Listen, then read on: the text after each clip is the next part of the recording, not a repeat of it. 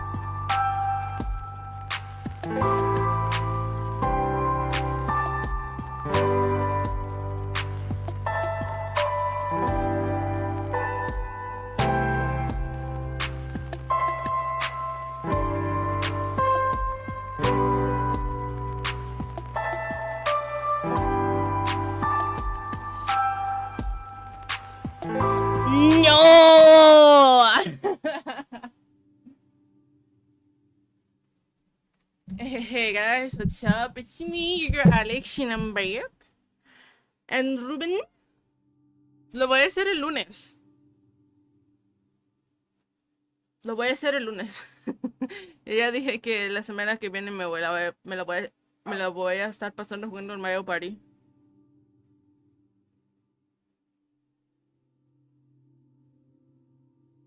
Ugh. I'm on early, guys. It's surprising. I was gonna get on earlier, but I was like, nah, you know what? Nah, I'm gonna watch this YouTube video real quick. I was watching a Trash Taste video. They were talking about what was it called? That's not it. Finding the best era of anime. And it's so interesting, like how many animes came out during the years, the eras, the decades.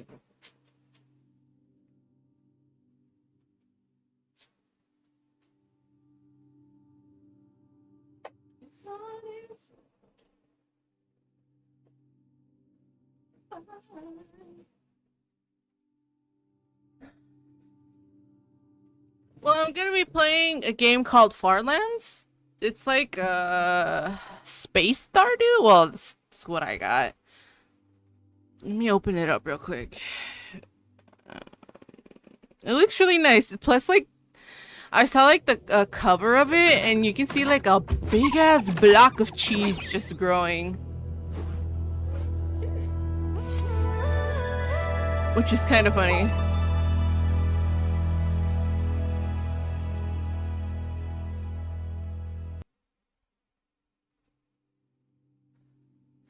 Oh yeah, this is an early access kind of game. It's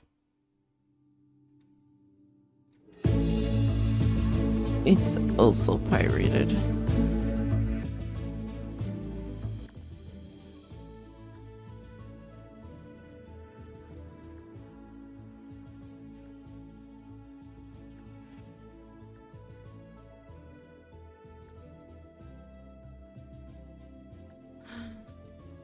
Oh, I can't make it small. Oh no. Well, I guess I have to have the chat on the phone. I can't like make it tiny, which is kind of annoying.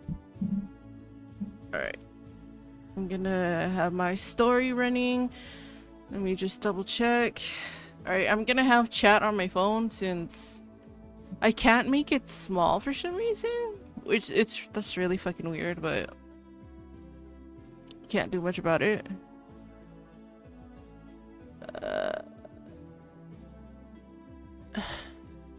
I'm gonna start off from here. Because I don't remember where I left it off last time. And I kind of don't want to go back to my last VOD to see. Then allow me to be more specific, Suru cut in. We are known as the New World Masons, assembled largely as a result of the efforts of Jeremiah Cross. Law enforcers and outlaws alike comprise our forces, allied for the same purpose, destroying the world government and creating a world of freedom for all in its place. Whether the all refers to civilians or those pirates who aren't utterly immoral monstrosities, whose existence we few keepers of the peace have come to acknowledge. Lola's eyes went wide as she took the news in. For several seconds, she was silent. Then her eyes hardened and she nodded. I owe my life to the Straw Hat Pirates, and I've lived with a boot on my neck for the past 3 years, the rolling pirate captain stated firmly. Safe to say that the idea of a world of freedom is a damn appealing goal to me. If I accept, what do you expect of me? Off the top of my head, the duties that would be expected of you would be simple enough, the elderly Vice Admiral explained. Setting up a pirate haven as you are, you will be expected to screen any pirates that come through, identifying potential recruits for the future as well as any pirates that would be best off arrested, and passing the knowledge on to us associated with justice. Discreetly, of course, so as to avoid losing the faith of your clientele. We will also expect the law enforcers among our number to be able to take refuge on your island if necessary, incognito of course. And naturally, you are expected to inform all subordinates you have that you can trust and swear them to secrecy. There may be other requirements, but those are the immediate ones. Lola didn't hesitate before nodding this time. That sounds reasonable. Alright, I accept. Excellent. Your codename will be Rabbit Sound, Bite piped in, his grin ear to ear. Lola slowly nodded in acceptance, while I sent him a curious look. I don't mind that, but why? Because her name is Lola. Soundbite snickered. I hung my head with a tortured groan while a chorus of palm flesh-meeting face echoed across the connection, accompanied by a general rumble of don't ask. Moving past the maddening joke, we proceeded to inform Lola of the current leadership roster as well as the secret of my success. As we did so, she started gnawing on her thumb with a look of intense thought, her face screwed up in concentration. And then, when we were done, Lola raised her head to look at me, her face, no, her entire body blank, devoid of any tells. What, exactly, she asked in a voice as blank as the rest of her. Do you know about me? As off-putting as the sudden shift was, I was still able to just shrug as I responded. Not a lot. Nami befriended your Shadow's zombie in the story, and you by extension, and you gave her a Vever card that belonged to your mother, saying she was a powerful pirate in the New World. The only candidate we knew of at the time was Big Mom, so there was a lot of speculation that you were talking about her, but I waved my hand dismissively. There are bound to be countless others, so wishful thinking, right? Lola's blank expression quivered, her fist clenching and unclenching a sweat shone on her brow. Finally, she heaved a weary sigh and seemed to slouch in place. You all have trusted me, so I'm going to trust you when I tell you that you're wrong. That's not wishful thinking in the least. The air practically shattered, it froze so fast. You're not serious, Dashik, he breathed, eyes wide in shock. No, I'm as serious as a heart attack, Lola said, shaking her head. I apologize for not doing so sooner, but now that you all have introduced yourselves to me, I shall do the same in full. My name is Charlotte Lola. I am the 23rd daughter of the Charlotte family, the 23rd daughter of the only woman amongst the 4 emperors of the New World, and the ruler of the archipelago of Totland. I am the daughter of Charlotte Big Mom Winland. Sorry. Dead. Silence. Apu was the first to react. Pat, you are not a guy who does things in halves, ha, Cross. He swallowed heavily. No shit, I breathed right back, barely able to keep my jaw functioning. My Twitch app is updating, Suru was so the first to recover, eyeing Lola once with that's intense updated, gravity. I'll put chat on. Under any other circumstances, So I would question your yet. loyalty, and rightly so, but giving up a piece of Charlotte Linland's soul, which the Marines have literally killed for over the past 3 decades, to an outsider without asking for anything in return is enough to arrest my suspicions. Nevertheless, I must insist you share your story with us. A necessity, you understand. The last thing we need is for any nasty surprises to rear their heads down the line. Lola sighed irritably, though thankfully it didn't appear to be directed at the Vice Admiral.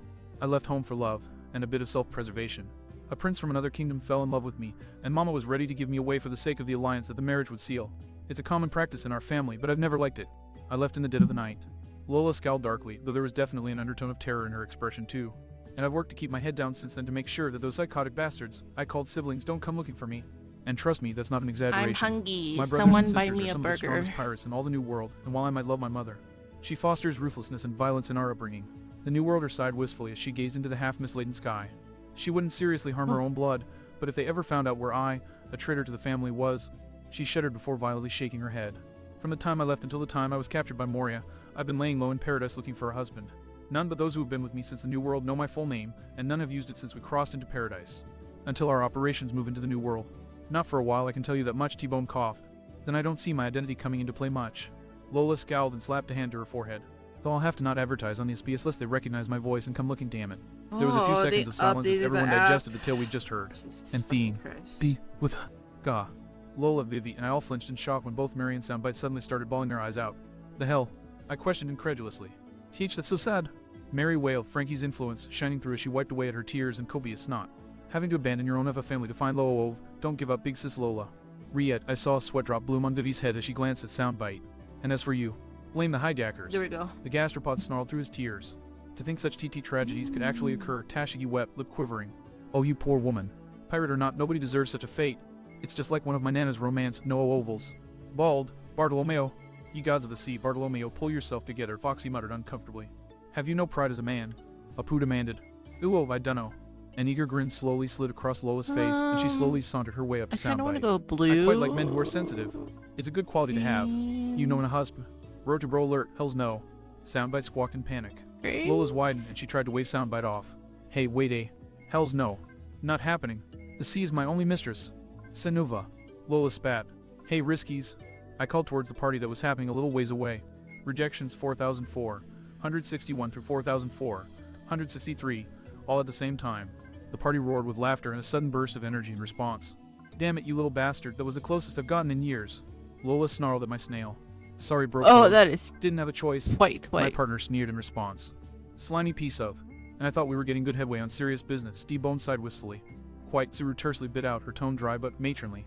Nevertheless, it served to quiet the sobbers, and she then turned her attention on Lola, her gaze somewhat black softened. Suspenders. What the? Loli, you truly believe that your mother wouldn't wish you ill?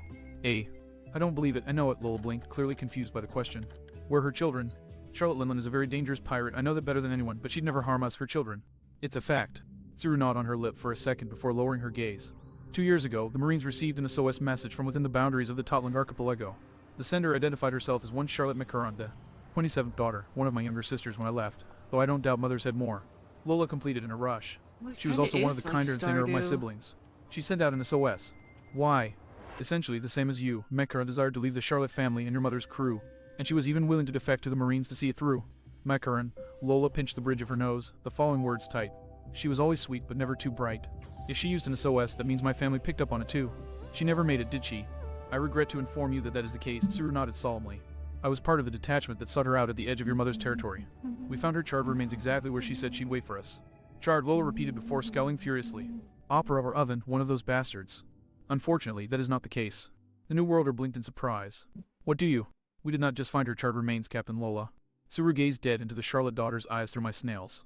We found her remains in the middle of a tract of land that had been incinerated. Not just her, but everything around her for 15 meters was reduced to ash. What? Lola blinked again. Wait, but that's not right. None of my siblings are capable of that level of destruction. The only thing in the Charlotte family that could do that would be. And just like that, Lola pale, her face going white as a sheet. P.P. Prometheus. She breathed weakly. But he could only. Teach that would mean. Prometheus would only utilize its powers in such a manner on Charlotte Linland's explicit orders. Tsuru finished gravely. I am sorry, Lola, but the facts cannot be changed. Your mother murdered her own daughter, your sister, in cold blood. And I have no doubt in my mind that if given the chance, she would do the same to you in an instant. Silence fell, in which I could see that my partner and my co-conspirators were coming to the same conclusion that I was. To be specific, even if we somehow unintentionally butterflied away Luffy declaring war against Big Mom as he did in canon, I was going to be waving this little tidbit and whatever else I could in front of him to guarantee that her little culinary wonderland burned. A sudden scream interrupted my murderous thoughts. Lola ignored the swords on her back in favor of slamming her fist in two. Crash! Strike that through the nearest stone wall. It crumbled to pieces, but she remained in place, her face shadowed and her shoulders heaving with every furious, shuddering breath she took. Upon further thought, we certainly don't need to focus so much on serious business, T-Bone said quietly. No, Lola bit out as she snapped her head around, glaring daggers at the captain through my snail. No, I'll have time to mourn and rage and swear vengeance later. Right now, she took a deeper, more common breath, dragging a hand down her face as she fought quite admirably to suppress her rage. Damn! Vice Admiral Tsuru, I thank you for informing me and relieving me of my misconceptions. Now back to business. Indeed, Foxy cut in. I see now why I specifically was called here. I have no shortage of manpower under my command, and conveniently enough, I find myself in sudden and dire need of a large-scale punishment duty. Everyone digested that for a minute before Tashigi spoke up. Is there anything we should know about? Oh, nothing, just a mutiny, Foxy informed us with a casual if twitchy grin. That doesn't sound like nothing. Mary yelped in panic. No, let me clarify. It was a mutiny that was an utter insult to proper mutinies on all 6 oceans. What would be a good Who posted notice that they're going to mutiny 3 days in advance? Lola blinked in surprise, shocked clean out of her earlier dark thoughts. Or are you sure that these guys aren't too, well, are you sure that they'd be of use here? or What's anywhere. a good farm name? Actually, they're perfect for it, Foxy huffed with a shake of his head. Let me see. They didn't put up the notice because they're idiots. They put it up because their sense of protocol and decorum is through the roof. It's not intellect that they lack, but common sense. So putting them to work in construction along with the many other shipwrights and craftsmen I can spare. You ought to make quite a lot of headway in very little time. And tack on the resources that Navarone and Water 7 ought to be able to funnel your way to with enough time. Forget about it. Apu cackled eagerly. Your place will be up and spitting in the face of the Marines in no time, Abba Papa. If it even lasts a day, that is. I blinked in surprise, I and everyone else present all turning our attention on Vivi. The princess's head bowed in deep thought. What do you mean? Well, this was serious. She was worrying at her thumbnail. I'm sorry that this only occurred to me now, but even with the resources to build the haven Lola's proposing, what about the way to protect it? I mean, think about it. So it's just like the only a reason that the Marines have outer leveled space Mocktown by kind of now is theme. I that, kind of want as to we go pointed with out, it is a hellhole that's rotting into the ground and not worth the gunpowder it would with take this. to level it. Also, the pirates would just throw it back up anyway. The joys of the cheap wooden buildings. An organized, well-fortified haven, on the other hand. She shook her head in denial. Even if it didn't come from Seems like hijacking one of the everything's warlords' home already islands, the world signed government and wouldn't in take the order. founding of such a place lying Congratulations, you down. have just And bought your secrecy isn't own an option planet. that would defeat the purpose of a If haven. If Am I that's wrong? all, There was a moment of silence as we all pondered I have that, followed nothing by else all to of us do groaning in in this concert. hole, so I'm Damn out it, of here. Lola sagged in If you frustration. have any doubts, Come the on, previous Mary owner growled as left she a yanked her hood note down for over some her face. assistant droid lying around Seriously, here. Bartolomeo groaned And you miserably. also have some I wanted a junk new inside watering the hole that was house. It actually worth a must damn. all be several Is that hundred so years much to ask old, for but now it's in yours, this so world? enjoy. Apparently so, T-Bone groused. So, what this whole thing is dead Fucking in the water moron, I'm until we gonna can make get a this fleet of place something to protect this place. thrive. Apu trailed off uncertainly. Oh, it won't be a problem. I blinked in confusion, glancing down at my snail. You have an idea. Idea nothing, I got a solution. He grinned eagerly. The defense of this place will stay the same as it's always been, but better. We've just got to strike a deal with the Florian Triangle to keep the island safe. What was the general response? I second that emotion. This is the first I've heard of this, I said, staring down at the invertebrate with a complete lack of understanding. Care to share? Yeah, see, here's the thing. Soundbite swung his ice stalk side to side in a would-be gesture of innocence. Remember how I woke up once dawn broke? I didn't wake up at dawn, I woke up an hour earlier. But I didn't tell you because I recently met and was chatting up any Let's go. W friend of mine. And that friend would be. Mary slowly queried, hesitation clear on her face. Soundbite glanced over his shell, towards the fog of the Florian that was still hanging over half the island, and started whistling a few notes. That almost sounded like, is that Binks Brew? I questioned incredulously. What are you? Arg. What ga? I was almost bowled clean over by our tyke-sized home squirrel suddenly pulling a facehugger and latching onto my face with a screech of terror. Sin of a get. Off. Of. Ga. I wrenched her off my head and held her flailing form at arm's length. Hi, What the hell, Ruby. brat? Be big. Big. She shrieked Thanks in for the response, follow, I flailing her arms appreciate frantically it. in the fog's general direction. I saw Vivi staring in the same direction, a petrified look on her face that looked familiar. Oh yeah, I'd seen her look like that back when we saw the Skypians when they were. Dreading that I knew exactly what I would see, I slowly turned around, faced the mist. And there they were. Cross, please tell me this is another trick of the light, please, Vivi whimpered fearfully, looking to be 2 seconds away from falling to her knees. I only wish, I whispered breathlessly, not daring to move even a muscle. And for those of you who aren't here to see, we're currently staring up at a trio of silhouettes who are staring down at us with glowing red eyes. And when I say up, I force myself to swallow, a futile action with a bone-dry mouth. Thriller bark is about the size of a gnat compared to them, making us gnats on a gnat's ass. Holy shit, Tashigi breathed, terror infecting her voice even over 100 miles away. Ladies and gentlemen, Soundbite had the nerve to purr in Rod freaking Serling's cool and collected monotone, his teeth never shifting from their mysterious yet impish grin. Allow me to introduce you all to the 3/3 that compose the Florian Triangle's tripartite consciousness, an entity that is several in its ethereal bodies, yet singular in its overmind, the undisputed lords of all that is within their boundaries. What you gaze upon are the obelisks of the Florian. The snail smile took on a lot more of his usual shit-eating gleam. For the record, I suggest you all say hi.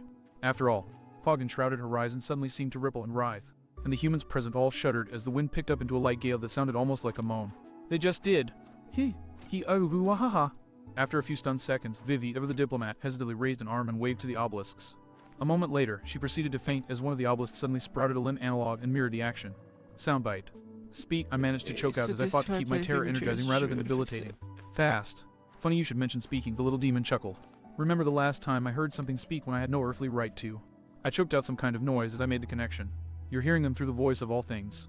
I suppose that I should have seen that ability coming back to the fore where this crew is involved, Suru muttered. Exactly. Soundbite nodded proudly. See, while I was sleeping off my exhaustion, the triangle slipped its way into my dreams. Bah! I jumped when Mary suddenly bleated in my grip, and saw her staring dead ahead stiff as a board. Wait a second. I tapped her cheek and adopted a deadpan expression when her whole body swung in my grip. And Mary's just pulled a fainting goat on us. Apparently, she draws the line at eldritch abominations. The winds howled again. Sorry, eldritch, gentle abominations. And now it was a whistle. Eldritch gentle abominations being capable of infiltrating our dreams. Foxy surreptitiously coughed out a laugh. Oh, like you wouldn't do the same thing. I snapped irritably as I laid Mary out to sleep her terror off. from the wet spluttering sound that came over the connection that shut him up. Anyways, Soundbite rolled his eyes with a snicker of amusement. They got in my head, woke me up, and I was chatting them up for an hour before the sun rose. I was planning on saying something later, but this just makes things easier. Neat, huh? Can we get back to the deal you were mentioning earlier? Lola asked weakly. These things, these obelisks, the triangle as a whole, it'll protect the island. Aha! Soundbite nodded firmly. And more. See, before, the Florian never moved from where it is because it didn't feel like it.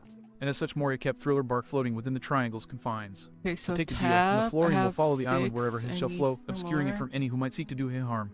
Neat, huh? Lola took a second to mull it over before glancing warily up at the obelisks. And what would they want in return? That's the easiest part of all, jack shit you won't already be doing. Ah, come again. Barty questioned incredulously. It's all about how the Florian itself works, see? Soundbite raised his eye stalks in a proud manner. See, there's a bit of a misconception about the triangle we all hold. It's not evil or dead. Rather, the Florian triangle is a mirror, reflecting that which it holds. Come again, Barty requested. Clearer this time. Alright, look, it's like this. Soundbite rolled his eyes with a huff. The triangle ingests and reflects emotions. Way back when it was first found, people were afraid of it because it looked creepy, and so it reflected an aura of terror and eventually death. And when Moria set up shop and created the horror house of Thriller Bark, the Florian reflected the darkness and terror being exuded, and was locked in the state that it's held for the past 10 years. And if you just left, the reputation would keep it locked that way for all time, Buet. Soundbite leaned his head towards me with a conspiratorial grin. We already know how to change it. Want me to show you? I tried to respond, but the words died the second they left my mouth.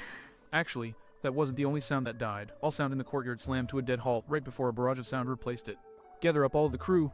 It's time to ship out Bink's brew. Sea wind blows. To where? Who knows? The waves will be our guide. Noise from the party going on a short distance away suddenly became the only thing that we could hear. And as it filled the air, it was treated to the most surreal sight that I had seen in all my life. The obelisks of the Florian. Oh my god, the second it's most so powerful eldritch cute. beings I'd ever met in my life, so help me God. I actually have to make the distinction had all shifted in color. Or rather, the entire Florian triangle had shifted along the color spectrum.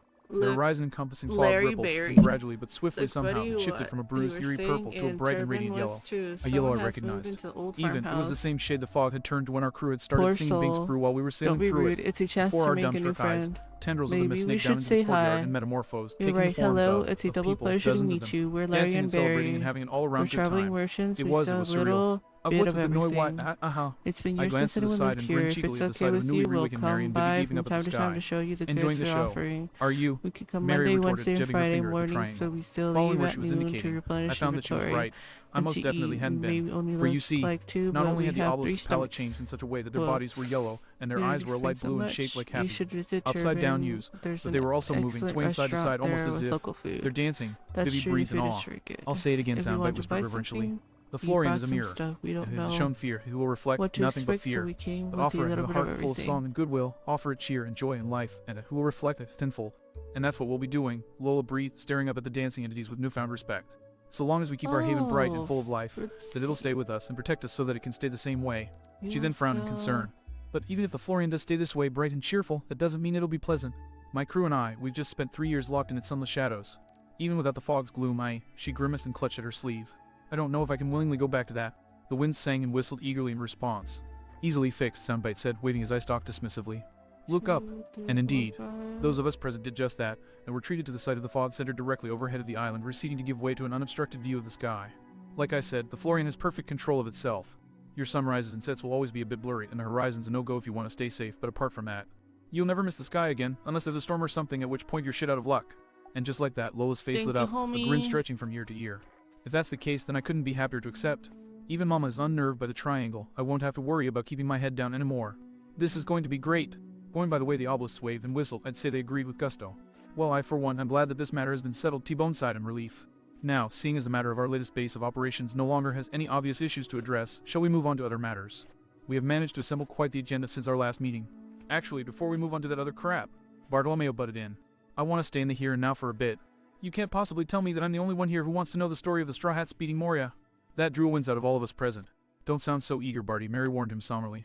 This run around. The ass-whipping ratio was way skewed out of our favor. That little proclamation cast a gloomy pallor over our fellow Masons. Do you actually want to talk about this? Tashi asked in a gentle voice. I clicked my tongue as I clamped a hand down on my suddenly throbbing side. Want to? I'd rather forget this day ever happened. But, we'll tell you anyways. Let's start at the beginning with our plan. Oh, and that was pretty much it, I concluded with a defeated sigh. We woke up a few hours ago, and we've only just managed to piece ourselves together enough to start throwing a victory party. So, yeah, not the most fun 24 hours of my life, I can tell you that much. Word to the wise, if anyone sees Moria. Shoot first, ask questions never. The world will be better once we're certain he's out of it. Papa, I can't even imagine it, Apu said, incredulity and awe in his voice. To pull off everything you did and then take down a monster like that. Kid's an asshole. Him if he wasn't right. Your crew is the gold standard for this generation of pirates. Fancy words, Mary winced as she cradled her cast. Doesn't stop the fact that we all feel like we were used as kickballs. You say gold standard, I have a few other choice words. Vivi agreed, gripping her abdomen scar. Well, at least you all managed to survive. It is better to survive, even in pain, so that one might live to fight again. You're the last person I want to hear that from, wax face. Soundbite snorted. If we may proceed, Tsuru cut in, quieting any further commentary. Jeremiah Cross, I've heard many rumors over the years pertaining to the warlord Bartholomew Kuma, but I'm afraid that they are just that, rumors. Whatever truth there is pertaining to him, or whatever contract he holds with the world government, it is held at the highest levels of confidence. All I know for certain pertaining to the man is his previous affiliation with the Revolutionary Army. Not relevant right now, I cut in, what with Vivi and Mary gaping at me. And his devil fruit. Can you shed any light upon his true nature? I grumbled uncertainly, scratching at the back of my head. Can't help you with much, I'm afraid. He was still a major mystery when I left, along with Vegapunk himself, who is jealously guarded by the world government above any marine's head. Blast, Surutes. I would have liked to know how far his modifications go. Now that I can tell you. I informed her. But it's not good news. To call Kuma a cyborg like Frankie would be grossly inaccurate because not only is Kuma Leagues more advanced than Frankie, he's more machine too. I bowed my head solemnly. Back in my world, we had a word for what's happening. Kuma's being cannibalized by his upgrades. Piece by piece, the man known as the tyrant Bartholomew Kuma is being devoured by technology. Flesh and blood replaced by metal and oil, and his brain literally hardwired into complete and total loyalty to the world government. In another month or two, Bartholomew Kuma will be dead. All that will be left in his place is a devil fruit-empowered android that will follow the world government's every command. The ultimate soldier of justice, PF0, the original pacifista. There was a horrified silence as everyone processed the little tidbit, and then Tashigi swallowed heavily and spoke with a voice full of dread. The original pacifista. I nodded grimly. He's the prototype. The first of an entire program of unstoppable, unkillable soldiers meant to uphold justice without hesitation or remorse, all molded in Kuma's image. They're not easy to make, mind you. To my knowledge, the budget for building one is the same as a marine battleship, so the damage and fallout from Anai's lobby may have cut down on their numbers. Water? But my fingers curled into fists as memories of fire and hell wafted through my mind. They still found the money to build 2 dozen, and you know, as well as I do, that they'll acquire however much they need to make more. Mark my words, the future is plated in metal, and it is marching forward every day. Another span of silence.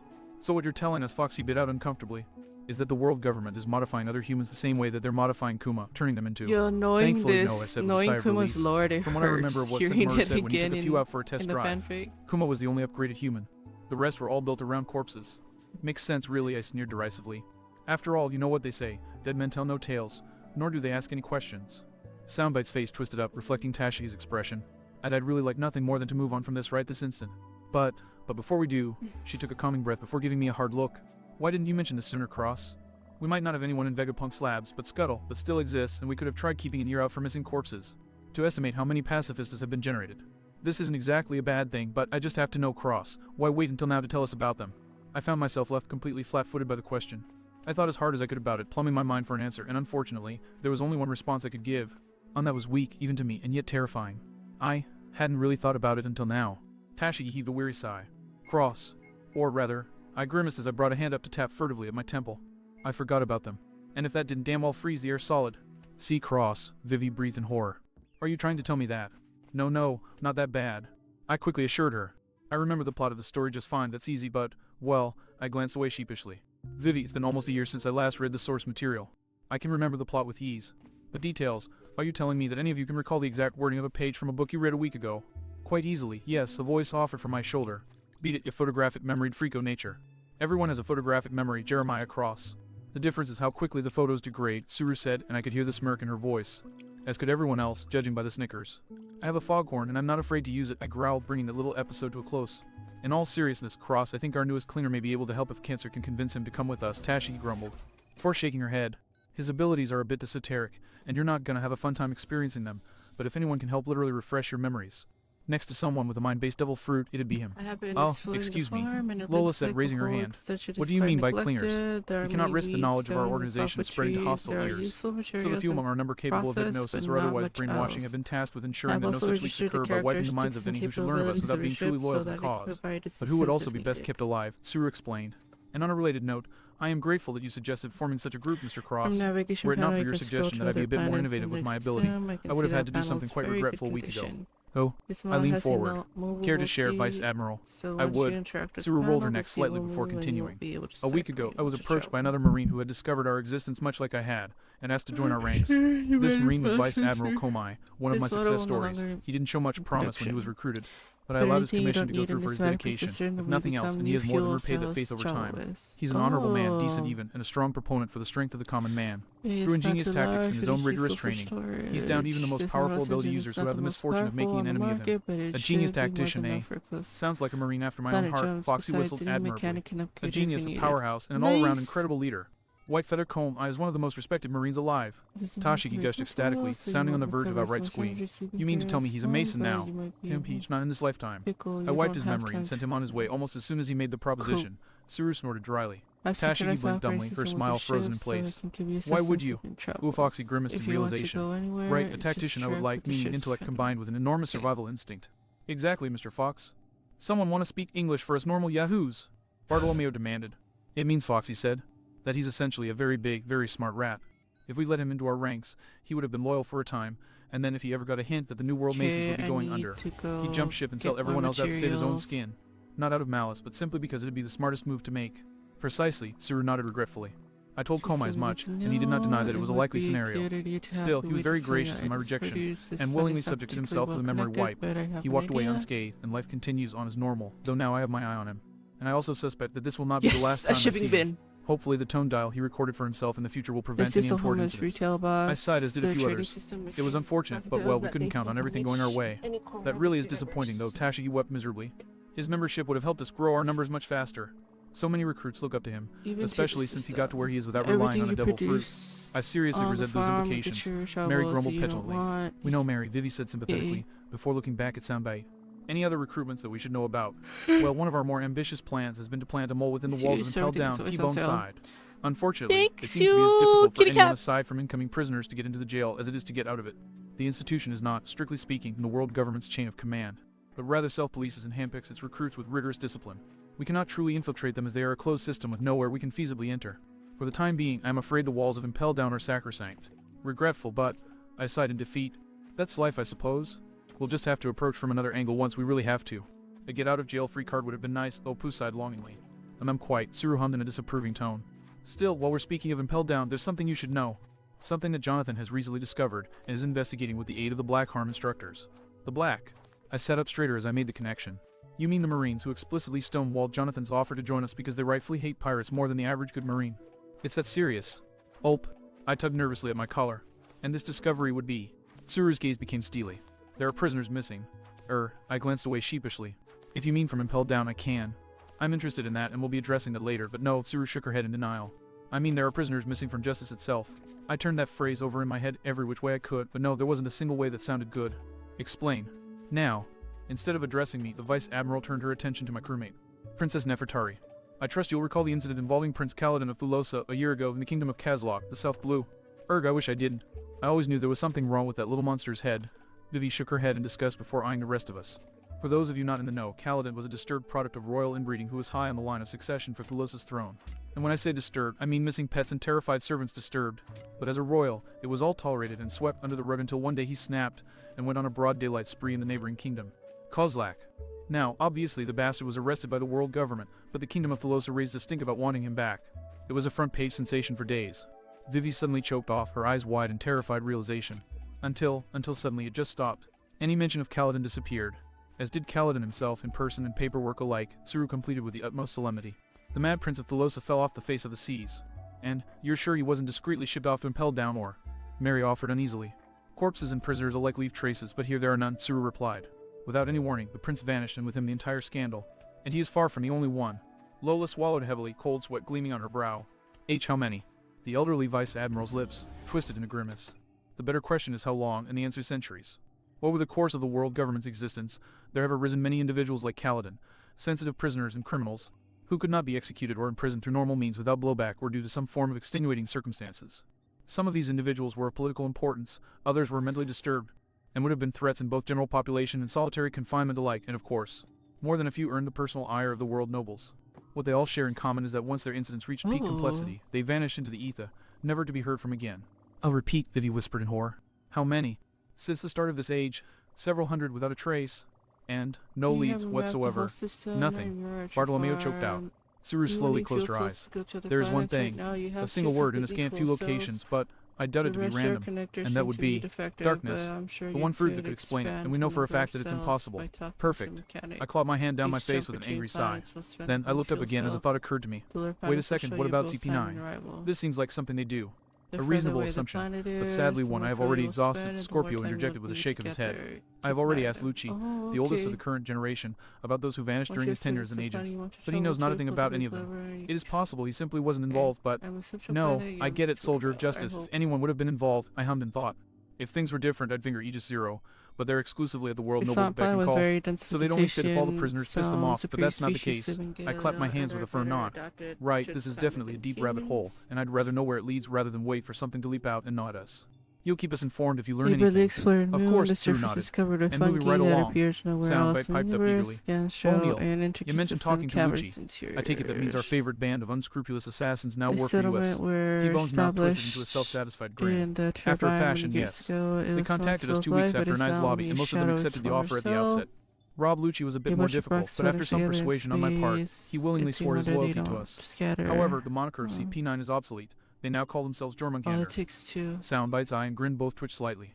As in the Asgardian serpent of Ragnarok Fable 2, what was it again? Oh right, poison the heavens. They are not subtle about their opinion of us, are they? Mary smirked. Actually, that name was my suggestion as their new commanding officer. I blinked in surprise before adopting a flat expression I prayed got through to T-Bone intact. Come again. I have personally assigned the agents of Jormungandr to act as a precaution, if you will, T-Bone explained succinctly. Should any of us, or heavens forbid, all of us wholesale abandon our mission and turn our backs on our morals, they will see to it that we do not live to see many days past our betrayal. Why the hell would you do something like that? Bartolomeo yelped in panic. Papa, I'm with the hooligan. What the hell, T-Bone? Apu wailed. It's nothing personal, you dunces, the dilapidated captain huffed with a weary roll of his eyes. And in case you didn't quite grasp my meaning, they're hanging over my head too. Tashiga's eyes widened in realization. You set up a Damocles sword contingency. Precisely, T-Bone nodded. We are all influential and powerful individuals, and it would be too easy for us to abuse our power. Should that occur, I would prefer that we have someone ready to lay us low rather than allow our good memories to be sullied by our own actions. I trust you all can agree. Suru snorted rebelliously. I would have preferred to be informed of such a decision before the blade was swinging over my neck, but now that it is present, I see no reason to protest it. You're kidding, right? Foxy whimpered, his face sweating like a stuck pig. I actually get where they're coming from. Lola rubbed the back of her neck with a wince. I mean, look at Moria. Before Kaido killed his crew, he was a pirate like us, but then one bad day turned him into a monster. I don't know about you, but if I could become like him... She shuddered heavily. No, I'd rather die first. The other damned were silent for a bit before grumbling out their assent. Not like it's the first time I've had a gun to my head anyways, Bardo grumbled reluctantly. Still don't like it though. Look at it this way, you planning on doing anything really stupid anytime soon? And you know the kind of stupid I mean, Apu asked. No. Then you got nothing to worry about. MRPH, I suppose. T-Bone nodded firmly. Glad to hear it. That all being said, I assure you all that is merely their last resort order. In terms of current operations, well, the grin T-Bone bore would have sent most anyone else running for the hills. The Divine have given them an assignment we found fitting. Allow me to elaborate, Tashi offered primly. Oh, I'm sorry, I must have misheard you. Sengoku whipped his glasses off in order to better stare in disbelief at the world government, not marine officer standing before him. You're trying to tell me that we have lost all contact, and there is no trace of where they are or where they may be. No snail calls, no notes, no sign of forced entry or exit in their bases. Because that is what you imply when you say that they have disappeared. It was a true testament to the quality of the world government's training that the officer showed not even a hint of emotion as he nodded. I am afraid so, Fleet Admiral, sir. Sengoku tried to remain calm. He really did. How is it that not one, but 2 Cypher Paul units have disappeared? But ultimately, it was a losing battle, and one that shook more than a few walls in Marine HQ. Once his indulgence was fulfilled, however, Sengoku pinned the officer with a scathing glare. I assume that CP1 through CP6 have already been assigned to investigate the disappearances of 7 and 8. Cypher Pole 5, yes, the officer nodded in confirmation. Cypher Poles 1 through 4, however, are maintaining their current operations, while 6 has been given other orders. It didn't take a genius to make the leap of logic. They're being put into hiding. It was deemed prudent, yes, the officer confirmed. Considering how they were the next to be targeted, we assume that so long as they remain untouched, CP5 will be able to investigate in peace. Sengoku nodded in understanding at the valid precautions. Then he froze as a thought occurred to him, and slowly turned an acidic gaze back on the officer.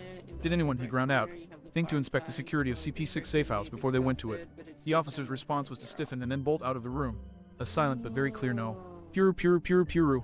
Sengoku turned towards the snail on his desk, who was already sweating and cowering in his shell in the face of his rage. Breathing hard, Sengoku picked up the receiver. If you are calling to report that the Cypher Paul 6 unit has disappeared, for the sake of your well-being, I suggest that you hang up now. Kalik. It was a testament to how much practice Sengoku had acquired over the past few months that he actually managed to keep himself from blowing Marineford's roof off again. Why the hell did I want this job again? He lamented miserably. Oh, amahaha. Oh, that's just poetic justice if I've ever seen it. Mary cackled. If I didn't think we were all completely insane before, Tashigi breathed reverentially, a goofy smile shared on Soundbite's face. When this comes to light, Vivi slowly shook her head with a dumbstruck expression. There's just no better way to put it. They're going to lose their shit. That was our intention with the endeavor, yes, Captain T-Bone chuckled malevolently.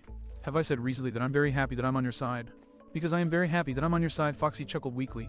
Who are you talking to, Foxy? Mary leered. Him or us? Both. Both the fox and the would-be cannibal roared, while the DJ settled for cackling. Alright, moving on from this deliciously evil plan, I said with some reluctance. Does anyone else have any topics they'd like to bring up? Actually, Cross, I have a plan in the works too, Apu offered. A plan to take our rivalry to a whole new dimension. A little late for that, I'm already here, I snarked, and in response to the groans, I added, oh come on. How many people have even been able to make that joke? But fine, what exactly are you talking about? It's simple, really. All present turned their heads upward at the sound of flapping wings and a new voice. The reactions varied. Vivi and Lola were taken aback, Soundbite's eyes narrowed somewhat, and Mary waved warmly. Hi, Ku! Ku! I myself stuck with exclaiming in shock. What the hell are you? We're talking about a head-to-head between the realms of audio and visual, the seagull smirked proudly, a smirk that was directed at my snail. Long time no seats, limey crawly. Soundbite recoiled in shock, letting loose a bark of laughter. Ain't ever gonna be long enough, feather rat.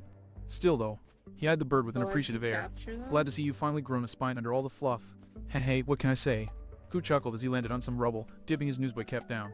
I'm done being on my best behavior. After all, what's the point when I'm about to undergo a change of profession? I jerked my head in shock. Repeat that. I've reached my limit on suspense for the day. Can we get on with it? Bartolomeo groused. Ku's response to that was to look off to the side, his expression darkening. How much do any of you all know about the editor-in-chief of the World Economic Journal, Big News Morgan? I could only shrug helplessly. Jack all, but going by your tone, I'm gonna take a wild guess and say there's nothing good to know. Well, let me summarize, Ku snapped, Beak doing the same.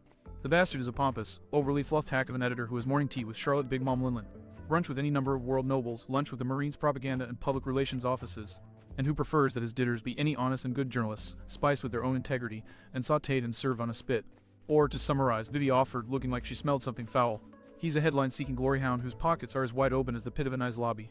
Trust me, it's standard practice amongst the nobility to cross-reference every paper 10 times over. Alright, he's an ass, we get it, Soundbite muttered. Undeniably, Ku nodded right back. And as such an ass, we news Kus really have no love for him. But our whole life, he's been our only option for employment. It's how things have always worked for as long as we live. Yada yada yada. He spun his wing for a bit before grinning and pointing a feather at me. And then you guys come along and show us all something quite eye-opening. That the Times, oh they're a Changan.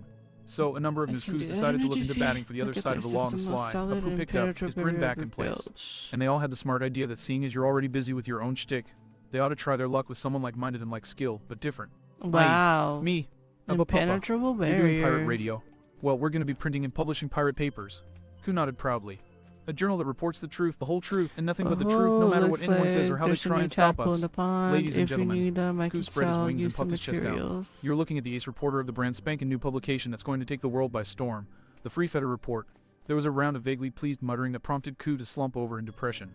As a result, Tashigi speaking up caught everyone's attention. What a nice house. Not that I don't love this idea, because really, having an honest newspaper and an alternative to Cross. Oi, traitor, would be fantastic. I'm assuming you've actually planned this out. Tashigi asked. Of course I have. Apu said, a touch of offense in his tone. I'm good at planning things for the long term. His cocky grin remained in place for a few seconds before it faltered somewhat. A PAW when I have to be anyways, and besides, the news crews themselves had most of the groundwork laid out before they came to me. They just wanted me because my ship's a great mobile base for their paper, and I'm almost as good a rabble-rouser as Cross, who, by the way, is responsible for us being so prepared in the first place. Ku picked up with a smirk. See, ever since this BS got started, a lot of the world's population has been wising up to the fact that dumb animals isn't a very accurate label in both senses of the word whenever the living snot bubble is present. I will give you a Muppet's voice, you living duster, don't think I won't. Anyways, the Gull continued with a roll of his wing. Ever since you started raising global opinion of us, we Kus have been getting a lot of generous tips whenever we make our delivery. And we've been saving them up in a communal fund since a little before you burned down I's lobby. And considering how we're a literally global organization with a population-wide clientele, well, the bird's grin spoke volumes. Holy shit, and our paychecks are worth how much again? Tashigi incredulously demanded. In light of this, nowhere near enough, T-Bone grit out in a long-suffering tone. Hey, Iaku nodded proudly. Couple that with the fact that most of us are completely literate after doing our jobs for so long, along with help putting together the resources thanks to the on-air pirates and Samson's transponder Snail Palace. And you have the beginning of an independent pirate newspaper that's going to match this VS in both scale and impact. Over 100 Kus are already on our side, Apu boasted. And at the rate things are going, not only will the first issue will be ready to print and publish in a month, 2 at most, but when we put it out, We'll be leaving the WAJ strip bare in the process. Like I said, get ready cause this rivalry's going to the next level. Wow was all I could get out, and weekly at that. I mean really, what else could I say? This is holy wow. Nicely played, Pooh. Nicely played have indeed. everything. I gotta Apple go Papa, water my plants. gotta keep pace with you somehow. Your captain might be my opponent as a pirate, but when it comes to raising hell, it's you I butt heads with. If you think I'm gonna slack off even an inch, you've got another thing coming. Hey. Ku flicked his cap's brim up, feathers ruffling in pride. I'm betting that once this picks up, even your loudmouth pest won't be able to keep disrespecting us. That chance, soundbite drawled in a sing-song tone. You've graduated to the tier above the rest of the world's feather rats, I'll give you that. But the only birds I've met and actually liked are Karu Squad and Terry and Isaiah. That drew a horrified shudder from the bird. Oh, don't even mention those two lunatics to me. I ought to peck your eyes out for giving them my name. Ku groaned. Ever since I stopped by Navarone, all I can hear is swagger, bear glove, swagger, bear glove. It gives me a headache, it does Tilda. And there goes any chance of you changing my. After all, every news Ku knows that none are greater than the wing and hammer flock. A pause followed those words. Then, slowly, Soundbite's face split into a grin. Congratulations, now I like you, he drawled. Then he glanced at me. Shouldn't you be head desking right now? We have established that I'm having problems remembering details, I said through gritted teeth, meaning I have no brain cells to spare. It is taking everything that I have to not do it. Don't push me or I will use your shell as a convenient blunt instrument, both now and in the future. Soundbite recoiled fearfully before adopting a scowl. Why do you have to have an excuse that I can't argue with? He grumbled before looking back at Ku with curious look in his eyes. By the way, you mentioned that you're working with Samson. Yeah, but he's a silent partner, Ku responded with a dismissive wave of his wing. He's privy to the details, and he's open to providing whatever resources he can, but he doesn't want his name anywhere near it. We don't begrudge him for it. That's good enough, Soundbite grinned. Same, my gear's been giving me a few ideas here and there. Specifically, in regards to my cousins. Oh. The most impactful meeting of the New World Masons to date went on for a while longer after that as we hammered out the finer details of the Free Feather Report. The abbreviated version of Tashi potentially recruiting the new cleaner, and the supply transference and security measures for the Pirate Haven, including rechristening it.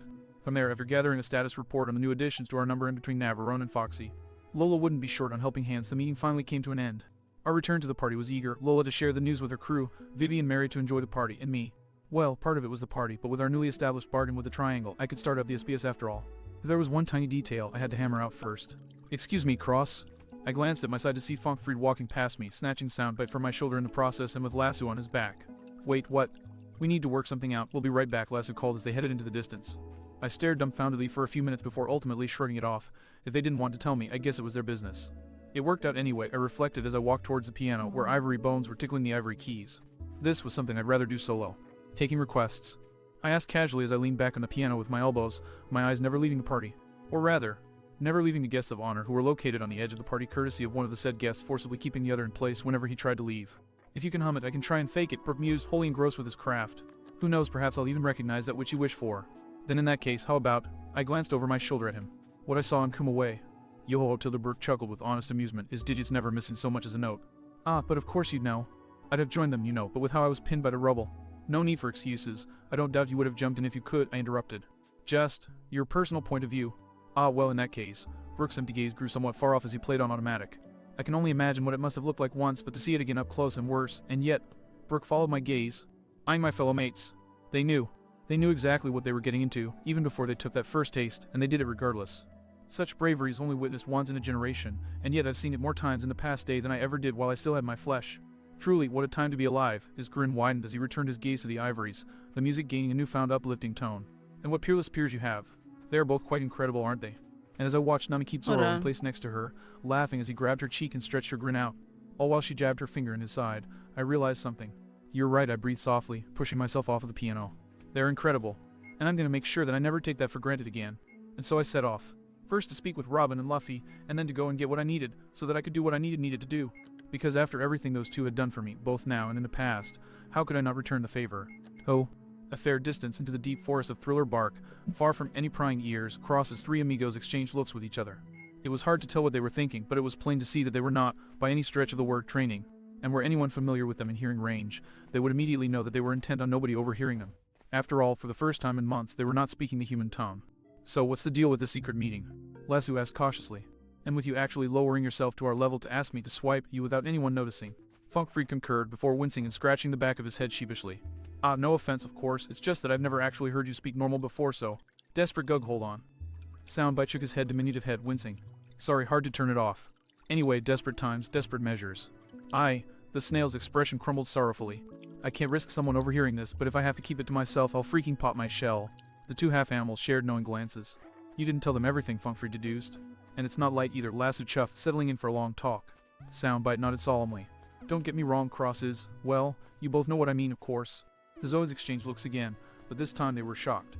But, sometimes, the noise snail trailed off, his gaze stretching off for miles. Sometimes there's just some shit you can't say to anyone, he snapped, a warning glare up at them. Ever. The animal weapons raised what limbs they couldn't surrender, no small amount of fear in the movement due to the air around them suddenly buzzing. Soundbite let the threat hang in the air before slumping in defeat. Because if he ever heard this, I'm almost positive that it would destroy him. Tilda, oh Tilda. And so the two started to walk off into the woods. Hold it. Before a full-blown medley of their crew roared out in perfect sync. A kind of sync that could only be achieved by Soundbite. They blurted out, spinning around to catch sight of the omnivocal snail perched on a stray chunk of rubble. Yeah, me. He spat, panting heavily from the exertion of crawling from wherever he'd landed. In case you didn't get the memo, you can't keep a slimy bastard down. Will you be putting your life on the line as well, voice of anarchy, Soundbite? Kuma asked.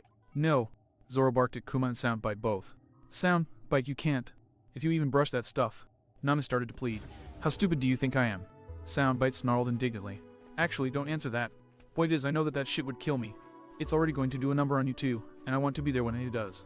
I want to make a difference however I can, for once in my life.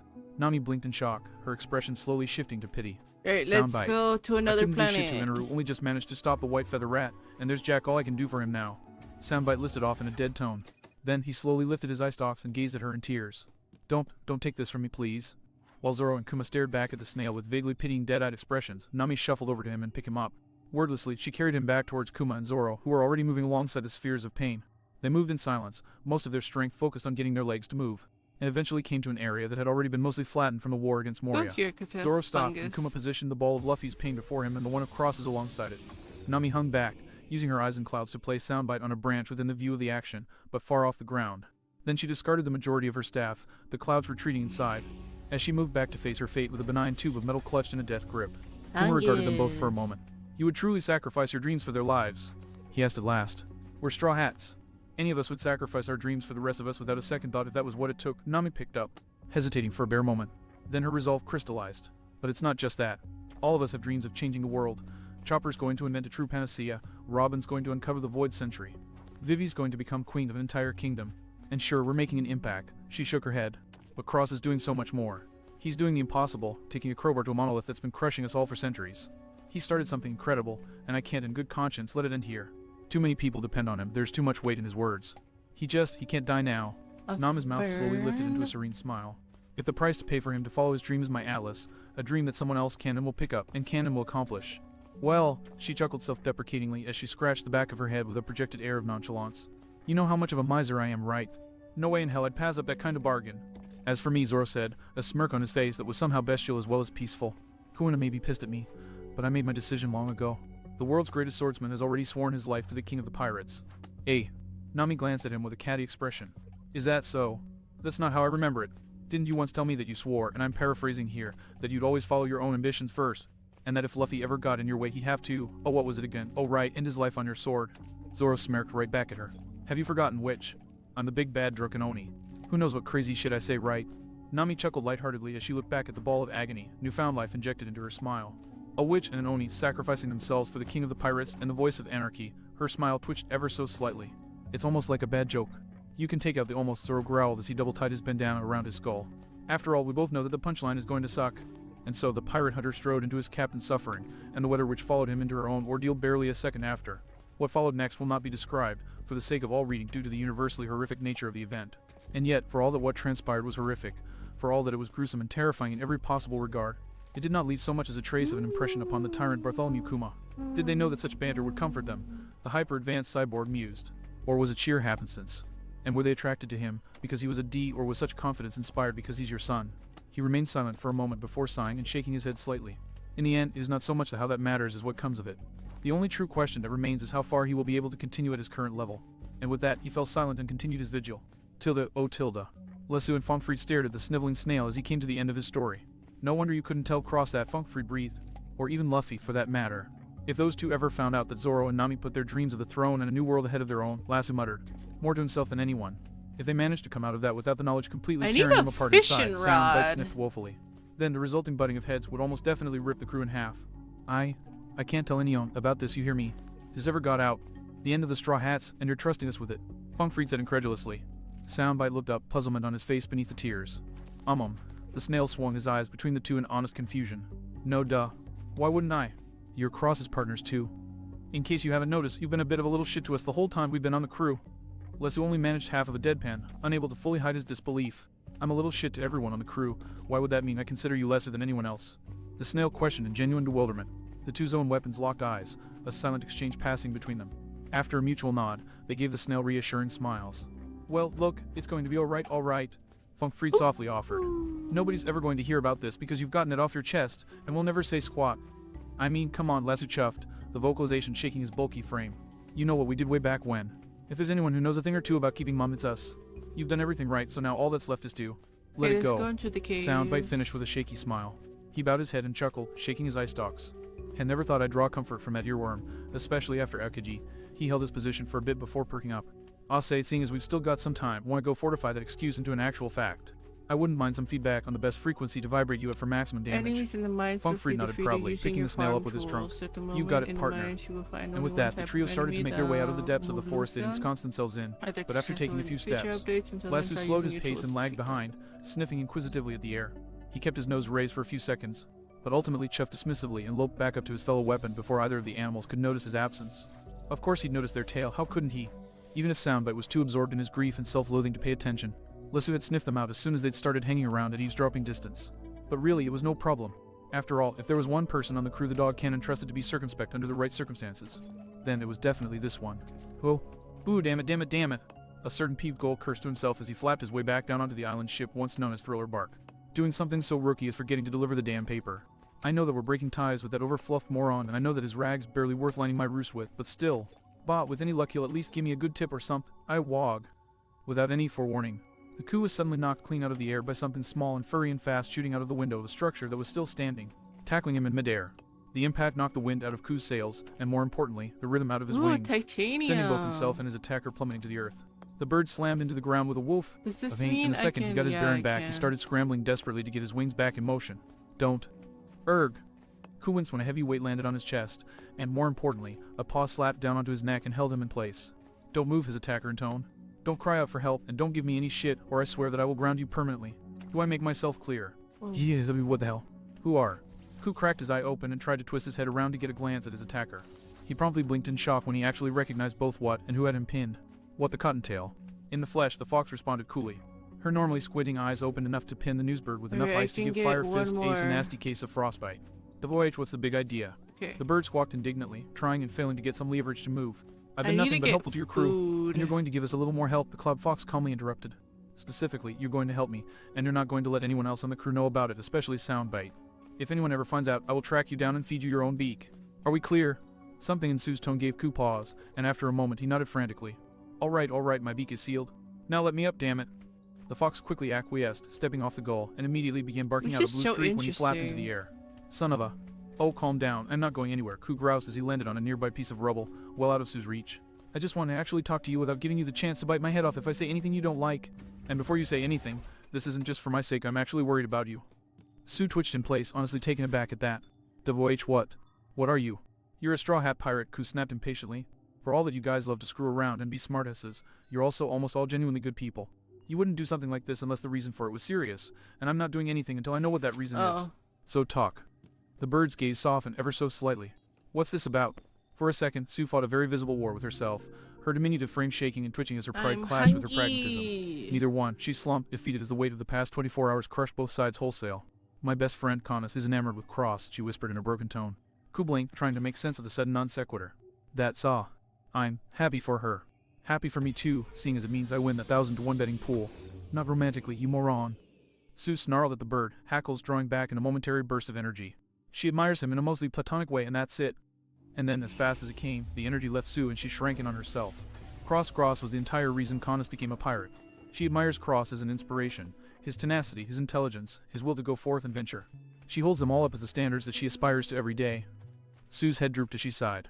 And she's not alone. Ku's eye feathers shot up as he connected that with the oddly specific threat she'd pinned him with earlier. You admire Soundbite.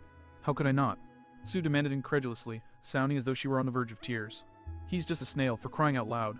His physical abilities are jack, he's rock bottom on the food chain, he's barely bigger than my paws. He's not even 2 years old, and in anyone else's limbs, his powers would be practically useless, and he still earned every berry of his bounty. He's defiant in the face of the world's dangers. He fights like a wolf even when against the Sea King, and she sagged in defeat. And he never ever fails to support his partner, no matter what. Another piece fell into place for the goal. This is about Eneru, isn't it? Cross gave Connus the chance to see the world, Sue whispered tearfully. Sound, but let me fight.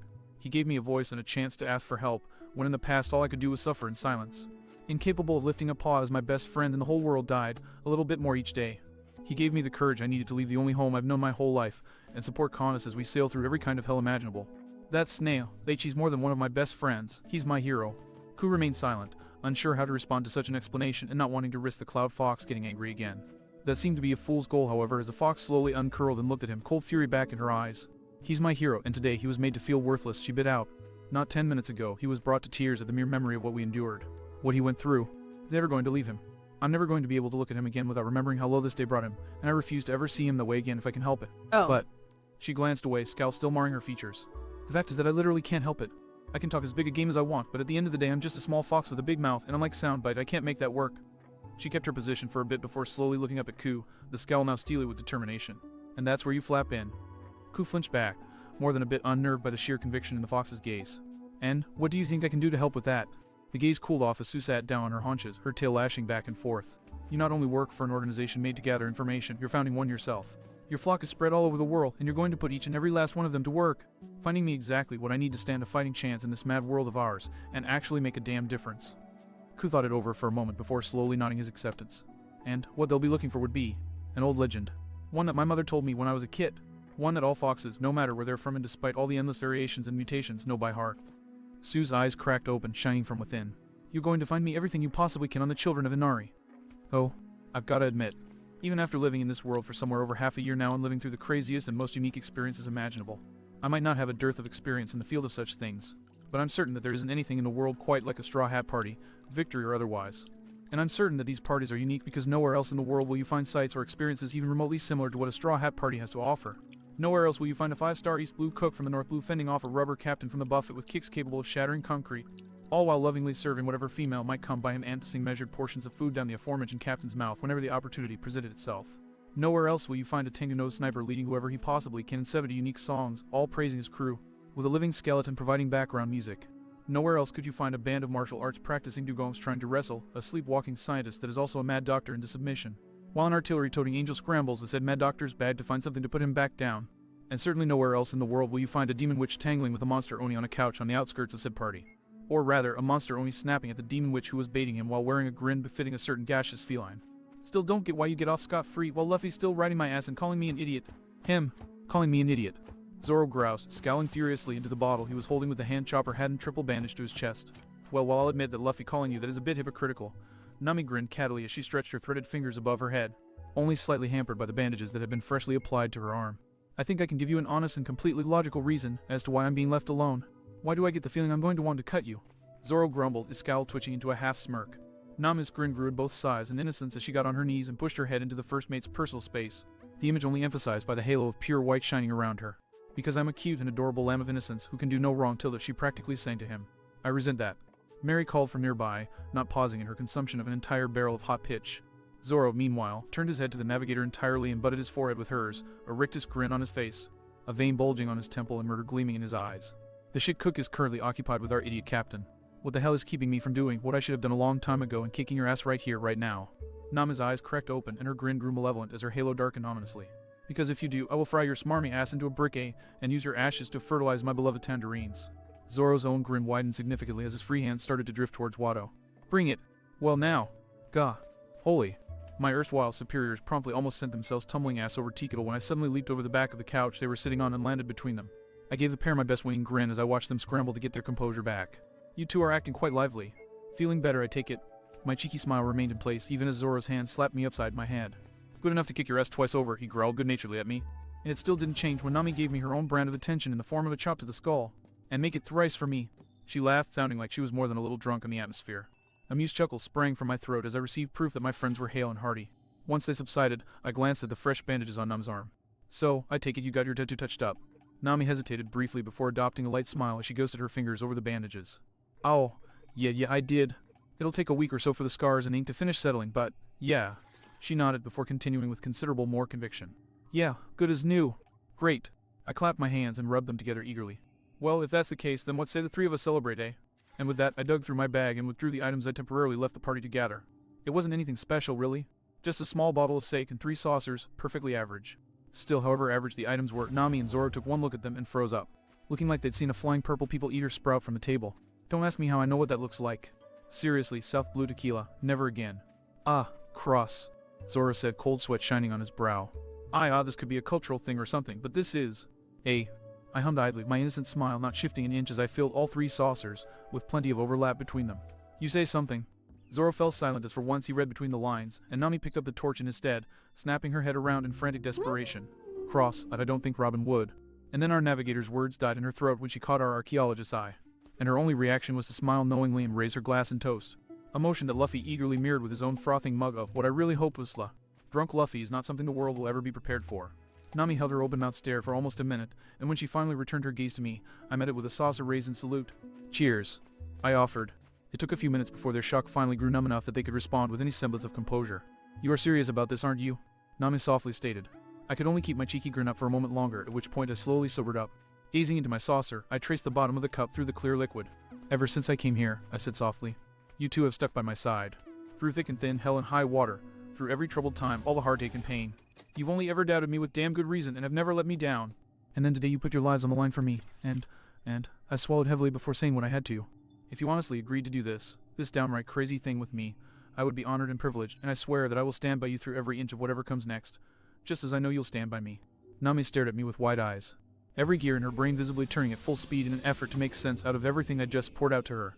Finally, her expression still dumbstruck, she slowly raised a finger to point at me. You, she breathed in a low tone, her voice raw with emotion, are an insufferable bastard. And you, she snapped her attention to Zoro, are a suicidal moron. And then she scooped her saucer up, head shaking.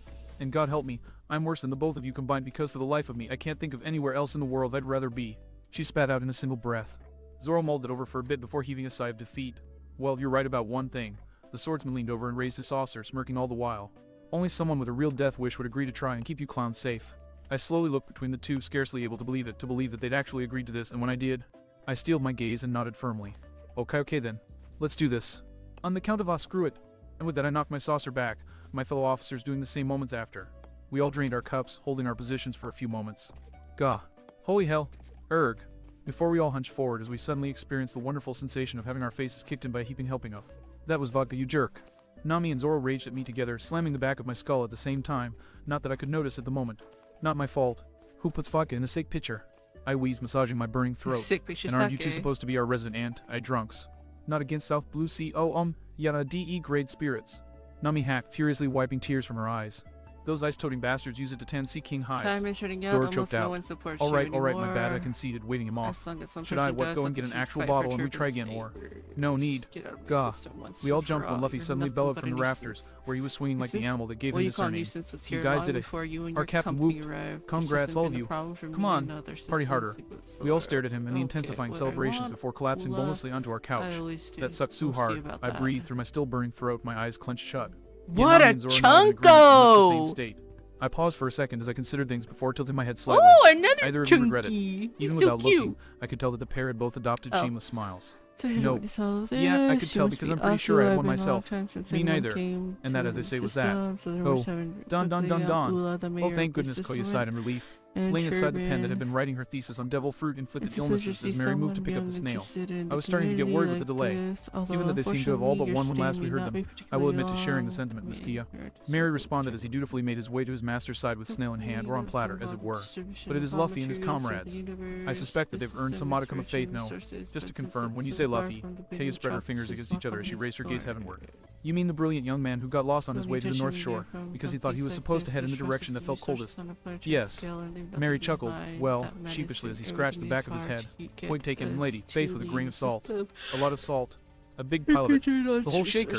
Both mistress and servant looked to the window to see the veggie trio perched on Usopp's old branch outside. One day I'm going to pour syrup on that branch just to see how you three react. Mary mused thoughtfully. One day. Pepper laughed. But not today. Carrot snickered. Now come on. Pick up already. I need wine. Patience, boys, Mary chuckled, removing the receiver from the snail. The sounds that came out removed what tension remained among them. It was easy to pick out the sounds of a party going on in the background. Take one down, pass it around, no more bottles of rum on the wall. So, how many of you believe that I actually made it all the way down from 1,000 bottles? The occupants of the room all glanced at each other. No way he did that, Onion finally said. It'd take him like 5 hours to do that. Even Cross wouldn't talk for 5 hours straight. Well, I don't know about that, Mary hedged. Jeremiah, Cross does love to talk. But I do agree that singing down from 1,000 bottles is unlikely. Also, how did you get to 5 hours, Onion? Koya asked. The boy immediately flushed, not so surreptitiously glancing towards his buddies. Well, I saw how long it takes to count to 1,000 in a book somewhere. Nayard. And then I timed one of the verses and did a little math. Nayard. Well, the answer should be obvious, but for now. Cross grinned cockily, saving Onion from further embarrassment. We have more important matters to attend to. Wah. Suddenly, the Fee was overwhelmed by a choked squawk. What armf? This was followed by the snail the pirate was talking to gagging on its own tongue. Riskies. What the hell are you and Peach? Got them both gagged. A foreign voice cackled impishly. Rolling pirates all together now. Start this BS. Gah. Cross bellowed, veins bulging on the snail by proxy. I'm getting freaking sick of people doing that to me. Get back here, you two. Take your beatings like men. They're gonna get it. The excuse up pirates, sang Kaya and Mary, snickering in agreement. Alright, fine. You want to play hard to get? Funk. Freed Packy riot. The laughter cut off into somewhat confused awe when the snail started transmitting the noise of a lot of rushing, canning water all at once. Oh dear, the five said together. Oh. Ha, so Moria actually kicked it. Charlotte putting mused to herself as she stirred a bowlful of chocolate. For the most part. Listening to the SBS was just background noise while she laid foundation for a new building she was planning to add to Cacao Island. Sheesh, and after Crocodile went down too. Either the Straw Hats are really just that Strong War the Paradise Warlords are just a bunch of weak bitches. And Hancock doesn't count because she's in the Calm Belt. She glanced over at her personal homies. What do you guys think? Nitro and Rabian glanced at one another, and returned to grinning blankly at their mistress. Little bit of both. Pudding nodded. Yeah, you're right, probably a bit of both. Meanwhile, Cross huffed and puffed with exertion as he came down from his rage high. Ugh, I liked those two better when they were stuck in frickin' squirrels. Anyway, where was I? Any chance I could cut in here? Pudding blinked, outright staring at the snail. Was that? No, it couldn't be, she wouldn't dare. I mean, sure, she was always a bit of an idealistic moron, but even she wouldn't be so. Well, that depends. Did you take part in? Of course I did. Do you really think anyone in the world wouldn't? I'll concede that much, his fun soundbite said. ORG, fine, go ahead. Can't be too upset in the face of news like this. Cross said cheerfully before blinking. Oh, but let me lead in first. Ahem, people of the world, in case the fact that we're celebrating here isn't evidence enough. Ruler Bark has fallen and Moria and his cronies have disappeared, which actually isn't as good as it sounds. Seeing as we have no idea where the hell they've all assed off to. If anyone sees hide, hair, or well shadow of them, call it into the nearest marines. Corrupt or not, I feel safe in saying that the whole world wants those monsters locked away. Ha, so they couldn't seal the deal. Pudding pouted cutely, glancing in a mirror to confirm that her mask was as good as ever. Aw, that's too bad. I guess they really are just a bunch of loud, worthless scum after all. Would have been nice if they could have squirmed a little bit before Mama ground their skulls into paste. Dirt, that's revolting. Pudding shuddered as she took a taste from her bowl. Ugh, too bitter, needs more sugar. Now, onto more present affairs. See, despite the fact that the denizens of Thriller Bark are all gone, and despite the fact that we, really all but literally raised hell trying to put that shadowy bastard down, the island itself which, to elaborate, is a massive landmass from the West Blue that Moria converted into a gigantic ship is still intact, as are all of the seaworthy parts. And as a result of that, one of Moria's more notable prisoners, whose name all of you are very quickly going to come to know, has come up with a crazy brilliant idea, which we as a brilliantly crazy crew have decided to endorse with 100% of whatever rep we might have. And thus I cede my speaker to her. Rock the world, my friend. With pleasure. Ladies and gentlemen, assorted buccaneers and corsairs across the 6 seas. My name is Lola, captain of the Rolling Pirates, former prisoner of Moria, and newly made ally of the Straw Hat Pirates. Smash! Pudding gaped at the snail with all 3 of her eyes wide in shock, ignoring the fact that her bowl had slipped through her fingers and sprayed chocolate all over her cute shoes. That idiot, she breathed in honest if disgusted awe. She actually got away while being that stupid. Holy shit. I'm taking this opportunity to deliver an announcement with the world. My crew and I have decided that in order to truly desecrate the memory of Maria's reign upon the island ship once known as Thriller Bark here, upon this tainted soil, we will found the single greatest pirate haven this world has ever and hopefully will ever see. A truly free city beholden to none but those within. A city wholly dedicated to laughter and pleasure and joy for all who have the courage to go out to sea and hoist the black flag in the name of freedom and adventure. Ha ha ha! Pudding threw her head back and cackled madly, her years of culinary expertise allowing her to shriek her sadistic joy while also getting a fresh batch started. She really is that stupid. And now Mama's gonna grind her and anyone stupid enough to be near her to dust. Ooh! Her laughter ceased, an eager glint in her eyes. And then, when she and the rest of the Neanderthals that I call siblings are celebrating afterward, maybe I can loot their pockets for spare changin'. Oh, and if anyone's thinking of swinging by for whatever reason that doesn't involve a good time, Lola added almost as an afterthought. Fair warning to you, we're still located in the Florian Triangle. Pudding froze mid-celebration, even her stir stilling in shock. It sounds a bit far-fetched, I'm aware, but rest assured that we of the Rolling Pirates have found a way to let say coexist with the Triangle. As such, those who come here with good intentions will be free to enter, but everyone else. The way the snail's eyes narrowed menacingly, there was no doubt in Pudding's mind as to who specifically her sister was addressing. Tough luck. Pudding didn't need a fully functioning third eye to see where this was going, and she showed as much when she cursed furiously and leaped at Nitro.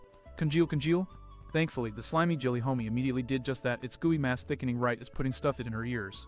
Egg! And right as a wave of pure rage slapped clean across Cacao Island, shaking the walls of Pudding's recently cooked house and cracking every sugar glass window in its pain. Once the assault was over, Pudding slowly dragged Nitro slime out of her ears, wincing at the sensation, and stared at the relative destruction around her, this far from Whole Cake Island, in awe. Her mind trying and failing to imagine what Ground Zero looked like. Kudos, Lola, she breathed to herself. You just managed to paralyze the whole of Totland for weeks. Oh. From now on, when a pirate ventures into the midst of the Florian Triangle, Lola proclaimed proudly, no longer will they be devoured by the foreboding jaws of Thriller Bark, but rather they will be met with open arms and good cheer by the pirate nation of Skelterbite. Yeah. The rest of the rolling pirates cheered alongside their captain. Well, that's the last time I miss a group meeting, Hina said tightly, a breath away from setting the tip of her cigarette aflame. If this isn't what Ophiuchus called about, I'll eat my gloves. You think she's going to clue the rest of the world into how they expect to create an effective haven in that dead, sunless patch of sea? Fullbody wondered. Now, of course, this haven is still a work in progress. It could hardly be anything else when it was Mori as hell not even a day ago. But we can still promise you all a place to rest without worry of persecution, Lola continued. Once we're up and running, we'll take standard payment, but in the meantime, labor to help make this place what it's meant to be will suffice. For anyone who's alright with that, it won't be hard to find the place. The rolling pirates will have scouts on the lookout for any ships that take the leap of faith and venture into the fog. And we'll hail anyone without malicious intent and lead them to the island. Guess not, Jandro shrugged carelessly. Makes sense that they would want to keep the secret of how they're keeping the island safe and hidden, well, a secret.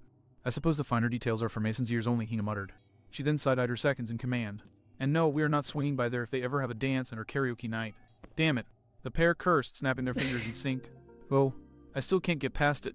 Namor snapped in exasperation. How does a group of rookies come out of nowhere and not only topple 2 warlords but recruit entire islands in the process? Maybe he's getting a head start on coming after Red Hair and me, Whitebeard mused with a rumbling chuckle. But it's still impressive that they managed to get anything good out of that ocean. Alright, that's the basics, and hopefully I'll be able to offer more details in a month or two. Now back to your regularly scheduled Voices of Anarchy. The Septuage, Narian Emperor glanced down at his 1st Division commander, who just hummed thoughtfully. Got something on your mind? Yeah, Marco nodded slowly, a smirk starting to play across his face. A dilemma of sorts. Should the name of the bar our representative sets up on Skelterbite be named as a reference to the crew, or should they choose it themselves? All eyes snapped straight to the 1st Division commander, everyone present trying to make sense of what he'd just said. A-R, Haruta repeated blankly. Or rather, Vista picked up as he sported an eager grin. An embassy, yes. The Phoenix man nodded proudly as he pointed at the other commander. Hole-in-one swordsman. Her and Whitebeard leaned back in his seat, not a throne, as he'd emphasized many a time. At this point, he swore his children were doing it on purpose and scratched at his cannula. Now that you mention it, it does sound like the warlords have been getting uppity back in paradise, and it would have been nice to give Ace more backup during his hunt than just 2 of our allies. Still whole. Speed Drew dutifully informed them all, the Whitebeard's Viver card catalog open at his feet, along with Whitey and Squard, and still pointing to paradise. Probably, I dunno, lost their snails or something. And those issues could have been rectified if we kept an active presence across the Red Line, which a base of operations would facilitate. Marco smoothly concluded. Plus, another line of income never hurts. MMPH Whitebeard nodded in agreement. Very well then. Get me a list of volunteers and I'll choose who goes. Can't have all of you running off for a vacation posting at once, now can I? While the rest of the crew chuckled good-naturedly at the jab, the SBS forged on. Thank you very much, Lola, Cross said with exaggerated, though not mocking politeness. Now, as much as I'd love to jump right into the victory party, I have a promise to fulfill. All of you former Shadowless all over the world, if you'd like to call in and share your stories. Now is the time. The lines are open. You know, I have a feeling that if anyone in Marineford is second-guessing that ludicrous bounty, Jozu said, they won't be for much longer. Puru. And here comes caller. Number 1, Puru. Soundbite sang. No time like the present. And you are live. Marine Code 32002, 196, Chief Warrant Officer Ernest Galt. May I speak, Jeremiah Cross? Any further discussion of embassies was promptly stabbed in the face, all attention going to the snail, which held a carefully neutral expression. I won't hang up on someone just because they're a Marine, was all Cross said in response. Galt took the silence that followed for the cue that it was. I enlisted in the Navy at the earliest opportunity I got, and my Ajutsu helped me advance through the ranks. 2 years ago, I was promised a promotion to ensign in a post in Marineford, but sailing for the tub Current to reach it, my ship was caught in a storm and was blown off course into the Florian Triangle. It goes without saying what happened there when I came to and realized what had happened. I called my superiors and informed them, and ever since that day, I've been denied my promotion and kept out of sight. Desk work and chore duty, I kept my rank, my men, and my ship, but I was reduced to nothing more than a glorified grunt that they would rather forget about. I found myself falling into despair, but I've realized since then that there's one good thing that came of it. Being trapped inside all day as I was, what else could I do but listen to the SBS? The snail's face split into a malicious grin. Jeremiah Cross, I am here to affirm completely your words about the Marines' corruption. And now that you have restored my life and the lives of my men, it is with great pleasure that I announce our collective resignations. If we ever meet, we are at the service of the Straw Hat Pirates. Kalik. Gale hung up abruptly, and it took a moment for Cross to regain his bearings. And then, he smiled. Hoo boy, Haru to wince sympathetically. Oh no! That is the sign, Jozu huffed heavily. Of the start The of a very weave bad day face for the is world so government. cute though. That, Cross smirked victoriously, is what I would call a sign of today being a very good day. For Etta sapient kind. And so, over the next few hours, the SBS turned out several more shadowless, some anonymous, others undisguised. Tales such as a teenager talking about his parents being able to step into the sun for the first time in as long as he could remember. A pirate crew that swore out of newfound respect to the Straw Hats to live by their standards from then on. A few more Marines announcing their resignations to the world, and Margarita the maid calling in once more, with a party going on in the background that was just as rambunctious as the Straw Hats, or, alternatively, the one that was being thrown by the Whitebeards themselves, and likely dozens of others the world over at that point. In the end, it could be said that both statements, oceans apart, were ultimately played out to their logical extremes. Oh, a few hours later found me sighing as I stared over Sunny's edge of the open sea. With the party done, our crew decently recovered. The world government presumably licking its new wounds, and Skelter Bite ready to start forming as it needed to. There was no more reason to put off setting sail for the next adventure. And so I stood on the edge of the King of the Waves, gazing out into the horizon, even as two of my closest comrades walked up to stand beside me. So, Cross, Nami started, leaning on her elbows as she observed the blue skies with a lazy grin. What's coming up next on the agenda? Had Zoro scoffed dismissively as he waved a hand in the air. Should be obvious already which, everywhere we go, there's a fight ready and waiting for us. Isn't that right, Chatterbox? I snorted at that. Chatterbox, that's a new one. More appropriate for me too, Tilda. Soundbite sing-sang as Lasso, who along with Funkfried had apparently become his second favorite mount on the crew sometime during the party, wandered behind us. But anyways, I scratched my chin contemplatively. To answer your questions, I'll admit things are going to be a bit interesting going forwards. Images started to flit through my mind, one after the other. An octopus hanging in a cage, followed swiftly by the same cephalopod tearfully begging for forgiveness.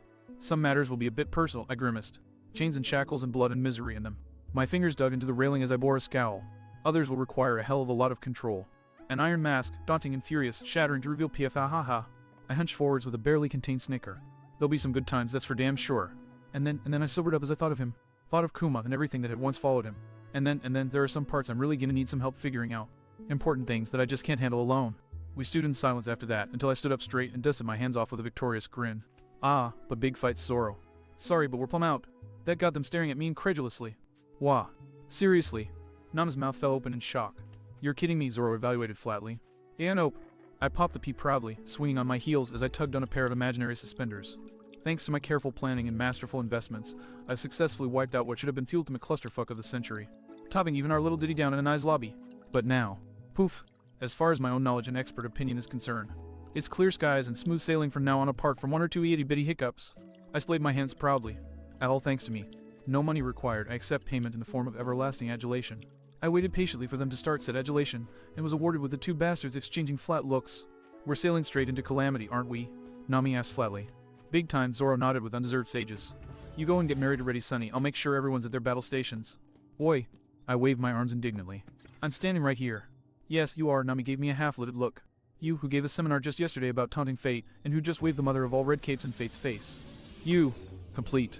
Idiot, Zoro summarized with a defeated sigh. I opened my mouth to reply, and promptly spun on my heel and started marching down the deck. Gunnery Master Kanes. Start inspecting all weapons, double time. I want every rifle, pistol, cannon, and other such pea-shooters ready to rumble at a moment's notice. Aye, sir. Kanes saluted instinctively, dashing over to the pavilion and disgorging the ship's arsenal, which he proceeded to inspect with a fine-toothed comb. Shipwright Frankie. Sniper Usopp. Zoro barked. Whatever the hell you two were working on before the party started, double time it and get it finished on the double. Aye. The two of them said hastily, diving below deck. Captain Luffy. Nami roared. Spit that out, you don't know where it's been. All will Luffy groaned momentarily before spitting out Mikey's head, who waddled off with a shudder and mutters of BBQ sauce and last time I ever. Oh, Chef Sanji Tilda. Verona sang as she stretched out in her lawn chair, which did wonders for the moderately skimpy bikini she was sporting. A platter of 6 wake the dead tequila shots on the double please Tilda. Right away, m'lady. The love cook swooned as he spun up and away into the kitchen. Perona. I snapped my finger up firmly. Clang! Before all but shaving across the deck and cuffing the pasty bitch's wrist to her chair with a pair of sea prism stone cuffs, I kept in my bag. What the hell are you doing here? I roared at the top of my lungs, drawing the attention of anyone who hadn't been watching us before now. Us unbathing. Obviously, she responded calmly, though there was an audible bit of venom, probably due to the cuffs. What, do you think I decided to show this much skin for your benefit or something? Not what I asked, Ghost Princess. I spat, enough venom in my voice to put down a cobra. Looks like we missed one after all, Lasso growled, his hackles raised in preparation to maul. Apparently so, Sue said, her calm tone seemingly betrayed by the way her tail was swishing over our arsenal. Well, there's only one thing to do now. Absolutely, Vivi agreed before turning towards me. Cross, start talking. This is not GRG, scramble. I paused momentarily to snap a glare at Soundbite, and then I nodded gratefully when the buzzing started and Perona blinked in confusion. Thanks, now where was? Oh right, not remotely my fault. I continued to roar at Rayleigh, this time pointing at the snail. He said she was gone, so I thought that either she left with Moria or Kuma blew her away. What? Sanji suddenly appeared at my side, a scowl on his face and a platter of shot glasses in his hand. You were going to leave this sweet young lady to die to another warlord. No, not that kind of ugh. I ran a hand down my face in exasperation. Alright, ignoring the sweet young lady bit. I glossed over one other aspect of the pawpaw fruit's power because it wasn't relevant at the time. One of the most creative usages Kuma has for it is pushing himself from place to place, giving the appearance of teleportation. Sanji simmered down as he understood. And he can do it to other people too. I nodded, keeping my expression carefully neutral. That and then some. As far as I can tell, he touches you. And the next thing you know, you're waking up 3 days later on an island you've probably never been to before. His range is insane. Spans the blues themselves, but his wind-up is to ask the victim where they'd like to go for vacation before sending them off to someplace that fits the bill. So, he's not a bad guy. Luffy asked with a frown. I waved my hand in a so-so manner. I'd more compare him to Mihawk. Not a lot of conscience, but not a lot of inclination to hurt innocent people, and fair to those who have earned his respect. Force of nature made humanoid and all that. Sounds about right, Zoro muttered before refocusing on me. But we're getting off track. Whatever was supposed to happen didn't, and she's here now. And that really does automatically make it Cross' fault. I stammered indignantly as all attention turned back to me, and I scrambled for something to say, and an answer came to me. Hey, even if I didn't know she'd be here, there are still some people here who have no excuse.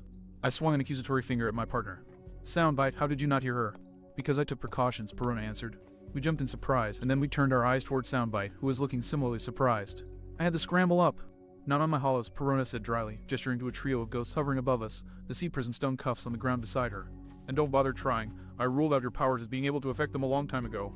And before you ask about the cuffs, she gestured to her pigtails. You only got one of my hands, dumbass.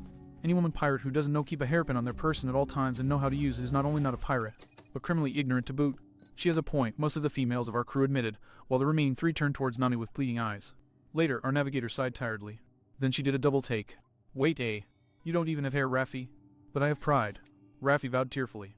Anyways, Perona drew attention back to her with an impatient snap. As I was saying, I took precautions. I snuck into your ship's hold while you were all unconscious and then trailed behind you in my astral form. My body halts all functions when my soul leaves it, so there was nothing for the snail to hear. No heartbeat, no breathing. Just a corpse until I returned. Then, when we were far enough out to see that you couldn't turn back, I came out here, and tried to properly enjoy the first truly beautiful day I've had in over a decade. She shot me a scathing glare. Before you decided to so rudely interrupt it. Lady, Boss snorted as he slowly cracked his neck side to side. If that's the worst thing that happens to you today, after all you've done, then you can count yourself lucky. Credit to the Goth where it was due if her one birdie response was anything to go by. She was either stupidly brave or bravely stupid in the face of Boss's implied wrath. Okay, so Soundbite has a good excuse, but what about you? I demanded, pointing at our resident ship girl. Why didn't you hear from Sunny right away that we had someone else aboard? Mary opened her mouth. Only for Sunny to cut in with a soft growl. Mary's eyes widened as her mouth closed. What exactly was that? Verona asked nervously. I'd ask if you've never been on a ghost ship before, but that's an obvious question. Karu muttered. What did he say, sis? Frankie asked. He said, Mary hemmed and hawed uncertainly before drawing her hood down over her eyes with a self-conscious moan. That he was following my example. Huh, was the collective response until Robin pointedly cleared her throat. I believe you're referring to me, she asked lightly. Mary nodded miserably. The last time a surviving member of a criminal group stowed away, she became a beloved crewmate. Well, even I couldn't say anything against that. But apparently Perona could. Oh please, I have no interest in joining your band of lucky rookies. She waved her hand with a snooty sniff. I'm only here because I don't have anywhere else to go, and because you wrecked the only home I've known for years now. You all get to take responsibility. Dead silence, filled with dread. Perona glanced around in confusion. What? What is it? That's exactly what Robin said, did by most of those who had been present for her recruiting, with the archaeologist herself chuckling and blushing quite a bit. Perona's eye twitched, and she mumbled something beneath her breath. I didn't need Soundbite's help to catch the words, knew I'd regret this before she huffed and folded her arms proudly. Alright, let me make it clear what I want, the Ghost Princess announced in a haughty tone. Since you uncute but baddest bastards seem to be able to get through anything, I want to hitch a ride on your ship until I can find another island where I'd be happy living, and where the Marines can't get to me. That's it. After that, no more piracy. I only ever did it because Moria asked me to, and that blew up in my face spectacularly. As of this moment, I'm a guest on your ship and nothing more. Happy. Our reactions were wide and varied, but most prominent of all were Sandy's most definitely. Vivi's not a chance in. You such the power of Sojin compels you. The power of Sojin compels you. And of course the crowner of them all Luffy's mate, sure. That drew a chorus of defeated groans from all of us and a bout of preening from Perona. Glad even a dumbass like you can see reason. She nodded contentedly, even going so far as to give us all a bastardized curtsy as she remained in her supine position. I am in your care. Please take good care of me. I swear butter wouldn't have melted in her anywhere at that moment. Well, this isn't a cruise ship, honey, Nami cut in, her fierce growl in stark contrast to her completely pleasant demeanor. If you want passage, you're going to have to work like the rest of the crew.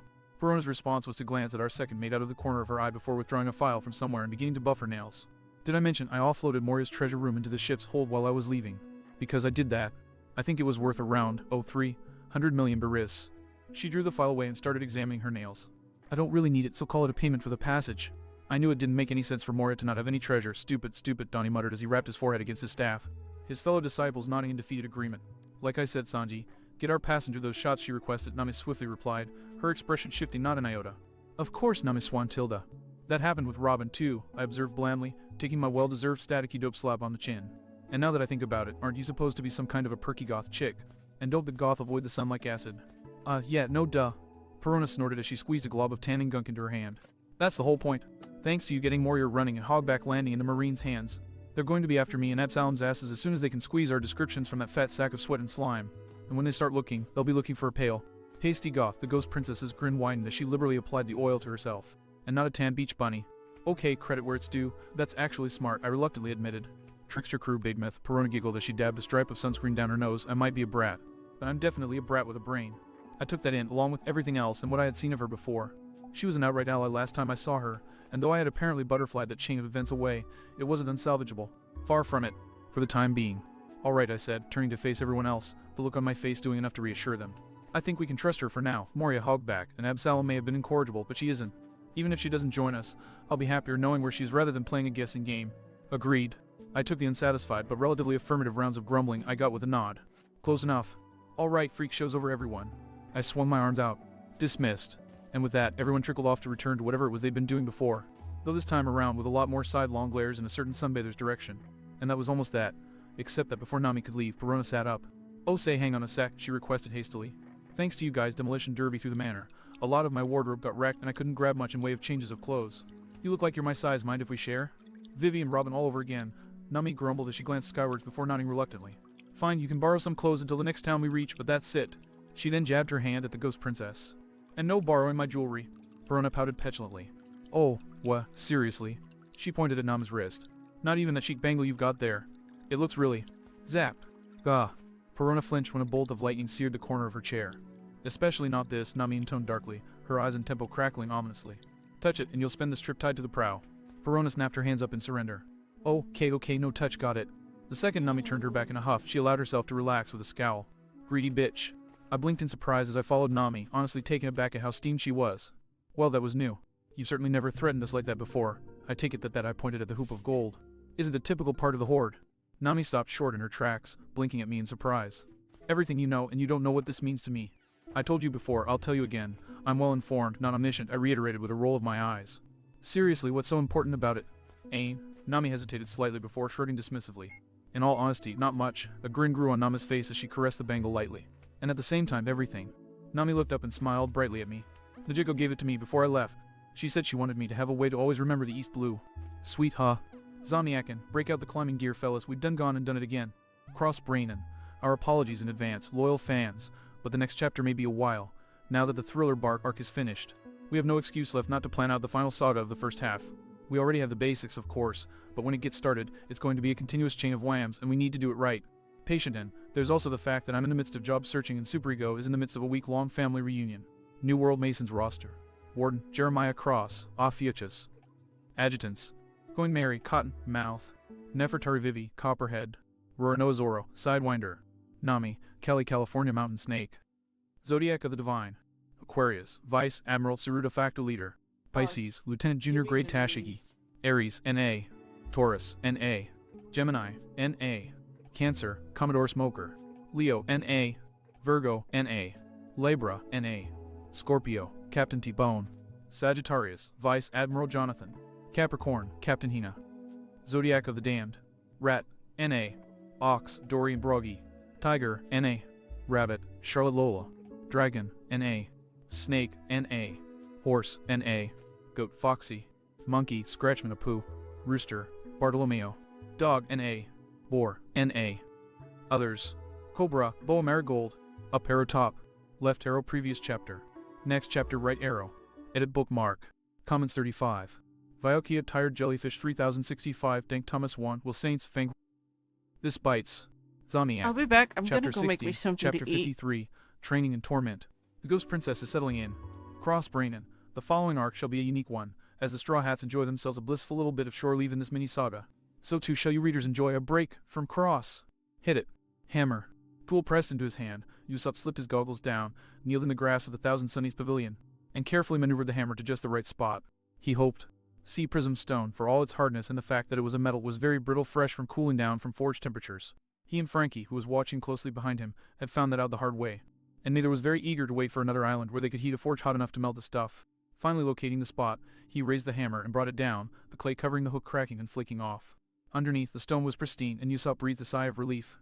Well, looks good, he reported, straightening up as he wiped his forehead. Even if the heating function doesn't work, Boss will be able to brain people just fine. It'll super work, Frankie stated with all the certainty of most conspiracy theorists. Taking the hook, he slotted a dial into an open crevice, clicked a panel into place, and tapped it on the anvil. A telltale heat haze rising seconds later. See? Usopp whooped victoriously and pumped his fist. Finally. Man, this was taking forever. The Tinker Sniper grinned eagerly as he wrung his hands. The next one should be super easy now. Don't steal my line, Long-Nose, Frankie chuckled in warning, absent-mindedly reaching for their cache of weapons. His hands closed on Aaron's sackcloth, and he glanced over at the limp-sat empty sack. Hey Usopp, where are the next ones? Huh. Usopp glanced over at the bag before snapping his fingers. Oh, yeah, I decided to wait on getting those because of how tricky I thought it would be to make the materials cooperate. Well, you were right, but we've got it now. So where's Aha? Frankie exclaimed, leaning out of the pavilion and pointing upward. Usopp followed his finger to the sleeping form of Cross, lying on a few ropes tied between two of Sunny's lines. He frowned. Hey Frankie, did you consider putting some hammocks on Sunny's mast during the design process? Nope, Frankie replied. But I'm not surprised Cross improvised one anyway. Honestly, I'm amazed that the whole thing hasn't come undone yet. And for curiosity's sake, where's the control panel for those lines? A grin slowly came over Frankie's face as he jabbed a thumb at a nearby section of paneling. From what I've managed to get out of Mary's modifications. Third panel from the right over there, he said, voice burning with anticipation. Usopp nodded, and then eyed Cross snoozing contentedly in his makeshift hammock. He looked back at the hidden controls for the Sunny's lines, and then at the tactician again, an evil grin growing on his face, joined by an equally evil glint in his eyes, and a silent thumbs up from Frankie. Creeping up to the controls, he took a few seconds to examine them and then rapped his knuckles against the panel. To Usopp's alarm, and a little amusement, Cross was not flipped onto the deck by the lines suddenly unraveling as he'd planned. What did happen was arguably even better. A pulley came falling out of the sky and did verily smack him right on the forehead. Letting out a cry of pain, Cross clutched his forehead and immediately flailed himself out of his resting place and onto the deck with a meaty thump. Son of a what the hell, Mary? He yelped, clutching his forehead. Not I. Mary called out from the helm, more amusement than offense in her voice. Sorry, Cross. Usopp called back as he vaulted out of the pavilion, hiding the urge to snicker. That was me. I was just trying to get the ropes to flip you onto the lawn. Same question. Fastest way to wake you up, and it would have been a soft landing, plus it was going to be and still was funny, was a shameless answer. And now that you're up, I just finished confirming that Sea Prism Stone doesn't interfere with dials. So I need to borrow your hat and armor so I can upgrade them. Cross blinked, and then he flipped himself into a sitting position, his annoyance and frustration visibly gone. Sea Prism Stone upgrades. That's what you were working on? He asked. What the heck did you expect after that fiasco on Thriller Bark? Frankie replied, slipping his fist skin off and displaying his new literal brass knuckles. We had some of this on hand when Moria woke up. It wouldn't have been half the nightmare it was. I doubt that's the last time we'll get blindsided, but thanks to the Akinos and Anais, it is the last time we'll be completely unprepared. Any ability user that messes with us in the future is going to be in for a nasty surprise. And so will you unless you can explain why you didn't think to consult anyone else about this. The trio turned to Zoro, who was climbing down the mast, his usual scowl even more pronounced than normal. I was willing to go with the salt paste because it was a one-time thing and easy to get off. But I'm not going to lace my swords with. Oh, give it a rest, Zoro. We all know how much of a purist you are, Cross stated flatly, waving away the objections. And we took that into account, Usopp added, tossing some bottle cap-like objects at the swordsman, who caught them reflexively. We designed caps to go on the bottom of your hilts. They're not touching the blades, so no problem there, right? Zoro looked from the caps to his swords and then to Usopp. Eventually, he nodded in acceptance. I'll need to think about practicing pommel strikes, he muttered. Haven't done those in ages. With that, he stalked off, probably to start training. With his back turned towards them, Usopp visibly relaxed. Phew, thank goodness that worked. I saw my life flash before my eyes. Usopp sighed in relief, before turning his eyes to the third mate. So, Cross? Yeah, I'll get them to you in a second, he groused, knocking on the mast to bring down a rope. And for the record, watch your head. Usopp swallowed nervously as the tactician shot up and out of sight before glancing around. All right now, where's Nami? Right here, Nami called, emerging from the back of the ship and walking towards him. What do you need? I need to borrow your Climatech to refit it with Sea Prism Stone. Nami blinked, glancing at her staff, then back at Usopp. Not gonna question it, I'll just roll with the good fortune. How long will it take? 2 hours to fit the entire staff, or one if I just do the orbs or the rods. Just go for the orbs then, Nami said, handing over the staff. I'd rather not have it out of reach for longer than I need to. And we're better off leaving some space so that if someone other than me needs to grab it, they don't get conked out. Ditto there. Flang. Gah. Usopp yelped, his heart rate spiking as a mass of armor sailed inches above his head. He immediately turned on Cross as the third mate rode a line back down to the deck, his limbs wrapped in bandages. What was that for? Oh, lighten up, it was funny, the trans-dimensional traveler said in a god-awful imitation of Usopp's own voice. But in all seriousness, I'm with Nami. I'd prefer it if Chopper could actually touch me while he put me back together. And if we didn't conk right out whenever he grabbed us, that'd be great, Lasso added from where he was snoozing in the sun. Don't worry, I'll just give him sea stone knuckles along with a few traces on the inside for reinforcement, Usopp assured them. They won't be anywhere near you. Then in that case, do your best. Funk Free chimed in. Light glinted off of Frankie's teeth as he flashed them all a thumbs up. You can super. Count on us. Well, while we're counting on them, Cross mused thoughtfully, shooting an eager grin at his larger partners. You guys want to touch up on me dual-wielding you? It'd be nice to get some input on how to coordinate using the two of you at the same time. Yano outside of pitch combat. Wha seriously? Lasso barked eagerly, scrambling to his paws and loping up to his wheeler with an eager woof, nearly bowling Cross over in his slobbering enthusiasm. Hells yes. Let's see some action. What a howdy. Soundbite gagged as he snapped into his shell. I can take some foreign slime, not a flood. Gah. Alright, down boy. Cross laughed, holding the dog away by his chest. Once he had some breathing room, he eyed the dog with an appreciative whistle. Eesh boy, watch it, you almost flattened me. Seriously, have you put on weight or something? The better to blast them with. Lasso crowed, fangs flashing.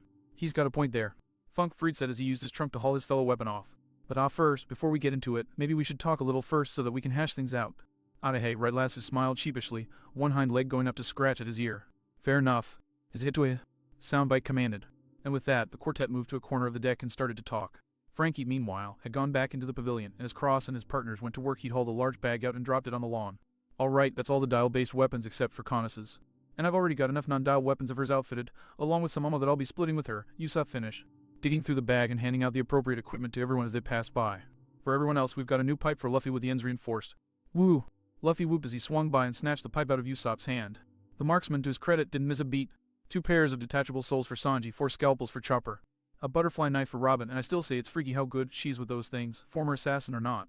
Well, I'm from the West Blue, Robin chuckled, spinning the blade through her fingers with terrifying expertise. And former, cute. Usopp gulped audibly, tugging at his collar. Alright anyway, the blades for Vivian Karu's weapons have been tempered, along with Raffi's, Shuriken, and Sai. And we've reinforced Mikey's nunchucks and Donnie's staff. With all that, we don't have a lot of sea prism stone left unless we want to cut into the half-dozen pairs of cuffs we have left. Hell to pay if you do. Cross called over. Noted. Frankie shouted back before cocking an eyebrow at his partner in Forge. So what else do we need, and can we pull it off with what we have left?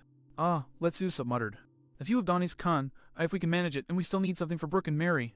Brook is easy enough, we can just reinforce his sheath, but what about Mary? Easy enough. But first. Plonk. Whoa. Usopp yelped as the ship's helmscroll dropped out of the rigging and bounced off his head. Let go my big bro. Got it. She ordered, puffing out her cheeks with an adorable scowl on her face. It was funny that time, but you could have done something really dangerous. Or stupid. Or stupidly dangerous or dangerously stupid. Noted, Usopp groaned as he poked at the growing lump rising from his scalp. Anyway, you were saying? Oh right. Mary brightened up. Yeah, it's easy, just make some sheets or casings or something for some hooks and pulleys. 1 or 2 ought to do, and then I can let Big Bro do the rest. Usopp and Frankie exchanged looks, then turned back to her. And what about if you're not on the ship? The marksman asked.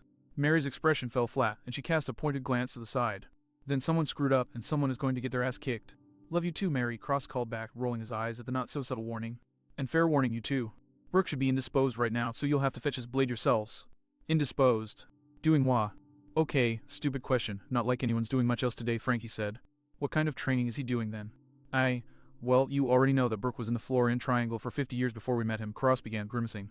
But in all that time, he never tried exploring the limits of the Revive fruit. Coming back from the dead granted him a few powers that he hasn't explored, and once he unlocks them, he's going to get a major boost in abilities. But it all depends on him getting back to the basics of his power first. And he's doing that how, exactly? Mary slowly queried. Cross's grimace deepened, and he glanced to the side and scratched his cheek. Wheel. Oh. I'm experiencing many conflicted feelings at the moment. Brook shivered, shaking the bag he was trussed up in as he uneasily eye-socketed the barrel of water sitting under him. Trust me, this isn't my idea of fun either, Chopper groused, furiously scribbling his stream of thoughts into a notebook. But as uncomfortable as this idea might be, I can't fault Cross's logic. So unless you'd rather go for meditation or something like that. GRK! Brook's jaw said uncomfortably, teeth clicking. My mind is not exactly the kind of place I would like to willingly delve into, no thank you. Then this is the best option, we have to get the best results in the shortest amount of time, no matter how much I might not like it. Chopper sighed in conclusion. Not exactly having a fun time here either, you know. Donnie piped up, gritting his teeth as he shifted his grip on the rope that was keeping Brook suspended above the barrel of seawater. And why is it that you picked me for this anyway? Half the crew, including all of my bros, outrank me in muscle, and Mary, Robin, and even Luffy outrank me on devil fruit knowledge on top of that. And none of them were busy last time I checked. Simple, Donnie, Chopper stated, locking eyes with the dugong. Effective 5 minutes ago, you're my assistant. Donnie's brain froze up, unable to process the reindeer's statement. He just managed to catch himself before he let Brooks' rope slip, but he was still left staring blankly at Chopper with his mouth slightly open until the doctor elaborated. The crew is taking too many and too serious injuries for me to handle on my own anymore, and while Mary has the skills to help me, she's got muscle memory but not much else, Chopper answered, not looking up from his note-taking. She'll do for first aid and nursing with a little training, but I need someone else for a more permanent position. And until further notice, that's going to be you, unless you're going to tell me that you don't want it. Donnie blinked several times as he thought it over. He was always the smart one among his siblings, and often was the one who told them how to patch up their injuries with the local remedies back in Alabasta. All things considered, he wasn't really opposed to the idea of standing by Chopper, and he was reasonably sure the boss would allow it. However, grudgingly, it was still a big decision to make though, and he frowned in contemplation as he weighed the pros and cons. And before you ask if you can have more time to think it over, know that I very nearly defaulted to pinning you with a needle of paralytics before dragging you up here. You do not want to live with me if I need to spend a week in sedated sleep again, Chopper added. Donnie snapped his flipper into a salute. I accept this position with Jaya. He yelped as his one-handed grip on the rope promptly slipped, and he was awarded with a painful rope burn. Immediately, he scrambled to get the rope back under control, earning more rope burns in the process. Ack. Careful, careful. Brooke cried as he jerked downwards and swung precariously over the watery coffin. Watch it, we need to be careful about how we do this. Chopper chastised his newly chosen apprentice. And what exactly is this? Came another voice. The trio all turned their attention to a corner of the quarterdeck, where a previously sun-tanning Perona had lifted her sunglasses onto her forehead and was regarding them with a cocked eyebrow. Chopper and Donnie exchanged uncertain looks, silently considering how much information they could or should divulge, only for the choice to be taken from their hands when Brooks spoke up. Per Cross's advice, I am attempting to explore the capabilities of my devil fruit powers, he casually explained. Both hybrids looked at the skeleton in askance, to which he responded with a light shrug, inasmuch as he could manage in his sack. She's a young girl who had no active part in either parts of my torment. I see no reason for a grudge or secrecy. He then turned back to Perona.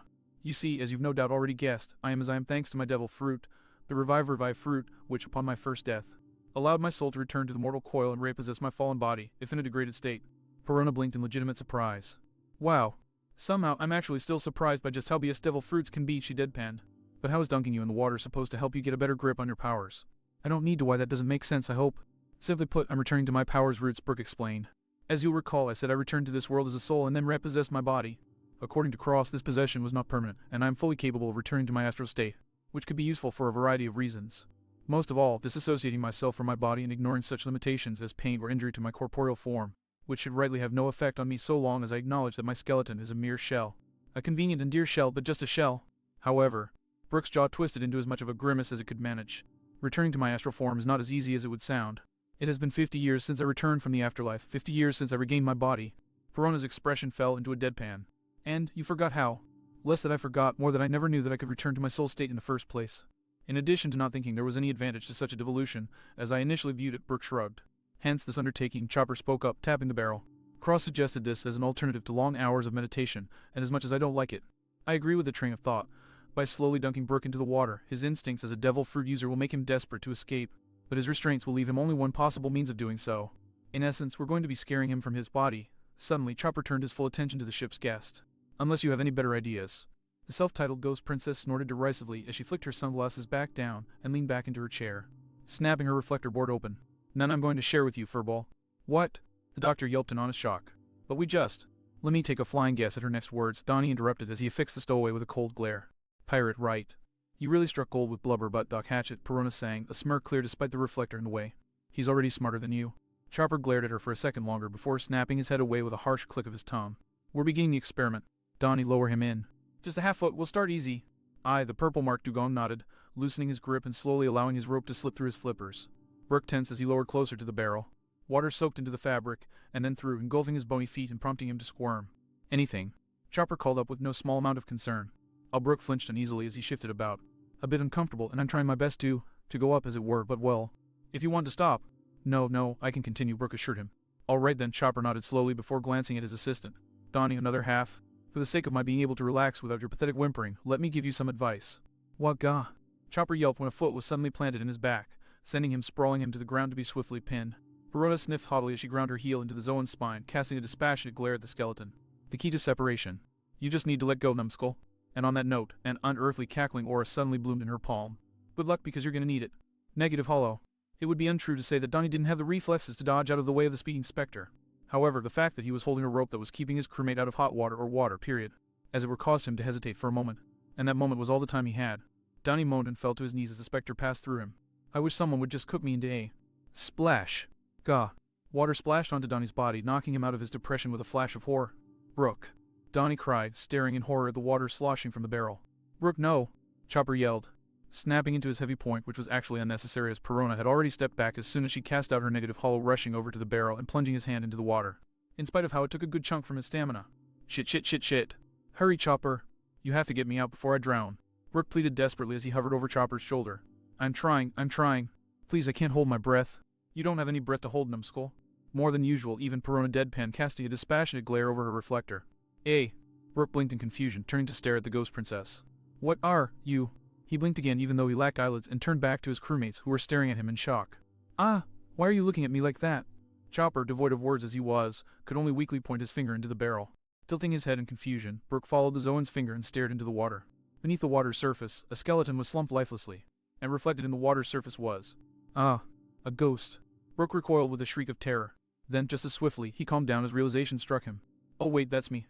I'm dead. Oh wait, that's not new. Oh, a cute woman. The spectral pirate grinned eagerly at Perona. Say, could you show me your... Could someone give Grandpa his body back before he goes completely senile? Perona demanded impatiently. But isn't his brain already dead? Donnie questioned weakly. Oh, that was funny. I think I'll call it a skull joke. Brooke chortled before jerking back in shock. A talking animal. Oh wait, you're my crewmate. Where am? Moving fast, Chopper shot his fist into the barrel, yanked the skeleton's afro out, and effectively slapped the spirit upside his astral head with his own skull. Brooke yelped in shock, his skull vibrating slightly, his mood quickly ratcheting down to a relieved sigh. Wow, that was, who? The newly undead skeleton sighed in relief. Well, at least I'm back to normal. Oof, for a given measure of the term anyways. Donnie hedged uneasily. What are you, Weteg? Brooke's question devolved into a terrified shriek when he suddenly realized he was missing his body, and was in fact just a talking head in Chopper's shaky hands. I've been decapitated, and yet, much to my misery, you are still very much alive and still very noisy, Perona grumbled irritably. Looks like Loudmouth was right, you're just a soul, you don't need your body. Well, you still do for now, until you manage to get a hold of yourself in astral form. His breath back, Chopper slowly turned a wary but pleading look to the girl. Could you please tell us what just happened, Ghost Princess? Perona blinked at the usage of her title, but then leaned back in her chair with a careless wave of her hand. It's no big deal really. It's just that going astral can be really disconcerting. Without your body, your mind gets set loose or something and you can lose track of yourself pretty fast. You just need to make sure you've got a good sense of self before you try otherwise. She shrugged carelessly. You'll evolve into a will-o'-the-wisp and scatter into dust on the ethereal wind. Chopper and Donnie both shuddered fearfully at the goth's sheer nonchalance at some serious existential horror, but Brooke's gaze, however expressionless, softened somewhat as he regarded the hollow girl. Personal experience, I take it. Going by how Perona's body locked up in frigid fury, that was the wrong thing to say. Get out of my light, she grit out through a scowl that had twisted her face, and a trio of cackling negative hollows slowly started to orbit around her hand. Or I will make you idiots wish you were never even conceived, let alone born. For a moment, the trio stood stock still. As it turned out, that was a moment too long. Perona snarled murderously, her eyes rolling up into blankness. You asked for it. Oh. From her position on the quarterdeck, Mary was well positioned to both monitor to see ahead and catch the first screams wafting up from the main deck below. Curious, she quickly confirmed that she could leave the helm at least briefly, and left the wheel to go poke her head over the railing. She was thus just in time to see Donnie, carrying a sloshing barrel of water, and Chopper, carrying Brooke's still undead head, run below her in a panic, all three screaming their heads off. The cackling, grinning specters heading after them answered the question forming in her mind before it was asked. She blinked a couple of times before sighing fondly and leaning against the stand holding the wheel up. This crew never ceases to amaze, do they, big bro? A soft purring vibrated beneath her fingers and feet, causing her smile to grow. She made to head back to the helm, only for a familiar sound to cause her to head significantly faster in the opposite direction. Puru. Aw, dang it. Soundbite groused, his ringing drawing the ire of everyone else under the tree he and Cross were under.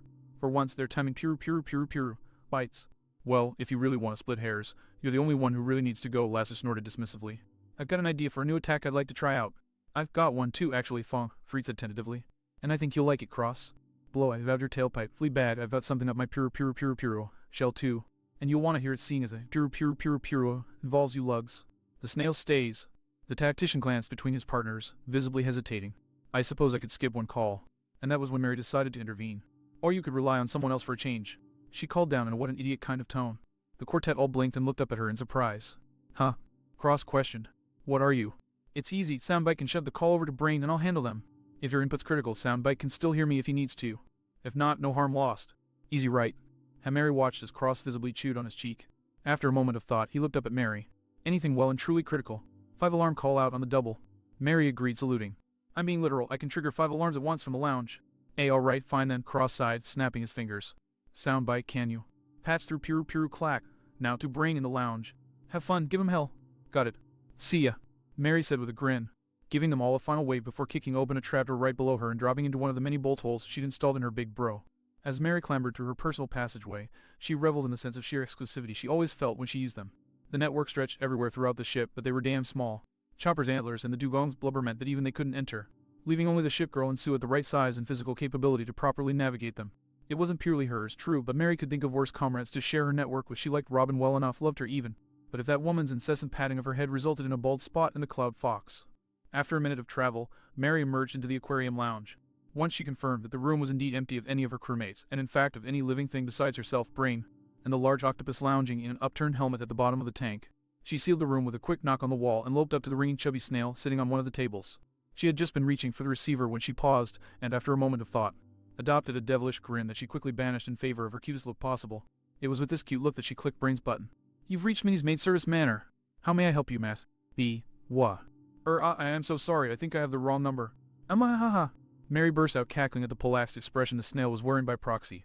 Now I see why Cross does this so often. It's hilarious. Haha. Brain's gobsmacked look suddenly swapped to deadpan. And now you see why I wanted you to be the first on the line instead of me. Ha. Mary's laughter cut off in a confused blink. Wait, Tashigi. But if I didn't prank you, then who? This is Lujay, Force of Habit, Seaman First Class Iron Fist Fullbody. I actually ran into your crew back in the East Blue. Do you remember me? Mary's grin creaked into wooden brittleness, and her fingernails started to dig into the table's veneer. You mean do I remember the raging asshole who tried to sink me on a whim in order to impress the bimbo he was carting around, even though my crew didn't have a single bounty to its name at the time? The ship girl's grin started twitching murderously. I think I might have a vague recollection of you. I never thought I'd be unhappy to be remembered, Fullbody gulped audibly, glancing very nervously to the side. We'll discuss this later, Seaman Lieutenant Junior Grade Tashigi frigidly informed him. All right, moving on from what was even less funny than I expected, Cottonmouth is off you just there. Indisposed with training, along with Nucker and pretty much everyone else except Callie. Mary informed her. I mean, I could get them if you need them, but... It depends, Tashigi said hesitantly. This is a status report for the most part, though there's one thing I'd like to get his input on if possible. Just to see if he knows anything about it. Priorities first, what may or may not need is know-how. Mary inquired. That's actually why I'm here. Fullbody offered. As you'll recall, my superior, Captain Blackcage Hina, wasn't available for the last meeting of the Masons that was convened. The reason for that, and the reason why I'm here now, instead of her, is that at the moment, Captain Hina and the rest of the Blackcage formation are on an assignment in East Blue, investigating something rather disturbing. The ship pro cocked her eyebrow. In what way, exactly? Hikowana Island, the seaman started solemnly. Up until, as near as we can estimate, a month ago, it was an uninhabited tropical island. No valuable resources, no notable native species, just jungle and not much else of interest. And then, a month ago, somebody or something destroyed it. Mary couldn't help but swallow slightly, a sheen of cold sweat coming into being on the back of her neck. Care to clarify that statement a bit? The island itself is still there, if that's what you're asking. The physical rock has not been touched, but that's essentially all that remains. Fullbody's gaze became somewhat haunted. It was, I'm honestly at a loss to describe it. The entire island, the whole of the jungle, was savaged. Trees were uprooted, crushed, sliced to pieces. The animals were all ripped to shreds in every way imaginable. Blood was everywhere. And that was the conventional damage. Some tracts of land were burnt to cinders. There were dozens of animal skeletons that looked like they'd been picked clean. And there were even several swamps of literal poison bubbling away. The carnage, it was just. Fullbody slowly shook his head. It was absolute in ways I've never seen before. Holy hell, Mary breathed softly. We wanted to ask Cross if he knew anything about this. Tashigi picked up, voice solemn. We know this isn't technically Mason business, but we the Marines, that is, have no idea what caused or could have caused that kind of destruction. And we want to find it before it can do so again on another island or, God forbid, one that's actually inhabited. No, I understand, and I'm sure Cross would too. Mary slowly nodded before transitioning to a shake. But while I'll pass this on to Cross, I'm afraid he won't have anything to contribute. Tashigi grimaced unhappily. You're sure about that? Mary let out a slight bow of apology. Cross said our next destination was the Sabaody Archipelago, and that as far as he knows, we're not due for any more big fights for a while. I'm pretty sure that if he knew anything about this, he'd have said. So either this is something totally new or, more likely, it's something that came up outside of his straw hat-centric scope of knowledge. And if that really is the case, he'll object to tell us right, Tashigi nodded reluctantly before heaving a sigh. Damn, and I was just getting used to getting anything other than a few vague, unsatisfying answers out of him. Bah! She shook her head and nodded again, this time with determination blazing in her eyes. Whatever. We did fine without Cross in the past, and we'll be fine now. We Marines have our pride too, you know. Aye, Lieutenant. Fullbody concurred eagerly. You go, Four Eyes. Mary pumped her fist encouragingly. Tashigi maintained her prideful expression for a minute or so. Then, she blinked in honest surprise. Wait, so you're not going to point out some eensy-weensy flaw in my logic or jab another hole in my uniform and let all the air out of my renewed confidence and pride in my flag? UNN, no. I've got to call while Cross is way more often. I don't think I've ever been on the line with you guys for so long without wanting to stab something before. Mary kept her smile in place, even as she mentally pinned a note to tell Cross to haul the hell back on his heckling of the lieutenant. lest he earn himself a semi-justified shanking when next the two met in person. Woo, I am actually feeling quite good right now, Tashigi breathed euphorically. Alright, what else were we gonna talk about? A general status update, ma'am. Fullbody asked, a slight twitch in the corner of his mouth. Ah, right. Tashigi nodded confidently. Cottonmouth, do you want to get a pen and paper or? Nah, sign. Mary waved her off. Robin's memory supersedes Vivi's, my mind's a steel trap. Right, well, it's all basic stuff anyway. First off, Ox and Goat have both deployed men and supplies to Skelter Bite. Oxes have already landed thanks to their proximity and are greatly contributing to construction efforts as we speak. Go Giants. And we've made sure that Goat's men are aware of Marine patrol routes on the way. So weather permitting, they should arrive within the next 3 weeks, Tashigi summarized. According to Rabbit, Skelter Bite will be open for business in a little over a month. Nowhere near the peak it'll reach in a few years, but they'll certainly be able to accept patrons. Sounds great. Mary chirped happily. Maybe we'll even be able to visit before we hit up Sabaody. What else? Next on the agenda, word from Averone, the lieutenant continued. Their first batch of recruits just shipped out for assignment. The majority will be bolstering bases up and down Paradise, no surprise there, but we did get lucky. 24 or so, all loyal to us, have been split between the West and South Blues. They'll work on getting us footholds in the Blues. It'll be a while before we have anything as major as an actual base turned to us, but it's still a start. This all sounds great. Mary pumped her fist victoriously, before hesitantly lowering it as she caught sight of the dark look on Brain's face. Or not. No, that news is great, but the news that's coming up is notably less so, Tashigi sighed grimly. There have been rumors coming down from Marineford. Fullbody pitched in. Vijay's raid on Fort Lumos hamstrung our budget, to be certain. But apparently the higher-ups are still finding funding from somewhere, because they're amassing the money for an undertaking whose true form we can only guess at, but whose bones are already uncomfortable in nature. Have you ever heard of privateers, Mary? Tashigi asked. Mary's expression devolved into an offended scowl. The proper name for those salty bastards would be low-priced scum who dip their flags in tar. Thank you very much. She stated in a voice that would have given a Yeti frostbite. You pirates never cease to amaze with how much pride you take in being criminals, Tashigi sighed, though her true feelings were clear in her light smile. But she was quick to sober up. Anyway, the reason I bring them up is that from what I hear, funds are being pooled to hire them. Now, mind you, the Marines have hired privateers in the past to help bolster security in particularly rough waters. But this, she shook her head uncertainly. I've never heard of the numbers that are being tossed around, and certainly never from headquarters. We'll get back to you when we have something more concrete, but for now, enemy movement on the horizon, most likely something Cross isn't aware of. Got it, Mary confirmed. I'll pass it along as a P. Well, that's everything really important on our end. What about you? Fullbody asked. Anything on the Straw Hats mobile stormfront that we should be aware of? Mary opened her mouth to reply. Smash. And only just managed to dodge biting her tongue off when the ship was suddenly rocked by a massive impact, followed swiftly by the sounds of a small-scale war erupting out on deck. The only reason she didn't go on full alert and instead skipped straight to exasperation was that amidst the sounds of battle she could hear the usual insults between the two usual suspects being bandied about, punctuated by the snide commentary of their new arrival. Well, I was going to say that it's been business as usual lately, but it looks like Perona just decided to incite a riot or something. Other than that, no, nothing critical. Brain's mouth opened with a look of panic, but it just as swiftly clamped shut as though someone had slapped a hand over his mouth. And his expression swapped to Tashik, is deadpan. Low-hanging fruit, Mary, and I'm not rising to it. Just make sure she's either out of the way when you dump her or decent if she stays, got it? Aye, hi, mon ami. Mary saluted in a chipper tone. Cottonmouth over and out. Pisces same. Kalik. And with that, Brain gave her a final condescending glare before retreating into his shell with a defiant snore. The ship girl fondly rolled her eyes at the snail's grating personality before spinning on her heel and grinning eagerly as she rammed her fist into her palm. And really, who could blame her for being enthusiastic? It was time for her to bear witness to whatever new insanity her crew had fallen into, an endeavor she charged into with open glee. Oh. Robin watched the ongoing brawl between the crew's usual suspects with scarcely hidden glee and amusement. Her amusement especially intensified due to the addition of an unusual, but not unwelcome element in the fight. It was almost admirable, honestly. Every other day, barring exceptional circumstances, Zoro and Sanji fell into brawls like clockwork, and every other day they somehow always managed to keep their clashes as fresh as the first time she saw it. Truly there was an art to it. Why, even their banter still managed to remain current and engaging for all those observing. What the hell were you thinking, you two-bit fry cook? Tossing out my weights. I'm gonna peel the flesh cleaner off your bones than you could ever hope. Zoro roared. Go ahead and try. Your slices are gonna be as rough and shutty as they ever are. Sanji scoffed with forced casualness. And you should be thanking me. Not only is it an honor for a seaweed-wrapped gorilla like yourself to give up your room for a cute and charming princess, but you needed to up your game anyways. You call these things weights? More like. Sanji hopped back, hefted a gong-sized ring of metal on his foot and flung it at the first mate. Paper weights. Zoro ducked the impromptu discus with an infuriated snort. If even one of these goes overboard, I'll replace it with your corpse, you bastard. Hey. That exclamation originated from the aforementioned unusual element, prompting Robin to switch over to where Mikey and Leo were dueling. Mikey having only just managed to dodge the ballistic weight. Watch it, I'm on your side. Mikey protested, finishing a good octave higher as he caught one of Leo's sabers in the chains of his nunchucks. Why are you helping him anyways? Leo questioned, entirely casual as he pressed down with enough strength to make his fellow disciple strain. Pick up an interest in cooking or something. Not by choice. Mikey sobbed as he shoved the blade back and retaliated with a wide sweep of his clubs.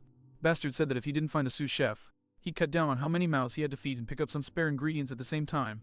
Zoro paused in his to grace first Mikey, and then Sanji with a flat look. You really scraped the bottom of the barrel for a protege, he dryly stated. Not a lot of options to work with, and in his defense, I wasn't completely joking, Sanji grumbled. I can't tell either way, so like hell am I taking any chances. So do me a favor and lay down and die before I get turned into lunch. Mikey howled as he renewed his onslaught. Robin's gaze slid away again, this time to the last bit of entertainment, Reffy blocking an onslaught of punches from Boss. A look of intense concentration on her face, much akin to Nami writing a map, or Chopper with a medical mystery, or Luffy trying to think it all. You sure I can't take a break to watch this? She grunted, the question costing her a half-inch of ground. You're the one who wanted to practice counters, Boss replied, his own concentration failing to waver. If you want, we can do the Nori arts training you also requested instead. On second thought, I love practicing counters. Reffy hastily backpedaled. In fact, I yow. That last exclamation was due to one of Boss' punches finally slipping through and clocking the female dugong right on the snout. She flopped backward, clutching the injured body part as she let out a string of expletives, while Boss frowned and thought. This isn't working as well as I thought, he mused to himself. Take 10, Raffi. I'll try and think of a better training method. Yay, the female martial artist bemoaned as she let herself go limp. Robin chuckled at the exchange, reveling in the fact that she didn't have to hide her amusement anymore. Honestly, the only thing better than being free to laugh free. What's the context for this tear-to-tear, my dear devious damn, can't think of a good D-word. Robin's smile widened eagerly. Indeed, the only thing better than laughing free was laughing with friends. Case in point, she turned her smile on the white-haired friend that had strolled up next to her. Damsel, perhaps? Mary snorted derisively, her smirk not shifting an inch. Not on your damn life. She then shifted her attention back to her clashing crewmates. And you haven't actually answered my question. Robin chuckled as she returned her attention to the main attraction, observing with keen interest as Sanji actually managed to backflip off of the flat of Zoro's new blade. On the surface, it's quite simple really. Sanji and his Shanghai chef emptied the crow's nest of all of Zoro's training equipment, and our first mate took offense, if you will. Most likely because he and his living training dummy. I resent that. Leo roared as he shot by in hot pursuit of a fleeing Mikey. Were ejected in the same movement. Mary blinked in surprise before tilting her head in a confused motion. That's new. Usually they butt heads when they cross paths, they don't actually antagonize the other. Why would Sanji go out of his way to provoke him? That got a frown out of the archaeologist, the circumstances of the situation serving to sober her up. Because he himself was provoked. Mary looked up at her in shock. By who? Robin opened her mouth to answer. Well, I would say me, but I resent the wording. Provoke is such an uncute way of putting it. And instead closed it just as fast as her answer floated by. Mary huffed and frowned up at Perona. Should have guessed. Well, how would you put it then? Perona smiled beatifically as she ever so casually flipped onto her back. Why? I just asked the gallant knight in shining armor if he'd be so nice as to clear the ugly troll's junk out of his cave so that I could have a room all to myself. She folded her fingers under her chin as she tilted her head to the side. Is that so wrong? I'm gonna make you into a real ghost, you little. That was as much as Zoro managed to get out before Sanji shut him up with a boot sole that had to be blocked. I'll be done with this moss-ridden menace soon enough, my pulchritudinous poltergeist princess. Sanji whooped as he erupted into a full-blown amorous inferno. Robin cocked her eyebrow at the moniker, glancing up at the phantasm. Your idea as well, I take it. Verona didn't seem to hear her, content to hum a chipper tune to herself as she walked away on the air, spinning her parasol on her shoulder. Mary whistled herself a low, appreciative tone. And I thought we had issues. Robin's frown deepened as she watched the ghost princess wander off. Yes, but most of us have a handle on our neuroses, whereas she's making herself into an active threat. She and Mary both turned her eyes towards Cross, who currently occupied with looking his cannon over while Usopp talked with his sword, gesturing animatedly at the Paki blade's sheath. Well, threat or not, whatever Cross foresaw was enough to give her a chance. I mean, once he got over the shock, he didn't even hesitate, Mary reflected. But how do we get to the point where she's our ally, let alone our friend? Robin pushed off the mast she'd been leaning on and cracked her neck in anticipation. Simple enough, we fix her. Mary snorted in amusement as she started to wander back towards the helm.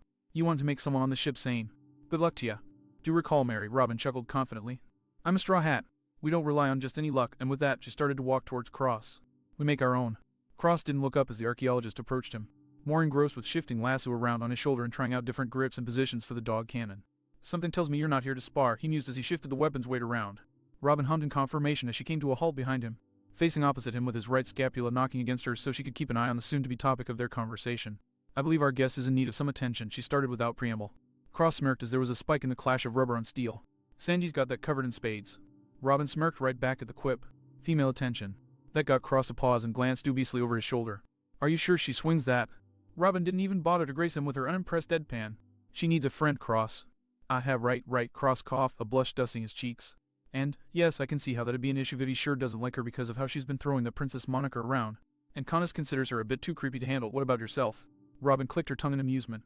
I'm afraid that she finds me a bit creepy. Cross snorted. Of course, moving on, Raffi's not interested in someone who can't throw a punch to save their life. And Perona's opinion on cuteness runs counter to Mary, which leaves. The voice of anarchy trailed off into a grimace. Yikes. You see my dilemma, the devil child sighed. Any thoughts on how to create an opening? Cross glanced upward, tapping a thoughtful beat against his cannon's barrel before snapping his fingers. 1. She had time to sneak aboard at her leisure, so that means she probably brought some of her possessions on board, with which she'll be filling her new room. If you can find a giant bear somewhere on board, that's your opening. He poked his thumb towards the snail that was on top of his sword's head, nodding along with whatever it was Yusuf and Funk Freed were talking about. Want any help with it? Thank you, but no. Robin allowed herself a smirk as she crossed her arms. I believe I'll be able to handle myself. Ojo's floor. Robin filtered rapid fire through her rapidly blooming viewpoints, analyzing them at a glance before moving on. No, good blackmail material, but no, still looking forward to Luffy finding that, and he remembered to warn Sanji that the deal has gone bad. No, ooh, black lace. Feeling confident today, your majesty. Out. Robin chuckled as she withdrew the eye before the cutter could make an eye patch necessary. She's getting faster, good for her. Now, where was I? Yes. No, and wait. There you are. The flower woman harrumphed with grudging respect as she returned to herself. Credit where it's due, for all that she's a brat, she does indeed have a brain. It's hidden in a compartment in the crow's nest. Smart, hidden in the place she's already taking over. Cross nodded in agreement. Now, all you need to do is get the witch to pity the princess. Yet another liberty her friends had granted her. Robin could smile with honest eagerness whenever she chose. A fact she indulged in as she flicked her newly acquired knife out and ghosted her fingers just over the blade. I love a good challenge, she purred eagerly. Oh. Ensconced within the Thousand Sunnies aft cabin library, Nami was hunched over a table, slowly and intently drawing her fountain pen over the sketch lines of a new map. This one was of Jaya, and briefly she lamented how behind she'd gotten with her maps, and it was really quite astonishing how obvious it was that half the island had just been chopped off. Yeah, eliminate the impossible and all that, but it was the grand fucking line for Ila's sake. Shaking her head, Nami dispelled the thought rather than descend into another rant over the stupidity of the common person, which was pleasantly easy these days, and refocused on her inking. Hell yeah. Sanova. Nami snarled venomously as she recovered from her heart nearly jumping clean out of her chest on account of a sudden feminine scream shattering her concentration. Her rage originated from the fact that the shriek had caused her hand to spasm from shock and tear a long line of ink across the paper before she flung the pen against the... She blinked. Actually, make that through the wall with almost a quarter of the pen lodged in the wood. Ha, she remarked, glancing down at her arms and flexing them. All that work with Donnie is actually paying off. She then scowled as she clamped her hand into a fist.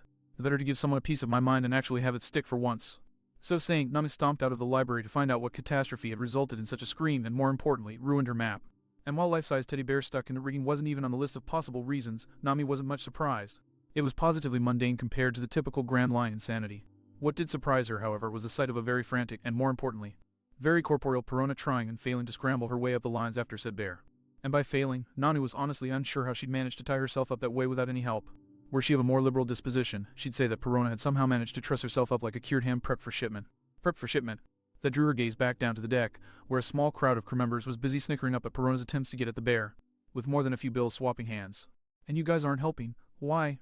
Hey, she said she could handle it, Frankie said, a touch defensively. And none of us wanted to find out what getting hit with those negative hollows cross-mentioned feels like. Spoiler alert, it sucks. Donnie concurred with a frantic nod. Agreed. Chopper in Brooke's head. Apparently. Yeesh, this crew piped up fearfully. That's still her, Sans. Perona snarled viciously as she yanked at the lines pinning her leg behind her back. I'll dance on each of your graves before I let you Sanua touch my bare wog. The ghost princess's tirade devolved into a terrified shriek when the lines suddenly unwound and unceremoniously dumped the hollow girl clean overboard. Whoa, what is? Or rather, nearly dumped her overboard, thanks to Nami being close enough to dash over and grab her wrist before she could hit the drink. The navigator wheezed with exertion as she braced her foot against the bulwark in an effort to keep her balance. You really take that let them eat cake stuff to heart, I take it. She grit out. You freaking. Perona snarled venomously, a hollow bubbling into existence in her palm. Let me go, you uncute. Splash. Her protest, hollow, and composure all died at once as a spray of sea foam blasted her. Pull me up. Pull me up. As you wish, your highness, Nami ground out with all the snark she could muster. With one final yank, the navigator hauled her load up, grabbed her other arm, and then yanked her up and over the side and onto the deck, where Perona immediately began kissing the lawn. I never thought I'd be so happy to be back on your crummy. Ahem. Mary subtly intoned from where she was standing on the foredeck's railing. Delightfully cute ship again. Perona hastily corrected. Better Tilda. Mary sang as she returned to her duties.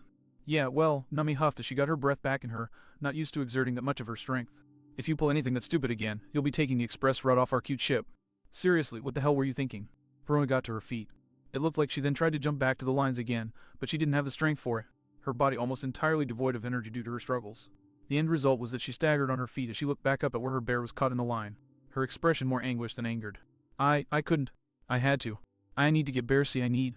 Nami rolled her eyes in exasperation, pointedly ignoring the princess melodrama. If you want that ratty thing so bad then, I can just get it for you. Hang tight. Why no? Perona spat viciously. Don't you dare touch my... Oh, do you ever shut the hell up? Nami groaned more to herself than anything, ignoring the hollow girl in favor of clambering her way up the Sunny's rigging. The navigator might not have had the muscle of the rest of the crew, nor anywhere near as much experience working ship lines. but she was still familiar with the workings. You had to be to properly direct a ship. As such, it was child's play to reach the threadbare bear. Nami took a second to slap herself upside the head for the mental pun, unwind it from its bonds, and drop back down to the deck. There, done. You happy, Ann? Bearsy. Fweck. Gah. Nami grunted in shock when she was suddenly body checked into the ground.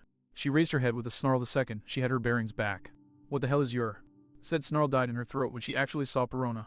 The guest on the ship was on her knees, trembling miserably, hunched over the ragged bundle of cloth that was almost twice as big as she was. A millimeter away from breaking out into full-blown sobs as she ran her fingers along the tears in his cloth. No, Bearsy, and not again. T, please, not again. B, Bearsy. Nami's jaw worked up and down at the display, trying and failing to come up with a proper reaction to what she was seeing.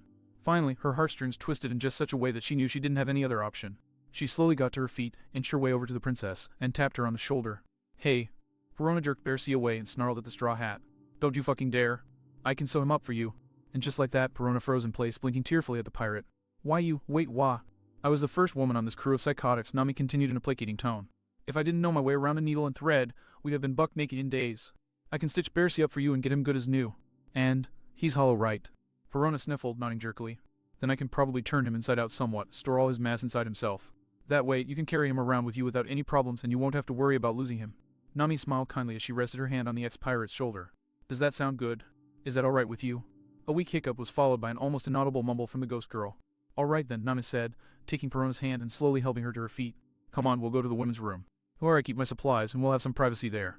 As they started to make their way across the deck, Nami subtly glanced over her shoulder to glare at her crew, and instead blinked in surprise to find that they'd all long since dispersed, with only Robin looking even remotely in their direction. Upon noticing Nami's gaze, the archaeologist simply smiled and winked before walking away. Briefly, Nami considered puzzling out whatever was going through crewmate's head, but she just as swiftly dismissed the notion with a shudder. She wanted to keep what little sanity she had left. Thank you very much. Perona was silent as they entered the ship and settled in the women's room. Sitting on the bed and practically strangling Bearsy as Nami retrieved her sewing kit. She considered putting him on her desk, but once she realized how white-knuckled Perona's grip on the bear was, she instead conceded to laying him out on her bed instead, with the hollow girl reluctantly swapping her grip on the deflated doll for a pillow that she hugged to her chest. After a few minutes of examining the damage, Nami retrieved the soft brown thread that matched the animal's coat and began threading the needle through the first tier. As she continued sewing, she turned the bear's appearance and condition over before coughing politely.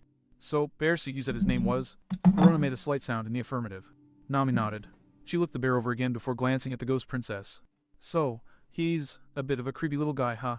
Good news, bad news. Good news that actually got a new reaction out of Perona. Bad news. Said reaction was a vicious twitch and an even more vicious scowl. Bearsy isn't creepy, he's cute, she bit out. Sorry. Nami hastily placated. Really, what else could she say to that? The girl looked ready to bite her head off. I didn't mean anything by it, there's nothing wrong with it. Some people like creepy. He's not creepy, he's cute.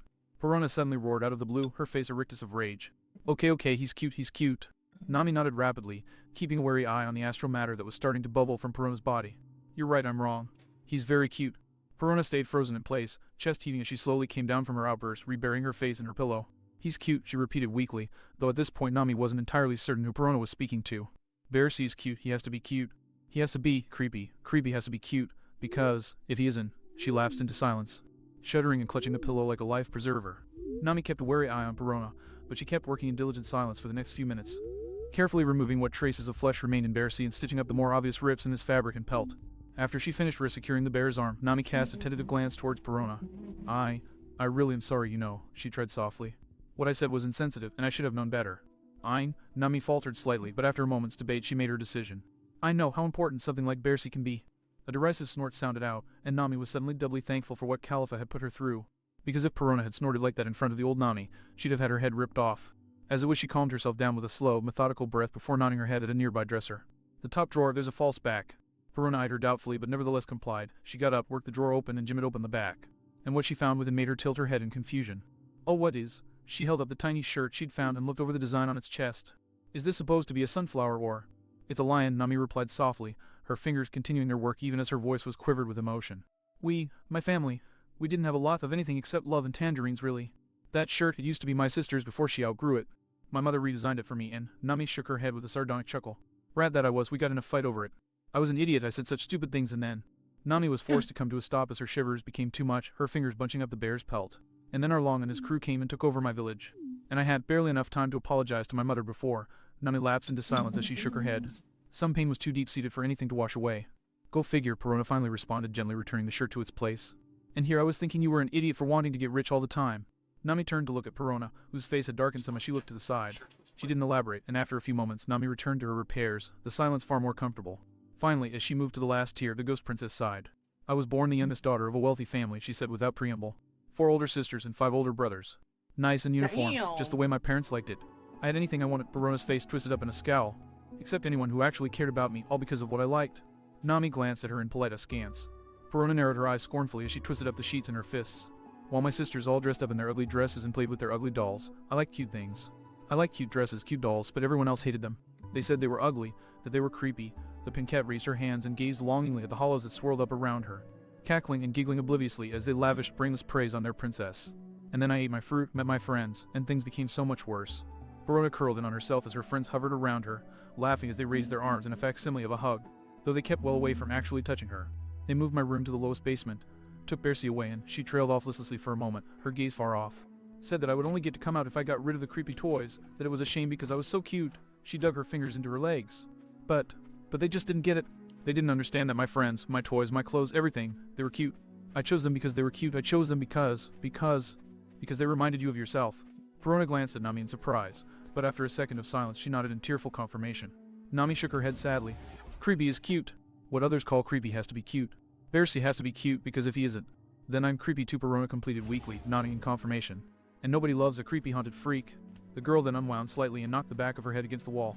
Nobody except the giant twisted bastard who came to town one day, wrecked the mansion, and said he found my powers interesting. Who cares if it was only because I was useful to him? He was the one person in the world who actually cared for me. For me. That's Perona let out a cracked chuckle. That's gotta count for something, right?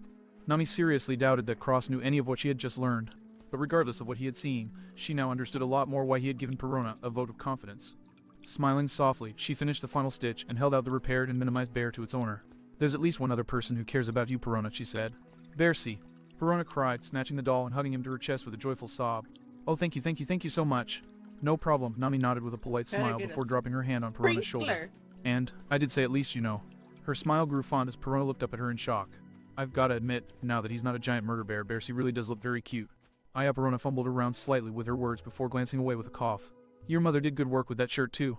Your mom must have loved you a lot. Nami glanced away. More than life itself, she confirmed, a tear slipping down her face. Shaking her head lightly, she turned back towards the ship's guest, a change in subject mercifully jumping out at her as she took in the look of her skin. Hey, your tanning technique is so kind of impractical, you'll end up looking all lopsided. If you want I could teach you maybe or... Perona perked up eagerly. Really? That'd be great, thanks. I'll go wait for you near the by your tangerines.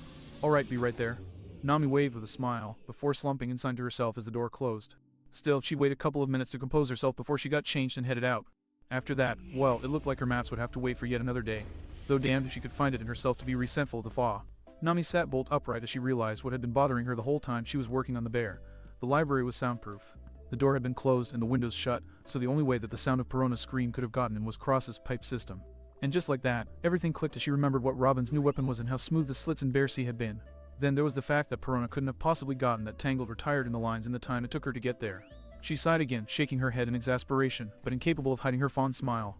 Those devious bastards, Nami lamented to herself. It takes a special kind of sneaky to not only manipulate a person, but make that person not care that they're being manipulated. Nami then looked up intently. Soundbite, do me a favor and tell Robin and Cross that I'm still going to kick their asses for this later. Done and done. Thank you, Tilda. Nami sing-sang as she started to get changed. Oh, well, we knew that was bound to happen, Cross said cheerfully. Not pausing in his swinging of funk freed in his sword form as sound, Bite laughed his non-existent ass off. Good thing that for once it wasn't my idea and that Nami hardly has a prayer of getting one over on you.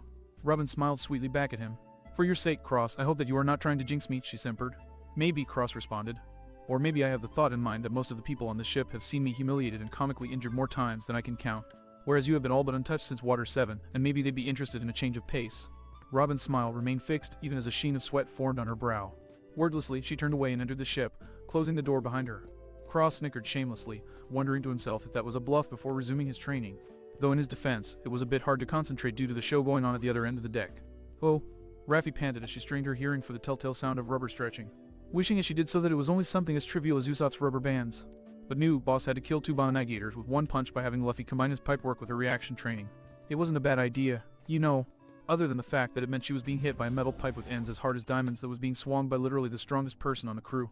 The only thing that kept her from complaining loudly and insistently was the fact that, like all of Boss's training methods, it was actually working. as evidenced by the fact that she managed to block an attack from the side with a sound of clanging metal thanks to one of her sai, following which she locked the pipe in place with her second sai. This turned out to a supremely bad idea when Luffy demonstrated his status as, to reiterate, strongest person aboard when he swung his pipe, dugong and all, and launched Raffi tail over skullplate into the ship's railing. "Oh," the female dugong whimpered, her flippers twitching minutely. "Shake it off, Raffi," Boss barked before turning his attention to the matter he himself was currently occupied with. "And as for you, Canis, put your hips into it. No, not just your hips, put your whole body into it, whole body." And there was the other reason why Raffi wasn't complaining, because rather than handling him herself, Boss was occupied with willfully taking a few lumps of his own. He was playing defense against Canis, simultaneously blocking her weapon strikes and offering up a continuous stream of criticism. And that was working too. Even just the glimpses Raffi had managed in between getting her ass handed to her by the third time's the charm. Strongest person on the crew showed the Angel exhibiting a far tighter and more effective usage of her firearms in melee combat than she'd ever exhibited before. And Boss wasn't just standing still during this fight either, so as to offer some training to another crewmate at the same time. Right snap! Canis swung her bazooka around and used it as a barrier to catch the snap punch Boss lashed out at her. Boss whistled appreciatively. "Nias, you're getting good at this, Sue. And just in time for the feeling to come back to my legs. I really appreciate it." Canis concurred with a sunny smile. Sue snorted, smirking at her friend from her shoulder perch. "I can't tell if you're being sincere or if you're finally learning how to sarcasm. Either's likely with you. What can I say, I'm just really happy you're getting better with your cold reading." Canis folded her arms behind her back and started to swing back and forth on her heels. "After all, you've always had a bit of an issue with poor judgment." Sue froze and her fur started to fluff up. "Canis, sweetie, don't. You." Canis' smile didn't waver an inch. "Remember the chicken." More, tell me more." Soundbite cackled out of the blue. "Nuo," Sue wailed miserably. "Yes." Canis pumped her fists and jumped for joy, her half-ton bazooka bouncing in her grip. "Finally I managed to get one over on you." "Haha, that's not fair. I don't know what that chicken was on, but it was on something." Sue yelled as she ground her paw pads into her temple. "You can't just bosses open." "Wah," said Senior Dugong, blinked in confusion as he was broken out of concentrating on Raffi and Luffy's exchange. "Sorry, boss." "Thwack." "Gah." Boss yelped as Canis sent him flying as she thwacked him with her bazooka like he was Tiger Woods' golf ball on a 500-yard tee-off. Any other day, that small victory would have been the end of it. This particular day, Luffy was going a bit overboard in his training, winding his arms up and letting loose on his poor training partner Raid, punching bag with a killer wind-up. Gum home. Thwack. Yarg. Run. Eh. Luffy blinked in surprise as his body stopped rotating. What was that? A load of pain and trouble for me and my bros once he gets back. Raffi whimpered tearfully as she traced the black dot's course through the air. Whoops, Luffy had the good grace to wince and scratch the back of his head with his pipe as he joined her in watching. Nami was right, I really should start paying attention to what I'm doing in a fight. My bad. Oh, Deerkin covered her mouth in shock. I didn't mean for that to happen. Do you think he'll be okay? Eh? Raffi blinked as the question drew her out of her terror before waving her flipper with a scoff. Oh yeah, sure, he'll be fine. We Dugos are tough and he's stupid strong. So long as he hits the water. It was at that moment that something rammed into Boss in midair. Canis slowly blinked in shock. Oh my. Sue, meanwhile, was grinning like a white devil. This is an unfortunate situation, she summarized, sounding like she was on the verge of breaking out into mad cackling. Raffi swallowed heavily in agreement before raising her voice to address the rest of the crew. Hey guys. Jews for the record, the next time we see a beetle. She gestured weakly out at the insect that had hit Boss mid-flight. That is the current largest that we have ever seen. Just for the record. Cross gave the display a flat look as he walked up to the group, a sweat-soaked towel slung over his shoulders. Why do I have a feeling that this is going to get way worse before it gets any better? So cool. Luffy finally burst out, stars beaming from his eyes. I'm gonna go and catch it. Frankie, get a cage ready. And just like that, before anyone could say or do anything, he shot his fist out and was gone. Cross rolled his eyes and kept walking with a fond chuckle. Called it Zombie-ack, and that's all for now, folks. Cross-brain, those of you who speculated that we were including Strong World. You were right. However, that brings us to an issue that we need to resolve. Last time we wrote in a movie, as you recall, we'd published it as one monster chapter, and unlike last time, we haven't been planning out said chapter for months with only a week or two's worth of finishing touches to put on to make it publishable. So whatever happens, it's going to be a while before we publish it. So we have two options, either publish it in 2 to 3 chapters, depending on length and plot progression, or publish it all at once. The latter option will take more time, but there won't be any cliffhangers part of the way through, likewise. The former option will seem to come faster, but we'll probably cut off at the best parts of the action. You know we will, but the choice is a difficult one, so what shall we do? Why, leave it to you of course. A poll is now open on Zombie-ack's profile. We will only accept votes cast there, and the poll will remain open until we publish the next chapter, which will cover the Little East Blue filler arc. At that time, the decision of the majority will stand. Until then. And so, this would have been out last night, but I insisted on looking through it and making a few last-minute suggestions. Apologies for the 12-hour delay, however unannounced before this note. I look forward, dear readers, to meeting you all very soon. Hornet and for anyone who's been watching the news, Zombie-ack is currently safe from Hurricane Irma, have no fear. Up arrow top. Left arrow previous chapter. This bites. Zombie-ack. Chapter 61, Chapter 54, Those Nefarious Straw Hats. I'll protect the island from you. Zamiakan, a little something for the rare sentences, TPO. Think you could edit in Margot strumming or tuning his guitar menacingly. Sanji blinked slowly, taking in the scene before him as he walked across the deck, fresh from his most recent brawl with Zoro. Yeah, I got nothing. Someone want to fill me in on what just happened. Oh, we're training. Sanji turned his head towards Donnie and felt his eye twitch at what he saw. Is that Brook's skull? Yep. Donnie nodded in confirmation. Like I said, training. Got a bit weird, but hey. He shrugged dismissively. Devil fruit's right. The Straw Hat's cook slowly pinched the bridge of his nose as he felt a migraine coming on. Please tell me that this training didn't end up killing our musician. Actually, if we want to be pedantic, I was killed by the first poison arrow that struck me. Went clean through my knee. I eventually walked it off, though. I have no idea why so many people make such a big deal out of that kind of injury. Sanji pointedly ignored the plaintive sound, bait, and taunting still not me. That wafted over from the quarterdeck in favor of cracking his eyes open and taking in the fact that Brook's skull was literally smiling up at him. Dare I even ask where the rest of you is? My skeleton came apart when I lost my head, so Chopper is reassembling my bones as we speak and wiring them together for good measure. Brook glibly informed him. Until then, Donnie has been so kind as to grant me mobility. It's actually quite nice. It's a wonder that I actually find the sight of one of my crewmates carrying a talking skull around to be normal, Sanji deadpanned. Oh, I dunno. Donnie piped up, an eager grin slipping across his face. I think there are some advantages to the situation. Observe! The dugong proffered the afroed cranium with dramatic flair. Alas, poor Yorick, he declared in a grandiose tone as he gesticulated with his free flipper. I knew him, Horatio. A fellow of infinite jest, of most excellent fancy. Sound, Bite piped up happily. Oh, please stop, you're making me blush. Even though I have no cheeks or blood to blush with. Oh, skull joke. Brook cackled in Donnie's palm. A very prominent sweat drop bloomed on the back of Sanji's skull as he watched the scene. This is just morbid. You say morbid, I say hilarious. Donnie sniggered as he casually bounced Brook from flipper to flipper.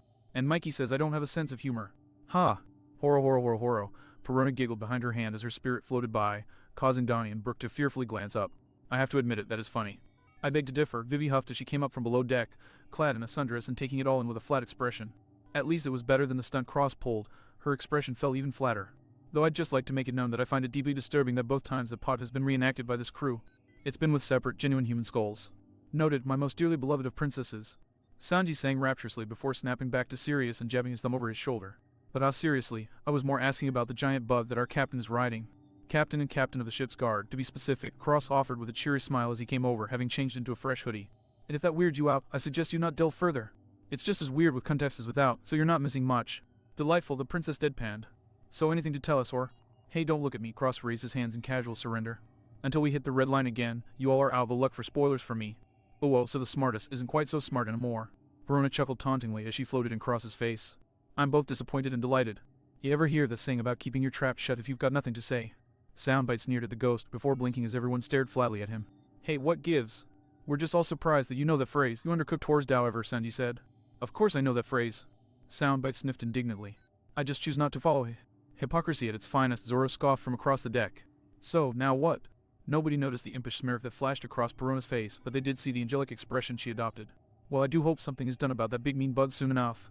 She lamented in a pretentious tone of voice. After all, when you Straw Hats are involved, who knows just what could happen? Cross cocked his eyebrow at her as he slowly took a step back. You do realize that phrase is like painting a big fat bullseye on your face, right? To that, Perona just smirked harder. I don't think so. I wasn't very specific after all. Poor Cross could respond to that. The insectoid buzzing that had formed a constant white noise for the past 5 minutes suddenly picked up in intensity, suddenly joined by grunts of dugong exertion and Luffy's joyous whoops. All eyes turned seaward to find the massive beetle making a beeline for the deck and, more importantly, to fly right over Cross' head. And you do realize that I'm intangible right now, right? Perona shoved her smirk in Cross's face. The strategist paled in terror. You little... Hey guys. Need some help up here. Luffy yelled down at his crew. And before anyone could react, a rubbery hand shot clean through Perona's chest and latched onto Cross's collar. Cross stared blankly at the fist for a moment as the arm it was attached to started to go taut before heaving a tired sigh. Luffy, you might have gotten smarter, but you are still a dumb son of a yard. Wahoo-hooey! Cross and Soundbite wailed in unison as they were yanked clear off the deck and up onto the writhing insect's back. The crew all watched, silent, as the Titanic beetle zipped back into the air with a particularly rapid-fire aileron roll. Ooh, he's not going to let that brook breathe, well, breathlessly. Different story for me, Tilda. Verona sang, and before anyone else could say anything, she soared back through the air to the quarterdeck, where she landed in her bikini-clad body and promptly set about hugging her Bearsea, the cloth only barely muffling a squeal of mirth. What's got you all cheery? Perona glanced over to where Nami was looking up from her own seat with an expression that was equal parts curious and concerned.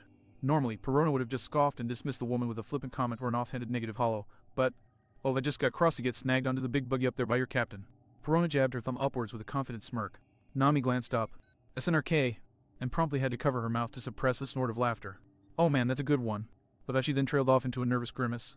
I hope you do remember that Cross is a vindictive bastard and that he's going to see that you pay dearly for that. Huh. What do I have to worry about? For Verona trailed off, her expression falling flat. Then, her face grew slightly ashen, and she chuckled nervously as she slowly pointed towards the main deck. I'm just gonna go and stash my body if that's alright with you. You go do that if you think it'll do you any good, Nami chuckled. Just hope that Cross's landing is a good one, otherwise he's going to be really. Out of nowhere, the giant beetle suddenly bucked like it had been kicked in the face before turning over into a nosedive face first into the cliffside of a nearby island. Really just a spire of rock poking out of the horizon at this distance. Nami sat up and blinked in surprise. How would you look at that? They found land. Luckiest. She then directed a sympathetic wince at Perona. Unlucky you. The ghost princess let out a sound not unlike a whimper. Oh, Boss groaned as he sat up on his tail, head pounding like the entire royal army was using it for marching maneuvers. Where's the flying sounder dragon that body slammed me? He glanced to his right, where a familiar giant beetle was sprawled on its back, eyes spinning. Beside the beetle was Cross, lying face down in the dirt and Soundbite's shell spinning wildly on its back with the snail's eyes sticking out and spinning dizzily. Oh, and Luffy trying to yank his head out of where it had gotten lodged in the cliff face naturally. Oh right, he drawled, shaking his head as it all came back to him. S&T Cross muttered into the dirt before weakly pushing himself onto his back and spitting out a few strands of grass. I just want you to know, I both applaud and disdain your idea to blast that thing in the face with a gaster blast. I ain't that proud of myself either, don't worry. Soundbite gurgled as his spinning slowed to a halt. Good, and just out of curiosity, have you ever wondered what rubber tastes like? Well, now that you mention it. You'll have to get your pound of flesh some other time, Boss cut in as he slowly slid into a fighting position. Because right now we're still a bit busy. If I hit that weak took down that big lug, then I'll eat my own flippers. Cross tilted his head over to look at Boss. The heck are you? Out of the blue, the giant beetle regained its senses and flipped back to his, and it was definitely a he. If its tone of voice was anything to go by, heavily armored legs with a flanging roar. At the same time, Luffy ripped his head out of the cliff and brought most of it down with him as he loosed a bestial roar all his own. Now I'm fired up, the rubber man bellowed. He then donned a viciously eager grin as he raised his fists into a ready position and squared off against his insectoid rival. Man, you're a really tough beetle. Really cool too. Luffy's grin slowly doubled in size as he lowered his stance. And, you really want to keep fighting, don't you? The Titan bug hesitated slightly, and then his mandibles curled into a grin and he bucked his head in an insectoid approximate of a nod. He let loose a warbling, eager-sounding cry as he pawed at the ground, his wings literally buzzing with eager, pent-up energy. Luffy blinked in surprise before glancing at his third mate's partner in confusion. What'd he say? Damn it, Captain, I'm a mollusk, not an arthropod. And since when has something as trivial as species ever stopped you before? Cross snorted, having yet to shift from his prone position. Soundbite, meanwhile, abruptly stopped his spinning and flipped onto his more stable and sticky side, casting a bemused look at his armored cousin. Before, you'd have a point. Not in this case. I can't make heads or tails of what he said, or anything he's saying for that matter. I'd say it's all Greek to me, but I know that too. Cross blinked in surprise before leaning up into a sitting position. You can't translate him. Not even with his voice. He said in surprise.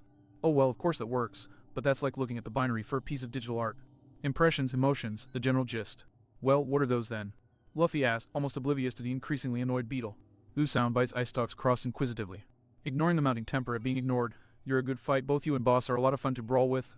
He's looking forward to grinding you two into the dirt.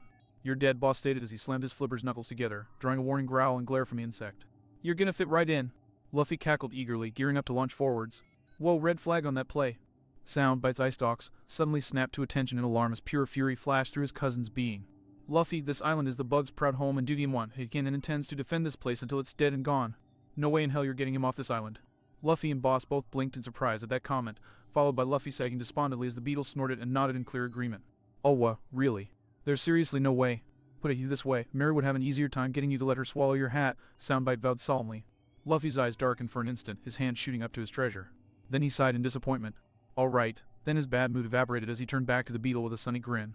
Hey, we're not here to hurt anyone or steal anything. If you don't want to fight anymore. That got a particularly irritated sounding roar and some earth-shaking stomping.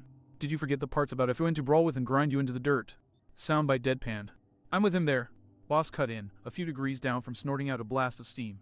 Sorry, Captain, but you're just gonna have to get in line because I've got a reputation to defend. I haven't lost a CQC brawl yet, and this oversized fly ain't gonna break it. What about literally every fight with the other Mon? Those are draws. Boss snapped without missing a beat. I ain't gone all out and beaten those guys to a bloody pulp yet because the costs outweigh the benefits in terms of training, and the Sunny couldn't take it. But Beetle Boy here. He grinned fiercely as he rolled his shoulders. He doesn't have that advantage to him, so I'm not gonna hold back on him. Hey, no fair, you're stealing my fight. Luffy whined, and then he blinked as something hit him. Wait, you fought Sanji and Zoro. But we haven't fought yet. Rug! The rubber man started stomping and swinging his arms furiously. Come on! You're one of the strongest and coolest fighters on the crew. I want to fight you. And I want to fight the beetle. Rug, who do I fight first? Said beetle snorted and shook its horn in an unimpressed manner. Big boy's got a good point, you're an idiot, Soundbite deadpanned. Why the hell can't you just go battle royale and be done with it? Beetle Man and Dugong all froze, and a significant look passed between them. "Yeah, no," Soundbite Boss said in a voice akin to having seen a unicorn. "That's actually a really good idea. Why do you sound so surprised?" Cross, meanwhile, snorted and cackled in honest if still tired amusement. "Oh, I love when that happens to someone who's not me." Anyway, Boss slowly cracked his knuckles as he grinned at his soon-to-be opponents. "No more delays. Let's find out who here's the real strongest monster in these seas." The Dugong then slammed his tail into the ground, cracking open a decently sized crater around him. "Let's go." 3. The beetle threw its horn back and roared, the primal sound requiring no translation. 1. Luffy cackled, snapping his arm back in such a way that it was clearly angled towards the beetle. "Gum gum. Leave him alone." Wah. Out of nowhere, a 3-foot and change tyke in a pastel pink and yellow shirt and shorts along with a marine cap and coat that were a few sizes too big for her, leapt onto Luffy's back and started going to town on his head with a thick-ended branch. The makeshift club didn't do any damage, obviously, but it did tilt his hat down over his eyes. And in the confusion, Luffy's fist went out of his control. Whack! Wog! And slammed clean into his own cheek, sending both himself and his impromptu passenger tumbling in the dirt. Though that didn't hinder said passenger from continuing to wail on him in the least. Cross's eye twitched slightly as he took it all in. "Oh, what fresh hell is this?" Boss cocked his eyebrow at his crew's third mate in surprise, the sudden show having knocked him clean out of his battle lust. "Since when are you this snippy?" Cross let out a garbled grumble as he scratched at his hat with both heads. "Since our idiot captain batted you onto the giant bug over there, followed by said idiot captain then stretching himself up to said bug. Finally our resident ghost princess who I still need to swear vengeance against. By the way, tricked said idiot captain into dragging me up to said bug, which culminated in our high-fiving a cliff with our bodies. Final count." The tactician's eyes rolled up in his head, and he flopped onto his back in a spread eagle position. "Blame the idiot captain, leave me to my pain. It is a wonder that whole series of events actually makes sense to me," Boss breathed. He then grimaced and kneaded his brow. "It also gives me a raging headache and pisses me off for some reason. Why the hell am I pissed off?" The Dugong pounded his flipper in his palm in realization. "Son of a seahorse. I lost my cigar." Soundbite boggled at the Dugong. "How addicted to nicotine are you?" "To that, like you don't eat lettuce almost religiously, you little Mark." Boss trailed off into grumbling as he patted down his shell, followed by his perking up joyously as he withdrew one of his cigars. "Got one." A few more seconds patting, however, got him sagging in dismay. "Don't got my flints and my weapons back on the sunny. Damn it, anyone got a light?" "Ah, here you go." There was a flick of metal and a lighter was held before the Dugong. "Thanks." Boss hastily lit his cigar and took a greedy drag, which he snorted out with a contented hum. "Ah yeah, that takes the edge off. Thanks for that." He then took a slower drag, and let the smoke hiss out slowly as he glanced up at the portly, gray-mustachioed old man wearing a boater hat and carrying a pipe who'd offered him the light. "And if you're expecting me to jump in surprise from you showing up like that, you're sorely mistaken." "Ha, no worries, I wouldn't dream of it." The old man chuckled good-naturedly as he waved the Dugong down. "And it wasn't like I intentionally snuck up on you. I just wanted to say hello and also to confirm something. You four are all members of the Straw Hat Pirates, correct? Considering you had enough respect for Soundbite to count him as a crewmate." Cross said. "I feel like you're nice enough to warrant an honest yes." "Then in that case, allow me to introduce myself." The old man laughed as he held his arms out invitingly. "My name is Faber. I'm the mayor of these parts. Allow me to be the first to welcome you as the honored guests of Kant's Warren Island." "Well, I guess that means we don't have to introduce ourselves," Cross remarked. "But you'll understand if I take your warm welcome with a grain of salt." "Just say he's suspicious, don't mention the salt." Soundbite snapped. The mayor laughed again, waving a hand. "I understand your concern, but I promise you have nothing to fear from us. I was going to save this for when you reached our humble town, but once we confirmed that it was your ship on the horizon that Boss had buzzed, I decided to come here alone to ease your suspicions. You see, the reason you'll find you're quite welcome here is that most all of this island's inhabitants hail from the East Blue, where your crew originated. And even beyond that, quite a few of us actually hail from islands your original crewmates came from. Throw in yours via sessions chronicling our exploits and wealth, Aber beamed proudly. Suffice to say that much of the island's been set up as a shrine to the Straw Hat Pirates, and everyone on the island is a big fan of your crew." "Oh, ow, ow, ow. Get off of. No, you get off my home. Chomp. Ugh. Let go, let go, let go." Everyone flinched and turned to watch in half amusement, half sympathetic pain as Monkey D. Luffy, one of the strongest and most renowned pirates of his generation, ran around screaming his head off in pain as a little girl bit and scratched at his head. "I'm going to go out on a limb and say that you're going to tack on a most to that last statement of yours." Faber's weary sigh was all the answer the Straw Hats needed. The beetle's reaction, meanwhile, seemed equal parts exasperated and fond, and it was with heretofore unseen delicacy that the Titan stepped towards the squabbling pair. Then, with the same amount of delicacy, the beetle stretched its leg out, hooked the barbed tip in the back of the girl's shirt, and pulled her off of Luffy, leaving her struggling in the air. "Ah, ha, ha, ha," Luffy whined, massaging his bite marks. "Why does stuff that shouldn't hurt me always hurt so much more?" "Because the muse of comedy is hacky," Cross informed his captain. "Oh, okay then. Yoko." Faber spoke up, addressing the girl in a chastising tone. "I know you're not happy with this, but please. Surely you must understand that just attacking a person like that. I wouldn't ever attack someone like that, but I will attack a pirate like him each and every time." The newly named Yoko spat venomously, swapping her glaring between Luffy and the mayor. "You and everyone else on the island might have gone crazy, but I haven't. No matter what you or anyone says, pirates are pirates. I won't let them hurt my home, no matter what." "We're not gonna hurt your home," Luffy said, much akin to saying My that the mom sky was bought me blue. Chinese food. "I saw you attacking Boss." The girl roared, swinging in the bug's grip. Luffy and his ship's guard both blinked and glanced at one another in confusion before the dugong slowly raised a flipper. I wanted him to attack me, and I was going to return a. Boss Dugong started hesitantly, unfortunately missing how the local mayor was desperately chupping his hand across his neck in a plea for silence, which unfortunately came to naught when the rebellious girl interrupted him. Not you, Yoko snapped, her anger freezing over as she glared bloody murder at the amphibian pirate. Boss was the name we gave to our large friend here when he came to us, Faber clarified, drawing a friendly wave from the insect. But ever since your stupid show started, everyone started calling him Boss Kabuto. Yoko hissed, as though the words were heresy. It was his name and you stole it. Boss is boss, and only he can ever be the real boss. You're just a dumb, smelly pirate fake. Boss the Dugong blinked in surprise at the sheer vitriol in her words, and then he closed his eyes solemnly, his cigar bobbing up and down. Zat so? Hey, you're wrong. 3 of the present straw hats and the local mayor all winced at the sound of one of the few things that could escalate matters worse than Cross opening his mouth, Luffy opening his. My boss is way stronger than your boss, so that makes him the real boss, Luffy stated, accompanied by a foot stomp. The other Dugongs told me how he got his name. Only the strongest person around gets to be called. Boss, wait a second. Several confused glances were shared when Luffy suddenly trailed off, his head bowed and his face screwed up in intense thought. Cross, the lone exception to the above, leaned up into a sitting position and gave his captain a half-lidded stare. Oh, this is bound to be good. The strongest fighter is called Boss, Luffy muttered under his breath, grinding his finger into his temple. And I was gonna fight 2 other guys named Boss, and I was going to beat them too. Oi! Boss Dugong barked indignantly, with the Kabuto edition giving an annoyed grunt of his own. Several more seconds passed, and then Luffy's head snapped up in realization, and he pounded his fist in his palm. When I beat the 2 of them, I'll be the boss. That's what he got out of this. Faber asked, his tone equal parts amazed and amused. A boss Dugong, a boss Kabuto, and a boss monkey. Did I stumble into a myth of some sort when I wasn't looking? Cross questioned with familiar amusement. That's if you beat me, Captain, said Boss Dugong, shook his fist defiantly at the rubber man. You can come at me with all barrels blasting, but I'm not gonna go down without giving you one hell of a fight. And you're not fighting the real boss at all. Yoko cut in. If looks could kill, Luffy would have keeled over with a dozen stab wounds in his skull. He's going to kick your ass so that you leave our island and never come back, but he won't fight you for fun. You might be a brainless thug, but not boss. The beetle let out an offended sound, to which the straw hats looked at a frowning soundbite. A difference of opinion here. He's both as eager as a hound with a scent, and nostalgic as all hell. Soundbite gave his odd sort of shrug. Don't ask me. You're wrong, lying stupid, or some combination of all 3.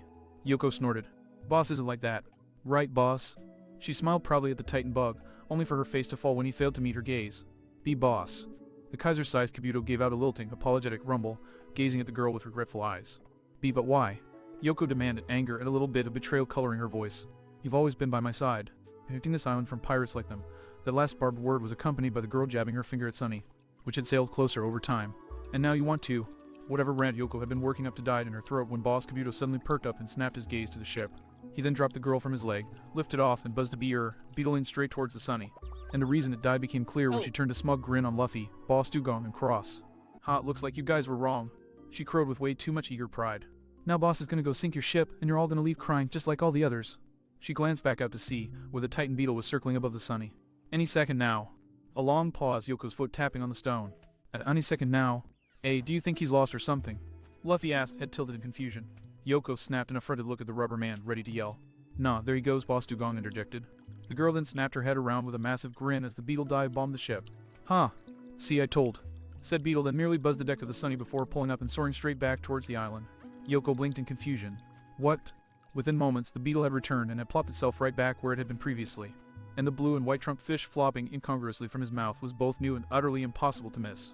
Once it was certain everyone had gotten a look at his prey, Boss Kabuto tossed the fish up into the air before swallowing it all in a single gulp. He then followed this move up by giving them all a cocky grin and pointedly licking his mandibles. It didn't take long for everyone present to put the pieces together. Was that an elephant bluefin tuna? Faber wondered. Did that come from our ship? Luffy demanded. Did that thing just eat our lunch in front of us to spite us? Boss fumed. Were those assholes fishing while we fought for dear life? Cross raged, his gaze focused more on their own ship. Yoko didn't say anything. At least, not anything with words. Following the wordless scream of frustration she let loose, the girl stomped off. Boss Kabuto tried to trot after her, but the scathing glare she snapped at him halted the 10-ton insect in his tracks. When she trumped into a cave in the cliffside, he didn't follow. In fact, he stayed in that position for a solid few minutes before glancing guiltily at the other fighters and warbling regretfully. No need to translate that, it's clear he's not that keen on fighting anymore, Boss said, waving his flipper dismissively. Actually, that's only half the explanation, Soundbite informed him, staring at the Titan Kabuto in awe. That big guy, Boss Kabuto, his voice, his being, he's changing. Oh, it's that time already. Faber perked up and shot an inquisitive look at Boss K, who grunted and nodded in confirmation. The tuna must have pushed you over the edge. Well, if it's a fight you boys want, then you came at the right time. See, Boss Kabuto here. Every month or so, he molds his skin and becomes bigger and stronger than he was before. He's easily twice as big now as he was when he first came to our island. You're going to be literally fighting him at the peak of his strength. So, a delay for a spike in quality. Boss's grin widened with bloodthirsty eagerness. Perfect. Wow, you're actually going to evolve. Luffy squeaked, stars sparkling in his eyes. So cool. So impossible, more like. Soundbite sputtered incredulously. Luffy, this bug's growing before my non-existent ears. Even by Grand Line standards, nothing breaks the rules of biology so blatantly, not like this. Cross, back me up here. The voice of Anarchy in question blinked as he was taken out of his thoughts, having been focused on other matters from the moment Yoko had yelled. I guess. Sorry, Soundbite, I've got more important things to worry about at the moment. Like what? Cross directed a glare at his partner before regarding the local mayor with a compassionate expression. Which parent, how bad, and how long ago? He asked sadly. That got the snail choking on his tongue. Faber, for his part, blinked in surprise before sighing heavily, his pipe bobbing up and down as he worried at it. You really are smart, he muttered. Her father bad, and a few years, but to her it might as well have been yesterday. A damn shame, really. He was a good man both as a father and as a marine. And she'd already lost her mother before that, so Boss Kabuto is the only family she's got left. The statement drew a regretful warble from the bug. Cross hung his head and scratched at his nose's bandage, sighing. Yeah, I figured that last bit, and my words haven't reached her at all. The old mare winced and glanced away sheepishly. Yeah, eyes and no. First, when she heard you say you were a pirate, she took off running. Ours is a small village on a much bigger island, so it's been easy for her to make herself scarce whenever you start to broadcast. She just won't listen to us when we tell her you're different. The yes doesn't actually help. See, we insisted she at least listen to one broadcast, she conceded. The pirate cocked his eyebrow at the mayor. And the mayor coughed into his fist. You started talking about corruption in the Marines, and she took off like a bat out of hell. Cross slapped his hand to his face with a groan. I'd say that God hates me, but that's already public knowledge. Faber nodded. Either way, I'm quite sorry to tell you this, but it's likely she'll do her level best to make your stay here with us. Difficult, to say the least. I apologize for her in advance. Fan-frickin-tastic, Cross groaned as he grabbed the brim of his cap and yanked it down over his eyes. Why can't this shit ever be easy? The mayor cocked an eyebrow at the pirate. If you don't mind my asking, how did you? The coat in her own condition. If she had anyone left, or if the owner were still alive, she'd have let the coat get tattered and worn out like any old family keepsake. But it's unique and irreplaceable, so she maintains it religiously and keeps it immaculate. She meanwhile is picking up bruises and scabs that no one looks at. And her other clothes and her hair are getting worn out and dirty because they don't matter as much as the mission. The mission, her father's mission, comes first ever and always while she lets herself slowly fall to pieces. Which, Cross pushed himself to his feet with a huff, casually dusting off the seat of his pants. Is where we come in. Faber blinked at his island's guest. Oh, how so? Cross smiled impishly as he slammed his fist into his palm. Simple, he chuckled. We're the people who help her put the pieces back together. He then blinked and looked down at his hands. Oh, now there's a thought. After a moment he shook his head, eyes refocusing. We'll see how it goes. For now, he looked back at Luffy. So, orders, Captain. Luffy grinned as he looked at his third mate's shoulder. Soundbite, call the Sunny. We're staying here until I get my rematch. It's, what's the word? Shore leave. He threw his arms up victoriously. Tell the crew we've got shore leave. Straw Hat. Make sure they dock on the side. Our village is on the other side of the island.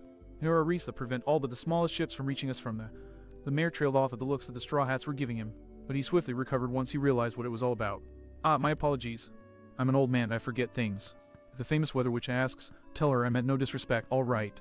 Done and done, old man, Soundbite confirmed. Done and done. Oh, it was bad enough that the entire village became fans of a bunch of pirates. A certain young girl muttered murderously as she stomped through the island's labyrinthine caverns. But boss, he was the only one I could rely on to help protect the island, and now he's gone over, too, and now. Yoko vented her frustration in a singular howl of primal fury as she kicked a nearby wall. She held her ground for a few seconds before she began hopping around in pain, clutching her shoe. Oh, dang it, she cried. After a minute or so, she regained her composure and made her way to the highest point of the village. Looking down, she shook her head in disgust as the mayor and boss led the pirates into Little East Blue. Those pirates, they may have fooled everyone else, they may have even fooled boss, but they can't fool me. And I'll prove it to all of them, she declared triumphantly. I'll keep track of those criminals and everything they do, and when I tell the mayor what I've seen, he'll have to see sense. With that plan in mind, she made her way back to the main level of the village, binoculars in hand as she began looking around for the first pirate to stalk. Observe. No matter what happens, I will take down these Pira. She froze briefly before shaking her head and starting again. I will do my duty and protect this village, even if I have to do it alone. Soon, the young girl burst out of the trees surrounding the village, though still raised up on the bluffs surrounding the town. From there, she had a good view of the Thousand Sunny as it nosed its way through the reefs that helped defend the town. Mark my words, Straw Hat pirates, she muttered as she crouched down and put her binoculars up to her eyes. I'll see you run out of the Little East Blue before the day's out. Emwahaga. Yoko cut herself off with a harsh slap to her cheeks. No, I'm supposed to be the good guy here, they're the bad guys. She shook her head firmly, clearing it of all impure thoughts before putting her binoculars up to her eyes. Right. A lot of targets. Where to start? Whoa, you guys have a windmill. Asuum. Yoko blinked in surprise as a blur of red shot across the island's verdant fields, but she promptly swapped her dumbstruck expression for a determined grin. Asked and answered, she nodded to herself before jogging after the pirate captain as fast as her young stature allowed. To her chagrin, she wasn't able to keep pace with him and fell behind quickly, but the fact that she knew exactly where he was heading meant she did little more than frown in annoyance. She arrived at the village symbol a minute or so after the rubber captain, who had secured himself to one of the windmill blades and was riding it around and around, blinking several times. She tried and failed to parse how the pirate wasn't falling off when it looked like he was just sitting cross-legged on the top of the blade. How is he? She began before shaking her head. No, more important. What is he? Woo! The pirate captain called down in a clearly odd tone of voice. You can see the whole town from here. This is so cool. Yoko blinked at the statement before scowling grimly. She then dug a notepad and pencil from her father coat and started scribbling on it. Captain surveying local geography. For more efficient pillaging. She shoved her pencil behind her ear as she shot a final glare up at the laughing menace. He'll probably be up there for a while. And that dumb blonde with the stupid lying snail and that smelly blubber, but that were with him looked like they were just a pair of muscleheads. So they probably won't be doing anything too bad just yet. She nodded decisively. So I should make my way to the shore and follow the rest of them as they come into the village. Nodding, Yoko was about to do just that when a roaring, crashing sound, like a martial artist unleashed on a lumber store, sounded out from the trees. She flinched at the familiar sound, and any thought of going down to the shore was tossed out the window. Whatever that is, she said through fire screams, bang bang bang, clenched teeth. It needs to be stopped. Now. Sprinting into the woods, she quickly picked up the trail, not that that was hard. She'd barely gotten past the tree line before being confronted with a line of stumps and sawdust that terminated in. Og, stupid. She berated herself, smacking herself a few times. Muscleheads can be directed. Stupid, stupid, stupid. Boss Dugong going to town on the hapless trees surrounding him. And not like a lumberjack either. More like a sawmill, not that Yoko had ever seen one. It was a simple pattern. Boss would chop a tree down with his bare flippers, the attack somehow tossing said tree in the air. And as it fell, he attacked it even more fiercely, stripping off bark and branches, and simultaneously turning the wood into perfect planks. And judging from a pile of split logs that Yoko had instinctively ducked behind, that wasn't the only type of wood he was producing. There was only a single conclusion that could be drawn from the Dugong's actions. Fairy godparents. Yoko whipped her notepad out and started fiercely scribbling in it. Smelly blubber, but is the Nooning Island of trees for spare wood for their ship, and to keep us from rebuilding after they take everything. Peeking up and grimacing out of disgust, she continued. Also super smelly. Chemical warfare, maybe. With that noted down, she left the area. Her vendetta against the particular member of the crew keeping her more focused on defacing her sketch of the Dugong rather than where she was going. Up until a familiar voice broke her out of her haze. Look, I'm grateful for what you've done, but for the love of syrup, why the cannons? Dreading what she would see. Yoko slowly turned and started jogging towards the facade of Luigi's house, not a mansion no matter how much the old woman insisted other. Yoko skidded to a halt and stared up in awe. Correction, it wasn't a facade anymore. It wasn't even a house anymore. No, Luigi's dwelling was now a true, sprawling mansion in resplendent brick and glass. From her admittedly hazy memory of the few photographs Luigi had managed to get of the original, it looked mostly accurate. Mostly being the operative term. The two stone turrets sprouting from corners of the mansion and bristling with cannons, Yoko knew she would have remembered from the pictures. She squinted at the structures, but from what she could tell, they looked authentic, and it looked like they were complete to boot, though the manor itself was still in the process of being constructed. As currently said, Manor's apparent owner and its apparent builders were clustered around the side of the building, near a gazebo that was halfway completed, and one of the figures was responding to Luigi's protests. I'm Frankie Super, shipwright extraordinaire. I can build anything. Yeah, sure. You're the best. You also can't resist putting cannons in every damn thing you build. The long-nosed sniper, Usopp, shouted in exasperation.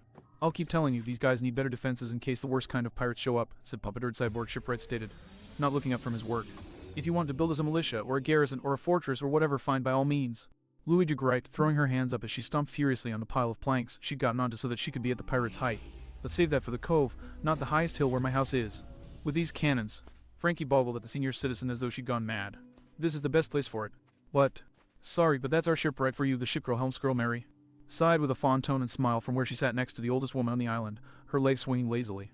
Stubborn to the point that not even having his coconuts crushed will change his mind. But what, if we really need to, I could go find Robin.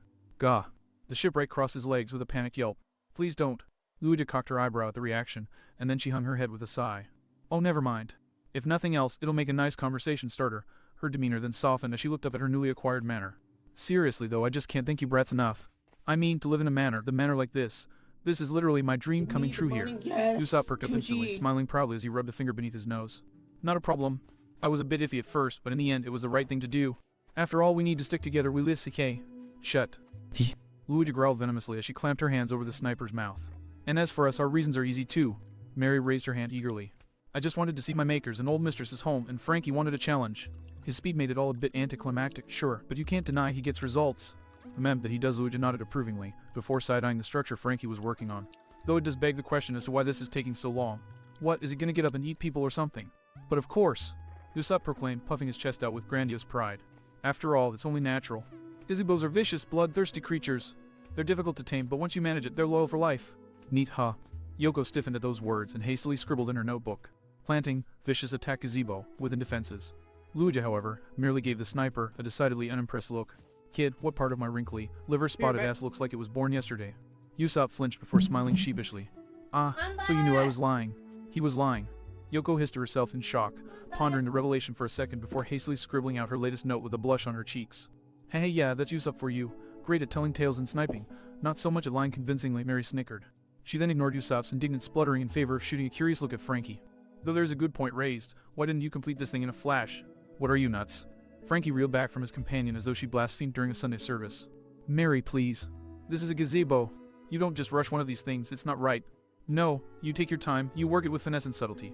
There's a lot of art to making one of these, you know. Of course, what was I thinking?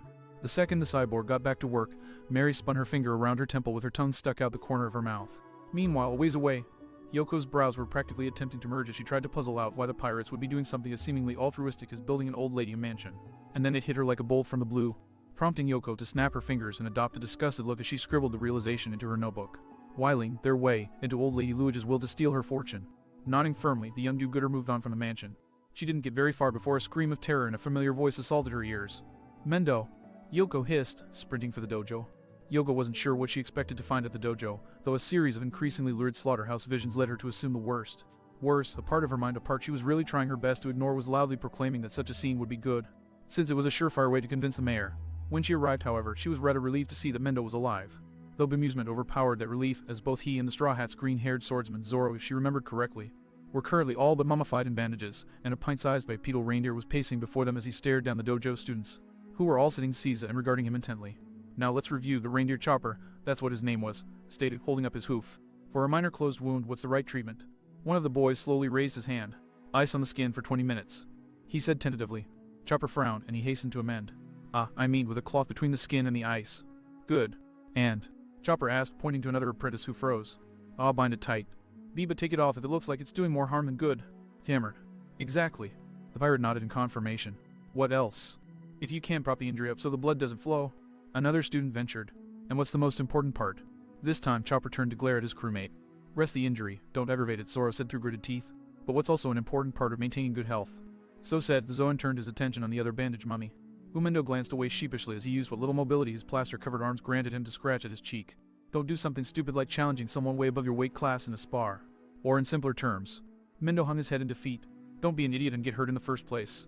Precisely, Chopper nodded, clapping his hooves. Anyways, that's basic first aid for minor muscle strains, and if you have trouble remembering it, just think rice. Rest, immobilization, coal. Elevation. And what do you do for major muscle strains? Call a doctor, the students said together.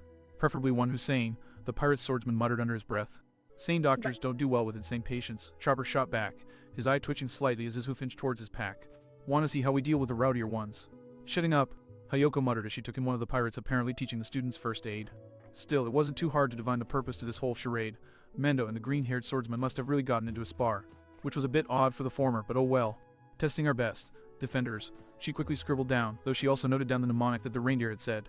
Good info was good info. No matter the source, the irony of her avoiding the SBS didn't occur to her. Once she was done, she moved on from the dojo, frowning as she considered where else the pirates could be. The library, she exclaimed, several nearby villagers sending her odd looks. They won't be trying to get all the information they can on us. So saying, Yoko turned on her heel and jogged towards the building, scanning around for other pirates as she did so. She was almost to the building when something out of the corner of her eye caught her interest. She slowed to a stop, and for a moment, she considered pretending she hadn't seen what she knew she had.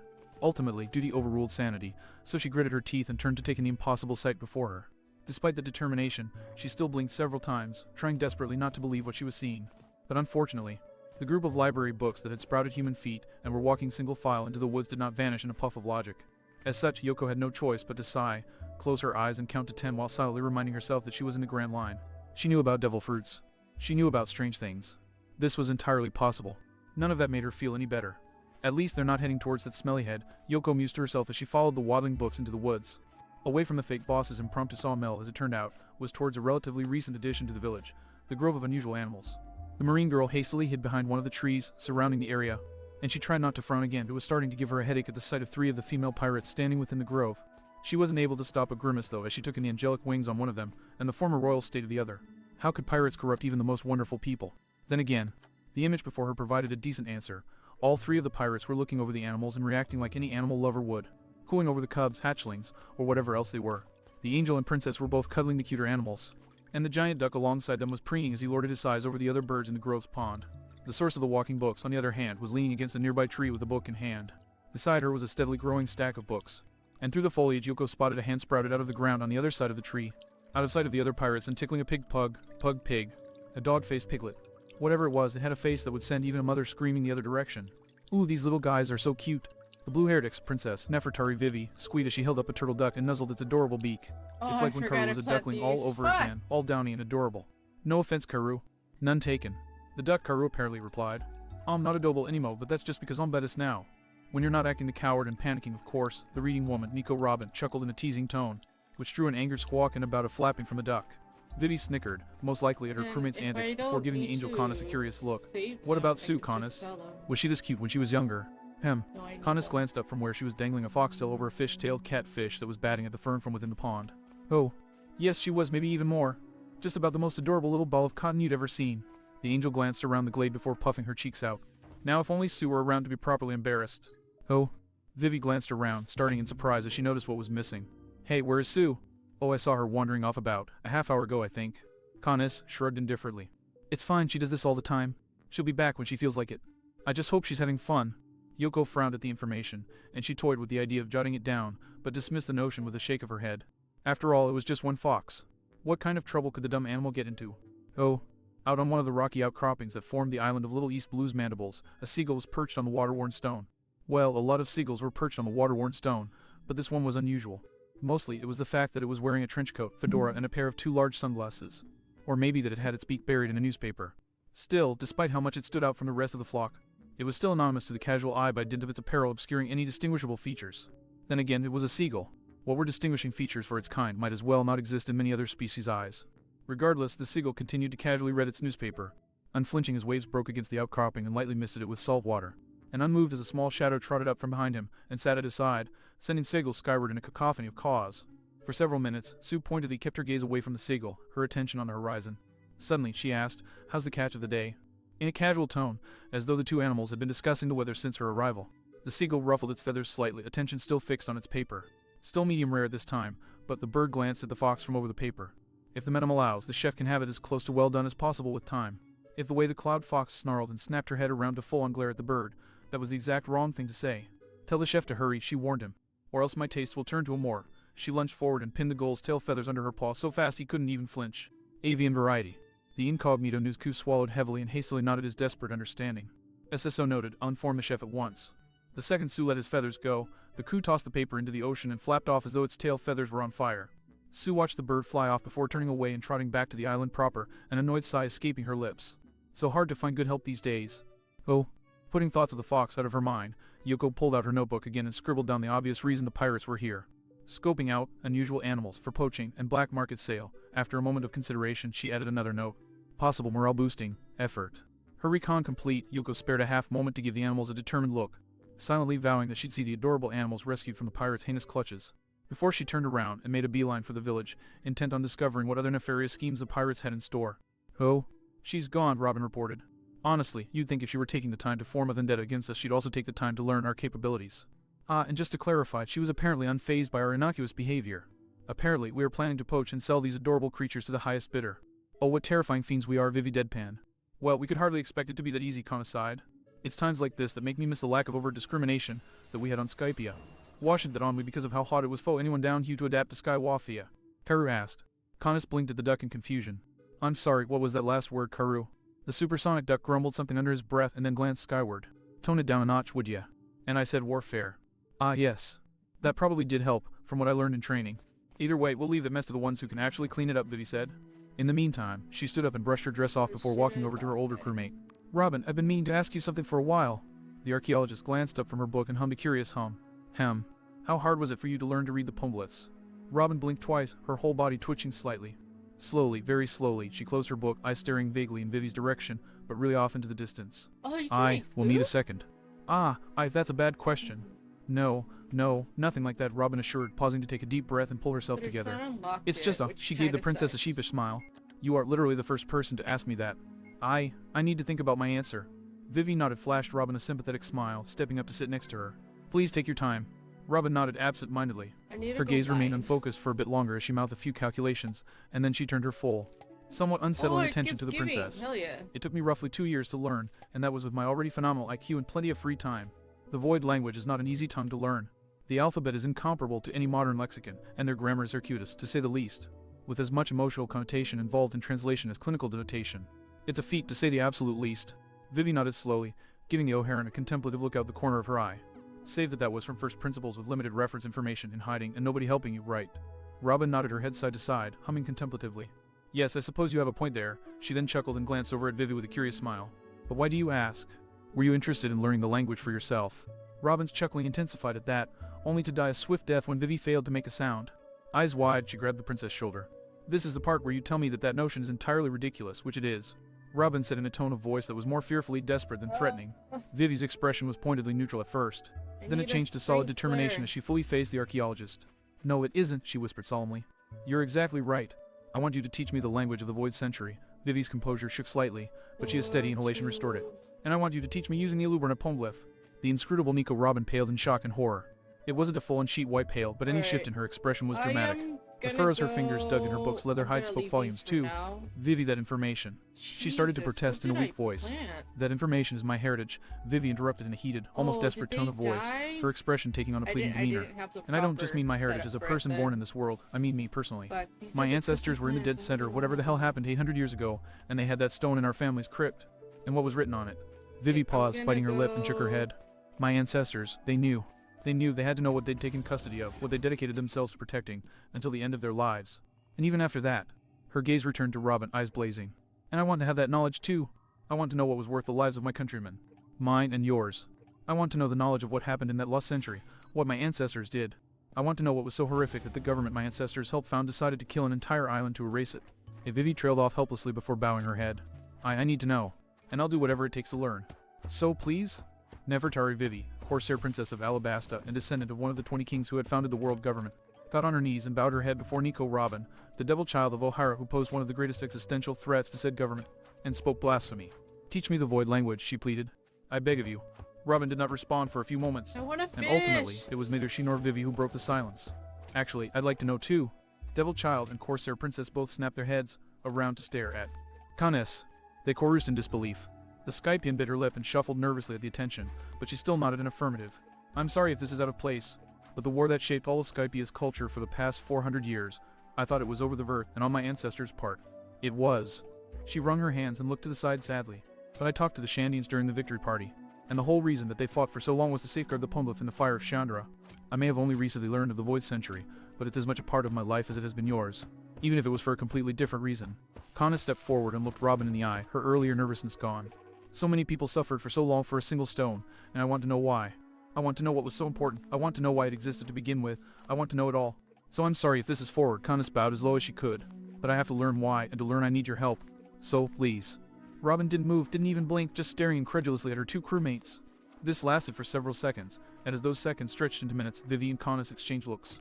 Silently coming to an agreement, Canis stood, planning to snap Robin out of her stupor. Then, all at once, Robin burst out laughing. Dare shishishishishishishi. Dare shishishishishishi. And this laugh wasn't like Robin's previous, still genuine bouts of laughter. Those, for all their sincerity, were still mild and controlled, easily muffled by a hand and closed jaw. This bout had Robin bent over, both hands clutching her gut, and another pair sprouted from the tree she was leaning against, holding her up. Tears streamed from her eyes, and if it went on much longer, they'd probably be running from her nose. And a 6-inch dragonfly could have flown in her mouth with room to spare, let alone a common housefly. Dare shishishi. Not just one, but two people asking me of their own free will to teach them the Void language for the genuine pursuit of knowledge. Robin giggled with ecstatic mirth. And I honestly consider those same two people my friends. Oh, she wiped a wistful tear from her eye. Life as a straw hat will never fail to reach new heights. The would-be students perked up eagerly. So does this mean? Vivi queried. Robin nodded at the princess, a hint of steel entering her gaze. I warn the both of you, if you undertake this task, it will be like nothing you have ever experienced. I will not merely teach you, I will hold you to the standards of O'Hara. I will work your eyes until they are little more than shriveled husks and drill your minds as they have never been drilled before. I caution you. She stared at them with the utmost seriousness. There will be pop quizzes. Are you truly prepared to live up to the standards of the greatest academic institution in the West Blue, if not the world? Absolutely, Vivi said at once, her being burning with confidence. Canis took a moment longer to nod firmly. Excellent. Then in that case, Robin said, an earnest smile on her face. Let's begin. Without warning, simultaneous impacts to the backs of Vivi and Connor's legs brought the women to their knees. And in the same second, they found their arms locked behind their backs and their heads yanked to attention. What the? Connis exclaimed as Robin's expression contorted into an expression of childish bliss. Oh, this is going to be so much fun. Both women straight up froze with existential dread as Robin actually squeaked with enthusiasm. A notebook suddenly in her hand with a pencil in the other scribbling furiously in it. I just need to jot down what we'll be starting on, and I can update my lesson plan when we get back to the Sunny. How do you have a Wesson P1 if you never thought you'd be teaching anyone? Karu stammered out. Why, I've had this lesson plan since I was a little girl, of course. Robin replied, a perfectly sunny aura surrounding her as she continued to write. I've always wanted students of my own, whom I could groom and teach and help mature into wonderful archaeologists. Every young scholar's dream. Vivi paled as the pieces all came together. Oh dear sweet Horace, we're her dollies, she squeaked. Connis glanced at Karu in terror. Help! The supersonic duck took one look at the humming archaeologist before affixing the newly minted students with a flat look. Yaoi, you two big what this on yourselves, and we Vivi is consumed, my job description exquisite, we excused, wochen of wam tutas. And on that note, the pond exploded with displaced water as the duck shot away. Trader Vivi sobbed tearfully. Lesson 1. Robin suddenly announced, smiling brightly as she flipped the notepad so that her students could see. Basic forms of the characters. I expect you to pay close enough attention that you'll have no less than half of it done within the next 5 hours. Perhaps then we can take a break for dinner. Isn't that great? So far out in the woods, nobody could hear the girls' pleas for mercy. Well, nobody except a certain Cloud Fox, who immediately perked up and lost her bad mood upon hearing the sound. That sounds like Connis, she mused. Maybe I should go check on her. As she considered that, her survival instincts fairly screamed at her to stay away. On second thought, maybe I should go find someone else to bother. Oh, I guess this is supposed to be flattery. Perona deadpanned. Looking at the haircuts and shirts of the 4 adolescents, she and Nami had reluctantly followed into the island's cave system at their enthusiastic insistence. This is still the attraction stage, right? I wouldn't know, Nami replied with surprising calm. I spent most of my adolescence away from teenage boys. Lucky. Nami gave her. She would be generous and term the spirit of friend a flat look. Because all through puberty, I was a slave in all but chains to the bastard who killed my mother. Perona had the good grace to cough heavily in her fist and avert her gaze so that she was looking anywhere but at the navigator. My condolences. The straw hat maintained her flat look for a few seconds more before raising her hands in a dismissive shrug. It's fine, you couldn't have known. Perona's guilt alleviated, she turned back to the 4 boys who, quite admirably, were visibly suppressing their excitement in light of what they'd just heard. Same for you guys. Now, are we almost where you wanted to show me something? The members of the Nami Hitter Grimace with Expert Ease or Nami Fan Club all perked up at the reminder of why they were there, and picked up their pace. Just a little farther, Lady Nami. Right around here. The 4 of them rounded another few columns before coming to a stone structure covered by a large sheet. Both women looked with a bit of apprehension as the boys, with a flourish, removed the cloth. Then they blinked. It was an intricately carved, life-size statue of Nami, apparently going off of the image on her wanted poster. The sunny but mischievous smile on her face, the tattoo on her shoulder, the revealing clothes.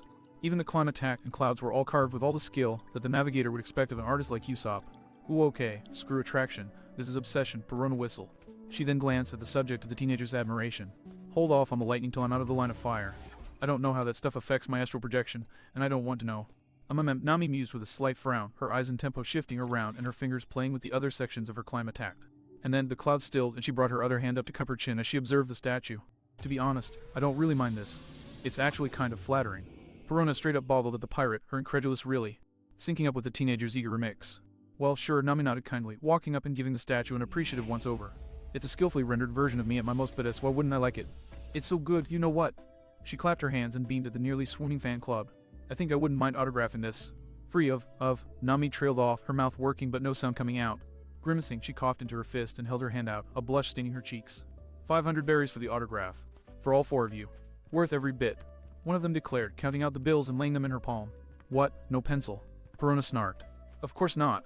Another member of the club snorted pridefully. Lady Nami is the world-class navigator who will chart the world. She has a writing implement on her at all times. Nami smiled and blushed bashfully as she confirmed the words by drawing a pencil from her back pocket. These boys have my number all right. And with that, she signed her name on the statue's untattooed shoulder with a flourish. She then stepped back so that the fan club could admire it. Enjoy, boys. And enjoy they did, crowding around the statue and admiring the signature with glee. Nami, for her part, stood back and watched with an inflating sense of pride while Perona floated off, her interest in the ongoing spectacle expended. We actually got an autograph from Lady Nami. The Lady Nami. Do you think the island will have good weather all the time now? I bet it will. I told you guys showing her this would be awesome, I told you. Good thing she didn't find the other one, huh? And with that one line, everyone in the cavern froze up. After a moment, Nami said other one brow climbing towards her hairline. The teenager who'd spoken winced miserably. Whoops. Dude. Yeah, about that, Perona droned. Seeing the expression on her face, Nami followed the pink-haired woman's gaze to where, tucked into an alcove of the cave, there was another statue. This statue had 2 main differences from the one on the pedestal. First, it was by all appearances a nude statue. though thankfully without much anatomical detail, and second, the face looked like one of Luffy's paintings. She honestly wasn't sure which was worse. Some fins you've got here, Perona deadpan. Boys. Nami asked tightly, her eyes and tempo starting to writhe, though it still maintained its white coloration. The boys' survival instincts promptly showed their worth, as they immediately fell to their knees, pressed their foreheads to the stone, and began pleading for forgiveness. We're so sorry, Lady Nami. We couldn't get it right the first time, so we succumbed to our whims. We swear we didn't mean any offense. Please forgive us. Nami glared at them for a few moments longer before turning on her heel with a huff. Because the final draft is this good, I'll let you off this once. And I expect you to destroy that abomination ASAP. The teenagers all sighed in relief. Thank you, most merciful Lady Nami. You are a goddess. We're the luckiest bastards alive. It's a really good thing she didn't find the rest. And hello, Freeze again. Perona shoved her fingers in her ears with a defeated sigh. Oh, this is going to be loud. Dude. Before the other three teens could lambaste their friend, all four were frozen by the reek of ozone suddenly ramming its way into their nostrils. Shivering in terror, the boys returned their attention to Nami, to find that not only was she trembling and scowling with fury, and not only had she deployed her climb attack to its full length, but her eyes and tempo was looming over them all like a tempest born of hell itself. The rest. Nami repeated in a frigid tone. I'd say it was nice knowing you boys, but Perona trailed off as she slowly backed out of the zone of fire. The rest. The flickering lights from her cloud served to illuminate another alcove, and this one had at least a dozen statues in it. And while the face improved steadily with each one, every last one of them was nude, with the craftsmanship of the chest and pelvic regions particularly impeccable. And the instant that Nami comprehended that sight, the boy's world became light, sound, and pain. Oh. Yoko blinked rapidly, trying to get rid of the spots in her eyesight as fast as possible. It had been a long time since she had been on her father's ship, since she had dealt with an assault on her eardrums like a cannon going off beside her. Too long, judging by the fact that her ears were ringing as badly as the first time she remembered, but going by how she could almost feel the latent charge crackling in her clothes. The endurance would have been something of a cold comfort even if she still had it. Any comments, Perona? Yoko hastily silenced a curse, pressing herself further behind the stalagmite she'd been using as cover as she watched the pirates pass by. The one who'd spoken was the ginger, whose mood was still quite stormy. The girl took a second to muffle a snicker at her pun before listening in as the ghost girl gave her reply in a full pleasant voice. Well, off the top of my head, I want to say that this isn't normally what they mean by the destruction stage, but... The ghost girl trailed off into a coughing fit as the weather woman's cloud started to darken. No comment. Yoko's eyes twitched at the exchange, and she waited for the pair to pass before doubling back to check the stretch of cavern she'd evacuated. Within a minute, she reached the scene of the carnage. She took in the charred, still groveling forms of the four adolescents. She took in the stretch of cavern that had almost certainly been magnetized from the lightning and the rubble that had once been finely carved stone. She glanced back in the direction of the pirates who were stalking off, obviously responsible for the devastation and clearly devoid of remorse. And once she'd taken it all in, she shook her head as she calmly tore the page she'd been working on out of her notebook and threw it away. As much as she hated to admit it, in this case the fact that cloud woman Nami was a pirate didn't matter. What she had done was a fair reaction from any decent member of their gender, and Yoko herself was honestly happy with the results. Even ignoring the fact that the boys had been obsessing over a pirate, that level of interest in anyone was just creepy. Ugh. Boys. Oh. Meanwhile, as they walked out of the cave system, Perona and Nami glanced at one another. So, Nami started politely. How'd you realize she was there? Perona gave her parasol a polite twirl. A decade of experience reconning a dank and dark hole, she answered, along with another twirl. You. Whirl. The navigator spun her finger in the air. Air currents. I can't read too much, but a little girl a few feet away is child's play. Impressive. You too. Oh. A half hour later, Yoko found herself skulk infiltrating. She was infiltrating the less visible parts of the little East Blues only and spread out population center, maintaining her stealth so as to better observe the interlopers in her home. Yoko was quite pleased with herself, if she was being honest. She'd already gathered copious amounts of evidence against almost all of the pirates. Evidence that was sure to show everyone just how dangerous these pirates were, and how they needed to get them off their island and sunk to the bottom of the sea yesterday. Still, as good as what Yoko had right now was, she still felt she could do better. If she wanted to do this and do it right, she'd need to peg the whole crew, every last one, to a T. She was already well underway, thankfully enough. After all, she'd even managed to start with the cap. Every curse her father and his men had ever let slip near her shot through Yoko's mind as she spun around and confirmed her worst suspicions. The windmill's blades were devoid, and the Straw Hat's captain was nowhere to be seen. He disappeared when she wasn't looking. Damn it. Yoko spat, all notions of subtlety lost as she broke out into a dead run. She had to find that pirate, and fast. He was the leader of the bunch, so if he decided to start anything on her watch, then it was on her conscience. Her panic only intensified as she failed to find any sign of the pirate, despite running all over the village. The possibility of him going back to his ship was brought up and promptly discarded. No way was the captain going back with all his crew still scattered throughout the village. So the question was just where was? No. Please. Have mercy upon this poor soul. Please, no more. Yoko's head snapped towards the little Barides pond as a terrorized scream shot through the air. Mitsuboshi. She cursed, panic filling her veins as she ran towards the floating restaurant. Her feet thumped across the bridge to the restaurant, and she nearly burst through the front doors. But at the last moment, the girl's self-honed sense of stealth and self-preservation kicked in and diverted her to the nearest window. She took a moment to brace herself for a gruesome scene, and then stood to look through the glass. Braced for a scene of carnage such that she hadn't seen since her father's death. If she hadn't braced herself so much, she would have face-faulted rather than stared in flat disbelief, one eye twitching furiously. There's fish here? Before Yoko's eyes and Chef Mitsuboshi's beloved Yeah. restaurant, said Chef was looking rather panicked. The source of that was clear. The captain had apparently gotten tired of the windmill after a short while, and was currently sitting in the middle of the restaurant, clinking together a knife and fork and grinning widely. A large stack of dirty plates already right next to him. The sharp-dressed pirate chef was also there, a hand on Mitsuboshi's shoulder that was as much comforting as it was dragging him along to the kitchen. Eating all of our food, she growled, carving the words into her notepad. She glanced back up into the restaurant and flinched. Easily the most disturbing member of the Straw Hat Pirates, and the only one that everyone else in the village was as ignorant about as she, was also in the restaurant. The angle she was at and the fact that his back was turned hid his skinless face from the girl, thank goodness. All she could see of his deathly form were the bony fingers that held the violin, upon which he was fiddling away a tune that she couldn't quite keep herself from tapping her fingers in rhythm to. Yet, she was having trouble determining exactly what the point of the song was. It was too upbeat to just be accompaniment for eating. And then Mitsuboshi and the pirate chef walked back in and put new plates of food before the gorging captain, setting the dishes down to the music's tempo, and things became far too clear to Yoko. Employing mind control for music, she bit out as she barely refrained from putting her pencil through her pad. She no sooner finished writing the words down than she sprinted away, with no intention of subjecting herself to that mind control. She shortly found herself near one of the older settlements on the island, a place known as the Dragon Shrine. The old man who lived there was apparently the brother or cousin or something of the elder from his home, Worship Island, and he offered free history lessons about the place's history and the millennial dragons. Yoko had stopped by the shrine a few times in the past, but the only thing she ever remembered was waking up on the floor after sleeping all day. But seeing a familiar being in front of her, she trudged grimly up to the shrine, wondering what the fake boss's lackeys were up to. Coming closer, she eyed the four dugongs standing before the old man as he gave his lecture, and settled in to watch whatever like nefarious deeds Stardew, they but were in committing. space? Unfortunately, this also meant she had to listen to the dragon priest, but she was sure she could manage. After all, how bad could he be? And so it was that in the 5th era, Muriel Roman 12 replaced his father, Muriel Roman 11, as the high priest of the island. 5 years later, his son, Muriel the Roman 13, was born. 3 years later, a fire burned down the East Dormitory, which you will recall was built by Jizro Roman 7. Several were killed in the fire, but the most notable lives lost were those of Nzili, Aikisa Roman 22, and Die Filthy Parrots, Die. SNRK. Yoko snapped her head up, ripping herself out of the dream she'd been drifting into. For the love of... The girl cursed silently as she wiped away what little drool she let slip. How can a man known as a dragon priest from a place known as Worship Island be so damn boring? Still, in spite of the shame, she felt at herself for letting her concentration slip. Yoko felt sufficiently absolved of any wrongdoing by how the dugongs hadn't moved an inch while she snoozed. And they didn't look like they were going to move at all anytime soon. I see.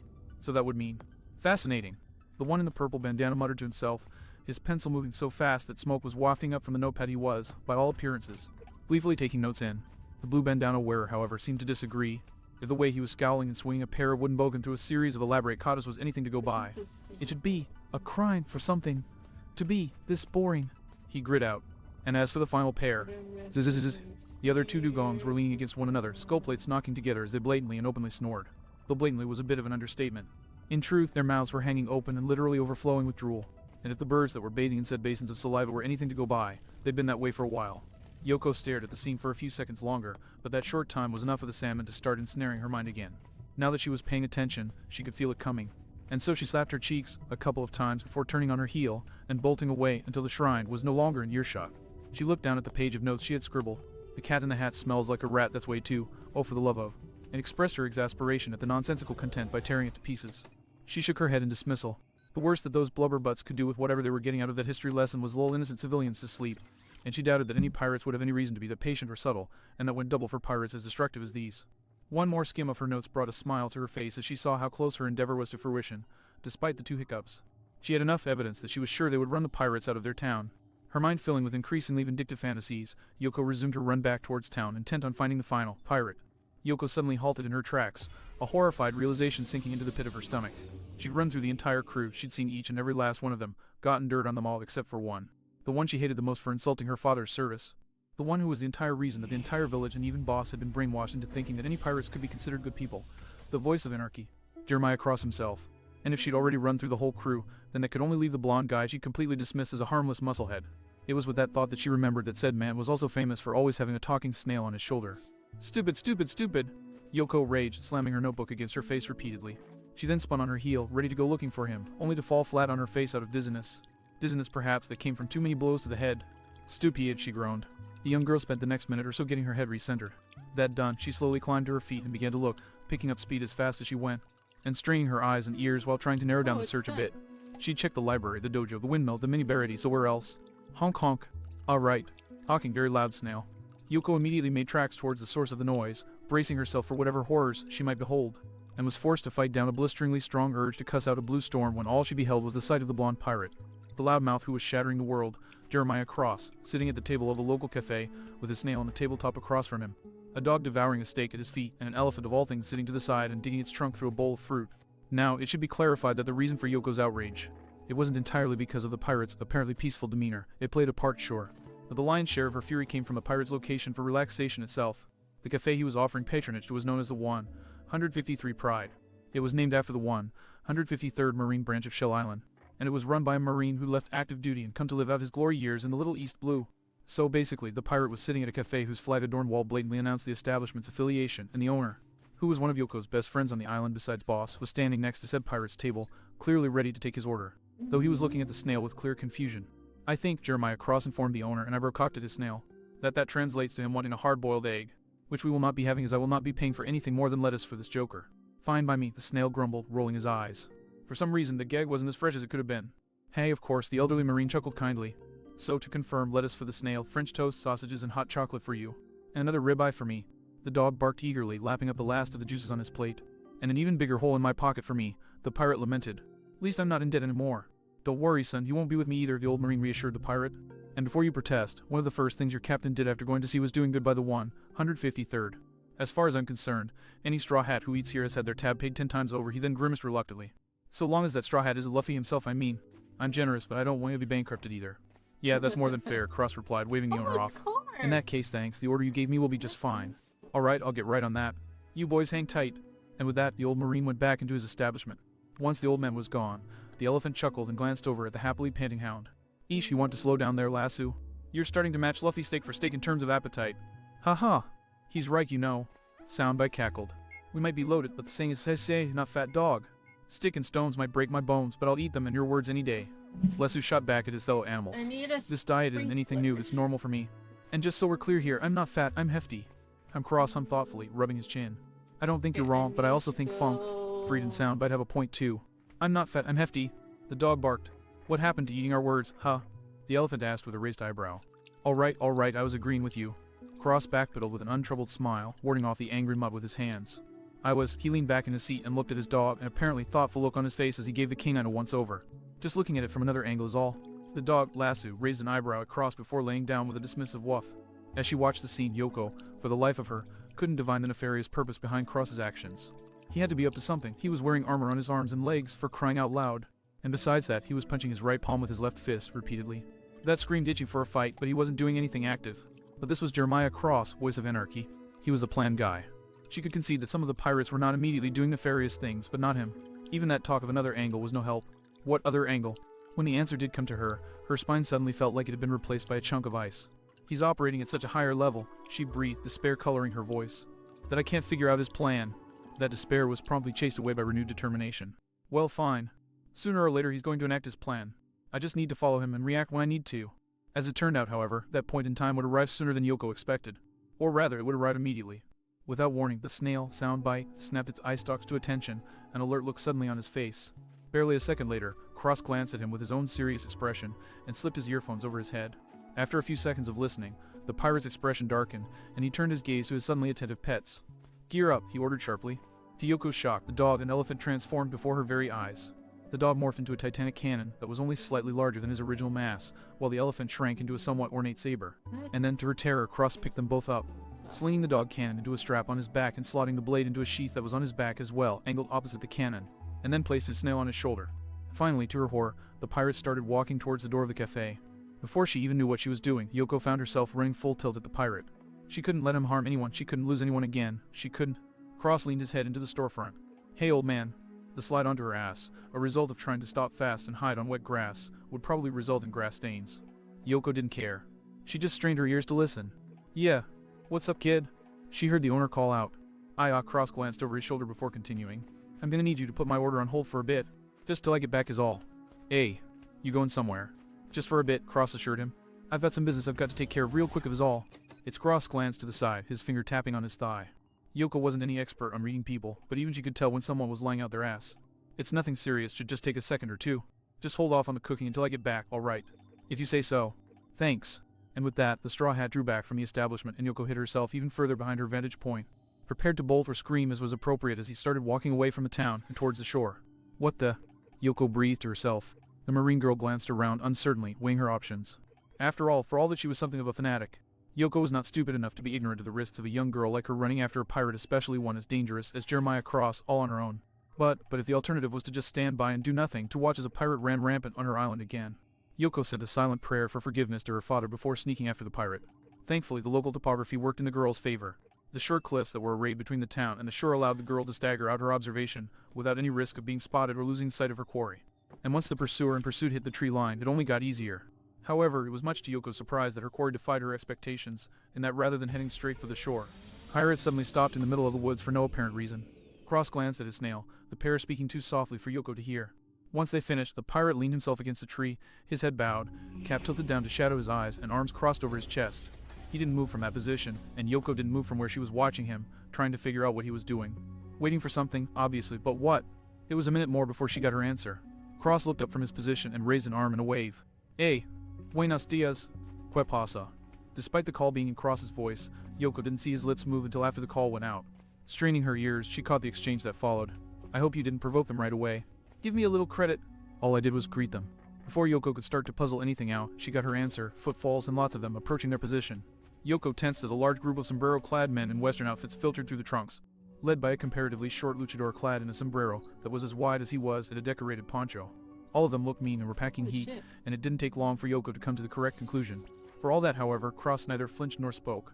The luchador did, however. You're Jeremiah Cross, right? The luchador questioned, giving the blonde pirate Ansova, third mate of the Straw Hat Pirates. Yef. Hey, yup. Cross grinned brightly as he thumbed up the brim of his cap. And seeing as you already know me, it's only fair you return the favor, no? The other pirate chewed his lip briefly before nodding. Cordo. He nodded his head at the mariachi-outfitted men with him. Vice captain of the Amigo Pirates. The newly named Cordo glanced around hesitantly for a second before looking back at the armored pirate. The ship we saw on the coast when we landed, it was yours, meaning the rest of your crew is on this island as well. Yep, Cross casually answered. Just stopped by for a bit of shore leave on our way to Sabaody before we hopped the line. It's a nice place, nice people. Pretty sizable too, I'm sure they could handle catering 2 crews at once. Yoko bristled viciously at whatever the hell the Straw Hat was getting at. But when the larger pirate shook his head with a dismissive grunt, she shoved it down. Nah, we're here on business, not pleasure. We've got a job to do and it's here on this island. One of Cross' eyebrows shifted up. Oh, is that so? Anything we could help you with? Yano, he tilted his head to the side slightly. Help you get on your way without any problems. Cordo paused, visibly weighing his options before slowly nodding. Well, if you're offering, you seen a giant beetle anywhere around here? Yoko's whole world froze, but even through her nascent panic, she still saw Crossjaw twitch slightly, and she also heard Cordo continue. We're not gonna hurt it or nothing, no se preoccupe, the luchador assured the Straw Hat with a smile that almost managed to look sincere. It's just that it's lost is all. Its owners lost track of it a while back, and we're just looking to get it back to where it rightly belongs. So think you can help us out? Cross didn't answer immediately, his arms crossed and head bowed. After a moment, he looked up and tapped his chin thoughtfully. Beetle, you mean a big old bug about? He held his hands apart in demonstration. 10 tons heavy, armored to the nines, with a massive ass horn in the middle of its face. Yeah, that's the one. You seen it. Yoko did her utmost best to burn a hole through Cross's skull, and she was certain she would have succeeded. Nope. Cross chirped, a pleasant smile on his face. Sorry, can't help you. If it weren't for Cross saying that, throwing both the foreigner and the local way off their game. The luchador sagged with disappointment. So, you haven't seen it? Oh no, I did see it, Cross clarified, his smile unflinching and his tone of voice as pleasant as ever as he raised his arms in a helpless shrug. But I forget the details of it, and am thus incapable of helping you. So tilde RR, why tilde? Apparently Cordo was smarter than he looked, because from his visible fury he clearly smelled the rat that was all over Cross. Listen, you. No, you listen. The tension that Yoko had been feeling since entering the forest abruptly intensified as Cross's expression suddenly sobered up, and he stood from the tree he'd been leaning against. His face taking on the visage of the bloodthirsty pirate she knew he really was. If you know what's good for you, Cross warned the Amigo's first mate, I'd suggest you and your pack of banditos forget about that beetle. Monster hunting is a dangerous sport, you see. Very, he rolled his fingers in the air. Very treacherous. It's just, you never know just what beastie might get in your way and decide to tear a strip out of your hide. Cross cocked his head to the side with a tight smile, and slid an inch of his sword's blade out of its hilt, so that it could glint in the light. If you catch my drift. Cordo tensed at the move, eyeing the other pirate before him in disbelief, and to Yoko's surprise, more than a little trepidation. You really think that we're scared of you? Man, he grit out. I thought I could That get an overhyped, food. big mouth wannabe like you can beat us? The Straw Hat gave the Amigo pirates a Ansova before snapping his head down with a derisive snort. No, that's not right. See, what I think is that you're little more than a fat bully who's never once in his life had the guts to pick a fight with someone who could actually defend themselves. Then, before Cordo could react, Cross stepped forwards and shoved the tips of his fingers in the larger man's chest, forcing him to take a step back. What I know, Cross bit out venomously, is that I can kick your tub of lard ass right back to the shoreline and clean off this island. And something tells me that somewhere in that fat skull you're hiding behind the mask which you are disgracing by wearing. You have just enough brain cells to know that if you try and do anything to me one way or the other, you'll be spending your next few siestas sipping your horchata through a wired jaw. So, Not the Cross barked, horchata. taking a step back from the amigos. I'm going to tell you this once and only once before I get madder than I already am. Do the smart thing. Forget you ever heard about that beetle. Out of the blue, Cross lashed his left arm out, slamming his fist into a nearby tree. Smash! And causing everyone nearby to jump when the bark splintered readily, creating a wide crater that was almost deep enough to compromise the tree's stability. And get the hell off this island, Cross finished coldly. Before I throw your ass off it. The amigo pirates all glowered ferociously. Cordo especially looked to be supremely ticked off and so close to taking a swing at Cross. But in a show of restraint typical for people his build, the large pirate's only response was a derisive snort before he spun on his heel and marched off. His underlings glanced between him and Cross for a moment before electing it better to follow their first mate's lead than take their chances with the straw hat. A minute after the last of them had disappeared into the tree line, Cross spoke again. Soundbite warned the rest of the crew. The first mate looked to have half a brain, but if a captain who's so cocky he doesn't lead from the front doesn't come back to try a better assault, I'll eat a biscuit. Yuck, Soundbite gagged. Oh yeah, and you should probably warn the village too, was that last part to me. Yoko stiffened. Cross nonchalantly replied, to the point of digging a finger into his ear. That last part was to the person who failed to consider that listening to the SBS would give knowledge about our fighting abilities. He then glanced straight towards Yoko and her hiding spot. Like, say, the fact that Soundbite can hear everything that goes on within a 1-mile radius, even if it's no louder than a heartbeat. Yoko abruptly remembered that all of those animals had been talking throughout her vigil, which she knew was the snail's doing. Or the fact that I could smell her a few meters away. The dog cannon added. A dog cannon. A dog, and of course it would have the nose of a freaking bloodhound. You're really not good at the whole clandestine thing, are you? The sword finished flatly. Her face red as a brick, Yoko finally hit her limit for how much bullshit she could handle, turning on her heel and bolting for the town, heedless of any attempt at stealth. As soon as she was out of earshot, Cross grimaced at his primary partner. I'm gonna guess that all could have sounded better. Little bit, yeah, Soundbite snarked. He then glanced aside. But moving on from that, the snail flicked his eye stalks at the mutilated tree. What the hell was that? Cross dismissed Yoko as well in favor of ghosting his fingers over the crater he'd made in the tree. Me acting out a hunch that I'm actually surprised paid off. Okay, let me try again. Since when could you do that? If my hunch is right. Cross grinned eagerly as he turned and started to walk back towards Little East Blue. Probably for a while now. Oh. The mood inside this bulbo was at once impatient and reluctant. On the one hand, Captain Largo was still enjoying his siesta, and everyone had had the consequences of interrupting said CS to thoroughly impressed upon them long ago, which left them waiting for him to wake up on his own. On the other hand, they weren't exactly delivering good news either, and every instant that they lingered on the island's shores after being told, explicitly at that, to get the hell out by one of the last crews anyone on the Grand Line wanted to piss off was an instant closer to them all getting their asses kicked 7 ways from Sunday. So great was their trepidation that Cordo was actually entertaining the idea of suffering his brother's wrath if it meant they got off the island sooner.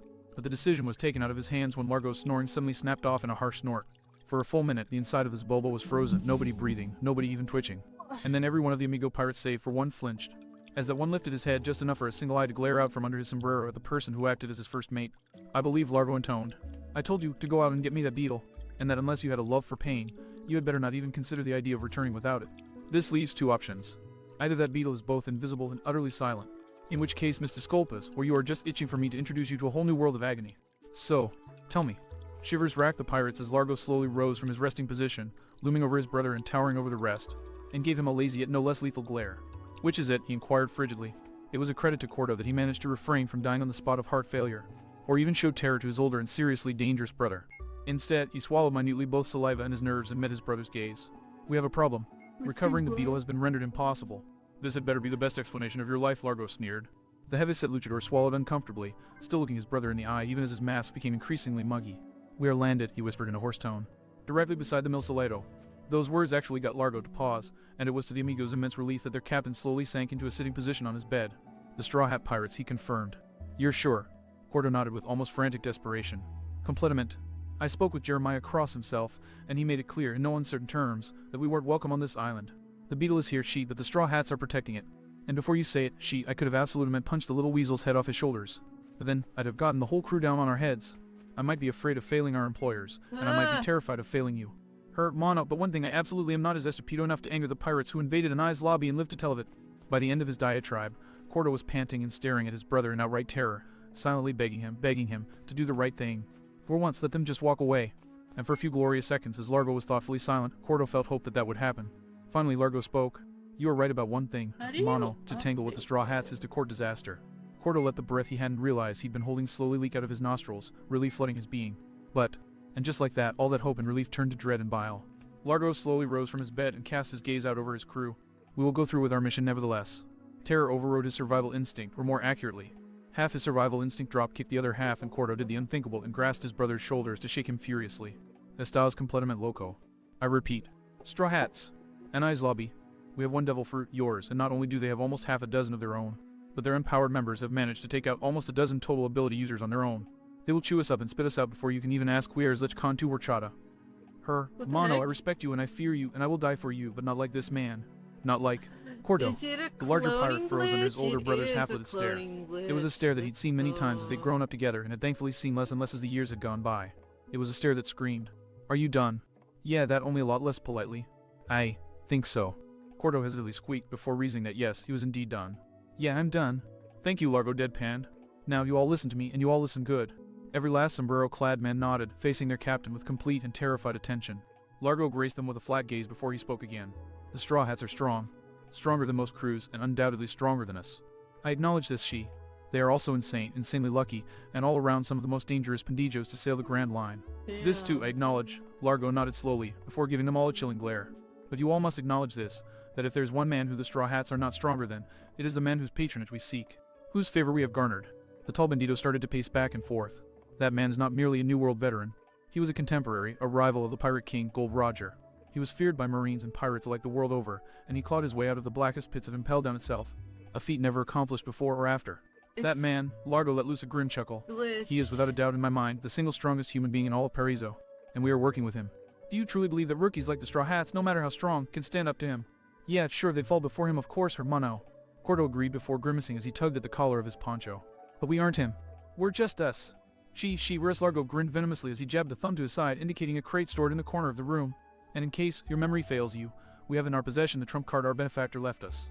A means through which our victory shall be confirmed. In light of this detail, do you still think we have any chances of defeat? Cordo looked aside, thinking furiously.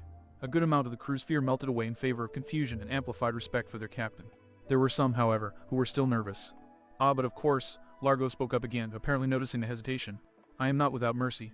Should anyone still harbor any doubts as to the chances of our victory, feel free to speak up, and I shall hear you out as I would any other. A moment of silence, and then... WL. Bang! A mariachi-themed pirate in the back of the room crumpled with a cry of pain as a ball of lead tore through his knee. Nobody saw this on account of the fact that all eyes in the room were glued to the pistol that Largo had drawn and fired near instantly. Anyone else? He queried, his voice cool enough to give a polar bear frostbite. Dead silence. The man spun his gun back into its holster. Didn't think so. Oh. Yoko's breath came in ragged gasps as she sprinted back into town. She had to warn them all, not just about the Straw Hats and their nefarious plans, but also the far more imminent threat of these new poncho guys. It was disappointingly easy for her to locate the mayor, considering that he was in the village helping set up a party to celebrate the presence of the Straw Hats. Well, she'd see to it that that didn't last. She quickly came up to the portly man, and spent a few moments catching her breath. Yoko, Faber asked in confusion. What's wrong? What the girl tried to say was something along the lines of, I've got proof the Straw Hats are actually hostile, and there's another pirate crew that's trying to kidnap Boss. What actually came out on account of her lack of breath was proof Straw Host pirate kidnapped Boss. Town's mayor blinked in surprise before slowly heaving out a sigh as he brought a hand up to massage the bridge of his nose. Yoko, I know you don't like them, but I thought the Straw Hats made it very clear that they have no intentions on kidnapping. Not the Straw Hats, someone else. Yoko snapped, oxygen finally refueling her lungs. Straw Hats are evil pirates, but there are other pirates that just came to the island looking for Boss. Faber's relaxed demeanor vanished in an instant. For a brief moment, he looked panicked before covering it up by attacking his pipe. Blast it all, they just had to show up when he began molting. Any thoughts Yoko might have had of a continued rant fled once she processed that statement. What? But that wasn't supposed to be for. Don't worry about it. I am getting very tired of all this mood whiplash. Was the incongruous thought Yoko had as that voice brought her anger back to life at full cylinders. Spinning around, she glared bloody murder at Jeremiah Cross as he approached, weapons crossed on his back and a casual grin on his face. There's a pirate crew coming up, sure, and they look to be utter bastards, sure, the pirate continued, waving his hand dismissively. But we'll handle them. Although, he then gave Yoko a flat look. I'm guessing none of that is going to make you hate us any less, am I right? Yoko initially confirmed the accusation in a nonverbal manner by flushing furiously and sputtering. It took a moment for the actual words to come out. You bastard. Idiot. Murdering blood. Thirsty. Shitake.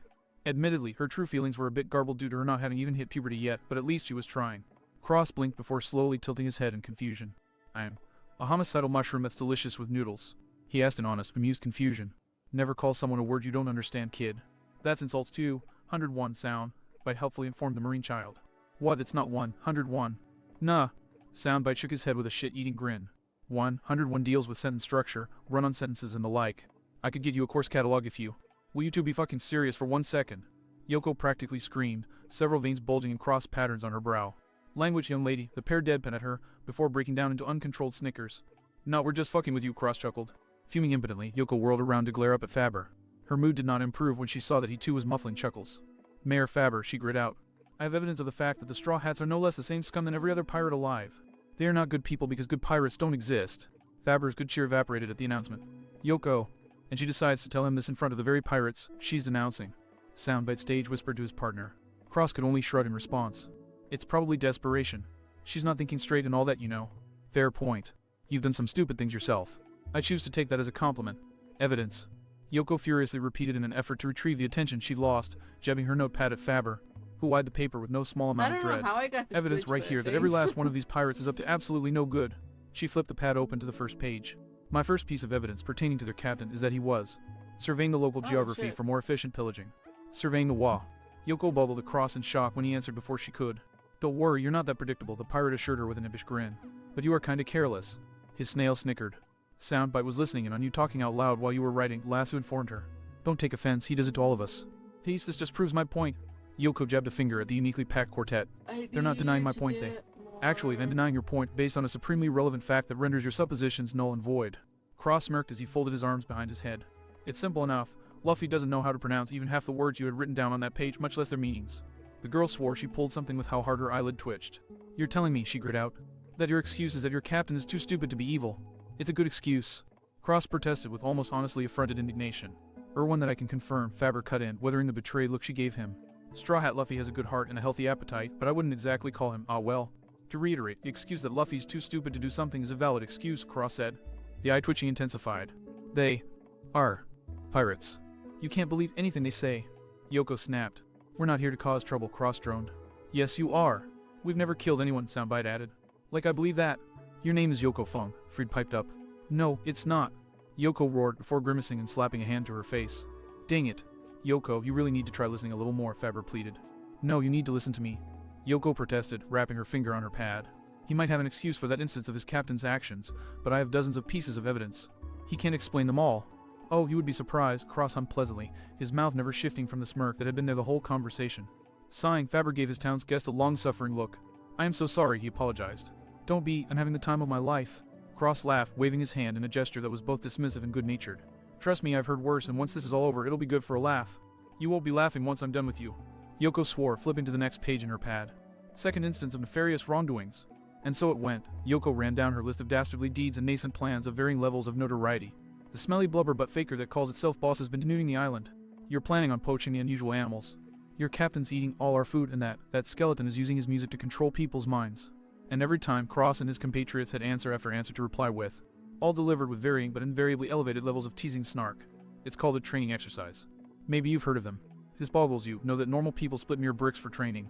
It's just that Boss Dugong, has higher standards than most when it comes to his strength. Yeah, because we haven't seen way more unusual animals during our journey. Oh wait.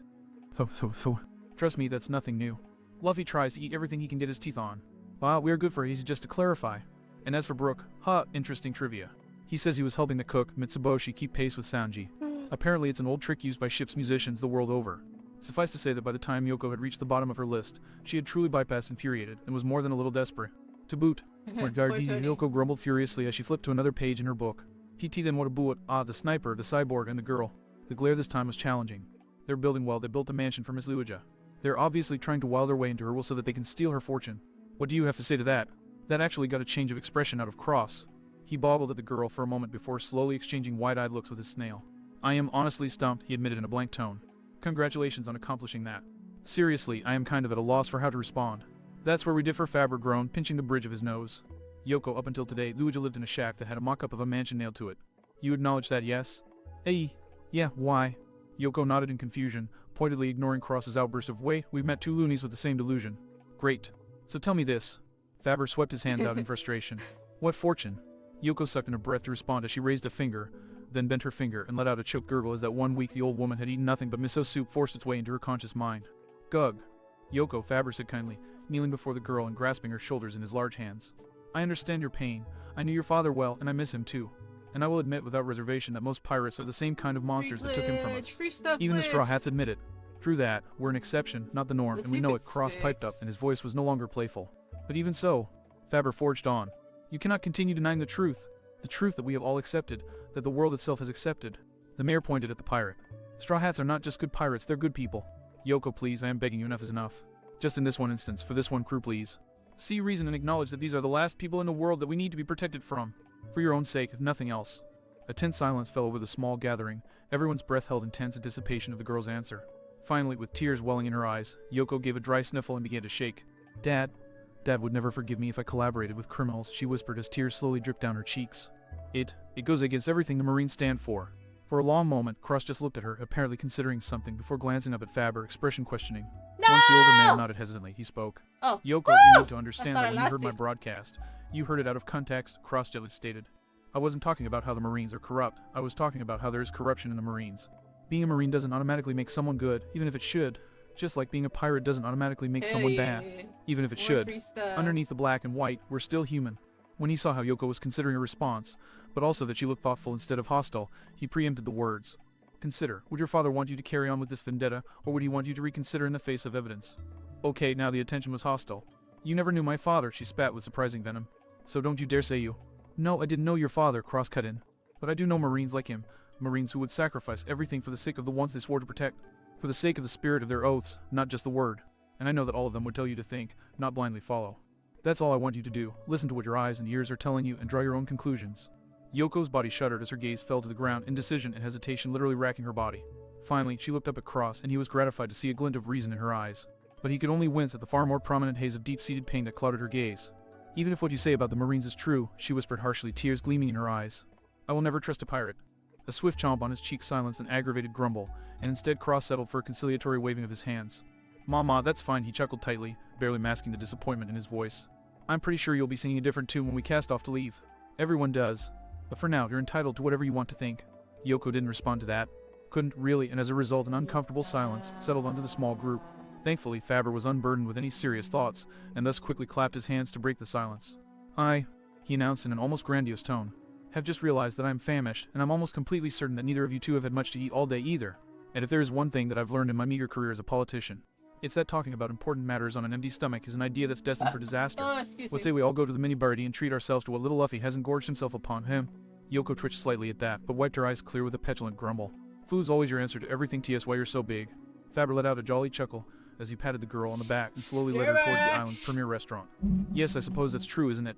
But if anything, I'd like to think that my girth is a testament to my success rate, and as such I take pride in it. Makes sense to me, Cross commented, his arms folded behind his head as he walked alongside the two. I mean, I've been on over a dozen islands, and I've certainly seen and heard people take pride in weirder things. Hey, that ain't the damn truth. Soundbite chortled in agreement with his partner in crime. Seriously, this one time. Yoko and Faber both looked at the snail in confusion when it suddenly belted out a sharp violin sting, which in turn drew a scowl from Cross. Are you fucking? Use up explosive ordnance. Intercept now. Say wah. Yoko started to question. Fire main cannon. Kaboom. Jaya. Before she swapped to a shriek of shock as the air suddenly ripped itself apart in a blast of air pressure and fire a few meters away. Yoko's hearing cleared before her vision unblurred, just in time to hear the current bane of her existence roaring in the air. Hey, you just stole my sage tick, you metal ass hat. Cross roared towards the newly built mansion overlooking the village, which currently had a plume of smoke rising from it. What the heck are you talking about, Cross? The pirate's shipwright's voice asked in honest bewilderment. What am I talking about? You just stole number 3 on my list of things I want to say. Cross fumed as he tapped his foot in irritation. I had it all lined up for when we pulled out that trick. It was going to be all badass and awesome and you just stole it. Are you really comparing that to a standard turret? Frankie asked, his tone now offended. Of course not, but what I'm pissed about is you stealing the line. It's the principle of the matter, man, the principle. And you. What's going on, Cross? We're not done with this, Cross growled at nothing before rolling with his captain's sudden presence. A group of fakers are here to kidnap Boss the Beetle. I gave their crew and first mate a chance to run, but apparently their captain is determined to carry out their mission or die trying. Luffy frowned, tossing the bone he'd been picking his teeth with into the air and swallowing it in a single chomp. Need any help? He asked seriously. Cross blinked at his captain in surprise before frowning in thought. After a moment, he nodded, slowly and hesitantly at first, but picking up speed. I think I can take them. Then they're all yours. The tactician shot his captain a thumbs up, and walked forward to put himself between the smoke cloud rising over the lower reaches of the island and the village. Keep everyone back, Cross called over his shoulder to Faber. These idiots might fire full blast, and the last thing anyone wants or needs is to get caught in the crossfire. Hey wait, what do you think you're? Yoko started to belt out in indignance. Confusion. Not concerned, right? Just shut up. Yoko looked up in confusion, and could do nothing but blink dumbly as she stared right into Straw Hat Luffy's dumb, but somehow still proud, smile. Shut up and watch. Luffy chuckled before turning his beaming expression towards his third mate. This is gonna be so cool. Yoko blinked, trying and failing to reconcile what she was seeing with what she knew to be fact about pirates. All she could do was default to following Luffy's gaze, which fell on Cross glaring bloody murder at the swiftly clearing cloud. When the cloud finally cleared, the girl swore she felt her blood freeze in her veins. Over 50 pirates, all arrayed before the village, all dressed like mariachi, all packing sizable firearms that they had at the ready and were visibly ready to use. And then there were the two at the front of the horde. She recognized the heavyweight luchador Cordo, who had now unveiled a pair of large-bore Gatling guns of all things he was dual-wielding without any apparent strain, and then there was him. She could only assume that the tallest pirate around was the captain of these Amigo pirates, but that man, the look in the tall man's lazy eyes, his coldness, for whatever reason, the man's lack of a weapon made him all the more menacing. And now this man, this monster had come to Yoko's island, set his sights on her village, set his sights on Boss. Yoko's breath hitched as the thought tore through her like a bolt of lightning. Boss. Oh no, he's still in his chrysalis, he's still evolving. They could find him, they could take him away. They'll take everything. I'll lose everything, Ag. I thought I made myself damn clear to your first mate. Once again, Yoko was wrenched out of her spiraling thoughts by the voice of a pirate, and she returned to reality to the sight of Cross unwaveringly glaring down the horde. I told you all explicitly to pack up and hit the horizon, Cross stated, his voice packed with steel. You mind telling me just why the hell you decided to do something so asinine as to attack the village we're blatantly protecting? The tall man blinked slowly before staring down his nose at Cross. Yes, I do mind tu patetico insecto. Cross's whole being twitched, his jaw setting in a downright vicious smirk that was emphasized by a throbbing vein just below his right eye. Oh, this should be good, Faber said with obvious relish, prompting Yoko to throw him a brief but incredulous glare. Either ignorant or entirely dismissive of Cross's ire. The tall man turned his gaze just past the most wanted of the straw hats, and almost gave Yoko a heart attack when he looked at her above her. You, he spoke in a dry tone, staring at the pirate at Yoko's side. You are the captain of the Straw Hat Pirates, Straw Hat Luffy, she. Luffy raised his hand in response, his expression blank. Yo, Peach, the other captain sniffed disdainfully, raising his admittedly impressive nose. Let me be as clear as possible so that even one as imbecilic as you might understand. I am Margo, captain of the Amigo Pirates. My crew and I are here to retrieve the giant beetle we know to be on this island. If you hand it over without trouble, then we will only massacre some of the people on this island, and leave your ship in a salvageable condition. Tried to resist, however. Largo's smirk turned vicious as his stout brother raised his arms and spun his weapon's barrels menacingly. He himself hefted his guitar and strummed a few tunes, Yoko flinching at the discordant sound that the instrument produced. And we shall turn this place into an Isla de los Muertos. Then he frowned, eyeing the guitar, and began tuning and testing it, though on the same discordant chords. There was a tense pause as that murderous sentence hung in the air, broken only by the menacing vibrations of Largo's guitar as he tuned it. Then the person most capable of the job broke the silence. When I met your brother, I expected his captain to be just as stupid, if not worse, Cross growled out through a rictus smile. But I damn well didn't expect you to be suicidal. That actually drew a reaction from Largo, though it was merely an annoyed snort and a roll of his eyes. Call it, mestizo. I'm talking to your captain. I won't lower myself to address a parasito like you. The number of veins bulging on Cross outright tripled. Arrogant piece of. He ground out through his increasingly tight scowl, but Largo ignored him in favor of Luffy. Oh, definitely good, Faber stated, now outright grinning. Kinda wish I had some popcorn. This time, Yoko found herself nodding along. Yeah, if these two groups can break each other. The Straw Hat captain, meanwhile, silently returned the flat look before bowing his head. This island is Boss's precious home, that he cares about more than anything. You're not going to take him from it. A spike of terror she felt as Largo's gaze hardened squashed Yoko's conflicted flare of agreement. So you have decided to fight us then. A pointless sacrifice. He then smirked slightly as he bowed his head and plucked a string on his guitar. But then, you Straw Hats are reputed to be a band of noble fools. Nope. Luffy shook his head in denial. Largo glanced up in honest surprise. Pardon. The Straw Hat tilted his head slightly, looking at the tall mariachi in a matter-of-fact manner. I'm not gonna fight you. The reaction was instantaneous, everyone in the vicinity staring at Luffy in shock and confusion. What? Yoko and Faber belted out. Largo queried incredulously, his composure broken. Completus idiota, did you or did you not just tell me you would not let us take the beetle? Do you think we'll just leave you alone because, what you asked nicely? Luffy's response was a half-lit deadpan. Geez, everyone calls me an idiot, but you're the one who isn't listening to what I'm saying. The rubber man pointed at himself. I said that I'm not gonna fight you cause, I'm not. He then pointed forward. Cross is. There would have been dead silence if not for the sour note Largo suddenly struck. What? He spat. Well duh, Luffy shrugged as though it were the most obvious thing in the world. Cross told you guys to get lost or else and you didn't listen to him. So now Cross is gonna kick your asses. Largo glanced at Cross, giving him an ounce of it before returning his flat look to Luffy. You realize that we are going to rip him into a million pieces. Nope. That flat response actually caused an outbreak of raised veins on the other captain's forehead. Cause Cross is stronger than all of you and he's gonna kick your asses. Luffy turned a massive grin on his third mate. Right, Cross. Cross's look of cold fury faded as he returned his captain's grin and slammed his fist into his palm. They won't know what hit him, Captain. He then turned back towards the amigos and cracked his neck, his smirk taking on a near manic tone. You heard the man. At this point Faber, no longer looking eager, leaned in close to Luffy. Are you sure Cross can take them? He whispered nervously. I mean no offense to Cross, but isn't he? The look Luffy shot him should not have made the mayor feel stupid. There ought to have been a law of the universe against it. Of course, he said, sounding confused that it was even a question. He's my crewmate. No way he'll lose. Yoko glanced between the two in confusion. What are you talking about? Faber gave the girl an uncertain glance. Well, you see, Yoko, while Cross might have the highest bounty of the Straw Hats, that's only for the verbal threat he presents. In terms of combat, he's admitted himself he's one of their weakest. Him alone against that many pirates. The mayor gnawed on his thumb in worry. I actually don't know if he'll be alright. Man, you guys really are idiots. Luffy sighed with a tinge of annoyance. I just told you, didn't I? He'll be fine. They won't beat him. He grinned with honest eagerness. Just shut up and watch. This is gonna be awesome. Upon hearing those words, Yoko could do naught but clamp her mouth shut and stare at the slowly brewing fight. For all that she was outwardly quiet, however, her mind was in chaos as she tried to resolve the tripartite conflict raging in her head. Oh no! Wailed the Yoko, dressed in a full marine uniform that actually fit her small frame. He's gonna get massacred. And then there's gonna be no one between these assholes and our town. No way we can count on the rest of the Straw Hats fighting them, not with their captain like this. Yes, another marine Yoko cackled, rubbing her hands gleefully as the bloodstains on her uniform gleamed radiant crimson. He's gonna get massacred. And he's a Straw Hat. He's going to take so many of those filthy pirates down with him. The last Yoko just stood there, silently gaping at the conflict still paused outside of her head. This Yoko was essentially identical to the one standing in the real world, save that she had no coat, no burden. This Yoko wasn't a marine, just a normal girl. He's going to be killed, she whispered. I don't want him to be killed. Traitors. Just, Yoko held right as Marie, Yoko fired off a morons of her own. The two immediately locked gazes and then jumped each other, biting, scratching, and pulling at hair. The third Yoko merely continued to stare. Out in the real world, Yoko whimpered, I am conflicted. Meanwhile, Largo proudly jutted his chin out as he looked down on his opposition. I expected more from the infamous Straw Hat pirates. The captain sighed lazily, sparing Cross only the barest of glances. I come ashore expecting the fight of my life, and I find that the only one who's even going to put up a fight is some spineless smartass of a Pendijo who only got his bounty for talking. The Amigo's captain swept his arm out to indicate his meant, his face never losing its condescending expression. You do realize that we are not playing around, she. These aren't your usual fun and games, Humber. You Straw Hats, you might play at being piratas, but we are the Articulo Genuino. We are actually going to kill you in cold blood. Cross couldn't help but scoff derisively at that. Men both better and worse than you in every way have been trying and failing to do just that for almost a year. And with more men too. But hey, if you insist. With that, he tucked one arm behind his back and raised the other with his palm up, tweaking his fingers towards himself. Come test your luck. Largo snorted, raising his hand and snapping his fingers. Men. Kill this Gusano. As one, the Amigo pirates roared and charged the lone man and his weapons, rattling their sabers and muskets like noisemakers. Cross, for his part, just stood there, even when the musket-wielding mariachis brought their weapons down and fired from the hip.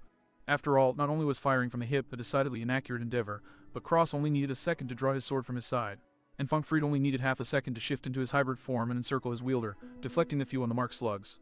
Packy shield. Cross called out as Funkfried unwound and hovered at his side, grinning proudly. Neat no. Coward. One of the pirates shouted. Put down your devil fruit weapons and face us like a man. For a moment there was silence.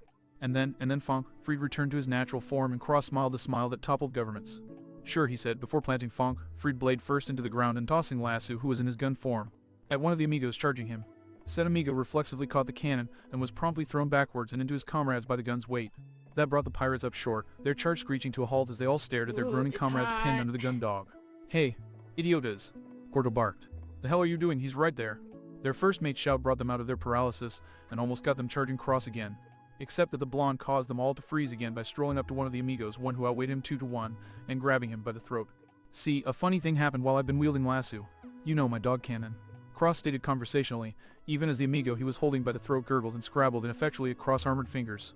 And that scrabbling only intensified as he was slowly lifted off his feet by Cross's single, apparently scrawny arm. As you all recall, he's a living weapon. This is important because as it would so happen, as time has passed on our journey, he's gotten heavier. I'd say he's even heavier now than he was when he was serving Baroque works, let alone after we lightened him.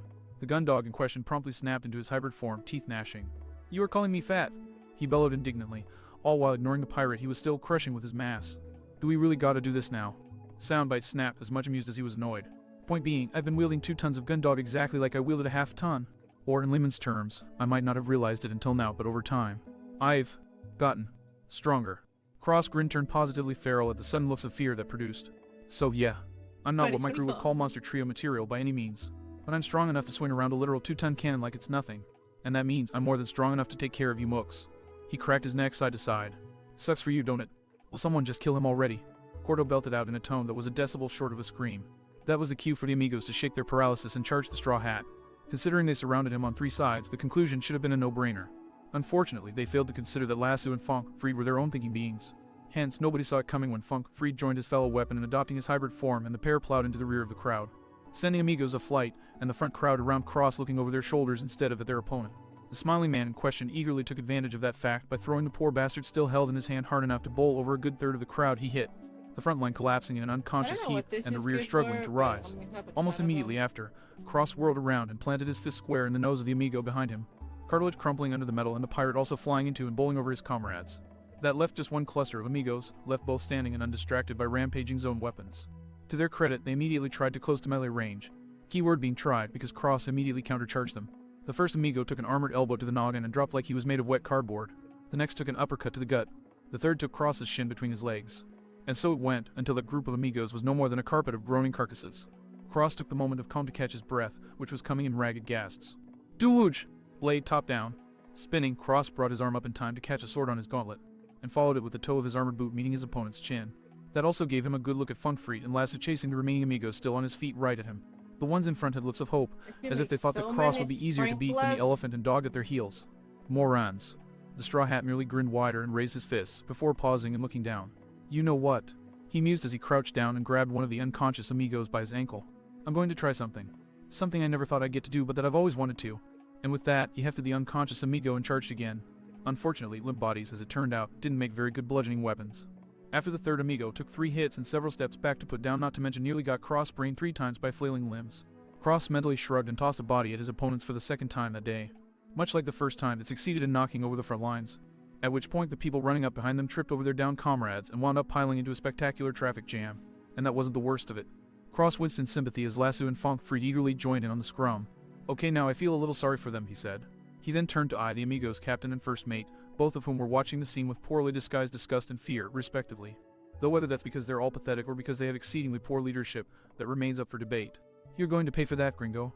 Both partners glanced at the tall captain indifferently who, judging from the deathly calm expression on his face and the way he was strangling his guitar's neck, had bypassed the steaming rage stage entirely.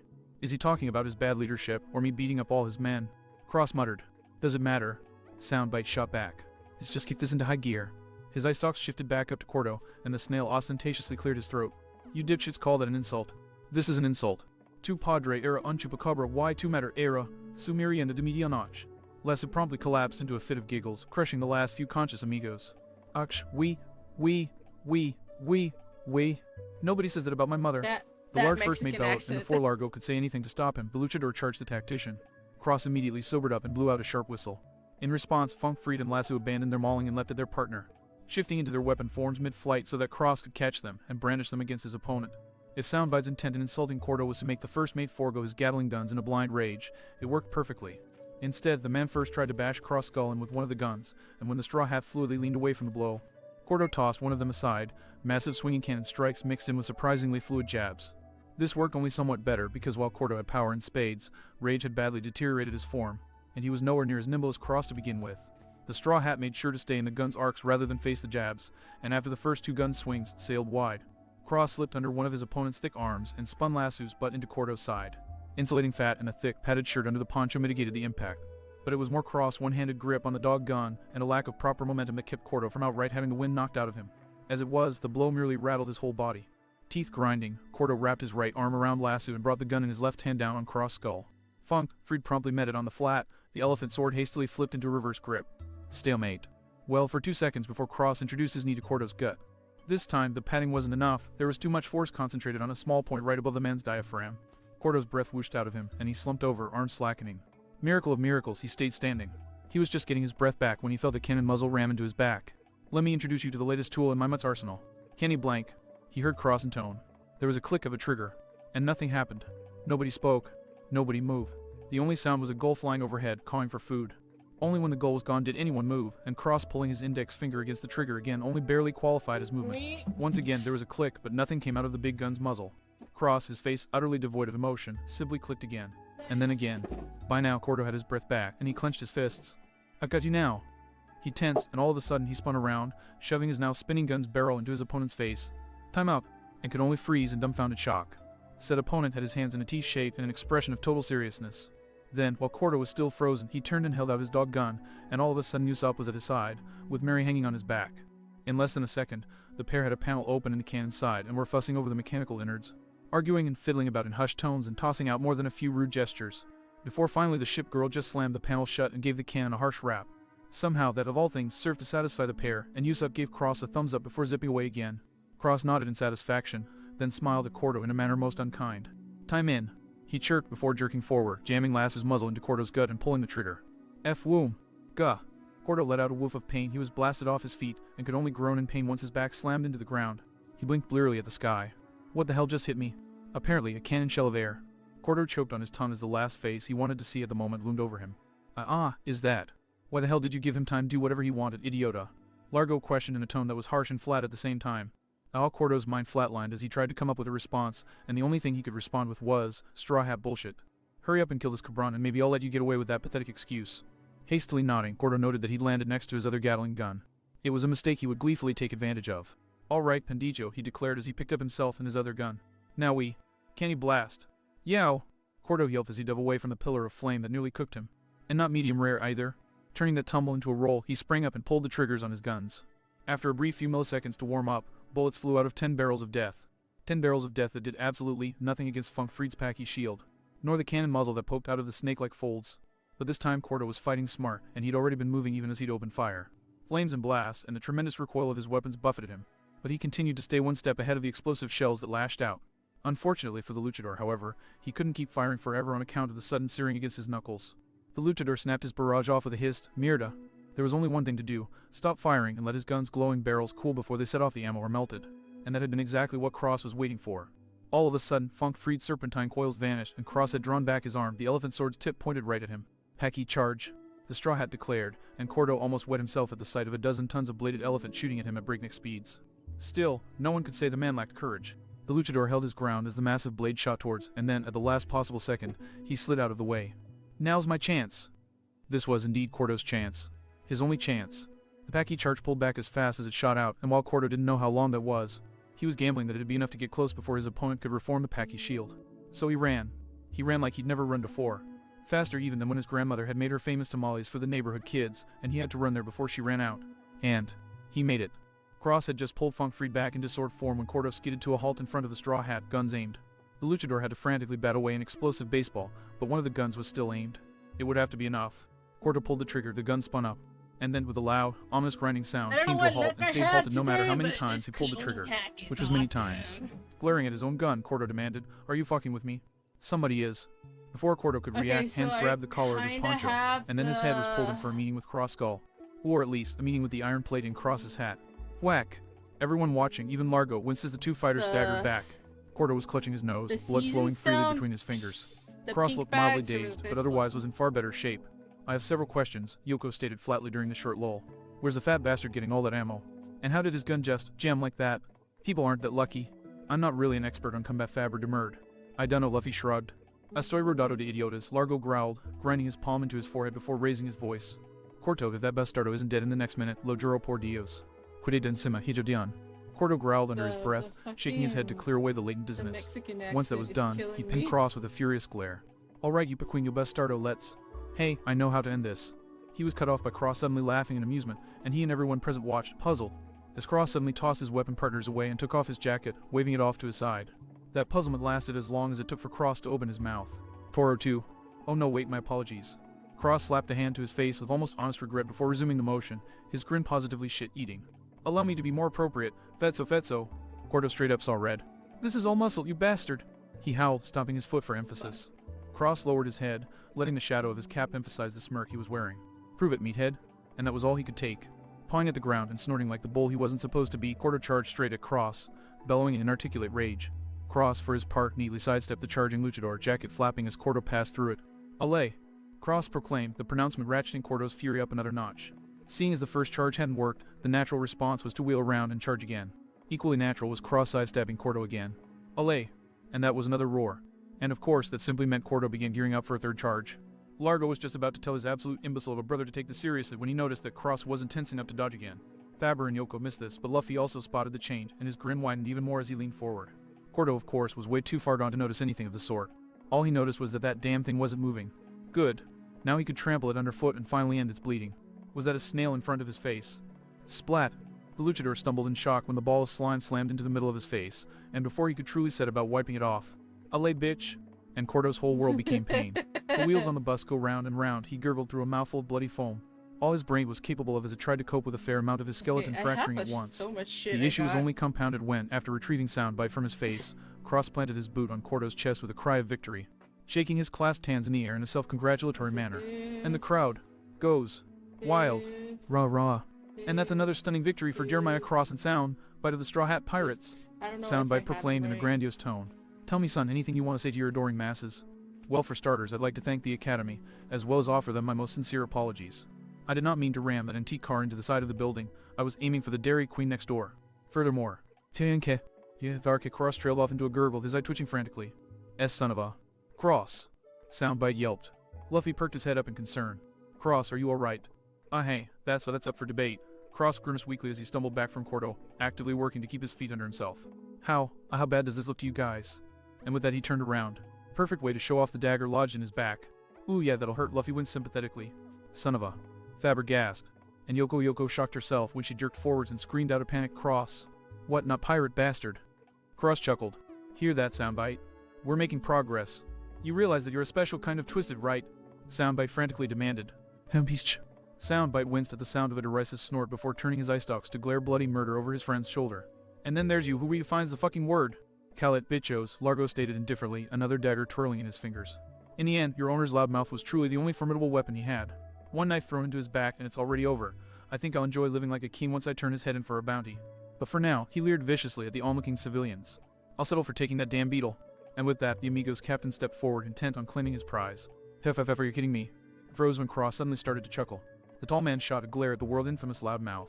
You're still not done. Cross ignored him in favor of continuing to laugh, chuckle escalating to full-on cackle. More, his footing had stabilized. Are you kidding me? The Straw Hat smiled malevolently at the enemy captain. You absolute idiot. Buddy, I ate several million volts of lightning because I wouldn't stop verbally defending my personal beliefs. Cross then spread his arms wide. So when I'm standing here defending a village of innocent civilians, kind and generous people who welcomed us with open arms, from raging bastards like you and your brother. What the hell? There was a furious scowl on Cross' face as he reached over his shoulder and grasped the handle of the dagger in his back. Makes you think that a little piece of metal is gonna make me even flinch. And with the final word, Cross tore the dagger from his back with a somewhat impressive spray of blood and tossed it away. He then pinned Largo with a furious glare. What else you got? Cabron. Largo cussed, scowling at Cross in open outrage. You're no ray of sunshine either, jackass. Soundbite snarled. And a little bit over-enthusiastic to boot, Lasser scoffed, rubbing one of his toes under his nose. Yeah, one tiny dagger. Funkfried chimed in. If it were something me size, I'd be worried, but it wasn't, so I'm not. Tishishi. Kick his ass, Cross. Luffy cheered from the sidelines. Forget kicking his ass. Faber roared, jabbing his pipe at the pirate. Shove your boots so far up there that he's choking on the leather. Yoko only hesitated a bare second before girl. Yoko slammed Marine and Justice's skulls together and joined in. Get these pirates off our island. She shouted, shooting her fists in the air. Sighing at the enthusiastic cheers, Largo stepped over to the prone form of his brother and leaned over him, his back obscuring whatever it was he was doing. To the shock of the onlookers, Cordo shot up with a nasal yelp, a hand clamped over his neck. What the hell? Cross breathed in shock while Cordo began cursing up a storm. Mirda, this Odul como on Jayach? Said cursing quickly devolved into a strangled yelp when he noticed his brother glaring down at him. That, Largo scowled, was Petatico. I'm already going to kick your ass once we're done here. Help me kill these shits and maybe you'll be able to walk again in a week rather than a month. Senor Cordo wheezed, shakily pushing himself to his feet. And in a further surprise to the onlookers, in little to no time at all he managed to steady his footing. Still, the luchador looked to be in bad shape. Cross, meanwhile, hastily shook off his surprise in favor of rebrandishing his partners and shifting back into a combat stance, heedless of the blood dripping down his back. For a second, no one moved, and then Cordo silently charged Cross, Gatling guns brandished but not firing. Really? Cross sighed. I'd said the definition of insanity, but ducking under a wild swing. Cross planted Funkfried, and used the sword as a platform to swing around and plant his foot in Cordo's gut. Apparently, though, the luchador was expecting that because he didn't get the wind knocked out of him and instead aimed one of his guns at Cross. Shit! Cross spit out. He tried to counter whatever was coming, he really did. But his earlier kick left him half sprawled on the ground with one hand occupied using Funkfried to hold himself up. The best he could do was put lasso in between himself and some of the gun barrels. But what came out of one of the barrels was not a bullet. Kaboom! Instead, it was some sort of explosive, flame and smoke engulfing the combatants. Cross. Yoko and Faber shouted. Luffy said nothing, but his fingers dug into the skin of his arms. Then Cordo staggered out, scorched and covered in soot, and Cross tumbled out the other way, coughing and burnt himself, but more stunned than injured. The audience breathed sighs of relief. Relief that was short-lived as Largo suddenly began ostentatiously clearing his throat. To the disgust of the onlookers, Largo then spat out a glob of saliva and mucus, that suddenly bloomed into a Ugh, wide the net that lofted up to boogies. envelop Cross. Devil fruit, Faber hissed. Cross, thankfully, saw it coming, giving him a chance to stand up and punch the net. The confusion only intensified when the net suddenly unraveled, for lack of a better word, into a glob of snot that landed on his coat and covered his gauntlet. That, Cross blandly stated as he waved the mucus off, is disgusting. Que diablos. Largo spat, his face set in a murderous scowl. How the hell did you do that? The tactician adopted a smirk as he held his fist up and flipped his middle finger at Largo, flashing his armor's off-color knuckles in the process. Hey, We've run into devil fruit users bros. on pretty much I don't literally wanna every play island this we've hit game, since we though. entered the Grand Line. Did you really think we wouldn't wise up and grab some sea prism stone? Very well, Largo growled. Then we'll just have to make sure you can't use it. Corto. On it, hermano. Corto replied, firing another explosive shell at Cross. This was met by one of Lassu's own explosives, resulting in another, larger blast. The two settled into a brief exchange of artillery, one that Corto came off the worse for. Lassu simply had a greater rate of fire with his baseballs than Corto's banged-up Gatlings, and the luchador was soon driven back lest he get blown up again. Worse, the exchange didn't distract Cross as much as he'd hoped, while Lassu managed his own aiming for the most part. Cross kept Largo in his peripheral vision, and so when the captain appended a can of oil in his mouth and tossed the match in, the straw hat was ready. A net made of fire flashed out and splashed harmlessly against Funk, Freed's ballistic steel hide. Y'all realize you're just using a knockoff of the Munch Munch fruit, right? It's Sound by chortled tauntingly. frozen. And you realize that you can't keep this up forever, SC? Largo Ah. shot back. Sooner or later, I'll have to go on the offensive or lose stamina and slip up and die. Yes, And I Cross lost my dismissively replied. axe. You want offense. He grinned malevolently as he held both his cannon and blade at the ready, Lassu bearing his fangs and Funk, Freed rearing up to his full height. Here's some offense. Packy Kenny combo, super hot hell riot. Fire and water blasted out of Lassu's maw and Funk Freed's trunk respectively, meeting at a somewhat equidistant point between the three combatants. Upon contact, the water reacted as it usually did when sprayed on fire that hot. It immediately vaporized in a massive, spreading cloud of steam. A cloud of steam that Cross ran headlong into. Come and get me, his disembodied voice jeered. Said jeer was followed up by a barrage of explosives and a ballistic elephant blade that withdrew as swiftly as it shot out. Or I'll just take you down from here. Grinding his teeth, Largo shouted into the mist, find him, hermano. I don't care how, but find him. Already on it. Already on it in this case. Meant that Corto had run into the haze with absolute recklessness and was blindly swinging his Gatlings through the mist. Not a smart way to search, but in fairness to the man, whatever Largo had done to him couldn't completely erase the concussion he'd sustained, It's and did absolutely nothing for the frozen. 200% so strength mad rage if I have coursing to, through his like, veins. close it After a down. few exhausting minutes, Corto slumped over, panting, and felt someone tall and skinny press against his back. Ah, hermano, good, he panted. Just you wait, I'll find him, and when I do, well, in that case, congrats. You found me. Nearly shrieking in surprise, Corto jumped up and spun around, Gatling swinging around with him. It struck right in Cross' palm, and when he tried to move the weapon, he found he couldn't. You little. Hold that thought, Cross's voice leered before he cleared his throat and started speaking again in Corto's voice. Hermano, I found him. Get him. Corto paled in realization, but before he could react, a grid of dark lines became visible through the mist. Sing hit. Ugh! And the luchador howled in agony as a net of piano wire sliced into his body. What the? Largo's voice called out in confusion. Idiota. Corto roared, his pain fueling his indignant rage to unparalleled heights. You have the gall to call me an imbecile. Who's the retarder that used his ears against the fucking god of noise, eh? But wait, there's more. Corto spun towards the source of the voice, intent on inflicting pain. And then he paled as he realized that all that was visible through the fog was Cross's arm and two glowing dots where his eyes would be. Ay caramba, the luchador whimpered, right before Cross brought Lassu down on his head with as much force and momentum as he could muster. Crunch! And that was all the luchador could take, collapsing back into the sweet embrace of oblivion. And then there was one, Cross's voice wafted out of the murk, practically looming over Largo. Largo immediately spat out another net, this one green and studded with both sharp thorns and red flowers. No, I don't Unfortunately, wanna close another it. combined It gout of has water so and fire much lashed out, stuff on me. incinerating the net and enveloping more Fuck, real estate in fine. obscuring steam. By now, It's Largo's not- confidence and anger alike had vanished, his head on a Oh. swivel as he tried to catch a glimpse of something, anything. Do you even realize how screwed you are? Largo lashed his arm out at the voice that sneered behind him, but all that accomplished was to disturb some of the steam. I see right through you, Captain Largo of the Amigo Pirates. Corto's not used to having to fight someone who can fight back, but you. That voice chuckled disdainfully. Oh, you're not used to fighting at all. Paul Captain muttered out curse after curse as he tore his gun out of its holster and fired 1, 2, 3 blind shots into the mist. Clang! Before crying out in pain and shock when the gun was suddenly smacked out of his hand. You're not a bully, you're an armchair commander. A commissar. You sit back and relax while everyone does your bidding for you, and if ever things get out of hand, then you just stand up, flash your powers and smack down whoever's in your way, and all goes right back to normal. Well, guess what, Homber? Desperation ruling his mind, no matter how much he tried to deny it, Largo lashed out a reckless punch. He then hissed in pain and panic when his fist was suddenly crushed in a grip of metal and he felt a significant portion of his stamina just vanish. Cross loomed out of the swiftly fading mist, glaring viciously at the bandito. Today, he announced, the only one getting smacked is you. And you're not going to get back up from it either. Lardo tried to wrench his fist free, but it was an exercise in futility. Still, he found the courage somewhere to sneer in Cross's face. You think a rinky-dink punch from you will do anything to me? I train with Corto. I might be thin, but I've got a body of steel. Good for you, Cross snarked, before grinning as he reeled his right arm back, his fingers splayed and palm on display. But how do you think you'll handle the force of a punch from quarter? Cross's grin became downright sadistic. Combined with every single time I punched my fist into my palm, full strength, over the last few hours. The blood shot straight out of Largo's face. I gave you one chance to walk away. You should have taken it. And with that final line, Cross slammed his palm into Largo's gut. Impact.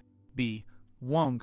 In a final blast of pure force, Largo was blown clean off his feet, flying almost halfway across the field before he was lodged through a tree down to his waist. Cross scoffed as he adjusted the brim of his cap. Hisk, say, if you ever come after us again, do me a favor. He flipped the brim up with his thumb, unveiling a cocky smirk. Try and give me an actual challenge. That final line was punctuated by the tree giving out the ghost and collapsing completely, giving Largo a final thump on the head on the way down. And with that, Cross allowed himself to relax, his body untensing and one hand flashing to the bleeding wound in his back. It didn't seem to be life-threatening or anything, it just hurt without the adrenaline rush, and all his movement hadn't done his torn muscles any favors either. You okay? He flashed his partner a somewhat weak smile. Not batting at 100, but I don't think I'm going to keel over anytime soon. A moment's silence and... May, Soundbite shrugged it as much as he could. I'll take it. Hey, what about me? Lassie whined. I took that bomb point blank. I've suffered way more than you. Yeah, if you call scorch marks and burn for suffering, Funk, Freed muttered under his breath. Straightening somewhat, Cross chuckled and began to walk back over to his audience, the slight hitch in his walk almost unnoticeable. Luffy met him with a proud grin, punctuated by a finger scratching under his nose. Hey, you got Bettis, Cross. That drew a derisive snort from Cross. Luffy, on the last island, you managed to pancake a shadow dragon into the dirt. Compared to you, I am not hot shit. I am just a perfectly decent paradise pirate. Damn it. He then grinned proudly, his thumb jabbed towards himself. And honestly, that's Bettis enough for me. Just shishi. Well, so long as you're happy. Luffy laughed. He then sobered up and tilted his head thoughtfully. Though, I did see one or two places you slipped up. Mind if I give you some tips? Luffy giving tips, Cross chuckled, shaking his head. What is the world coming to? But hell, you're the one who's got the highest kicks-to-ass ratio of the whole crew. Hit me with your best. Look out. Yoko suddenly shrieked, genuine panic and concern written across her face. Mexican Inquisition. Soundbite swiftly added. Cross spat out a curse and spun around. Damn it, should have seen this coming. In all fairness, Cross probably couldn't have foreseen both of the Amigo brothers charging him with weapons drawn and their eyes rolled into their heads in signs of pure berserker rage. With how banged up they were, Cross braced himself for the oncoming clash, wincing as the motion pulled against his stab wound. Wham! And then he could only stare in dumbfounded shock when Cordo was suddenly blasted into Largo on account of a white and gold pommel slamming into the stouter man's cheek with all the force of a cannonball. For a moment longer, Cross stared dumbly at the now completely and more importantly effortlessly pummeled bodies who'd once been his opponents. He then turned an indignant eye on the source of said pommel strike. I had that handled. He protested in an almost whiny tone. Zoro blinked at the lower ranked mate in surprise. What? Were these guys important or something? Sorry, I was just looking for some training dummies I could practice my pommel strikes on, and they looked like they were convenient. Still, he jabbed his thumb over his shoulder. You gonna have a problem with it if I take them on too? Repetition and all that, you know. Take Cross followed the direction Zoro was indicating, and paled when he saw the Amigo pirates' mooks all staggering to their feet. What the hell? Captain and first mate I can buy barely, but I know that I put them down. How the hell are they still? Dunno, don't care, Zoro grunted indifferently. Come on, can I take them more? He suddenly cut himself off and scowled skywards. Ah, damn it. Too late. Say wah hell, Cross groaned, looking up himself. Those dark clouds had most definitely not been there 2 minutes prior. Hey boys. The sound of fingers snapping accompanied the cheerful greeting. Kurzap. And then came a shower of lightning that struck down every last one of the amigos. How are things? Nami continued pleasantly as she walked up to her friends, as though she hadn't deep-fried several dozen enemy combatants at once. You son of a kill stealer! Cross blurted in offense. I had dibs on the sub ES, and I needed the practice. Zoro scowled. Nami glanced between the two before waving them off with a sheepish smile. Oh man, sorry. I didn't mean to jam you up really. I just thought I was taking out some trash is all honest mistake, but... She stuck her tongue out, her eyes and tempo swirling into an aura most angelic. You'll forgive me because I'm so cute, right? Cross and Zoro exchanged flat looks, before bringing their fists down on top of her skull. Not on your life, they deadpanned. Oh. The navigator yowled, clutching at the growing lump on her skull and sticking her tongue out further as she glowered at the other two officers. You made me bite my tongue, assholes. Bitch. Wrench. Morons. Can't we all agree you're all just terrible people? Slamball. And they completely ignored the bleeding wound, Fabra sighed indulgently. That's the Straw Hats for you? I'd better go find that doctor of theirs. A few feet away from the bickering, Yoko could only stare on in shock. She stared at the leaders of the Amigo pirates, who'd essentially been swatted like pests. She stared at the small army of pirates that had been deep-fried in moments. She boggled at the trio quartet if you counted the snail of pirates who were lobbing insults at one another all while sporting massively teasing smiles. And finally, the girl could only fall back on her ass as her grasp on reality flatlined. The boy, what are you people? The marine girl stammered weakly. Shishishi. It's obvious, isn't it? The thump of someone sitting next to her drew Yoko's gaze, and she beheld Monkey D. Luffy shooting a wide smile at her. We're the Straw Hat Pirates. But... Yoko sputtered incredulously, waving her hands frantically. That's not right. Pirates, they aren't like that. They're not like you. They don't protect people, they aren't cool or awesome or nice. Pirates are there. Luffy's smile slowly fell into a frown, and he glanced at the tenderized brothers. You think pirates are meant to be like them, right? Yoko bit her lip, but she slowly nodded in agreement. Well, yeah, I know what you mean, Luffy said, his arms crossed and head nodding. I don't like it, and I always say those guys are fakers, but I'm dumb, but not that dumb. I know that most pirates are like that. I know that to the rest of the world, we're not really traditional pirates, you know. It's stupid, but it's the truth. Luffy took off his hat and looked at it, smiling wistfully. But, I made a promisee. I promised on this hat that I'd become a king of the pirates. The one who gave it to me is the greatest man I've ever known. He saved my life when I was a kid, and he was the strongest pirate I've ever met. Yoko gaped in stunned disbelief as Luffy looked back at her with a grin on his face. I'm never going to break this promise. I am going to become the king of the pirates, but I'm not going to change to do it. I'm not going to let the world change me so that I can achieve my dream. I won't let the world change my dream. So, if the world says that my dream is wrong and impossible, he pumped his fist with a confident nod. Then I guess I'll have to change the world to fit my dream. Though Yoko's jaw still hung open, it was now a case of awe rather than disbelief that was the cause. The voyage, what are you talking about? The way I see it, Luffy said as he shoved his hat down. While I become Pirate King, I'm gonna do one traditionally pirate Y thing. He shot Yoko a massive grin that was full of pure steel. I'm going to steal the word pirate. Upon seeing Yoko's look of confusion, he elaborated. Well, not the word, the idea. Concept. I'm gonna take the concept of pirates for myself and change it. People like me, people who just want to see what the sea have to offer, will be the real pirates. And all those assholes just in it for the treasure and other stupid stuff like that, they'll be the fakes. Playing around at things they don't understand. How does that sound? You're weird, was the only thing Yoko could finally muster. Duh. Luffy laughed uproariously. I mean, come on. What's the fun in being normal? You know what I'm talking about, right? I mean, you're friends with a really cool giant beetle. Yoko's expression wavered slightly at the reminder of the last time she'd seen Boss. But ultimately she decided to just look away and try to get her thoughts in order. Seeing her confusion, Luffy frowned thoughtfully before nodding his head at Cross, who was now snorting and butting heads with Zoro, while Nami off to the side consumed by giggles. If you're still having a hard time getting it, I dunno, maybe talk to Cross. He's really smart, and he's always talking about morals and stuff on the SBS. He'd know more about it than me. Yoko looked towards them just as Zoro scoffed at Cross. Didn't you say you were happy with how badass you were? I did, and I am. That. Cross stabbed his finger at the carnage arrayed behind them. Shit like that makes me feel inferior. And also, this is when you guys show up. Growling wordlessly, he swung his arms out. I was going up alone against several dozen bastards here. It wasn't that big a deal, you had it handled. Zoro waved him off. Cross's eye twitched as he spun around and gestured at the bleeding wound in his back. I got shanked. Like I said, no big deal, the swordsman rolled his eyes. Didn't you even boast that it wasn't that big a deal? Nami asked with a thoughtful frown. It is the principle of the matter. Since when do you have principles? Now see here. Ahem. GRK! Cross froze mid-finger jab, his face paling dramatically as he slowly turned to see that Faber had just returned with a glaring chopper in tow. Aha, hi, a chopper house tricks. The human reindeer cocked his eyebrow in an unimpressed manner. What's this I hear about you getting? Oh, what's the word you use? Shanked.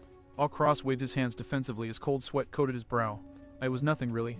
So very shallow, barely even a scratch, I swear. Chopper jabbed his hoof downward, his glare unwavering. On your knees, shirt and jacket off. Now. Yes, sir, Cross yelped, swiftly following the orders.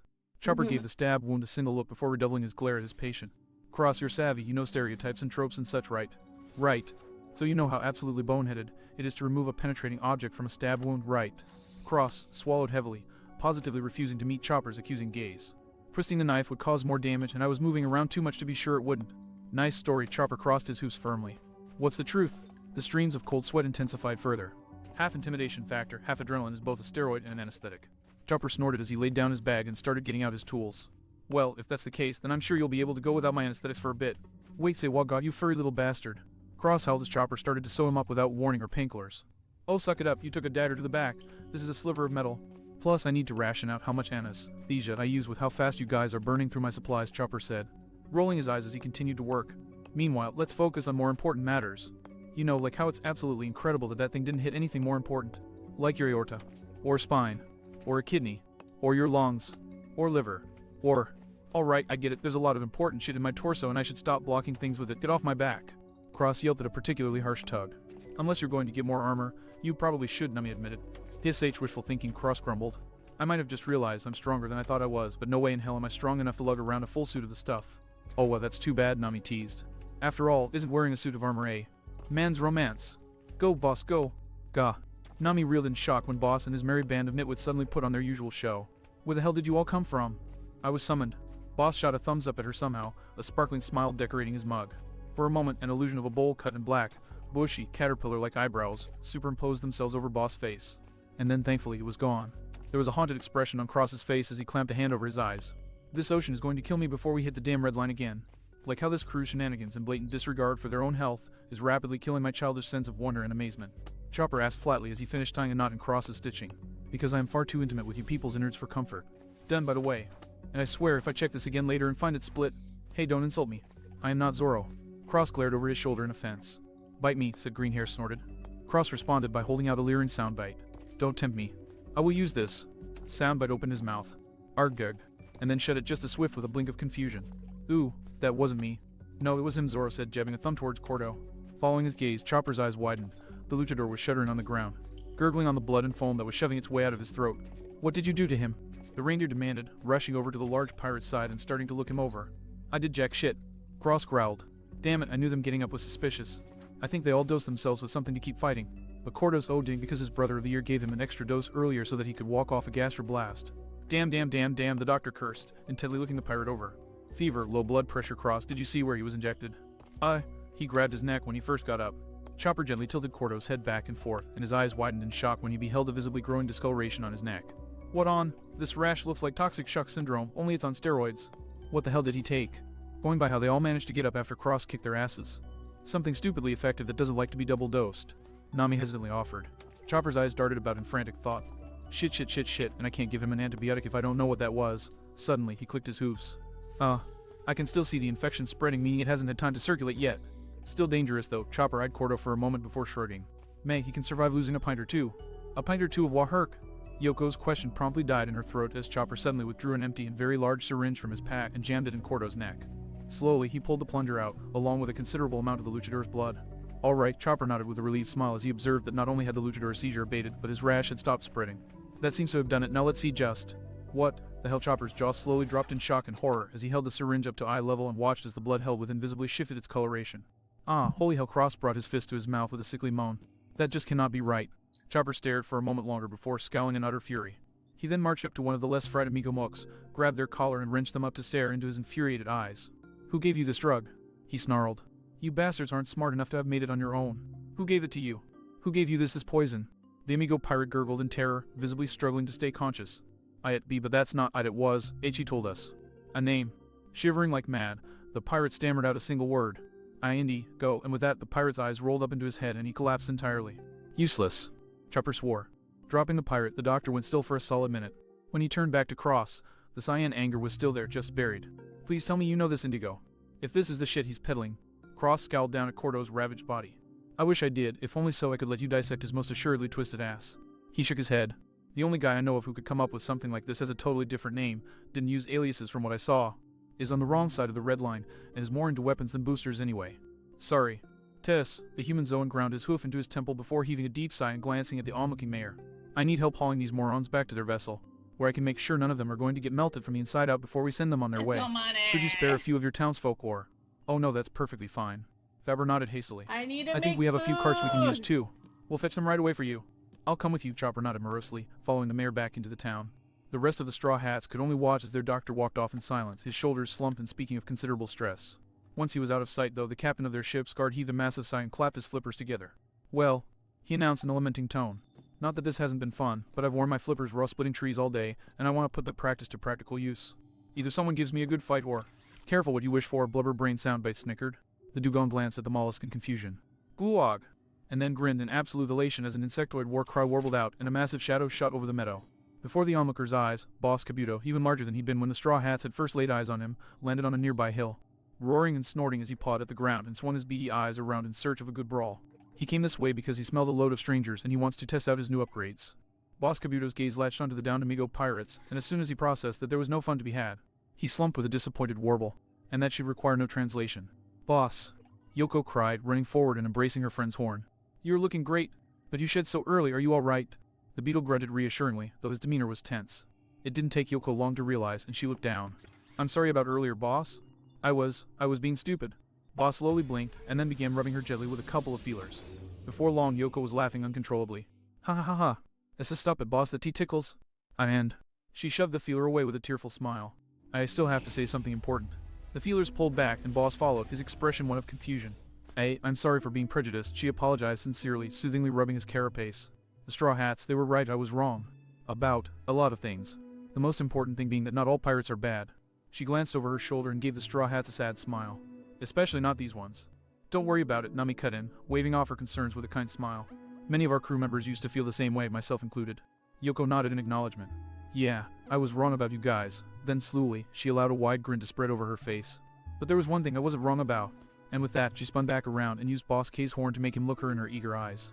My best but a spug friend in the whole wide world can still kick the asses of your rubber-brained idiot and your smelly blubber, but at the same time and with every single last handicap you can think of, all without breaking a sweat. Isn't that right, boss? Boss Kabuto only hesitated long enough to give his best friend a look of shock before rearing up on his hind legs and roaring his defiance to the high heavens. That's a fighting roar right there. Boss Dugong cackled euphorically, unwinding his rope dart and spinning it into a blur. Go, boss, go! He did a West cheered as one from a safe distance. Finally, Luffy whooped, shooting to his feet and windmilling his arm just as fast as his aquatic boss. I'm stuffed, I'm pissed, and I'm ready to brawl. Let's do it. Back the hell up. Zoro called out, leading the charge away from the prepping fighters. These three aren't going to stop until this whole field's a crater, and it's going to be glorious. Nami cheered, beery signs flashing in her eyes even as she used her eyes and cloud to cart away the fallen amigo pirates in a less than gentle manner. All three fighters are local celebrities, and this is the prize fight of the decade. I'm going to clean up what profit this town has to offer. 5% of the haul to whoever helps me with the betting. I ma'am. TWS barked, hot on Nami's heels as she charged into town. Yoko was no exception to the general evacuation, and she only paused as she ran to glance up at Cross. You think that we're far enough yet? The tactician opened his mouth, before almost choking on his tongue as an earth-shattering impact and ear-shattering roar, and a skin-blistering blast of blazing air washed over them. Signs point to nope. He glanced over his shoulder with a cocked eyebrow. And just for the record, you're but a beetle breeze fire. I am officially jealous. Hey, what's going on? Are you idiots stressing your? Is that the giant beetle you guys talked about earlier? And is it breathing fire? So cool. Oh, that's nice. Cross-eyed with an honestly relieved smile as a euphoric squeal sounded out. Chopper's been so serious lately, it's a relief to know he's still got some kid in him, you know. How, if you say so. And you didn't see Boss's fire before. Yeah, he's all wait, what? Yoko glanced at the fight, and then did a double take as she saw what her friend was doing, a massive grin splitting her face. Whoa, that's new. It was just fireballs before, not an actual flame. Roar. Boss is even more awesome now. Said grin slipped as she started to lag behind. Or, not if I wind up getting roasted by it. Can't have that, can we? Alley-oop. Say wah-wog. Yoko yelped as she suddenly found herself getting scooped onto the pirate's back. Watch it, you stinking pirate bast, ah. Cross, meanwhile, just barked out a laugh. Make me, you stuck-up marine brat. Yoko blinked in surprise before snickering right back. Swashbuckling ne'er-do-well. Ah, but before you reply, she hastily cut him off with a sheepish grin. While an insult back and forth would be fun, your captain said something about you, being smart and knowing a lot about how the world works and stuff. Cross immediately perked up, adopting a truly devilish grin. Ooh, a chance to corrupt the mind of the youthful, ignorant, and innocent. 'Tis as good as our birthday. Woohoo! Soundbite chortled in agreement. Yoko swallowed heavily as her face drained of blood. I suddenly regret absolutely everything ever. Too late. Lasso and Funkfried laughed from where they were bringing up the rear. Cross started to nod, before suddenly casting a glare over his shoulder at Funkfried. And we're not riding you, why exactly? You never asked. If you make me, so help me, Ivory Farm. Up and at him. Whoa. Yoko could only gape in shock as she suddenly found the pirate she'd been foisted on himself foisted onto the back of his elephant sword. She blinked slowly before gracing Cross with a goofy grin. I take it back, you guys aren't weird. You're fun. All that and more, little lady. Cross swept his hat off in a mock bow before giving her a toothy smirk. Now, where would you like me to start? And so, with a brawl for the ages as the backdrop, another soldier in the war against immorality and injustice was slowly and surely forged. Oh. A world away, a large and imperious man puffed on a cigar, his eyes scanning over the dominion he had claimed for himself. The dominion that would be the vehicle of his conquest, and his vengeance. Send a farting rubber behind him, said man, cocked an eyebrow but didn't look away from his view. Something you need to tell me, doctor. The imperious man rumbled. Pyro, pyro, pyro, a high-pitched voice chuckled behind him. Oh, nothing too critical, I assure you. I just thought I'd inform you that I've just gotten a report. The Amigo pirates have been soundly defeated. The who? Pyro, pyro, I'm not surprised you don't remember them. The laughing man grinned as he crossed his arms behind his head, his shoes flatulating quite loudly as he shifted his weight from side to side. They were the crew that applied to be our 51st Division. You set them the condition of retrieving an old prototype of the King Kabuto line that managed to escape a few years back. Long obsolete by now, but it would have been nice to dissect it, see how time affected its evolution. But oh well. The imperious man was silent for a few seconds before scratching his head and grunting. Alright, I remembered them now. Hey, no big loss, they were just intended to be cannon fodder anyway. Still, so long as we have an opening. The man reached a hand into his jacket and held a sheet of paper he held out over his shoulder. Send an invitation to them. They've quieted down recently, but they did raise some impressive hell in a short amount of time. They'll fill in our ranks quite nicely. Pero Piro Tilda. As you order, Captain. The laughing man sang as he snatched up the paper. The imperious man glanced back at the laugher. What's got you in such a good mood? Two things, sir. The laughing man donned a massive grin as he held up a gloved finger. First, even though they were total failures, the plant I had in the Amigos crew has sent me back some excellent data on a project I've been working on. Which would be... Behold! The laughing man proffered his hand, displaying a pair of vials that contained a viscous, reddish-orange solution. Booster IQ, or BIQ for short. Basically IQ serum with a common foot soldier. Heals wounds, replenishes stamina, the whole 9 yards. In essence, a super soldier elixir. The imperious man took a long drag from his cigar before side-eyeing the laughing man. And I take it the reason you had yet to tell me about it is that it's still incomplete. And you used the Simibo pirates or whatever as lab rats. Pyro, pyro, pyro, pyro, pyro. The laughing man cackled, eagerly tossing the vials in the air and juggling them about. The morons never suspected a thing. Bought my spiel about it being a sign of our allegiance and trust hook, line, and sinker and didn't even ask for change. But for all that they were weak idiots, at least they gave us some valuable data. The laughing man's grin then became downright savage as he clutched the vials. In more ways than one. The imperious man snorted out a cloud of smoke. How could a bunch of weaklings who couldn't even capture a single obsolete beetle be good as anything other than warm bodies? Why, the laughing man sneered as he replaced the vials in his pockets. Precisely because it wasn't the beetle that defeated them. Oh, then what did? Who, sir, not what? And in this case, the laughing man withdrew a sheet of paper from his lab coat and held it out to the imperious man, displaying the picture printed upon it to him. The picture of a widely smiling kid. The who, the laughing man chuckled grimly, was none other than the Straw Hat Pirates. The air around the imperious man suddenly tensed as he stared at the bounty held before him, and it was with slow and deliberate movement that he grasped said paper and for himself. Is that so? He asked in a rumble that was his version of quiet. I'm completely certain, the laughing man nodded politely. In fact, it was the voice of Anarchy himself who personally dealt with a lot of them. Hard to mistake that voice when it's throwing out taunts, you know. The imperious man tuned out the laughing man's words, instead focusing all his attention on the bounty. On a single aspect of the picture. An aspect that had been burned into his mind on that fateful day 22 years past. That damn smile, the imperious man snarled, the paper crumpling in his grip.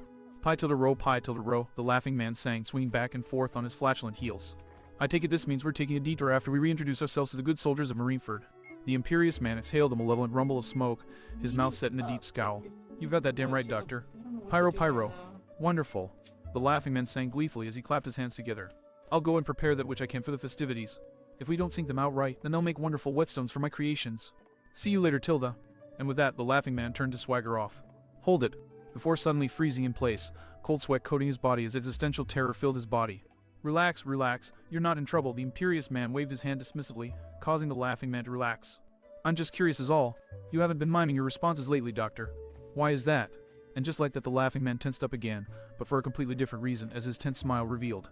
Forgive me, sir, if I've been a bit serious lately, but I've quite simply had no other choice but to double down and focus on my work. After all, the laughing man's hand snapped into trembling fists, his teeth starting to grind against one another. At the cusp of the unveiling of my 20-year masterpiece, I'm at risk of getting shown up by a little pirate brat who hasn't been on the sea for more than a year, and who hasn't even reached the age of majority. Why do you think I came up with B-I-Q him? I need to prove that little furry rat doesn't have shit on me. Iro pyro pyro. The laughing man trailed off into a grim chuckle, a hand hiding his murderous grin. My apologies, sir, I lost my composure for a moment. But, rest assured my mind is still as on task as ever. And if you do indeed miss my dancing, well, rest assured, you will see it once more in this lifetime. I shall dance anew. Oh yes, I shall dance. The laughing man spun around, his face the mask of insanity that spewed forth maddened laughter. A pair of viridian flames dancing in the palms of his hands. I shall dance in the phosphorus-charred ashes of the accursed East Blue. Pyro, pyro, pyro, pyro. The imperious man adopted an evil smile of his own as he watched the mad doctor. That's an excellent answer, Doctor. The imperious man then turned to face his dominion and spread his arms wide with a raucous roar. A most excellent answer indeed. Jiha-ha-ha. Hi-ha-ha-ha. Oh, and as we left, his last word to us was congratulating us for beating him at his own game. Last I heard, the base got rid of any lingering budget problems thanks to relocating a nearby training grounds to inside the base. They certainly had the room for it, from what I saw. Cross sat up from his reclined position against one of the barrels set up to be loaded onto the Sunny, a soft smile on his face. But anyways, yeah. Decent Marines are those kinds of people, and anyone who puts their life on the line like that has my respect. Yoko nodded slowly, her expression carefully neutral. The differentiation between good and decent Marines was even more eye-opening for her than the way Cross had fought off the Amigo pirates, and the countless examples he had cited of the nicer sorts of pirates like Whitebeard and Shanks, and the wicked Marines like Nezumi and Angumo. Her image of her father remained as untarnished as it had always been. Improved even seeing how he'd managed to stay moral and uncorrupt in a world like this, but the fact remained, beyond him. Her black and white view of the world had been forced into color. Wow. She breathed softly, her mind awhirl as she contemplated the new information she'd been granted. She then glanced up at Cross as a thought struck her. But wait, I am just a kid. A kid who spent the whole day trying to get you and your friends kicked off this island. Why? Why tell me all this? Why, spare me a second thought. Cross blinked at her in surprise before quirking up a smile, standing and adjusting his cap. That little lady, he chuckled, is a question whose answer is entirely up to you. Yoko frowned thoughtfully, but before she could ask anything further, Cross had already walked off, intent on doing one last round through his crewmates before they set off. His first stop was the most prominent feature to be found on the beach, a Titan-sized beetle that the crew's human reindeer doctor was keeping drugged into drowsiness. Once he was close, Cross looked over the makeshift barrel turned Roman 4 that Chopper and Downey were making use of. Let me guess, you never thought you'd wind up in a situation like this, am I right? Chopper sighed, shaking his head with a wry smile. Well, while I never could have foreseen having to use my new cherry blossom slumber on my captain, a kung fu fighting dugong, and a giant beetle because they were at risk of splitting the island were each other's heads in half, I'm not complaining. At least Project Panacea has gotten a lot more data out of the deal. He then graced Cross with an honest smile. Plus, in between the heart-pounding, life-threatening situations, it's been really fun too. Plus the terrifying stuff is fun too. Soundbite laughed, though he just as swiftly waved his ice dock dismissively. Yeah, I know different opinions. By the way, on the Bash Brothers, didn't you give them a chance to call a OFF? Whether you were listening to me when it happened or not, you should know that they wouldn't, and didn't. Chopper responded with a roll of his eyes. Tugging the mega-sized needle he was using out of a chink in Boss K's armor and giving his carapace a final pat farewell. Anyways, I estimate this one won't have his dose wear off until we're past the horizon, even though his immune system is insane. And I have our own crazies chained up in my office and drugged to the gills. So we should be good to go. Boss K warbled morosely as he shifted in place, trying and failing to get his dizzed legs under himself. What fair. I just wanted a good. Boss trailed off, blinking in surprise on account of how he'd actually started talking. In a deep voice. What the? Finally. Cross shot a look at his partner out the corner of his eye. Nice choice for Andre, but still took you long enough, didn't it? Lick my slimy ass, it took me hours to get a start on just what he was saying. Soundbite test sharply. I'm of the wild-tongued wonder, Chopper concurred. Sassy. You're learning. The reindeer human flashed a sign of Soundbite with his hoof before continuing. Boss's dialect, whatever it is as foreign to me as it is to him. For once I can only understand one of an animal's voices. Well, I for one am perfectly happy with the results. Boss Kabuto rumbled happily, rubbing a leg beneath his horn. I'm still a bit sore that I can't finish one of the best fights of my life, but this is a close second. Chopper frowned inquisitively as he looked the titan-sized beetle over. Yeah, speaking about that, you were going at it pretty rough. Boss and Luffy are no pushovers, and you look good, but are you sure you're alright? Oh yeah, I'm perfectly fine, Boss said dismissively, tapping a leg to the underside of his thorax. I've gone through way worse in the past. They're tough, sure, but a couple of lightweights like them aren't going to cause me any kind of permanent damage. When I was younger, I'd have been food. But now, after all this time, Boss bobbed his head side to side. When now? Probably take a hit from an alpha or something to really ding my shell. Chopper's frown deepened. Ugly bitch. And, you know that how exactly. And what's an alpha for that matter? Boss froze in place, staring at nothing. You, unasked question, big boy. Where the hell are you from? Soundbite unabashedly queried. Seriously, you're Grand Line native, that much is clear, but you're completely out of sync with this island's ecosystem. Everything else is East Blue as a baseline, but you're way above that line. Final count, Cross brought up the rear, though his tone was far more cordial. How, exactly did you come to live here? Aye, Boss blinked dimly, bringing a leg to his armored brow. It was so long ago, but I remember, I fell. I fell to the island. From high up, farther than I could ever fly, going either way. Chopper and Cross exchanged surprised looks. A Sky Island, you mean? Cross clarified. An island made of clouds. Boss rumbled uncomfortably and shook his head, his gaze slowly turning skyward. No, it was normal. There was earth, there were trees, there were, the beetle's voice hitched, his mandibles clicking together. Other animals. Chopper offered warily. Boss warbled again, this time mournfully, and it was with no small amount of alarm that the pirates watched the beetle's eyes slowly cloud over. So many, he whispered. So many, always fighting, never stop, can't rest, can't stop. Stopping means dead. Weak means starving. Means dead. Have to fight, have to live. Boss suddenly hunched over, chittering furiously as his wings fluttered and spasmed beneath his shell in obvious panic. Have to run. Have to, can't stay, can't, had to leave madness, had to leave the. At that point, the beetle's newfound eloquence vanished, replaced by the feral rumblings as he sunk into what all present could tell was a PTSD flashback.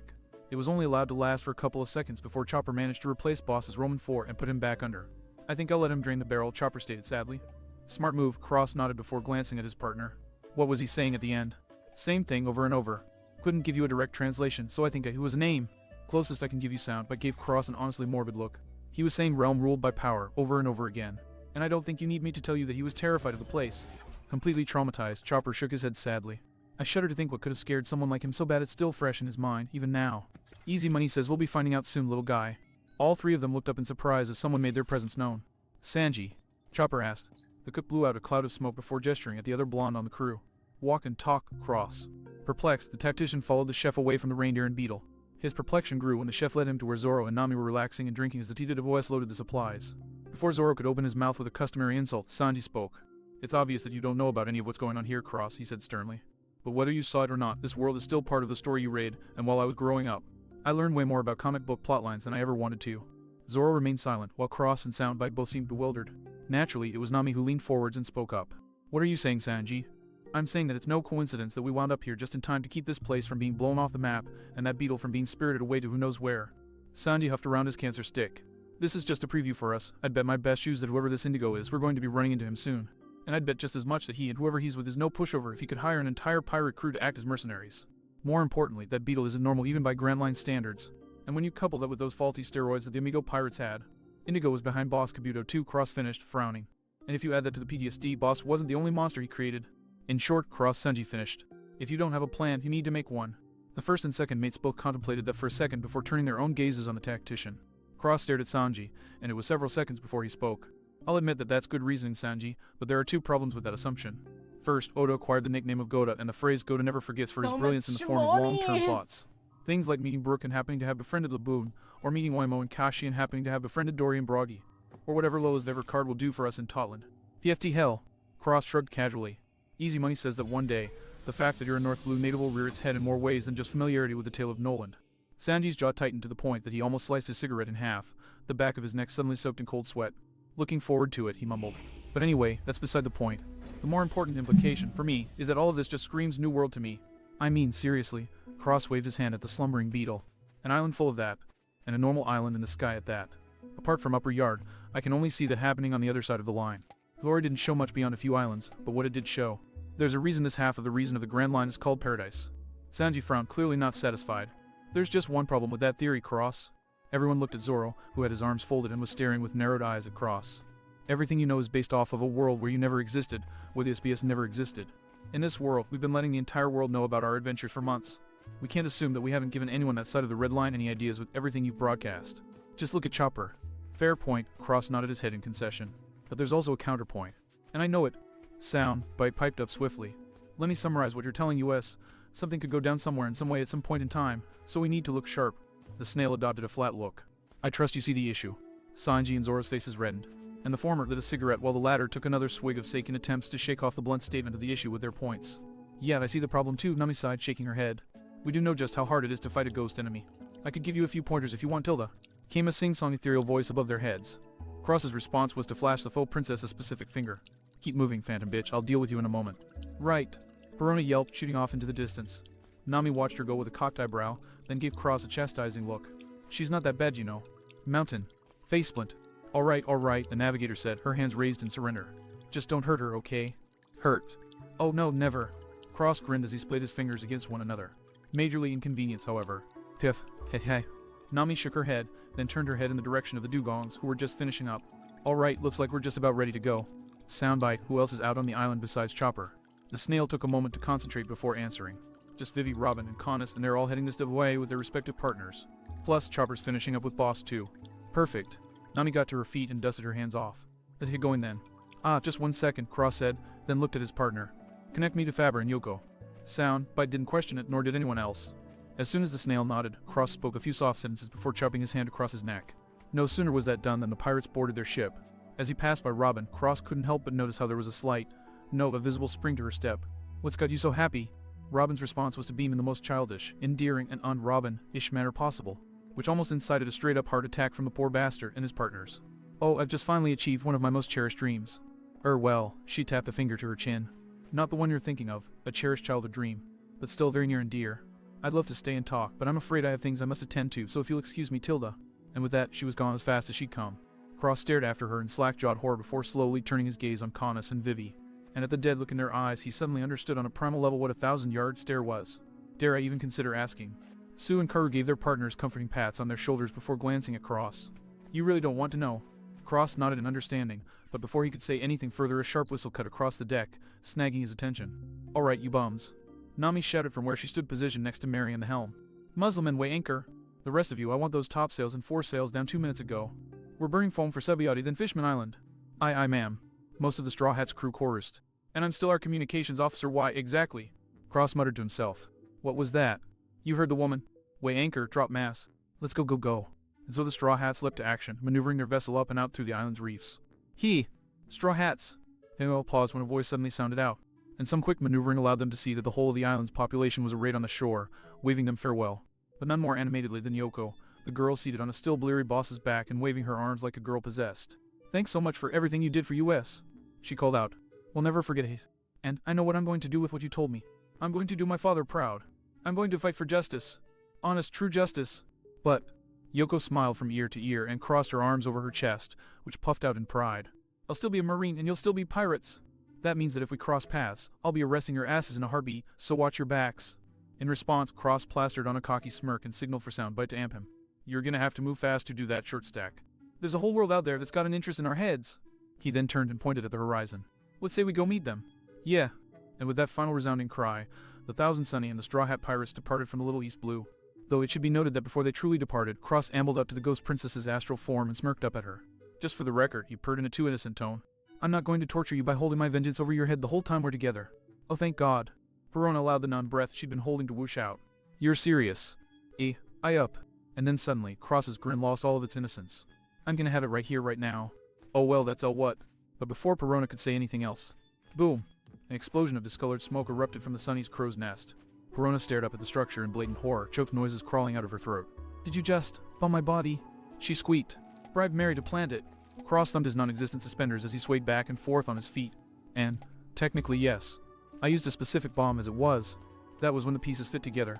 You stink bombed. My body, Perona wheezed in horror. And my room is not only airtight, but I don't mind wearing a gas mask to sleep to boot. Cross walked off, laughing all the while. Enjoy, Ghosty. Perona was an inch away from draining every bit of happiness from that insufferable young man, but somehow, she retained enough mental capacity to realize that would lead to a cycle of revenge. And getting involved with one of those with the voices of anarchy was not something she had any desire to do. And ultimately, that reasoning wasn't quite enough to keep her from sending a negative hollow rocketing his way. Or at least, she tried sending a negative hollow at him, but she found that she just couldn't find the will to do it. She just couldn't draw up the sheer will to terrorize she needed to do the deed. Perona stared in horror at her hand, the implications sinking, before she slowly drifted away with a haunted look on her face. I need to get the hell off the ship as soon as possible, she muttered to herself. 1 week later. Captain, land ho. Cansorn Island is coming up on the port side, called down the watchman. Very good, the captain rasped, approaching the edge of the ship to observe the island. His eyes narrowed almost immediately, picking something out of the air a moment before the watchman identified it. Captain incoming. Gigantic Hercules beetle heading straight for us, with a girl in a marine uniform on its back. And I think the beetle has our symbol painted on its flank, he added questioningly. Typical Ophiuchus. No shortage of help, no chance of normalcy, remarked one of the grunts. Indeed, Captain T-Bone agreed as he stood to his full height, his men clearing a large spot on the deck to allow the beetle to land. The courtesy turned out to be unnecessary, however, as the beetle instead buzzed clean over the deck before circling around to hover in front of the deck, snorting and bucking its horn in defiance. The girl riding the mega insect showed just as much nerve as she stood upon the beetle's back, folded her arms, and fixed the Marines with a severe stare. Not quite a glare, but certainly far from inviting. State your business here, the girl called out. And I'm warning you, don't just take our markings for granted. If you're anything less than perfectly polite. The beetle snorted out a gout of flame from its horn, punctuating the point. The display cowed most of the Marines, who lowered their weapons and stepped well back from the not quite hostile megafauna, while others drew their arms and prepared for combat.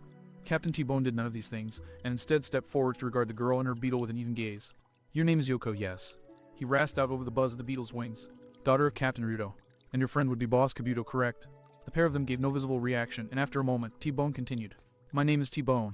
Captain Shipcutter T-Bone. I'm here on a personal recommendation from A. T-Bone hesitated slightly before sighing with a defeated smile. From a friend of mine. And I should care why exactly? Yoko questioned neutrally. T-Bone allowed what little mouth he had left to quirk up into a smirk. Because I think you know this friend of mine. 1. Ophiuchus. It took all of 3 seconds for that knowledge to process, following which Yoko and Boss's jaws promptly dropped open. Holy shit, the girl breathed. And that's proof enough for me that you've met the man in person, the captain chuckled good-naturedly, a sunny demeanor shining through his gaunt visage. Now, if you no longer suspect me. Yoko gasped, hastily dropping to her knees and slapping Boss's shell, which in turn got the beetle dropping down onto the ship's deck.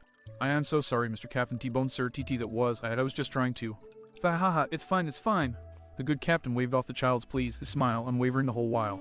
I understand, I myself have recently come around to the same line of thought you hold. I can hardly fault you for exhibiting some measure of caution. But for now, T-Bone clapped his hands together. We have business to attend to. I'm led to understand that your island's leader is one Mayor Faber, yes. Yeah, that's right, but why do you ask? Why, because I'd like to meet him, of course. The gaunt Marine laughed pleasantly. And more importantly, I have a proposition for him and you, for that matter, that I believe you will find to be mutually beneficial. Oh. In short order, the ship was docked, and Yoko and Boss had informed Faber of the situation. The mayor promptly welcomed the captain publicly, leaving his men to shore leave while leading him on a tour. Almost immediately, Faber led him to Boss's burrow, where the beetle and Yoko already waited. Leaning against a tree, the portly man cautiously regarded the captain. I don't know what I was expecting when he told the two of us as he left that he'd be sending long-term help our way and to trust anyone who knew that name. But the fact that he told us with utmost seriousness not to repeat it to anyone we didn't trust with our lives made me expect something much more under the table. Let's go! I suppose, he stated. I assure you, our work requires the utmost secrecy, and simply the knowledge of our existence is dangerous, T-Bone responded gravely, shaking his head. And in any event, that's hardly relevant to why I am here. Apart from my reference point, this is strictly marine business. When I Alright, said I'm mutually gonna beneficial, switch I was games. referring to the terms of this island and the Navy as well, not a whole, but a large amount at least. How so? Yoko tilted her head questioningly. I mean, it's a small island with not a lot of people. It doesn't have any natural resources. It's far from patrol routes. The girl blushed and shrank in on herself as the mayor and Marine looked at her in surprise. I looked up the criteria for Marine bases. I hope I could put in a petition for the Little East Blue, but yeah. T-Bone nodded with a kindly chuckle. You are indeed as smart as Cross claimed. Yoko's blush deepened even further. In any case, T-Bone continued. It is, in fact, exactly because of your island's qualities, which Cross listed to me, that I believe the Little East Blue would be perfect for what I have in mind. A small island out of the way of patrols is indeed not a terribly convenient location for a base, he smiled, his melted skin pulling taut across his skull. But it is the ideal location for a way station. That got the island's natives gaping in shock. You want to turn the Little East Blue into a marine vacation spot? Faber confirmed in an amazed tone. An idyllic island in the hell of the Grand Line, with absolutely no environmental issues and a perfectly normal populace. But of course, T-Bone nodded. Weary Marines will come by the battleship to relax and take in the taste of the East Blue. And only an absolute moron would think to attack an island with a half-dozen battleships at a time floating in its port. And even then they'd be met with a wall of blue. Yoko finished in an eager rush. Little East Blue wouldn't ever have to worry about pirates again. Precisely, T-Bone confirmed. All we would require would be a good number of eternal poses we can put to use, and those can be fashioned with all due swiftness. Unless I'm ill-informed, so long as you agree, you'll see your first visitors within the month. You're damn right we'll agree. Faber cheered before standing up and shaking T-Bone's hand. Thank you so much, Captain. This is beyond anything we could have ever imagined. Yeah. Yoko nodded eagerly, a motion that Boss mirrored. There'll be loads and loads of Marines here all the time, and Yoko's cheers suddenly died mid-word, and her previous enthusiasm slowly drained out of her. And they'll all be able to meet. Boss. Boss glanced up at his friend, warbling inquisitively. Yoko's head drooped for a long moment before she looked back up to the Marine captain. We can't go through with it, she said sadly. If we did, other Marines would see Boss. They'd see how strong he is. The girl splayed her fingers out against the beetle shell. And they'd take him away, wouldn't they? To use against other pirates. T-Bone pressed his non-existent lips together and nodded solemnly, a sad look in his eyes. That is the most likely scenario, yes. Faber stiffened at the admission, and Yoko sighed sadly. Her head drooped again, brow coming to rest against Boss' horn, which drew another concerned warble from the beetle. Thank you for your offer, Captain, Yoko mumbled despondently. But, if it's a choice between my dream and Boss then, there just isn't a choice. And what if I told you that I could give you both at once, no choice needed? Yoko snapped her head around so fast she came within a half-inch of whiplash. Really? Nodding, T-Bone began to pace, a finger held up in a clear sign of an impending lecture. It is true that under normal circumstances, the Navy may express an interest in the unusual nature of your friend, and take him away to research him. However, there are times when Marine headquarters makes allowances that subvert typical ordinances. These allowances are in respect to, the Marine waved his hand airily, shall we say eccentric officers and their oddities. Examples include being permitted to wear a helmet and cape over a standard uniform, using a non-standard issue weapon, or being able to recruit a former pirate. The gaunt Marine smiled at the local guardians, or a giant beetle. All present could only gape as T-Bone continued. Though, of course, recruiting one such as Boss Kabuto would be exceedingly difficult without also happening to have someone who was capable of working with him. Someone who knew him well. At this point, Yoko was practically vibrating with joy, and Boss had his best grin on his face. Faber, however, was chewing on his pipe, clearly deep in thought. Captain T-Bone, I have no doubt that you can train her well, and that Boss will be more than enough to protect her in the meantime. And believe me, I know better than anyone that Yoko is more than willing to protect and serve, but, growling in frustration, he threw his hands up. But she's still only a child. Would your superiors honestly be able to accept this? T-Bone's mood visibly darkened, and his head tilted down just enough for his helmet to shadow his eyes. There is a specific clause in the Navy's procedural rules. This clause allows minors to enlist in the Navy, provided they have seen a loved one die before their eyes. He paused, a cold silence hanging over the group. It is known as the Bloody Tragedy Clause. A breath hissed past Yoko's teeth, some of them biting into her lip hard enough to draw blood. That clause, she breathed. It's supposed to breed in DACA of brainwashed soldiers who will kill without asking any questions, isn't it? It was penned by the most ruthless Marine alive today, Admiral Akinu Sakazuki, to forge ruthless, vengeance-thirsty killers out of war-torn orphans, T-Bone confirmed with a ferocious glower. As such, I feel it is only fitting to apply that policy in the pursuit of bringing about a kind, honorable, decent Marine. The glower turned to Yoko, softening into a mere stern gaze in the process. I do warn you, I will not go easy on you because of your age or your partner. Your training will be harsh, rigorous, and thorough. I was trained in the methods of a strictly traditional branch of Marine culture, and I will put you through the same gauntlet through which I once walked. Are you truly, honestly willing to follow in the footsteps of the countless others who came before you?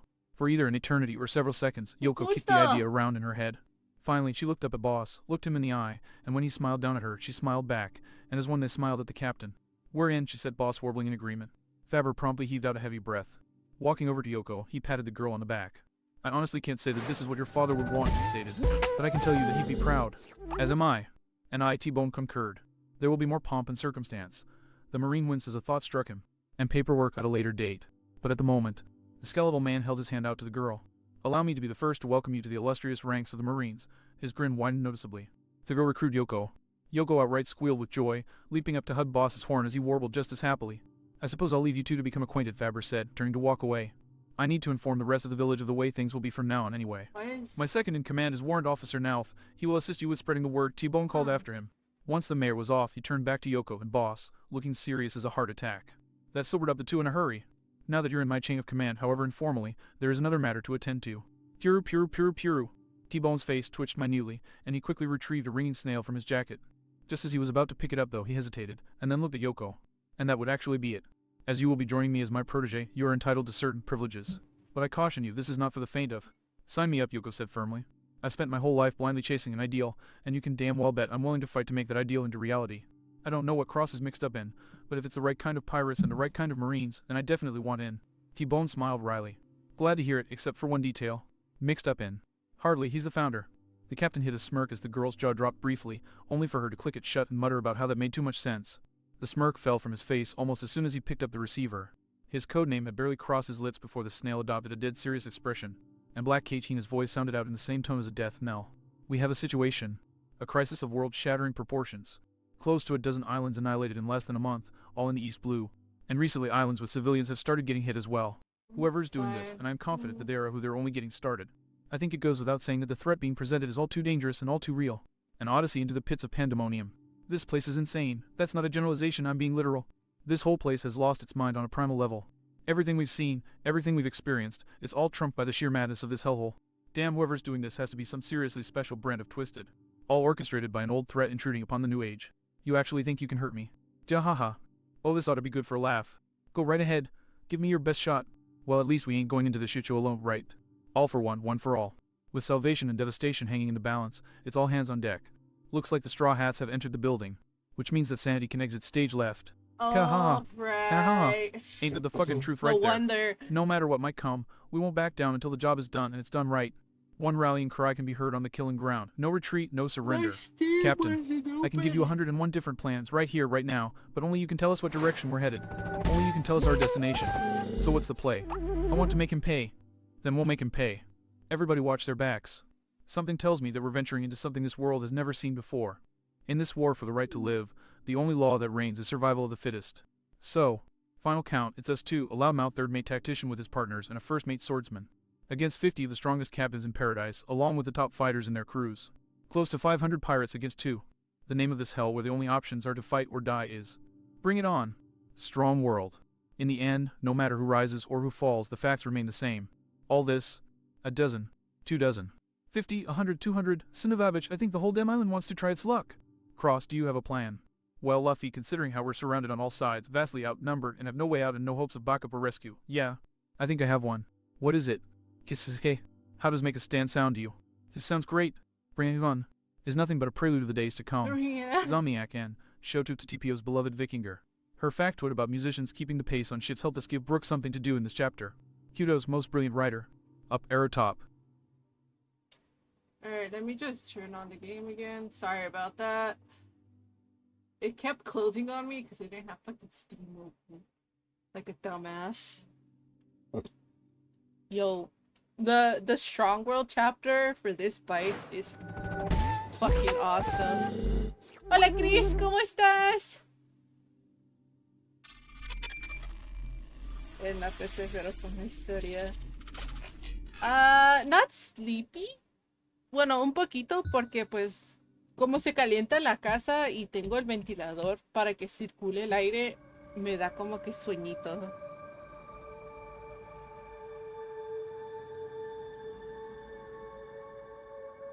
Estoy revisando mi culto, se está bajando un juego que quiero jugar. No he revisado mi culto en un buen rato. Y estoy escuchando una historia.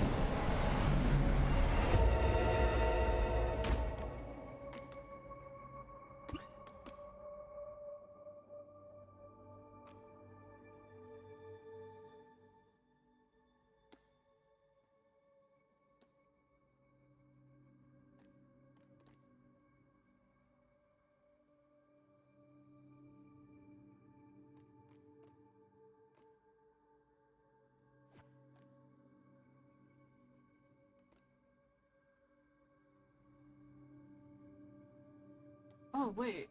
Can I put the control on this one? Yeah. Cult of the Lamb.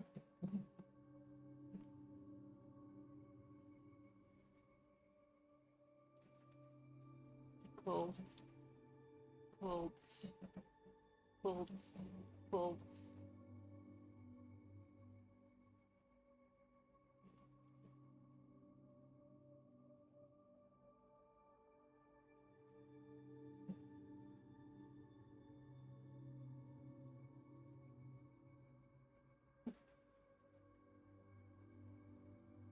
Excelente. Deja, voy por mi control.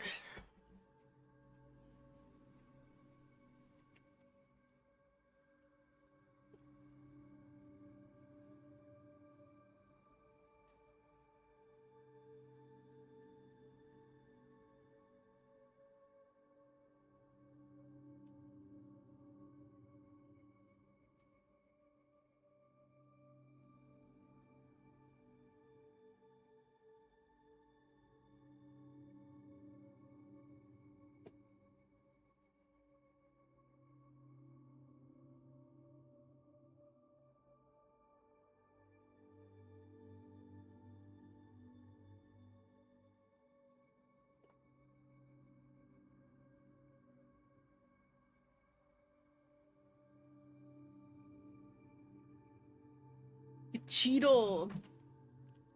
Ya lo he jugado un buen rato, pero no llegué tan lejos.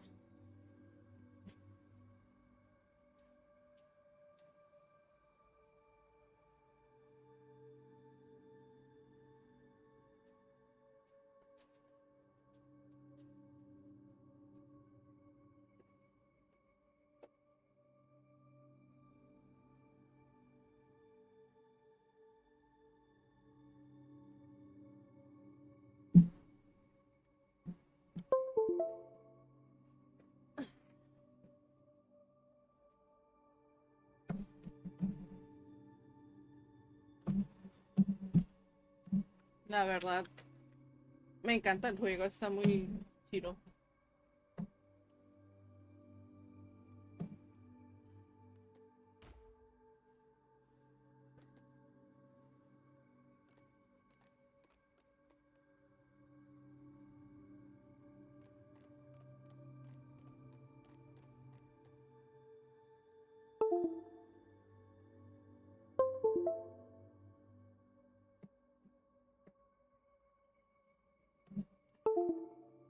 What's up with this? It's not letting me.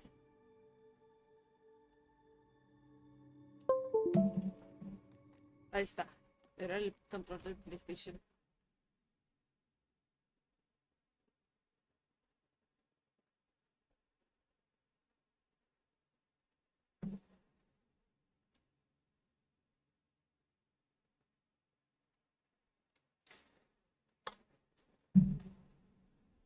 No me acuerdo qué tanto hice.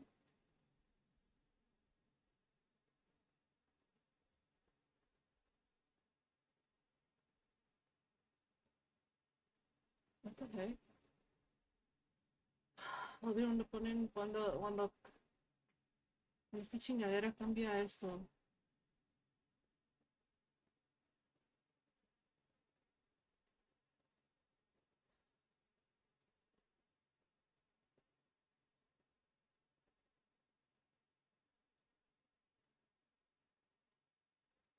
No es, eso no es, eso no es, eso no es. This bites. Ahí está. Zomniac. Chapter cambió 62. Chapter 55. speaker del Strong World control. P. 1. Calamity in the Caga Sky. ese pinche control. Straw Hat's Week of Horror. Cross Sí, no, Brainer. ya. Yes, everyone, part 1 only. We apologize profusely to those of you who voted that we publish this all at once. We hate going back on our word.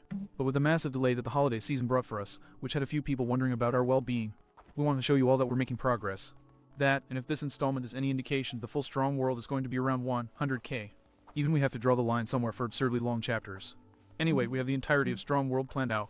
It will not be too long before we publish the next part, as long as real life cooperates with us. Once more, our apologies for keeping you waiting, and for keeping you waiting longer for what comes next. But part 2 will not take as long as this. With that said, time to get this show on the road. But first, a word from one of our members. Hornetin, one word for y'all. Psych. Cross brain and have fun chewing on that until we publish part 3. On a normal day, the docks of Marineford would be buzzing with activity as battleships and other marine vessels sailed in and out of the docks, directed with clockwork precision by the harbor masters. Countless throngs of the Marines' elite would be bustling about, their every action done in some way to maintain the justice that protected the peaceful lives of civilians the world over. As such, the days where Marineford fell utterly silent were both vanishingly rare and the kind of day that led every Marine to fear their headquarters falling so silent. This burnt-orange, twilight-hued day was very much one of those days. Well, Vice Admiral Monkey D. Garp said through a grim smile, a muscle twitching in his jaw and his gaze directed skyward. At least Senny can't blame this one on me. Despite being veritably surrounded by other Marines, it was doubtful that very many heard what he said. Their attention was skyward, gaping astonishment and existential terror written on their faces. The source of this reaction was the sight of one of Marineford's indomitable, insurmountable fleets of battleships, the very symbol of the Navy's strength, floating listlessly through the air, as if the multi-kiloton galleons had the density of cloud vapor. As swiftly as the spectacle and the odd silence had descended upon Marine headquarters, a raid siren finally howling out over the island shattered it. Every last one of the gathered troops sprung to action, if only to scramble to find something to do about this inexplicable event taking place above them. As the soldiers scurried around him like so many rats, Garp snorted derisively. Sage, the new generation's reaction time is shit. Cut them a break, Garp. The Vice Admiral didn't look, instead watching out the corner of his eye as his sole acknowledged superior stepped up alongside him, looking up into the sky just like him. This generation has seen wonders and horrors aplenty over their lifetimes, Sengoku grimly stated. But none have ever seen madness such as this. None but us. Madness, Garp muttered before he tissed and lowered his head. Yeah, that's really the only way to describe this. There's only one man powerful enough and mad enough to do such a thing. A sharp inhalation cut Garp off, his gaze snapping back up, but even higher than before. Sengoku spat as he followed his friend's gaze. Their reactions were due to a far bigger issue than a few floating battleships suddenly intruding onto the moment, freezing the entire island in its tracks again. In fact, one could very reasonably call the new issue island-sized. And that was no metaphor. A titanic flying island that had somehow been retrofitted to serve as a ship that had just flown clean over the summit of Marineford, essentially buzzing the very office of the fleet admiral himself. Sengoku could only glare in furious trepidation at the island vessel soaring over the weightless battleships, its every motion a sneering taunt directed straight at him. Damn it all, and so yet another threat comes crawling out of the woodwork, this one hailing from the age of Roger himself. 20 years of silence, and he picks now of all times to show his face again. Garp growled, ignorant of the way his old friend twitched at his words. One of Roger's own rivals, and the only man to ever manage to escape from the depths of impelled down. The fabled hero of the Marines glared daggers at the island ship, glared at the golden maned titan he knew was standing on the rear of the vessel, whose condescending smirk he could all but feel in the very depth of his being. You haven't missed a step, have you? Garp shouted up at the island. Shiki the Golden Lion. Yeah. Both Fleet Admiral and Vice Admiral stiffened at the deep, heavily accented voice that suddenly echoed out over Marineford from the island ship, freezing many a soldier in their tracks. The hell? Garp breathed. Mighty, loaded the voice, a voice that had last sounded in Marineford 25 years prior, bringing as much terror now as it had back then. What's this now? I must say, Marineford, I'm quite disappointed. I step out for but a decade or two, and already you've forgotten my name. I come back and find that the fight that once made you all so fearsome has withered up into nothing, and that you're concentrating on worthless small fry. That just won't do, you know. After all, I haven't exactly been resting on my laurels for the last 20 years, see. I have big plans, and it's finally time to put them into action. Finally time for the world to remember the sheer power of the Golden Lion pirates. Ah, but hey, don't just take my word for it. Garp and Sengoku tensed as the air suddenly felt greasy, with a hint of ozone. Here it comes! Garp bellowed out. How about I offer you a taste of what's to come? 2 seconds passed following that announcement. Then, all at once, gravity reasserted itself upon the 10 floating battleships. The vessels, sailors and all, plunged downward. Some fell into Marineford's bay. The waves from the titanic impacts, swamping the shores of the island and dragging countless more doomed soldiers beneath the surface. Others crashed on the land itself, crushing buildings or impacting on the edges of the island before crumbling into splinters. One vessel careened headlong at the central pagoda of the island, but a swift backhand from the Marine hero sent the impromptu projectile harmlessly tumbling away. Harmless for the island, mind, not the poor souls who had been trapped on the ship. Garp spared a second to mourn for the waste of life before glaring at Shiki's retreating vessel, which had left the swath of devastation it had wrought far behind in favor of absconding to the heavens. Damn it all, why couldn't the son of a bitch just keep quiet and remain a legend? Garp growled. What's he been up to? Has he been preparing all this time, just so that he could take his revenge? Gee ha ha ha. The laughter echoing over the harbor as the island ship soared upward, already out of range and soon out of sight. Answered Garp's rhetorical question very well. Once the ship was well out of sight, Garp let out an aggravated sigh and reached up to scratch the back of his head. Bastard, well, no matter what he's up to, standing around isn't going to put out any fires. I'm gonna head down, start coordinating search and rescue, repairs, shit like that. At least get us into a half-decent state of affairs before some pirate or whatever gets any bright ideas. When you're done with that, Garp, report to me immediately, Sengoku said around the hand, massaging his forehead. Toilets, you nasty! As soon as I get a double dose of my stress medication, I want you to be exactly where I can see you at all times. Garp blinked at his superior in surprise. And why the hell's that? Because he gloated. Garp blinked again. I'll come again. Shiki, Sengoku elaborated, his gaze still affixed on the horizon. Just now, he didn't just attack us like he normally would have. He gloated first. In all our years of fighting him, not once has Shiki ever taken the time to glance, and as he did just now. So what's changed? What, after 20 long years? Sengoku's head slowly turned to glance over his shoulder. Is different. Garp followed his old friend's gaze in confusion. Shit! Damn it, Garp! And forced Sengoku to violently restrain him once he realized that Sengoku had been looking at a transponder snail. You can't just go barreling off, you titanic idiot. Sengoku bellowed furiously, very pointedly not using his devil fruit abilities in wrestling Garp to the ground to keep him from bolting out the doors and most likely clean off the island. The hell I can't, bastard! Garp howled. That arrogant son of a bitch can't stand the idea of someone else in the spotlight. He's starting a pissing match with the Straw Hat Pirates. He's going after my grandson. Several floors down from the ongoing madness, Vice Admiral Tsuru gazed mournfully out over the devastated landscape of Marineford. After a few seconds, her gaze shifted, casting a regretful glance at her snoozing transponder snail and silently lamenting that it would be many tense hours of lockdown before she'd be able to place a critical call without getting caught. For the time being, she made a mental note to utilize Monkey's connections to ensure every Mason in both Zodiacs had a white transponder snail on hand as soon as possible. She then dialed the number of her surrogate sister, Vice Admiral Jin, to begin mustering as many forces as possible to salvage the drowning Marines. As a Devil Fruit user, there was only so much that the old woman could do herself. Once that was done, and before she walked out to begin the long night's work, Tsuru cast a final glance out at the sun-baked horizon. This, she whispered to herself, is going to be an ordeal the likes of which the world has never before seen. And so with those words did the ordeal begin. And with it, an odyssey. The Cross-Brain Presence. Based on the hit series by Eiichiro Oda, an adaptation of the blockbuster movie. For your enjoyment. Strong world. Flying, floating, drifting, looking down, looking in. Gweg! I woke up with a snort, shooting up in my bed in shock. Slowly, I looked left and right, blinking numbly as I got my bearings, before raising my hands before my eyes to give my fingers a quick test. Once I was sure they worked, I shook my head blearily. Frickin' weird double OBE. Dreams, I groused before flopping back. I then blinked as I saw Mary's face looking down on me, with a wide grin that showed only teeth and malice. Time to wake up, Cross. She crooned ever so gently, her tone of voice entirely discordant with her facial expression. I blinked slowly before settling in with a sigh.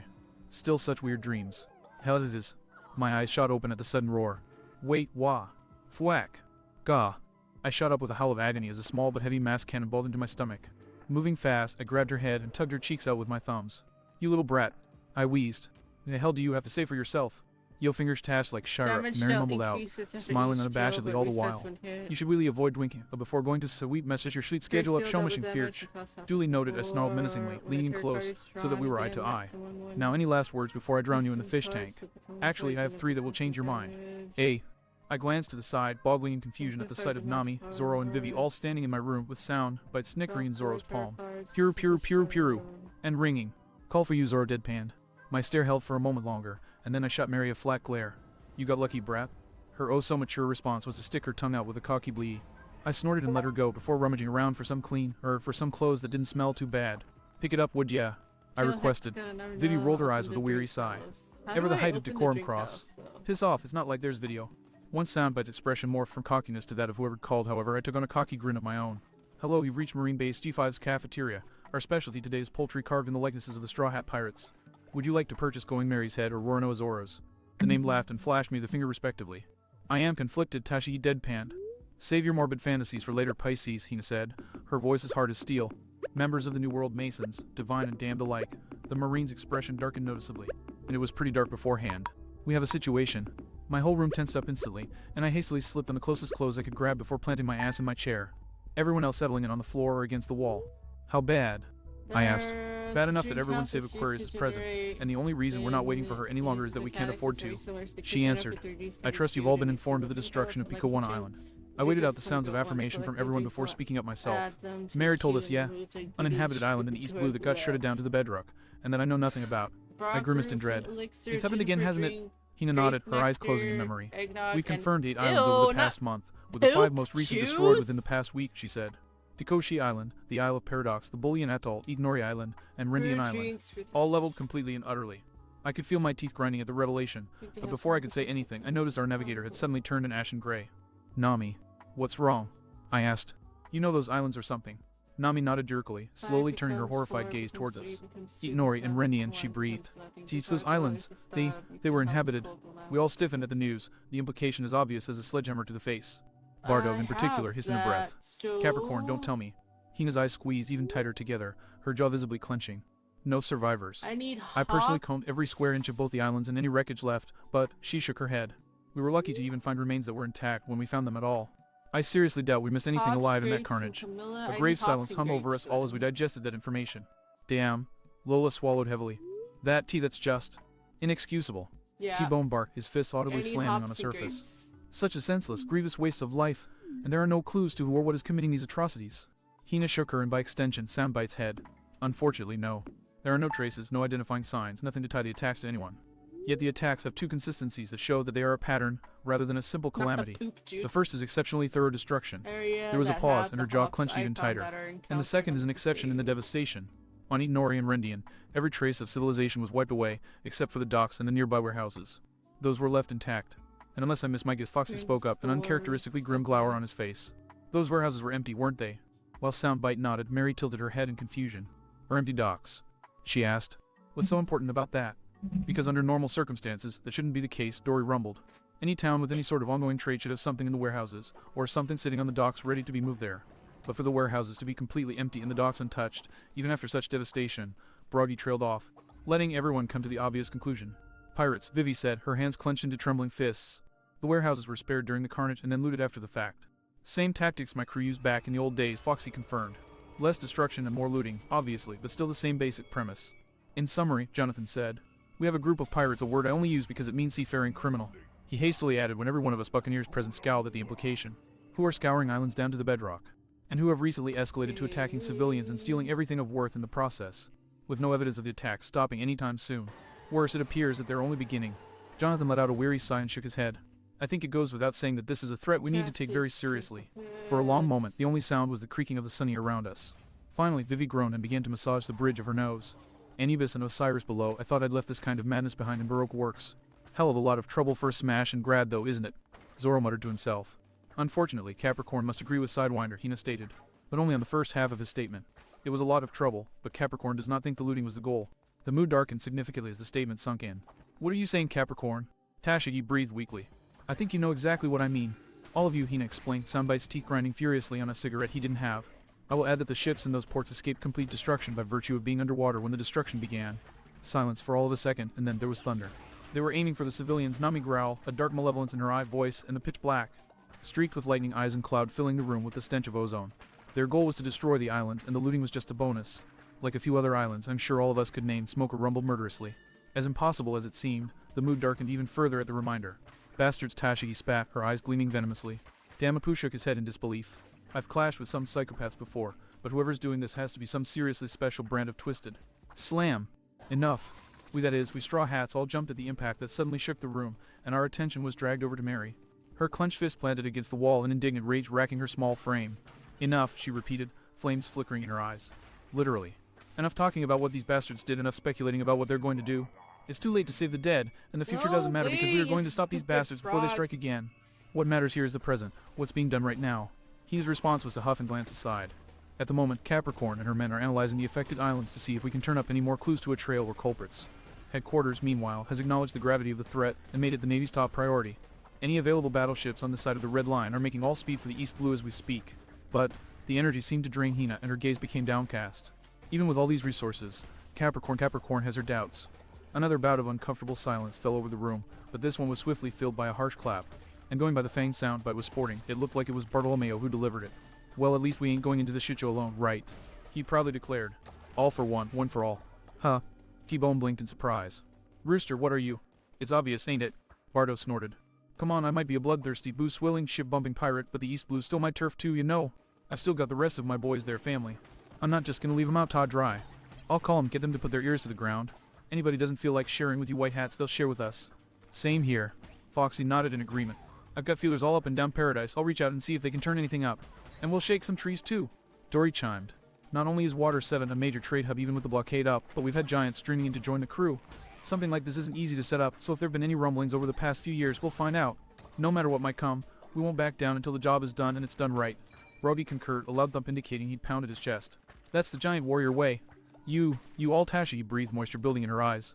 What, you're surprised? Didn't expect this of us. Apple Papa. Apu cackled. Of course you didn't. And why is that? Because we're pirates. We don't play by the rules, so you never know what we'll do. Apple Papa. While there was a general rumble of agreement and Aw, support, hello, I was less child. focused I on know what was you're being said and more on my crewmates. rat- Or rather on my crewmates' faces. rat. Mary, Nami, Zoro. They all looked Right, somewhat second, mollified we by the have support everyone rat- else was giving. But even I could see the tension hidden below the surface. The worry. And seeing that, I knew there was only one thing I could do. Chin up, Marine, I said with the utmost seriousness. We've got a job to do. Everyone turned to me in surprise. I actually meant to talk to you about cutting down on the taunting, Mary breathed, a tinge of awe coloring her voice. And you're doing it already. Did someone replace Ophiuchus's brain when we weren't looking? Smoker said without a hint of jest. Oh, come on. I snapped. I will admit shamelessly that I love messing with people as much as Soundbite does. You wait till this sage, Soundbite sang tauntingly. But you all know that I'm completely capable of turning serious if the situation demands it. I shook my head. And believe me, the less often that happens, the better. You wouldn't, I cut myself off, but then grimaced and turned to glare at my slyly grinning snail. There really wasn't a better way to phrase it. Alright, fine. Say it. You wouldn't like me when I'm angry, Soundbite intoned. Yeah, that I nodded at him before adopting a vicious grin. And whoever's pulling this shit, they'll like us all even less when Sunny comes roaring over the horizon. If my words hadn't before, the sentence locked everyone's attention on me. Cross what? Vivi started to splutter. Started because my raised hand shut her up. Look, I said placatingly. I know I'm not the captain, I know I technically can't make that call, but the East Blue is the home of a quarter of our crew, it's our alma mater. And damn it all, this is the exact kind of shit the Straw Hat Pirates do not let fly. I punctuated my statement by slamming my fist on my desk, an action I sorely regretted, considering I hadn't put my gauntlets on. Still, even as I resisted the urge to curl up in a ball in favor of cradling my hand, I continued on. I bet anything that if we bring this up to Luffy, he'll be all for it. From there it's just a matter of sailing north, hopping the calm belt, and raising 10 different kinds of hell until we're finished. My crewmates exchanged looks of uncertainty, thought, and most of all hope. Still. But what about our journey, Cross? Nami asked hesitantly. You really think we can just start over? Oh, like hell, I was letting that pass by me. I made a show of humming to myself, clasping my hands and tapping my index fingers against my chin and thought. Yes, I suppose that would be an issue, wouldn't it? Now, if only we were veterans of paradise, experienced enough in these waters that we could travel these seas in basically no time at all, with no trouble whatsoever. And what a boon it would be if we just so happened to know some people whose ships can magically cross the calm belt at their leisure, without so much as a spot of trouble. I stuck my grinning face in Soundbites, raising my hand in a conspiratorial manner. Hint, hint, I stage whispered. Cross his back, Tilda. The whole of the Zodiac of the Damned sang laughed. Asshole, Nami sighed, shaking her head. Should have seen that coming, Vivi snickered in response, which got our navigator shooting a half-hearted half-glare at both her and our guffawing helmsgirl. Marararju, well, at least I'm not entirely on the receiving end for once. Sashiki grinned. The one corner of her mouth was periodically twitching. Cross, Jonathan sternly interjected. I hope you have an idea for how to get there other than using the marine sea prism stone holes. Every ship in paradise is under tight watch, and it would be a nightmare explaining a missing one, at least until after this crisis is resolved. I'm not saying you can't rely on us, we won't hesitate if it's the only option. But if you do, it's going to be a lot of potential trouble. In the worst case, one of us may even have to go public with our rebellion. I have a couple of alternatives lined up, don't worry, I assured everyone. Rooster, Phil Cobra, or Anaconda in on the situation, whoever's available. We may need their help. Oh, no need for that. The sudden shift in Bartolomeo's tone made everyone else wince in anticipation. Give me a second, a gruff voice suddenly grunted. Slam, slam, slam, slam. Gah. Followed shortly by the sound of Bartolomeo getting a 4-man round of concussive maintenance performed on him. I didn't even get started yet, Piss Whiskey. Bardo roared at his first mate. I've got a lot of bars I like back there, Essel. You're not starting ever until this is over and done with. Jin growled right back. Fine, Bardo snorted. Asshole. Anyway, Cross, our crew got friendly with the Calm Belt Sea Kings during the sack of a nice long story, don't ask. Still hammering out details on the whole thing, and I'm sure we could get you through the Calm Belt and back. Where do we meet up? Well, let's not get ahead of ourselves, I said. We need to tell the rest of the crew first. And figure out where the hell we are too, Nami interjected. I winced. And, that, yeah. Fair enough. We'll wait for your call. So unless anyone else has got something to say. Bardo glanced left and right. Just this, Smoker said, glaring at everyone on the call. Everybody watch their backs. Something tells me that we're venturing into something this world has never seen before. There was a general rumble of agreement as everyone checked out to attend to their assigned tasks. See you on the flip side, Straw Hats, Bardo saluted before he too departed, leaving us alone. My confidants and I exchanged looks before letting out a myriad of sighs and groans and slumps to the nearest hard surface. So we're facing an ocean-threatening disaster by genocidal pirates completely and utterly outside of Cross's foresight, Mary summarized. On a scale of Whiskey Pete to an Eye's Lobby, how much of a problem does that make this? My guess. I said around my molars gnawing on my cheek. Friller 2 rotting boogaloo. Vivi and Nami both groaned. Freaking. Perfect, they sighed in sync, hands clutching their scars. Let's just get this over with. At least there'll be a decent fight out of it, Zoro said as he climbed out, my other adjutants on his trail. Before following him, I made a stop by my desk. All hands on deck, emergency meeting, I said into my pipes. I was about to head out for real when a thought occurred to me and I moved back to the comms. And when I say emergency, I mean worldwide emergency, not we're out of prime cuts emergency, so move your asses.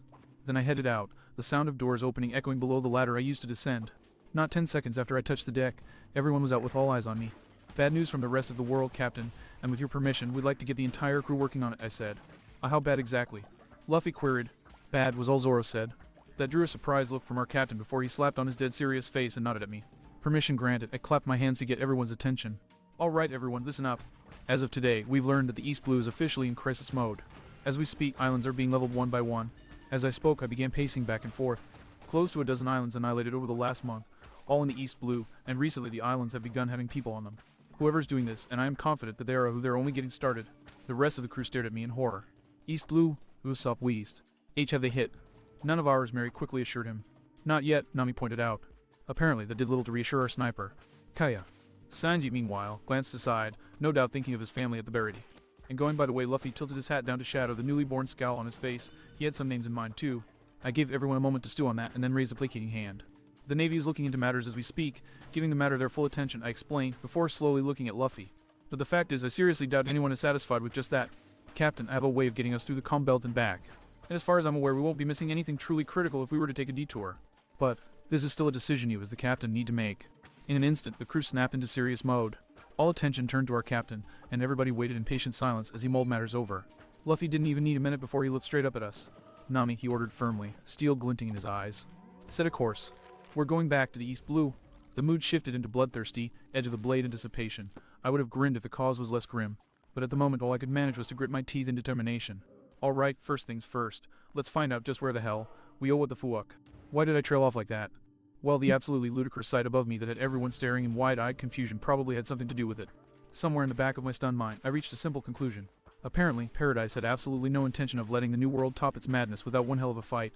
1 week later, for all its insanity, the Grand Line was still a vast ocean. Some areas made the worst parts of the blues look tranquil, while others would have been right at home in said blues and could be even considered normal. One such island, Barkanalia Island, was equal parts forest and town, unremarkable in all aspects, with a simple economy based on the crops and game the inhabitants could bring in. Islands such as this were truly ideal locations, whether to kick up your feet and relax in peace or to get some time away from the prying eyes of either the public or one's superiors. His case in point.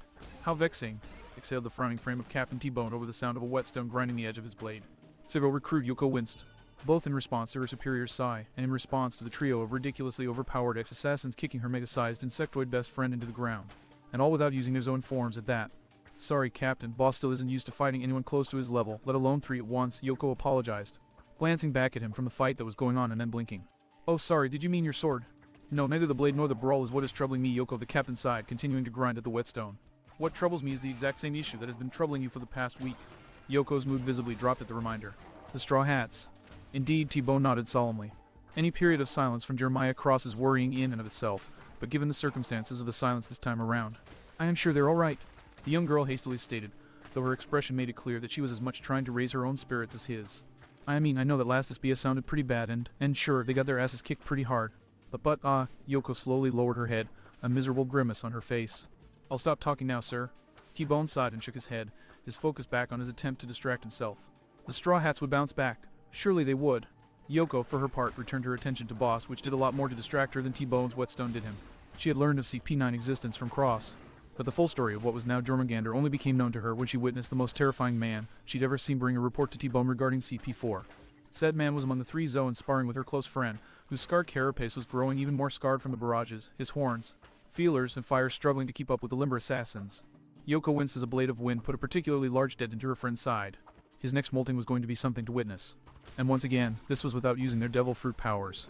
She thanked her lucky stars 3 times a day that they were on her side, or at least that Lucci considered the hell T-Bone would give him more trouble than knocking her block off would be worth. Yoko shivered and chased the particularly dismal thought away, and instead cast a despairing glance skyward. To think I'm actually starting to miss that damn suicidal idiot lightening the mood with his insanity, she groaned. Then she gained a thoughtful expression. Damn it, Cross, where the hell are you? T-Bone let out another sigh before sheathing his newly sharpened sword and rising to his feet. While I share your concerns, Sea-Girl, our duties yet remain. For the moment, we must concentrate on the task at hand. That being said, where is Ah? There's Nalf. The warrant officer jogged up to his commanding officer and hastily skidded to a halt before giving him a salute and breathless report. Captain T-Bone. Situation in the town square. You're going to want to see this immediately, sir. The 2 Marines exchanged a concerned look, and then Yoko blew out a sharp whistle. Immediately, the brawl ceased, Boss splitting off from his opponents to fly over to her, while his erstwhile opponents vanished into the shadows. Yoko shuddered at the sight. Said it before, saying it again, so creepy. You could learn to do it as well, you know, T-Bone remarked, a slight smirk tugging at his mouth. The 180 was immediate. Then in that case, so cool. Yoko cheered. But for now, the girl clambered up onto Boss Kabuto's back and slapped at his shell. I'll settle for the express. Let's go. The colossal beetle immediately zoomed off, leaving T-Bone to shake his head in amusement before jogging after them. The source of Nal's urgency was obvious once they reached the town square. The locals had all congregated around a pair of rather unexpected sights in their town. The first was mundane enough, a large projection screen that had most definitely not been present a few minutes prior.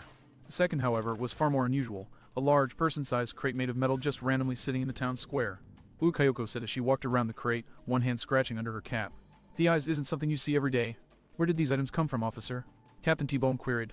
I actually think they've been here for a while now, sir. See this. The warrant officer indicated several pieces of splintered, shattered, scattered around the screen and crate. If I remember right, there were some wooden crates here when we docked yesterday. We've asked around, and apparently they were first seen here all of 3 days ago. However, nobody can seem to recall who left them there, just that they were left lying around, and then they suddenly burst open a few minutes ago. That screen unfolded, and the other crate, well, exposed the other crate. The metal one, I mean. T-Bone scratched his chin, looking the box over. And I take it you haven't had any luck opening it. Can't even move it. Nalf huffed in exasperation. The damn thing's been bolted to the ground. Oh, but we can look into it. There's an opening here, see? Yoko piped up, pointing out the small opening on the side facing the screen. Her report made, the girl stood on her tiptoes to try and peer into the slot. Now let's see just what's going on in this JH. The second she got a look inside, Yoko jerked back and fell on her ass in shock. Sigo Yoko, are you alright? One of the nearby soldiers asked, helping the shell-shocked girl sit up straight. Eine sorta, she said, fumbling to re-straighten her cap. You know that saying, about looking into the abyss and all that. Yes, T-Bone tentatively said. Yoko looked up at him, eyes wild. Well, I don't know if it's the abyss in there, but something sure looked back at me. You mean there's someone in there? No, I don't think so. Yoko clarified. Like I said, something. I'm pretty certain it wasn't human. Hey you. She pointed at the soldier holding her up. Help me up, would you? I need another look. The Marine hastily complied, giving Yoko a literal hand up so that she could peer into the crate again. Yep, definitely something. A familiar something, Yoko reported. There's a transponder snail in here. You're serious, T-Bone deadpan. I do my best to act professional, and I've been staring at snails for a week. I'm both serious and certain, was the answer, accompanied by an imperious sniff. That lasted all of 2 seconds before Yoko glanced away with a sheepish expression. Though I'll admit, I had no idea they could get this big. T-Bone narrowed his eyes in suspicion. Wait, big? Are you saying that it fills the entire crate? Yoko looked back into the crate and nodded in confirmation. Yup. He's a big sucker. And, she took a tentative whiff of the air and promptly reeled back. Woo, he certainly smells like he's been in here for a while. But why? Flash. Gah. Yoko howled as she fell back again, clawing at her eyes. Again. Seriously. Compose yourself, sea girl. Sorry sir, Yoko grumbled, blinking her eyes in an effort to rid herself of the spots plaguing her vision. Just got surprised, is all. What hit me? That is a question we'd all like an answer to. In lieu of questioning her superior, Yoko followed his gaze once her vision cleared up. The light was still coming from the box, and she turned around to find that the container, or rather the transponder snail within, was projecting an image onto the projector screen that had accompanied it. The image displayed on the screen was unlike anything that most of those watching had ever seen or experienced. Visual snails were rarely used to begin with, but for those that did use them, there was a certain expectation. If the snail sending the transmission wasn't stationary, then its movements were no faster than expected from an average human. Oh shit. And of course that meant that one could expect to see no significant and abrupt change in elevation. This broadcast blew all those expectations out of the water. The projector screen was showing a bird's eye view of a lush jungle, bobbing and weaving of the viewpoint enough to threaten the watchers with dizziness or loss of lunch. Then the view began closing in on the jungle, the point of view coming to rest in a branch of one of the treetops. Before surveying the surrounding area, then as the view peered down into a small pond beneath the tree, the audience received the answer to the first question on their minds. The reflection in the water showed a dark-colored bird of prey with what looked like a mane of gold around its neck, a golden eagle. As muttered by a local bird watcher, I keep telling you, it's ornithologist. Shut it, Jerry. In the audience, the eagle wore a peculiar harness around its torso, which kept a transponder snail in a glass case attached to its chest. While that answered one question, several still remained, but no more answers seemed to be forthcoming, from what the audience could see. It seemed to just be giving a good perspective on nature. The lush trees, the serene pool, the blossoming plants. The sounds of wildlife, those said sounds made it seem like there were rather ferocious animals out there. And they were growing louder, with crashing sounds coming across the connection. Then, all at once, the foliage began shaking, which intensified for a few moments before it split apart and outran. Rune! Luffy! Yoko cried, jerking forward. And indeed, it was the captain of the Straw Hat Pirates in all his glory. His tarnished, bedraggled, and mud-caked glory, mind you. Sure, his outfit was a bit different than most new, having swapped out his red vest for a blue one and donned an aviator's cap beneath his eponymous hat, but it was definitely him. And yet also, unlike his usual cheerful self, Luffy was wearing a somewhat panicked look as he shot out from the underbrush and ran across the clearing as though hell were on his ass. They're right behind us, the world-famous pirate shouted over his shoulder. Seconds later, he received a response in the form of a blur shooting out of the section of jungle he emerged from. Slam! Gah! And slamming into a nearby tree, where the blur coalesced into a physical and rather irritable form. Yeah, like I hadn't noticed. Boss D. Boss Kabuto warbled in shock. There were 2 for 2 on Straw Hat sightings, as the impromptu projectile indeed turned out to be the captain of the Straw Hats Dugong Compost Guard. The amphibious boss had also undergone a fashion makeover with a leather, fang-embossed fedora it's called an Aussie. No one wants to hear it, you damn hat lover. That's Milanophile to you, I said crammily. On his skull in place of his usual bandana, which he'd tied around his neck to act as a como neckerchief. He'd also put on a leathery vest and equipped a pair of crocodile-scaled leather bracers. Arg, damn bastards hit like sea kings. Boss Dugong growled, shoving himself out of the tree trunk he'd been slammed into and rubbing his skull plate irritably. I'm pretty And sure they've got I the attitude spelled to match. business wrong. They're not letting up. Cross, T-Bone said with narrowed eyes. Not particularly surprised at the third and final person that charged into the clearing and skidded to a halt. Animal speaking was a telltale sign that the voices of anarchy weren't far away. The third and apparently final member of the group was particularly disheveled, his eyes frantic and his head on a swivel. He tied his hoodie around his waist, turned his cap around so that it was facing backward, and had donned a black tank top that featured the outline of a black horse rearing up in front of a pair of golden scales that had the words black and famine placed in its left and right dishes, respectively. Each they look like they've gone through hell, Yoko went sympathetically. But the question is, just where the hell is that hell? Another soldier wondered. In addition to his harried look, Cross already had his cannon dog armed and at the ready. And the second he slid into the clearing, he fired off round after round into the jungle he'd come out of. Cannon, blast. Cross capped off his barrage of explosive ordnance with a pillar of superheated air that set a whole swath of vegetation ablaze. However, even with the wave of destruction he'd just caused, Cross's panic didn't abate an iota. Instead, it just seemed to mount further as he stumbled back from the scorching jungle. Son of a bitch, they just keep coming. Then we gotta keep running. Luffy shouted over his shoulder, waving his arm for his crew to follow and jotting in place with obvious impatience. Yeah, that's gonna be hard, real hard. We're coming up on the edge again. Soundbite announced through a terrified grimace. Son of a bitch again. Boss growled, dragging his flippers down his face. At least tell me there's somewhere to land this time. I'm still feeling the burn from the last near miss. Yoko exchanged confused looks with T-Bone and mouthed the word land, to which the captain could only respond with a confused shake of his head. Meanwhile, Soundbite glanced side to side frantically before nodding in confirmation. We're good. Then let's go. Boss shouted out, charging after Luffy. After you, Captain. Cross shouted, following after his crewmates as well. Luffy, at this point, was already deep in the surrounding underbrush. Come on, he roared. All of a sudden, the viewpoint lurched as the video snail's mount took off from its perch and soared after the Straw Hats. The shift in perspective allowed the viewers to watch the Straw Hats charge straight towards a shockingly sudden cutoff in the landscape that led clean into the void. Are they seriously going to jump off a cliff? One of the islands, civilians demanded. This would not be anywhere even close to the craziest thing the Straw Hats have ever done, Yoko deadpan in response. Here we go, Luffy roared as he jumped over the edge. Boss punched the air as he jumped after his captain. Let's do this. This is gonna suck so hard. Cross wailed from the rear. Once the pirates leaped, the snails soared over the edge after them, and everyone watching was struck dumb. I stand corrected, Yoko breathed, her eyes glued to the screen. This takes the cake. No kidding, freaking hell, no one told me the devil fruits were such great tools for real estate, another Marine muttered. T-Bone made a mental note to pursue that line of thought later. But for now, he was a little too awestruck by the fact that the Straw Hats were jumping off of not only a cliff, but an island, and that they were falling towards neither the ocean, nor the clouds, but instead yet another island that they could see was floating in the heavens. One island amongst many even. And it wasn't a group of sky islands composed of island clouds, oh no, it was all dirt and stone and lots of lush jungle, simply levitating in the air. And that was all that the watchers needed to see to understand exactly what was going on, and what had happened with the Straw Hats over the last week. They're trapped in the sky, a Marine breathed in disbelief. It's like there's a whole other world just floating up there. A civilian concurred. Captain T-Bone frowned and thought, orders to his men on his lips, when he stiffened in realization and hastily grabbed the hilt of his sword. Sorry about this, he hissed apologetically before whipping his blade out. Crack! Wow, avu!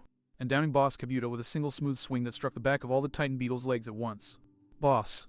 Yoko cried in panic, hastily running up to her friend and clutching his horn comfortingly. Oh my captain, why on earth would you do that?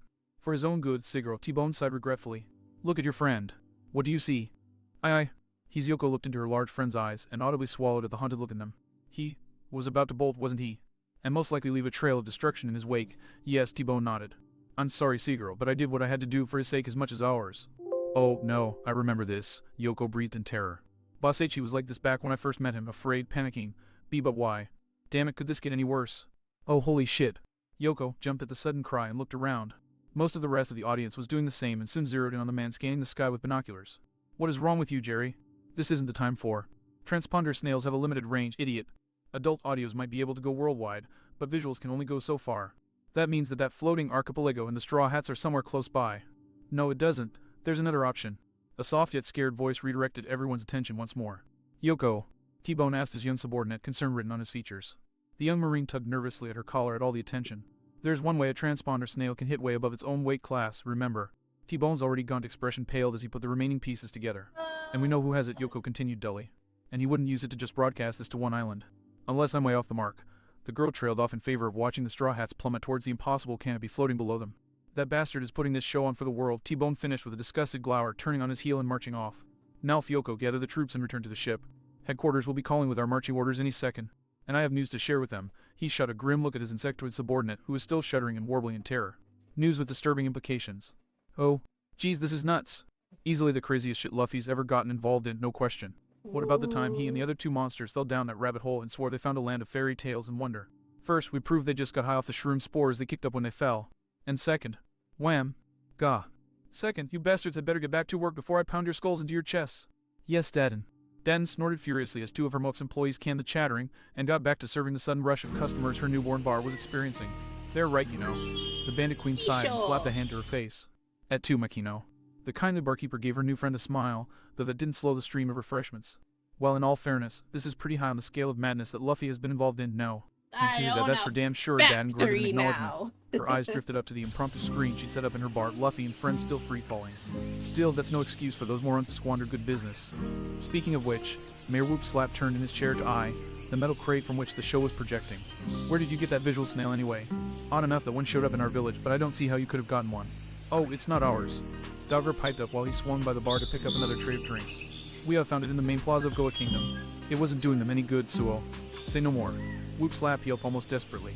And luckily for him, Jeremiah Cross chose that moment to say something, effectively aborting any more incriminating comments. Soundbite. Cross shouted, so as to be heard over the wind rushing around him. How's he looking down there? Ooh, the snail crossed its eyes as it stared down up. Good news, it sounds pretty calm, so maybe we can catch our...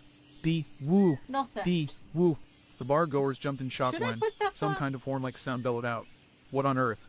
Makino wondered. Not a freaking game.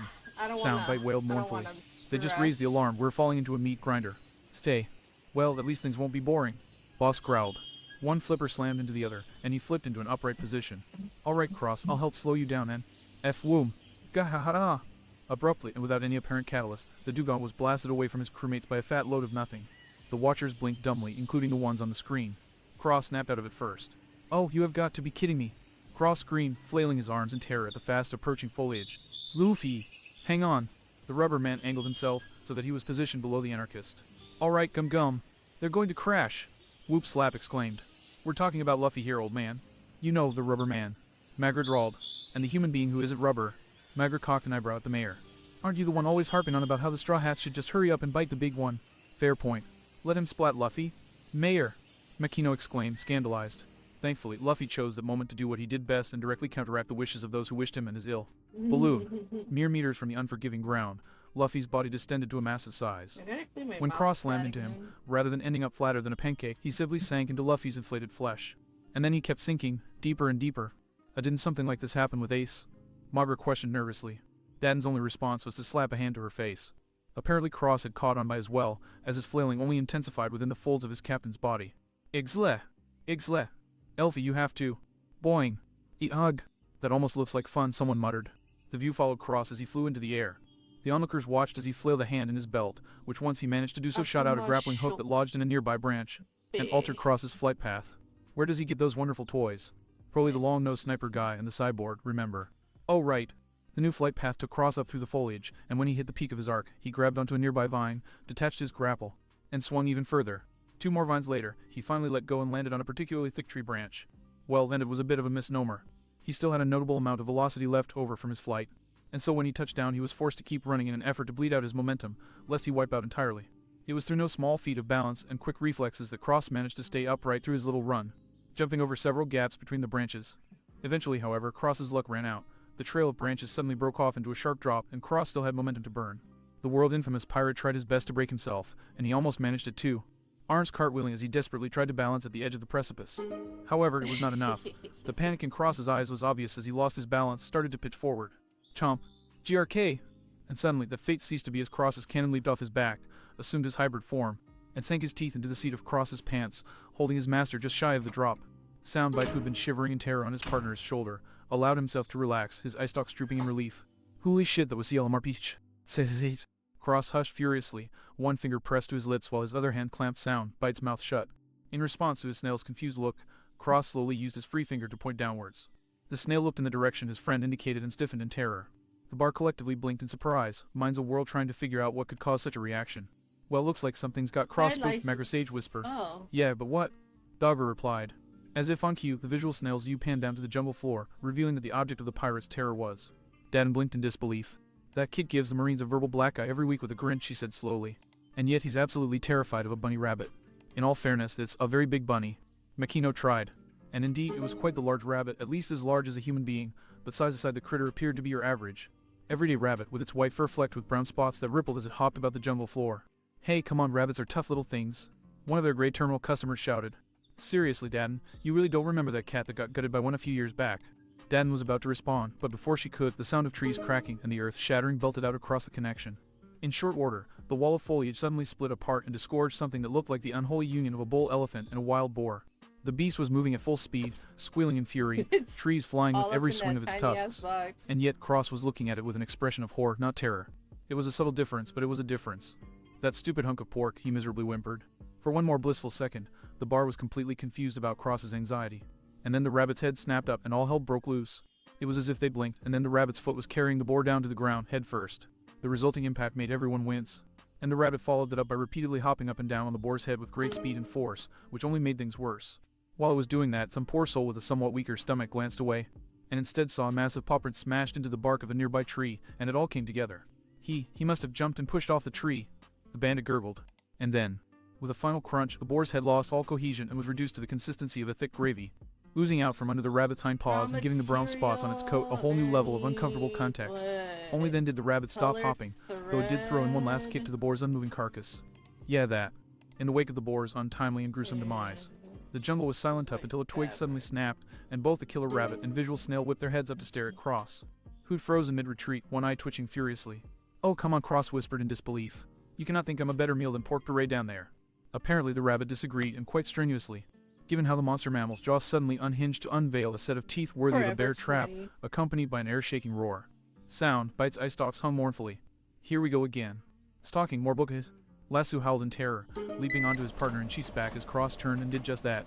Just barely to ask him before the rabbit's feet utterly pulped the wood. I am really getting sick and tired of getting attacked by killer rodents. Cross wailed. Splinters flew around him, the rabbit hot on his heels and plowing through everything in its path. Technically speaking, it's only ever been the one, hasn't it?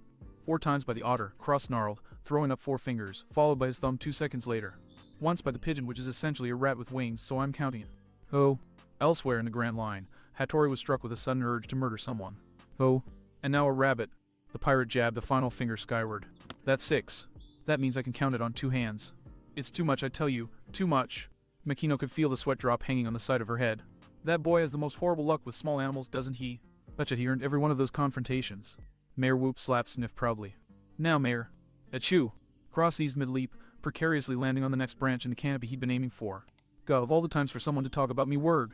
The scream was accompanied by a hasty duck under the rabbit's teeth, which instead clamped onto the nearest trunk and tore out a chunk you could have carved a chair out of. Whoop slapped shot Makino a triumphant grin, to which the bartender could only respond with a sigh and weary roll of her eyes.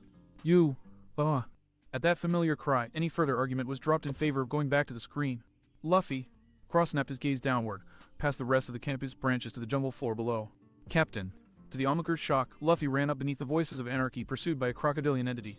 The massive reptile was particularly squat, looking as though it had been squashed flat, but it was still large enough to casually bite off the Lord of the Coast's head. For the moment, however, the beast appeared to be content with nomming Luffy's head instead. Crack crack crack crack. Oh hey, you guys are still alive. Luffy's, swearing for lack of a better word, cut off mid-word and he shot a careless smile up at his friends as he zipped past. That's nice. How's it going, Cross? That idiot Dadden groaned, the base of her palm grinding into her forehead. Apparently Cross was of the same opinion. You dumb son of a Jarkey. Cross only narrowly threw himself forward and out of reach of his pursuer's snapping jaws. Getting chased by a killer rabbit. You! Giant crocodile. Luffy jerked his thumb over his shoulder, chuckling. It looks really weird too. That's because aside from being flat, that thing's a caiman. Soundbite blandly informed him. How really? Luffy sent a curious look over his shoulder before scratching his head with an apologetic chuckle. Chishishi. Whoops, my bad. Don't you morons think you're kind of missing the point here? Cross snapped. Well, this is nostalgic, isn't it? Dadden said calmly. Indeed. Brings me back to the days when those brats challenged all the beasts around here, and then almost losing their heads for it. Dogger responded with equal calmness. I'm a man, but Makino chimed in, but unable to hide a clear tone of unnerve in her voice. This seemed worse than MT. Corvo, doesn't it? I mean. You're right, Dadden grunted in agreement, swirling her bottle. There's something wrong with that place. Something off. Grey Org. The caiman flung its head back and bellowed, stomping forward through the underbrush.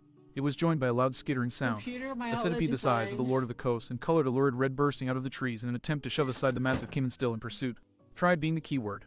Even as several bandits fainted, traumatic memories of normal-sized centipedes leaping to their minds. The pursuing caiman twisted its head and slammed its jaws down on the centipede's carapace, shattering the insect's shell in a single decisive blow. Then, without breaking its stride, the gator swung its head to the side in an almost dismissive manner, casting aside the broken insect. At the sight of that, Dad growled, slammed her bottle on the bar. And that's what's wrong. The rabbit didn't try and eat the boar, and the gator didn't try to eat the bug.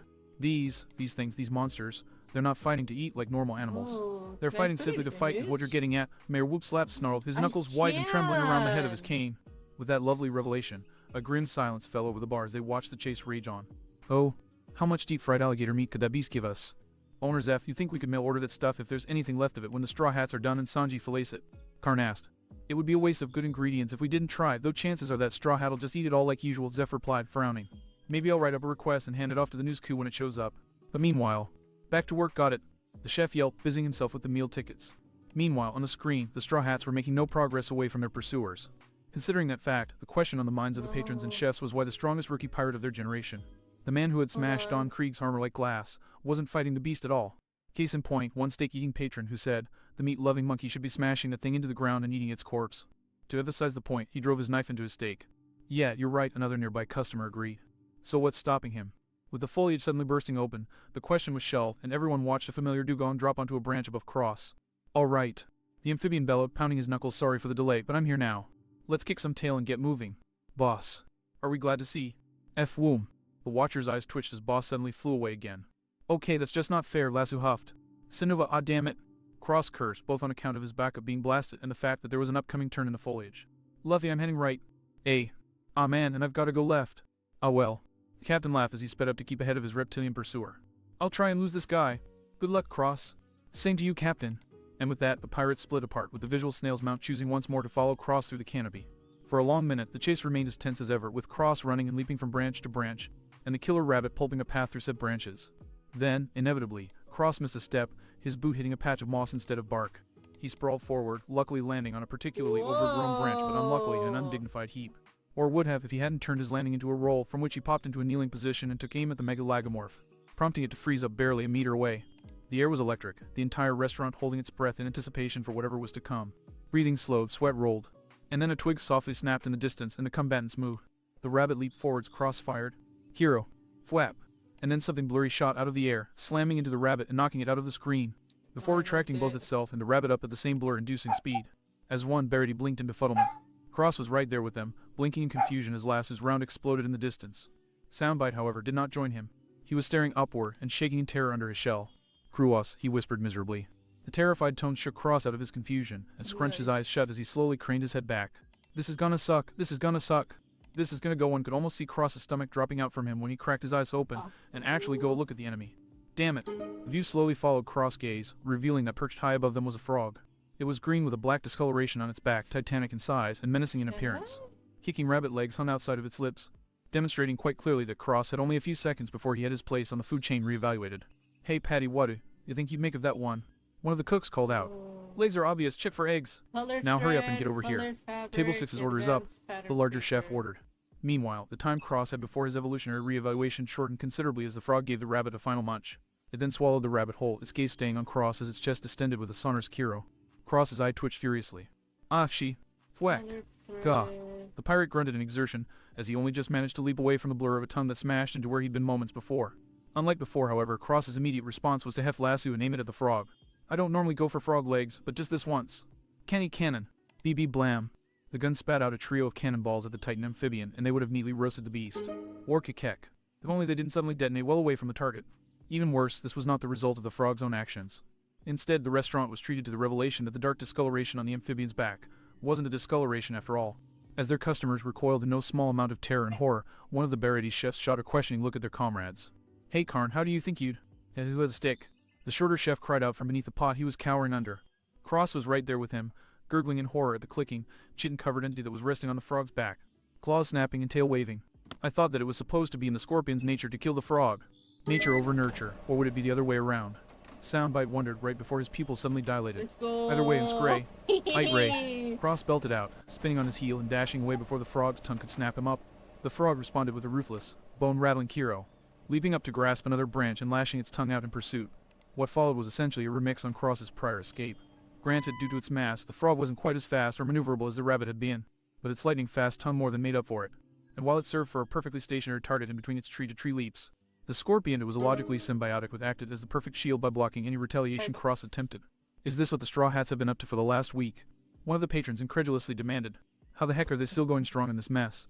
"Well, Luffy and the Dugong are monsters, obviously," Zeph blandly informed the customer as he set his dish down. "Also, your soup's ready." "Ah, thank you." The patron picked up his spoon before pausing as a thought hit him. "But that explains those two, but isn't Cross well normal?" Zeph graced his patron with a flat look.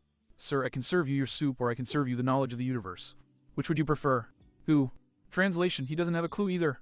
Patty helpfully provided as he passed by. "Listen, you." Oh, come on again." Zeph snapped his head around to stare at the screen, where Luffy had popped up running from the same direction that Cross was. And behind him was a literal fish out of water. Or, well, octopus. Giant octopus. That had somehow adapted to land. And was clearly only having so much trouble pasting Luffy with its flying tentacles because he was made of rubber. "Go fall off the edge, land squid." "Takoyaki, not calamari, moron." "Wah." "Oh hey, Cross, what's chasing you?" Luffy asked pleasantly. "Giant frog and scorpion," Cross casually answered, punctuating the point with another scorpion block blast. "I see you're having much better luck with edible species. Try not to lose that one to something, would you? I'm in the mood for seafood once we get a reprieve." "You got it." Luffy shouted back, literally twisted his head around to keep talking as the two crewmates passed one another. "I'll try and handle it real quick and find you again." "Same to you." Cross waved back before hastily snapping his arm down before the frog could manage to snap him up. He then glanced upward. And Boss should be swinging by to be blasted away again in 3-2. Smash. Ramhag. Cross snapped his head around and blinked in surprise at the distant sound of impotent fury and trees being bowled over. Or so not. many weird shirts. How it looks like he's decided to be proactive. "Yeah, how's that? And meanwhile, you should decide to duck." "What ga?" The pirate hastily fell into a baseball slide under a low-hanging branch before pushing himself to his feet. He then almost took a tumble when instead of coming out on more branches, he instead stumbled onto an almost floor-like crossroads of several dozen vines. Cross blinked at the turn of events, then barked out a relieved laugh and ran out to the center of the makeshift clearing. Turning around, he shot the frog-scorpion combo a taunting smirk. "Come and get me, rubber belly." The frog narrowed its eyes and skidded to a halt, before glancing over its shoulder at its passenger. Kuroro. Orkic, the scorpion clicked in response. The arachnid crawled down off the frog's back, its 8 dexterous limbs affording it a much better hold on the vines than its counterpart. That alone throttled Cross's bravado quite effectively, but his growing anger transformed into incredulity when the frog then proceeded to bop down onto the scorpion's back, croaking without a care in the world. "But that's not fair," Cross whined plaintively. From the screeching chitter and roaring croak the pair let out before charging at him, they officially could not give a damn. We need not repeat the stream of expletives that Cross belted out during his hasty retreat. What does bear saying, however, is that Cross ran across the clearing of vines in an attempt to escape the scorpion, which kept up a swift barrage of tail strikes and claw snaps in an effort to catch up the pirate. And I thought that Cross was just being melodramatic after that surfing fiasco, but no. "Sanity is truly dead," Patty said, shaking his head wearily but still working at his station. "It was dead before even I was born," Patty Zeph scoffed, his eyes trained on the cook's hands with a satisfied look. "This may be on the stranger's side, but it's still no big deal for the Grand Line. The only question is if the Straw Hats are crazy enough to make it through it, and that's something they've answered many times over." Case in point, deadpan several chefs as Cross, cornered against a tree with tongue, tail, and claws poised to strike him, drew his elephant sword and let loose a flurry of stabs at the beast fast enough for the sword to blur. The beast flinched at the attack, and then blinked in confusion as absolutely nothing happened to them. The scorpion's demeanor shifted in just the right manner to suggest a sadistic grin in Cross' direction, and it was to everyone's surprise when Cross returned the expression with just as much bloody glee. For its own part, the frog lacked its partner's enthusiasm and was glancing around in clear hesitation. Then its eyes shot wide in terror, prompting it to slap its webbed feet on the scorpion's shell. Kuroro. The scorpion ignored its partner in favor of crawling closer to Cross, chittering furiously all the while. Orkikek. CRR. Or. The scorpion paused in confusion at the sudden creaking sound. It glanced to and fro, trying to locate the source.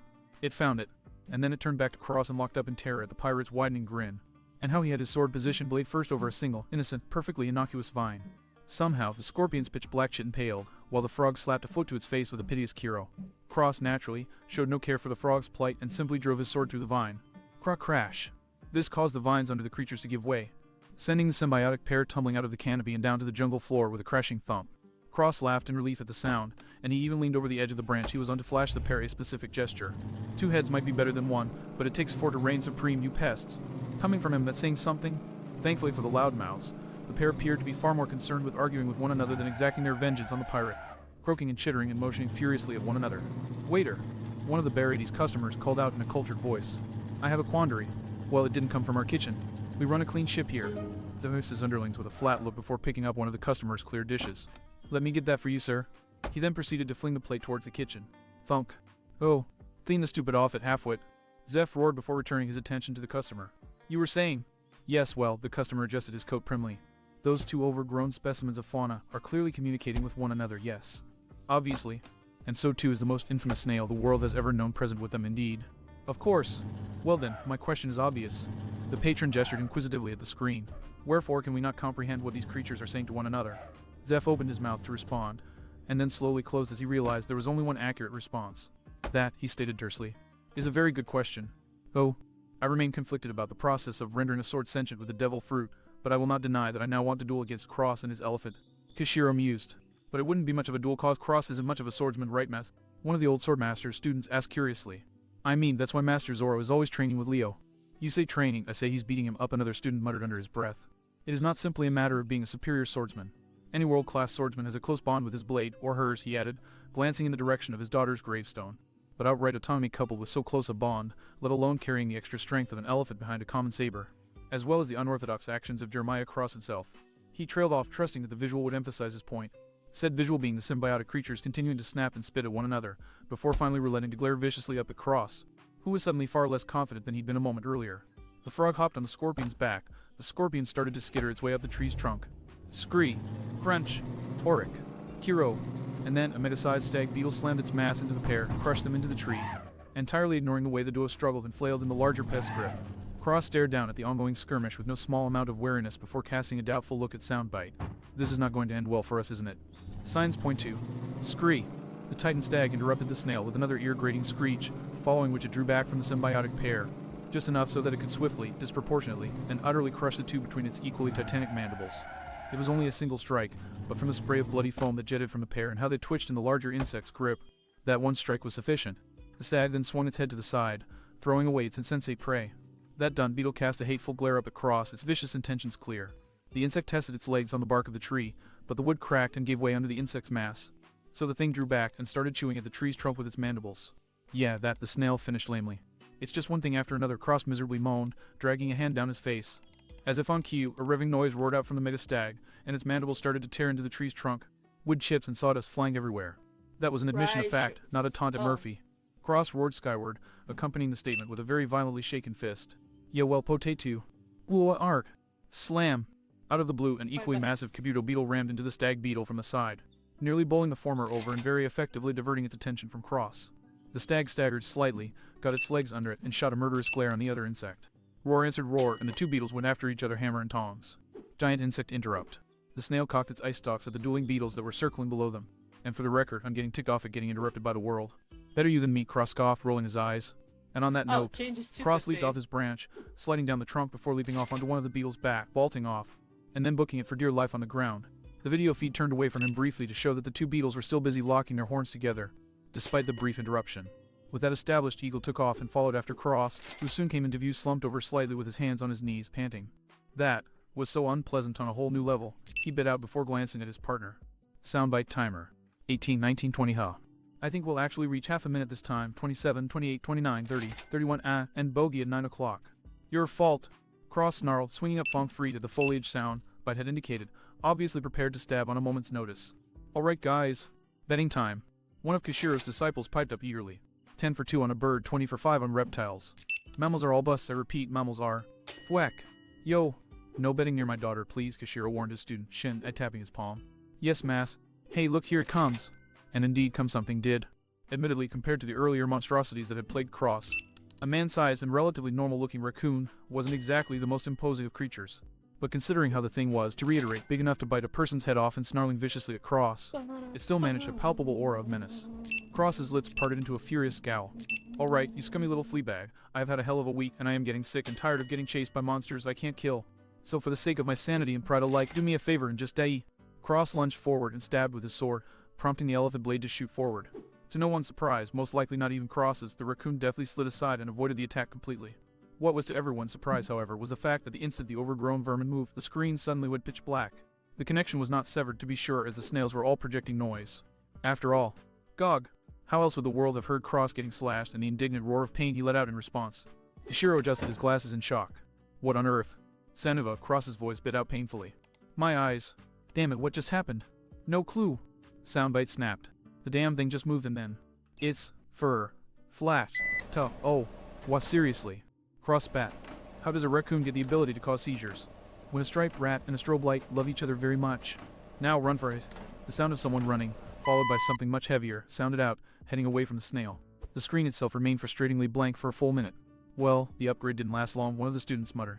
Well, it could have been worse, Kishiro mused, a worried frown marring his features. The snail had actually managed to keep its eyes open. People could have actually gotten seizures.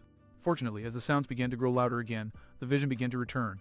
This time, it was a bit blurrier and tunneled, probably the snail narrowing its eyes to avoid the raccoon's flashing fur. But it was clear enough to see the raccoon behind a veil of green a distance away pursuing Cross. The eagle took flight in search of another view where it would be less vulnerable to the raccoon, and as a result, got a good look at a sudden change in the scenery. Specifically, the screen displayed a ragged and very large patch of brown and gray wasteland ahead and Cross in his pursuer's path. Sticking out like the scarred, it was among the green of the jungle. Burned and scorched grass dotted the ground, trees of varying states of burn stuck out at odd angles, and ash covering everything. Cross broke through the tree line and ran across the ashes, a scowl visible on his features. More fire spitters. Perfect. I thought we managed to ditch them 3 islands back. Well, they're not nearby, at least. Keep going, maybe Flash Mob will have to slow down. He's not the only one, Cross spat as he charged forward. I've been trained to take hits and give hits, but freaking Parker is not in my repertoire. Cross's expression then became slightly contemplative, and he took a shell out of his pocket and spoke into it. Note to self, start learning Parker. Learn fast. Upcoming log. Cross reacted fast to the news, leaping up onto the oncoming arboreal obstacle. He then took a nasty dive when his boot slipped on the ash on said log. Thankfully, Cross turned that tumble into another roll, his hound cannon ready on his shoulder. Although some distraction came from the presence of another living thing there. That place is weird, one of the students flatly stated. And indeed, the man sized. Slimy-skinned lizard grinding a stick into a bundle of them and blinking at Cross in bemused surprise was a perfect example of the island's weirdness. Before the two could react to one another, the raccoon, which was no longer moving fast enough for its fur to be an issue, leaped onto the log with an irate snarl.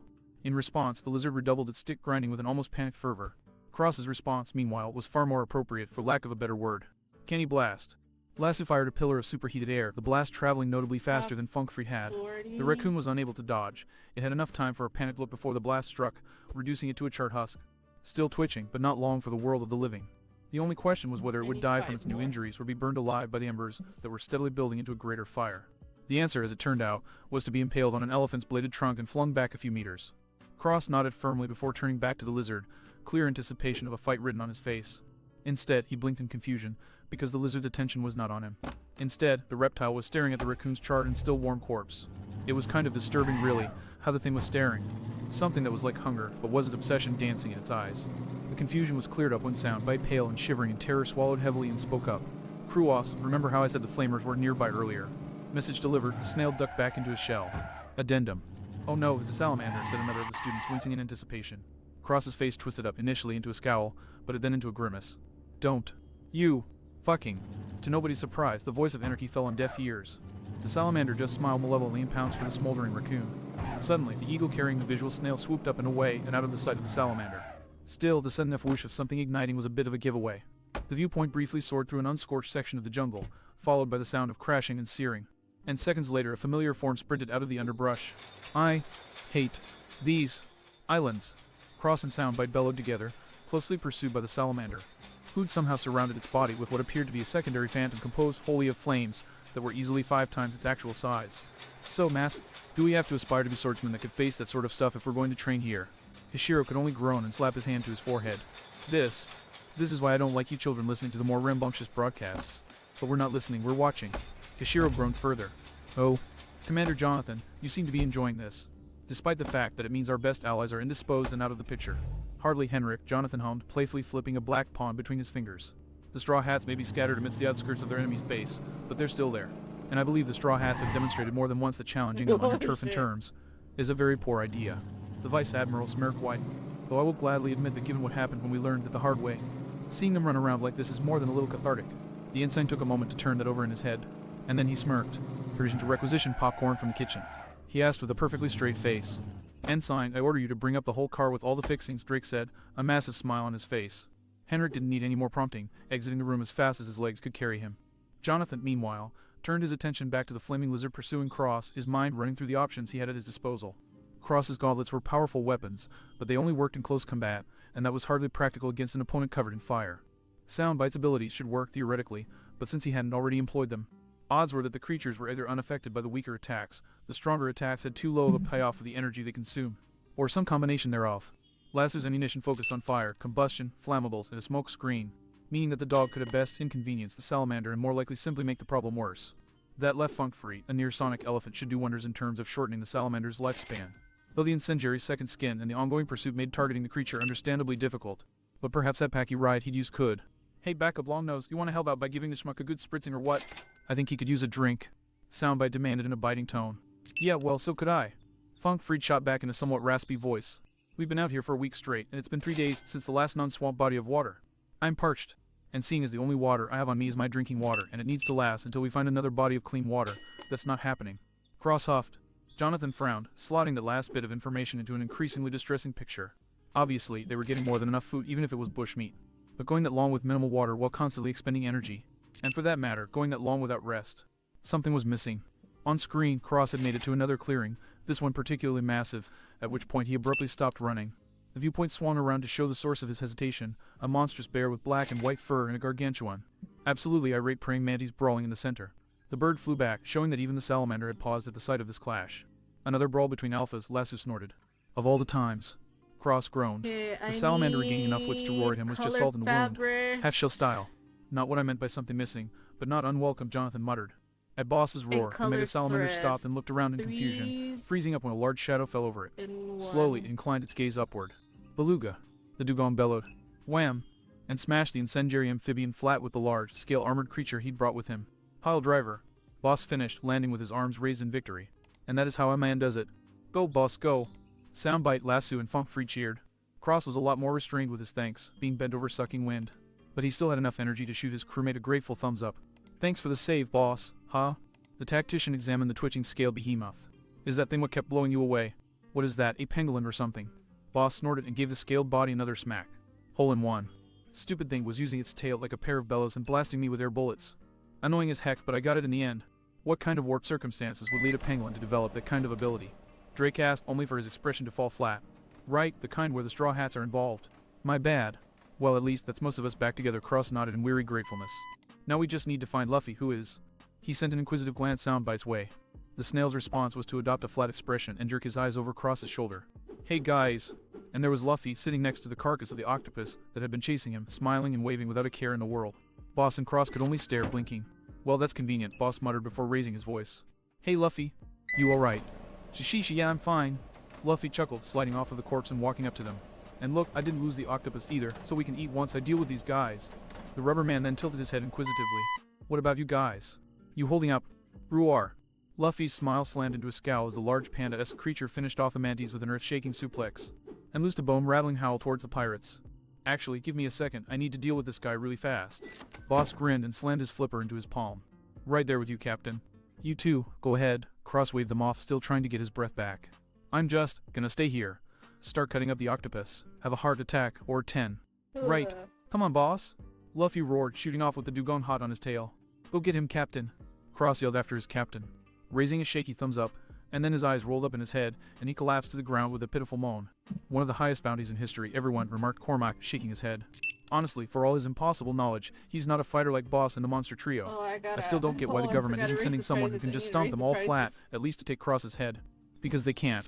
Drake and Cormac snapped their heads to their superior, who was leaning back in his chair with a frown. Baroque Works. Navarone. And Eyes Lobby. Thriller barked, Jonathan listed, punctuating each name with a spin of the White King he was holding. Straw Hat Pirates have challenged armies of hundreds, even thousands, with mere dozens on their side. Sometimes not even that. And consistently, they've walked away victorious with nothing but a few new scars at worst. Including myself, they've personally crossed paths with 3 vice admirals and survived, including the legendary Garp.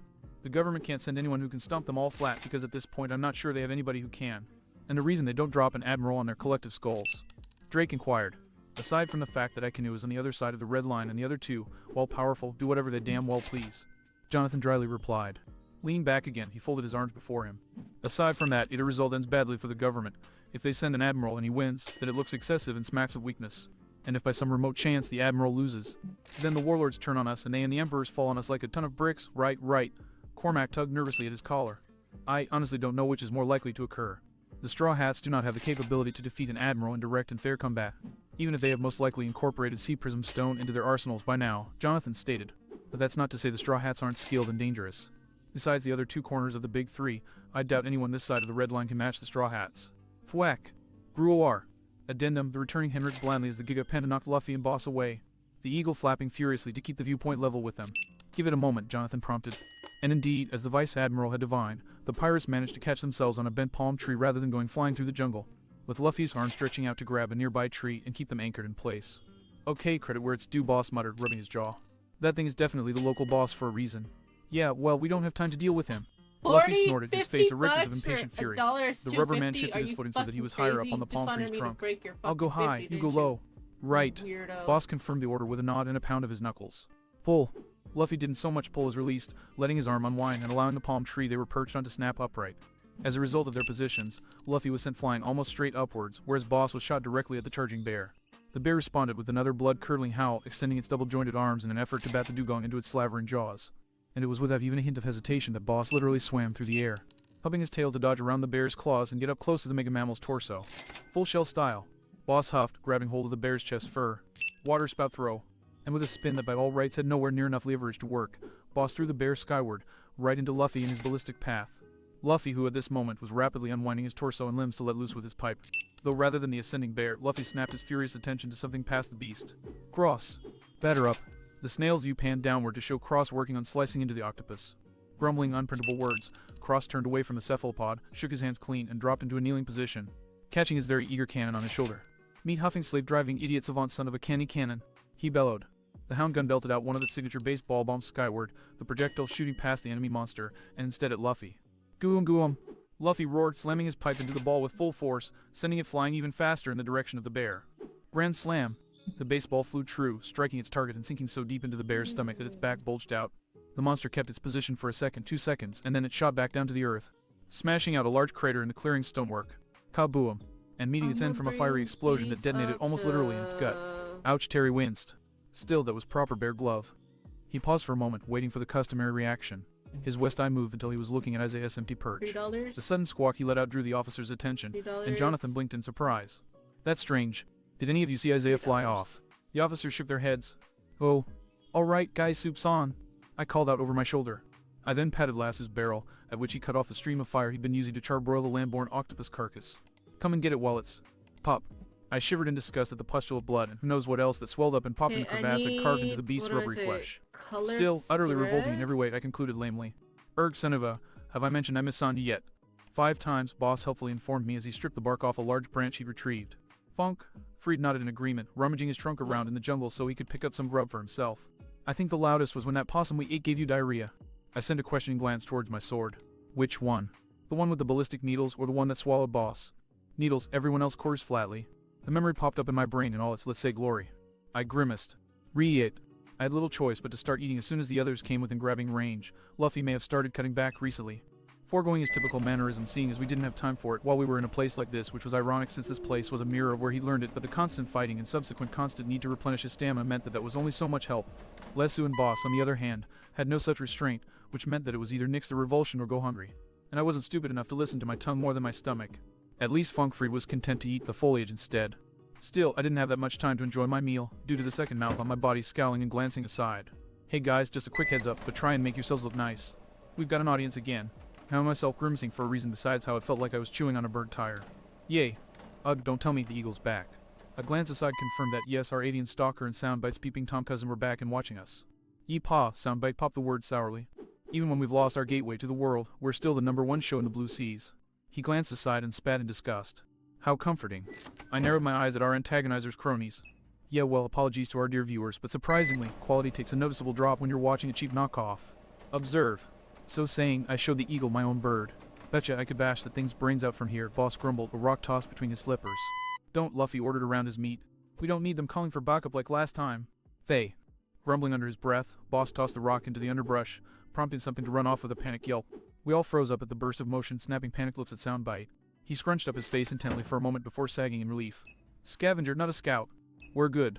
We all joined him in relief, though said relief was tempered by our continued circumstances. Christ on a blazing pike staff, this place is killing me, I groaned. When are we going to be able to stop? When we find wherever this sunny landed, Boss replied. Once that's done, we'll find the others and find whichever island his base is on. And when we get there, we'll show him why. Why no one? No one. Boss trailed off, his expression unchanging. But the way his fists were clenching made it obvious what he was thinking about. I shook my head with a sympathetic sigh. I know, boss, I know. That bastard already messed with us, but once we get everyone back together and find him, I'll turn him inside out and punt him straight into Grant's lap. Luffy finished with a particularly bloodthirsty snarl. That, yes, I nodded in agreement, not willing to remark on my captain's uncharacteristic viciousness. Instead, I went back to trying to choke down my current mouthful of meat and endeavoring in and of itself while warily eyeing the jumble around us. Anyways, seeing as we've got a minute to breathe until the rest of the bastards catch up to us, might as well ask the stupid question, you guys still going strong? Yeah, but it's weird that we are, boss said with a frown. I mean sure, I've practiced harsh training on a regular basis for the past few decades, and Luffy's just a damn monster. H. Luffy mumbled, adding a thumbs up. But even after how strong I've gotten since joining up with you guys, it doesn't make sense. A solid week of guerrilla tactics against beasts that I will freely admit match me in raw strength. Never stopping to rest for more than an hour until they catch up to us, and only raw meat and whatever water we can find keeping us going. Boss's frown deepened, and he waved his meat at me. I'm not complaining that I'm not getting tired, it's both useful and badass, but I know my limits, and I should have passed them days ago. And you and your boys should have too, for that matter. Lasso looked up from his meal with a thoughtful chuff. Shellhead's got a point. I'm running low on fumes for my candy blaze, sure, but apart from that, oh my God, I've coughed up almost 100 bombs nonstop over the past few days, and I still don't feel empty. That's not normal. I looked at Luffy, who from his expression was thinking the same thing. Something was off all right, but what was it? Sighing, I forced down another mouthful of octopus to keep up my strength, and then I swallowed again when something occurred to me. Guys, I mumbled, not to alarm you, but I think we've been drugged. Of course, everyone else reacted with the utmost poise, and oh, who the hell am I kidding? Everyone who wasn't Luffy spat out what they were chewing and belted out a panicked what. Luffy was a lot calmer, taking the time to finish chewing and swallow before responding. What, you mean cross? Well, I mean think about it. This place. I swung my arms out, indicating our surroundings. It's not natural, right? And I don't just mean the whole floating in the sky bit, I'm talking about the actual environment. The animals. I mean look at the gauntlet we've run. All carnivores, all the time, omnivores at best, but no pure herbivores anywhere. This kind of train wreck of a food chain doesn't come into being on its own, right? Train wreck nothing. These islands are an asylum. I looked at my shoulder in surprise. Soundbite. The snail grimaced. This place is insane. That's not a generalization, I'm being literal. This whole place has lost its mind on a primal level. Everything we've seen, everything we've experienced, it's all trumped by the sheer madness of this hellhole. I mean, you know how I haven't been able to translate these things from day A1. It has contributed to diplomatic tensions, yes, Lasso agreed, snickering. Fwap. Yipe. Said smirk was promptly wiped off his muzzle when Fried smacked him with his trunk. Not like we have much room to talk either, Snoopy, the other's own weapon, groused. None of us can make heads or tails of what that damn thing is saying. Yeah, well, that's for a damn good reason. Soundbite replied. The reason we can't make heads or tails of these guys is because they're evolving. Not just individually, but as species. Some of the things we've fought, they couldn't have been more than a month old. Maybe less. Whoa, so those were the babies. Luffy sat up in surprise. But they were so tough. No, Captain, what Cross is saying is that those things were the adults, it's just that they grow up really fast and have kids fast too. Boss clarified. Which explains us not getting what they're saying. They're evolving so fast that their boss spun his flipper, searching for the words. Let's say communication skills have grown way beyond what we recognize. Soundbite nodded at the dugong. Bingo. And really that's the sticky bit. Cause after all, we've seen this before, remember. Luffy's eyes widened in recognition. Wait, you mean? SSH. I hissed, shooting a scathing glance at our ever-present watchers. Thankfully, Luffy got the message and he rethought what he was about to say. You mean that the same guys who made him who he was made these things too? It fits what he said. An island in the sky that's not a sky island. Animals more vicious than you can imagine. I slowly looked at the islands listing through the sky above us with new eyes. A realm ruled by power. A world where the strong devour the weak without pity. Boss hissed darkly, eyeing the carcasses of our downed opponents. Strong world. Yeah, that's a damn better name for this place than Merveille, that's for damn sure. Cross, Funkfried interjected. We're getting off topic. What did you mean that we've been drugged? Remember the bastards who came to get him? I asked the elephant. They said that Indigo was the one who gave them the experimental drugs that pushed their bodies above and beyond their limits. I pointed down at our meal. Sound familiar? So Luffy frowned and tilted his head almost a perfect 90 degrees to the side, the gears almost visibly turning in his head. Do you think this Indigo guy is working for that bastard, and he's been using his mystery drugs to turn animals into the things we're fighting? Precisely. I pointed at him. Indigo doses the animals become titanic murder monsters.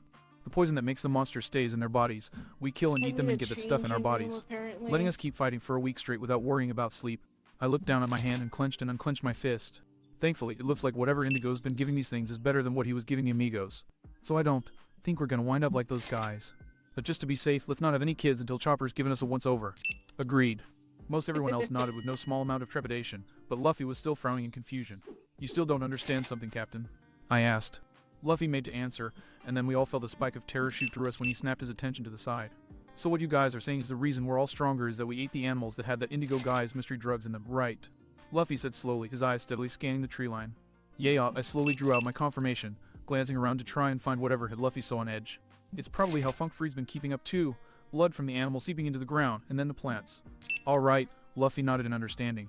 Then I've got another question. He glanced at us with dead seriousness. If that worked for us, wouldn't it work for the animals too?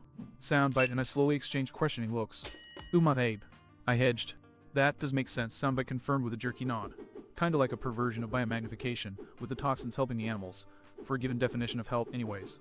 It'd definitely enforce the whole survival of the fittest theme this place has going for it, Boss mused, cupping his chin in thought.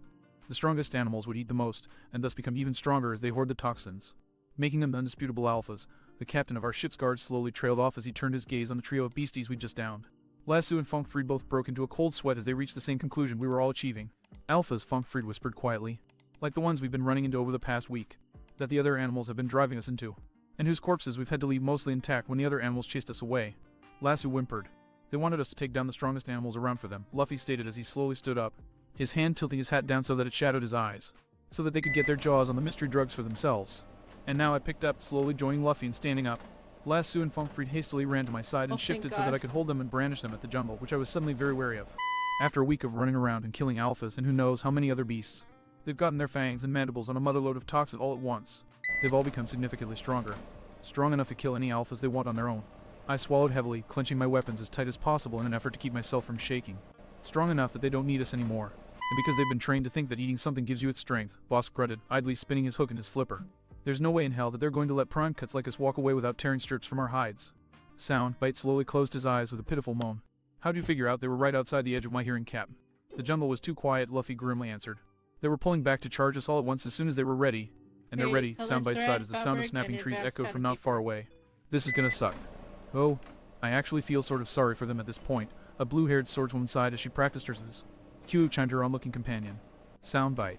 Cross asked without looking at his partner. A dozen. 2 dozen. 50, 100, 200. The snail's naturally ashen complexion slowly became paler and paler. Cindever Red Dog, I think the whole damn island wants to try its luck. Monkey D. Luffy, meanwhile, squared his stance and shifted around so that he and his tactician were back to back. Cross, do you have a plan? Cross licked his lips, nervously twirling his sword in his palm. Well, Luffy, considering how we're surrounded on all sides, vastly outnumbered, and have no way out and no hope of backup or rescue. Yeah, I think I have one. Boss slowly sucked in a deep breath, calmly reducing what was left of his cigar to ashes before flicking away the remaining stub. What is it? Kisuke? How does make a stand sound to you? Cross asked grimly. This sounds great. Luffy flung his arms out with a massive roar, eyes blazing with primal fury. Bring it on. Well, at least they've still got their never-say-die attitude. Tashigi rolled her eyes, half wearily and half fondly. Lieutenant Tashigi. Said swordswoman looked back towards the grunt who owned the visual snail. They were currently making use of something about it helping with lookout duty as he approached. Our destination is on the horizon. We'll be there in an hour or less. Thank you, Petty Officer, Tashigi said, and then turned to her newer recruit. Papora, could you inform Commodore Smoker that we're nearly to Navarone? I need to alert Vice Admiral Jonathan to our arrival. The hybrid creature snorted, but still scampered off into the ship. Oh, the thriving town of St. Poplar was enjoying a massive shake-up in their normal routine. The pirate crew that had arrived the day before to resupply regulars on the island, well known for being good customers, had leaped at the opportunity that the sudden broadcast presented. In less than an hour, a full-scale festival had sprouted up around the screen, and like all good festivals, everything had a somewhat over-large price tag. Oh, sweet Christmas! Silver Fox Foxy cackled, wringing his hands together. Some of these Straw Hats' strongest and most infamous members getting in an all-out brawl with an army of mutant super animals. We're going to make a mint. On top of the mint we've already made, you mean, Torch agreed, poring over the laboriously organized cash box.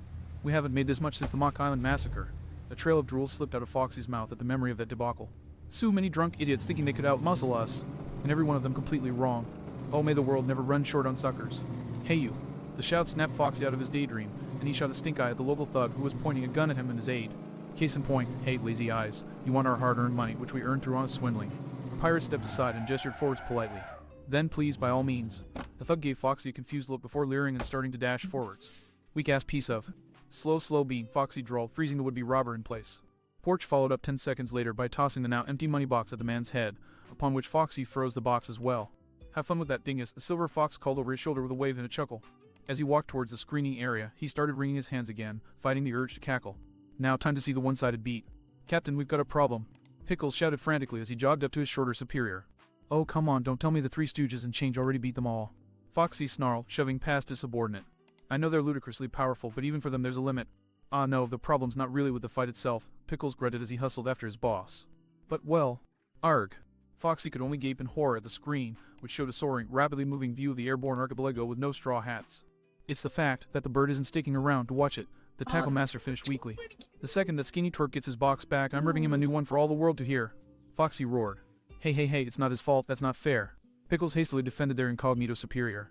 The betting on that blow-up was going to fund our commission to Water 7 to build the brass fox, Foxy snarled in an almost rabid tone, teeth audibly grinding.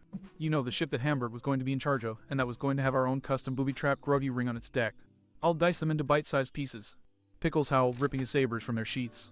Boss, Pickles, knock it off, Porch cut in. Think about it for a minute. This broadcast is obviously meant to show off the straw hats, struggling to the world. If it's leading those three right as it's getting good, either it's going to show some of the other straw hats, or it's going to show the big man himself getting a status report. Foxy finished, his irritation ebbing away and his grin returning. Either way, more of a show, and still something that can be bet on.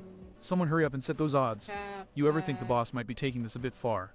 Capote hissed to the cruise announcer. You haven't seen the treasure tax that our big boss's treasurer and second mate slapped him with, item Mrs. sorrowfully replied. Oh, cherry blossoms. Porch squealed in delight.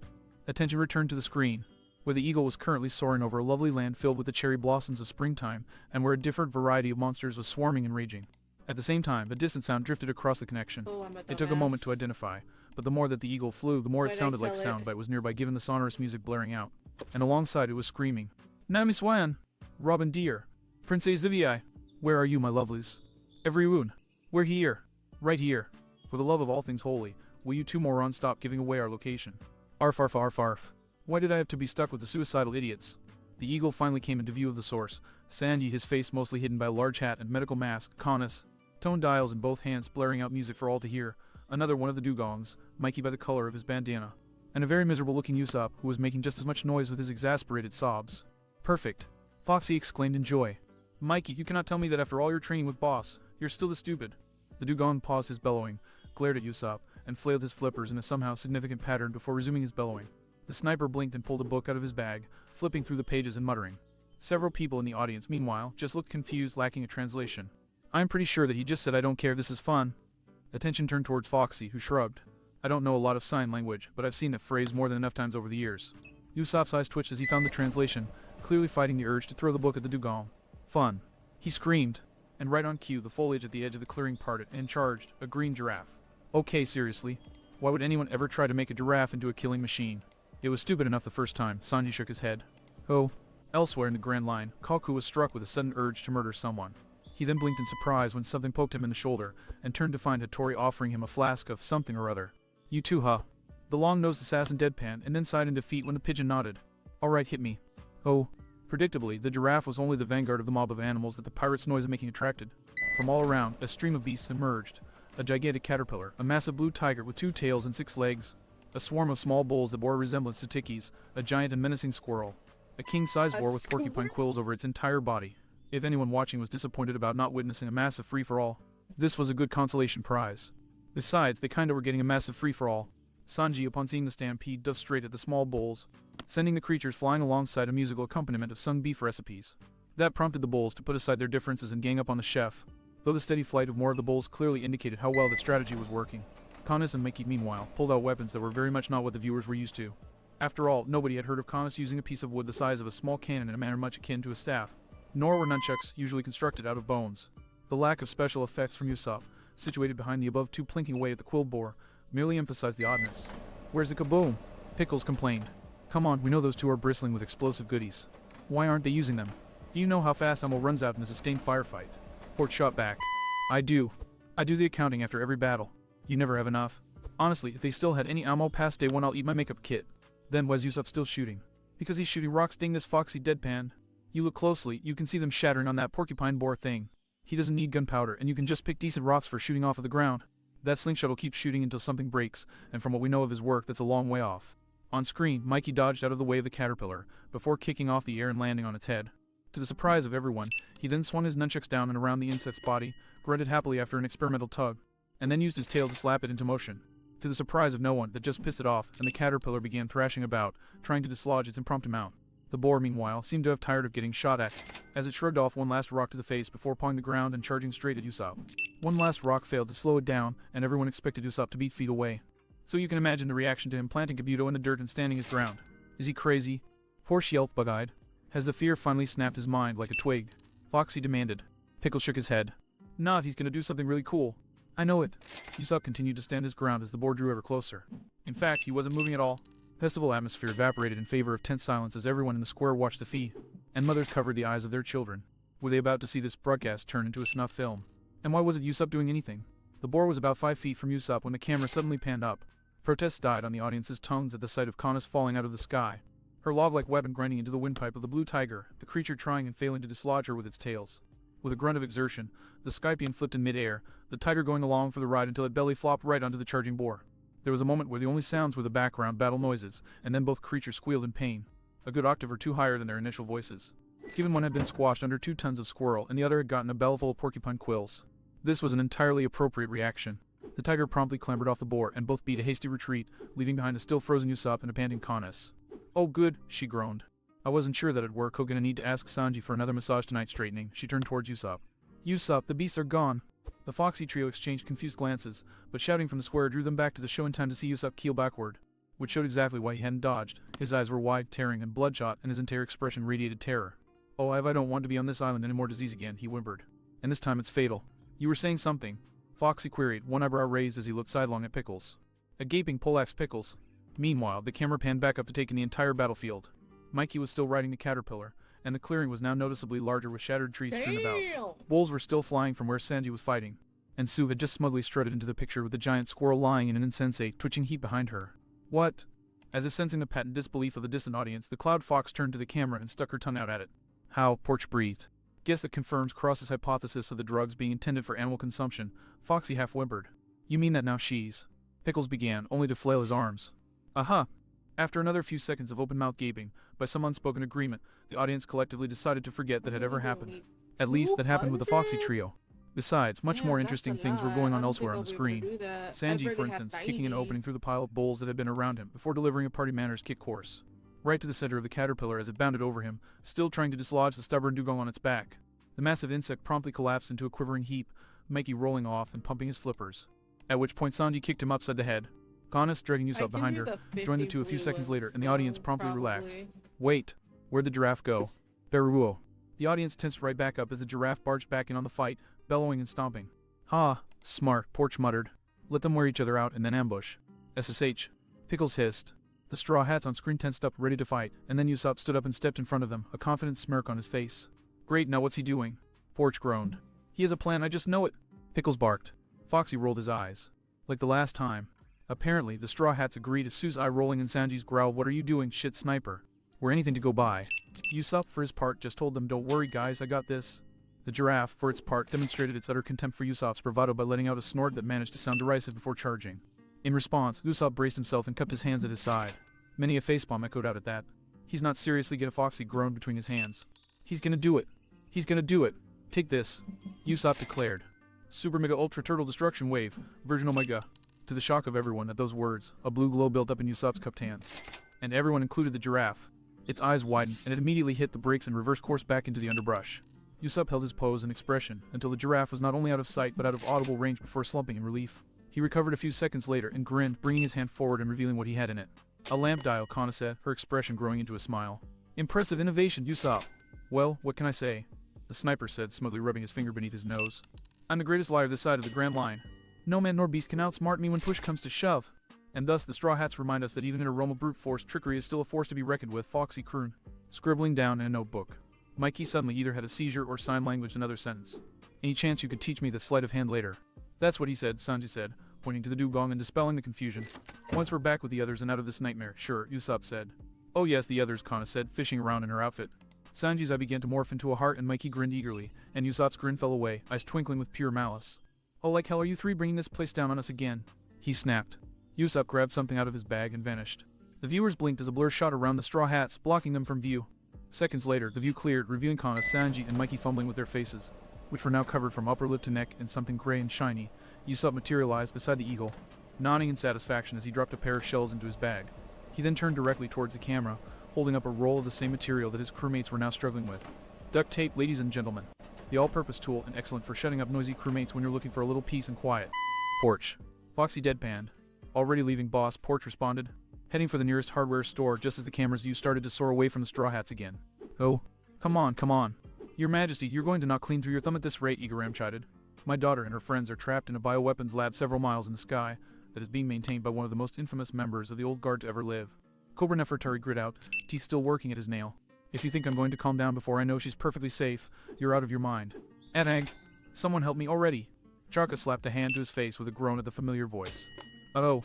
In front of him, Cobra gripped the handles of his chair hard enough for them to creak.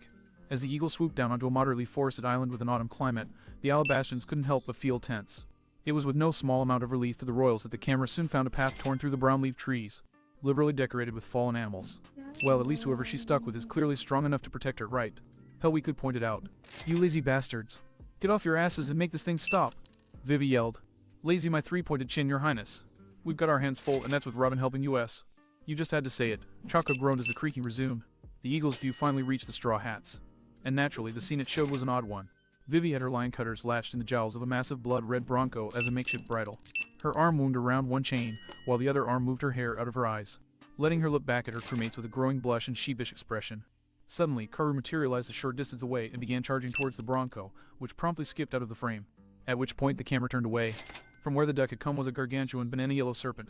Arms blossomed and wilted all over its body, though Nico Robin herself was nowhere to be seen at first. As the eagle came above the serpent, they saw her struggling within the serpent's grasp, countless arms blooming from all over her body to keep the coils from constricting her. On the outside sprinted Frankie, his hair draping down in front of his face. Donnie, who had Khan, Eye, and Flipper and seemed to be carving nicks all over the serpent's body, and another figure in a peculiar outfit. He had legs clad in black with dress shoes and a sword in one hand. The rest was hidden beneath a Fukamagasa hat with strips of fabric hanging down and covering him from crown to waist. Even the hand wielding the sword that produced more nicks on the serpent wasn't visible. That's their musician, I would assume, Koza said. The view circled around the serpent for several moments, much to Cobra's ire.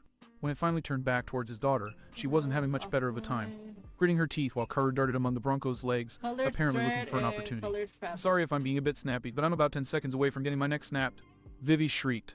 Yeah, we're trying not to get pumped full of the acid this thing's using as venom here. Frankie snapped back. So excuse us if we're a little preoccupied right now. The camera switched back to the snake in time to see Frankie punch it and Donnie carve another chunk out of its hide, drawing a pained hiss from the beast that seemed to come from everywhere. Senova, where's this thing's head? Oh, I think that's what this entity's evolution was going for. The apparent musician laughed as he zipped by. His voice was somewhat muffled by his headgear, but only enough to obfuscate his voice a little. Otherwise, he was perfectly audible. Never fear, though. I have a plan. All I need is, aha, my flute. Other three guards all exchanged confused looks, while Koza looked thoughtful. Cobra was less restrained. What the devil is a flute going to do? He demanded of the screen. Stop screwing around and help Brooke. Frankie and Vivi roared and screeched, respectively. I say, what hostility? Brooke, Nico, Robin ground out through what sounded like gritted teeth. I'm going to assume you have a good plan here. Implement it now before this thing breaks any more of my arms, or I shall strip the flesh from your bones piece by piece and use it to wallpaper my library. A creative threat, but I don't jarque. The musician was cut off by what they assumed was a hand sprouting on his body and grabbing his throat. I will find a way. All right, Brooke gurgled. Plan now. Joke later. A moment later, a low, haunting melody rang out, one that was almost familiar to the gathered Alabastans. I've heard that song before, Cobra muttered, furrowing his brow in thought. So have I, Pell added. But where? On screen, the snake froze before beginning to undulate. After about half a minute, something poked out of the massive snake. Something scaly and diamond-shaped with a forked tongue poking out of it. Ah, now I remember. Igaram exclaimed, plopping his fist in his palm. It's similar to the snake charming song the priests of Apophis play during their snake festival. Cobra raised an eyebrow. You mean the deathly boring snake festival that 10 generations of Nefertaris have begged out of going to? I was thinking more of the street performers myself, Koza stated.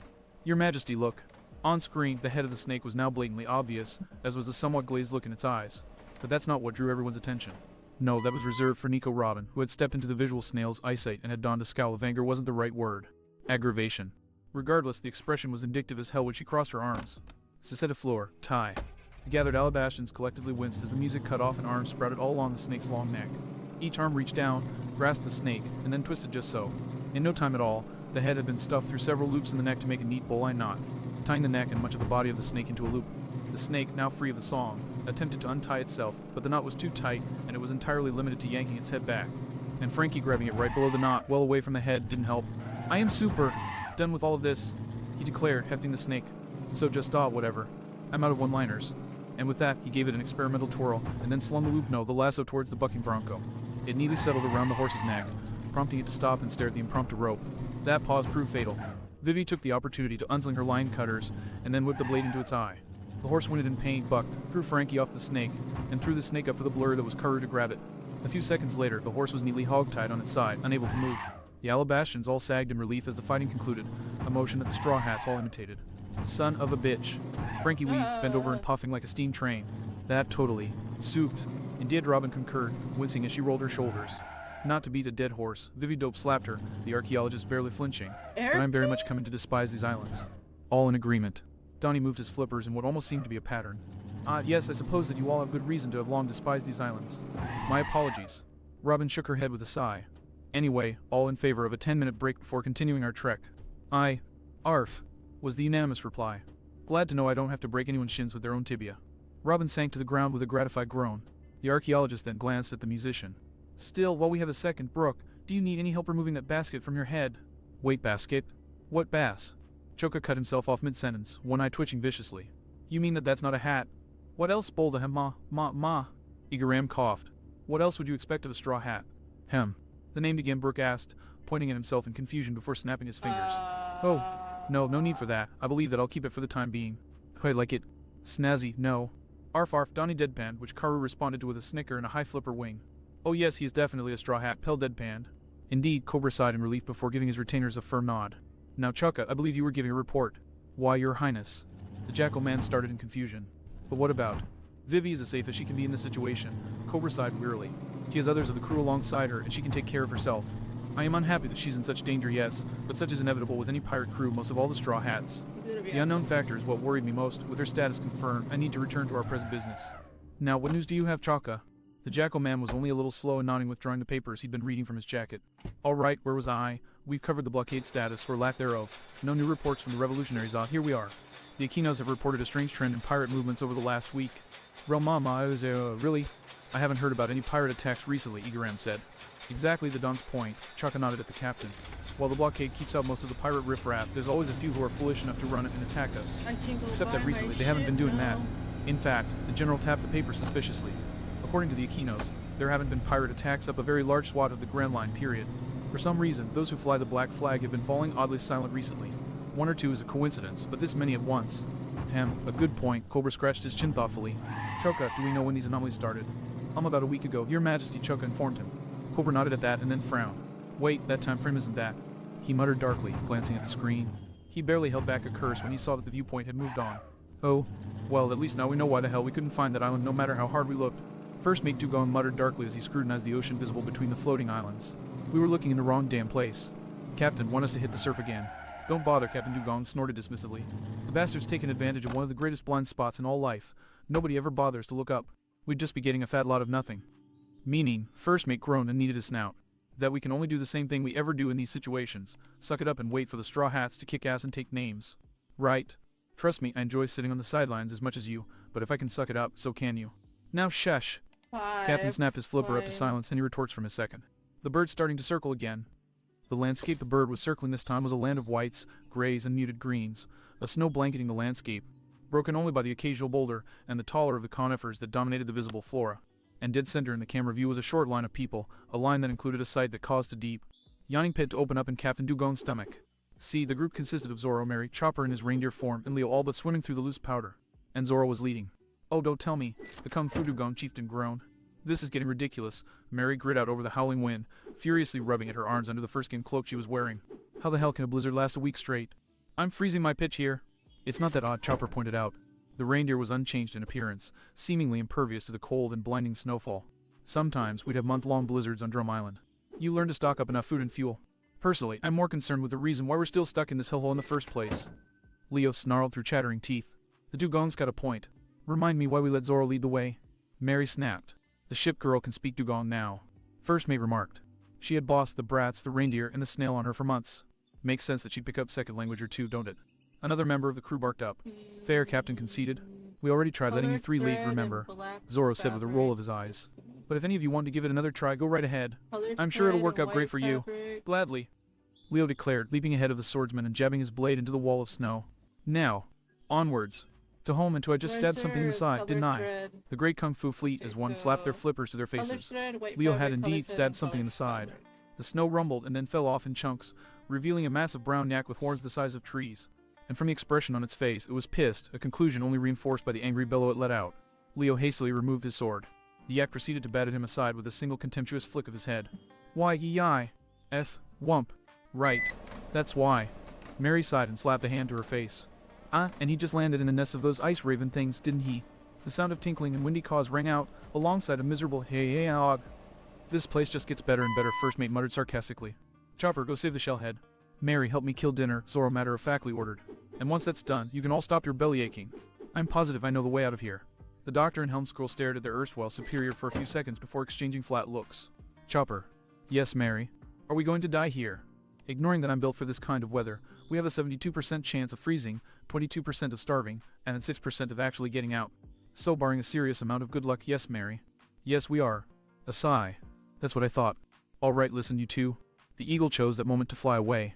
Or maybe it just didn't want to stick around in the blizzard any longer than it had to. And now I remember the reason why we don't often mind sucking it up and waiting on the straw hats, First Mate remarked. Oh, well, at least Chopper's doing alright, right? Right. Doctor.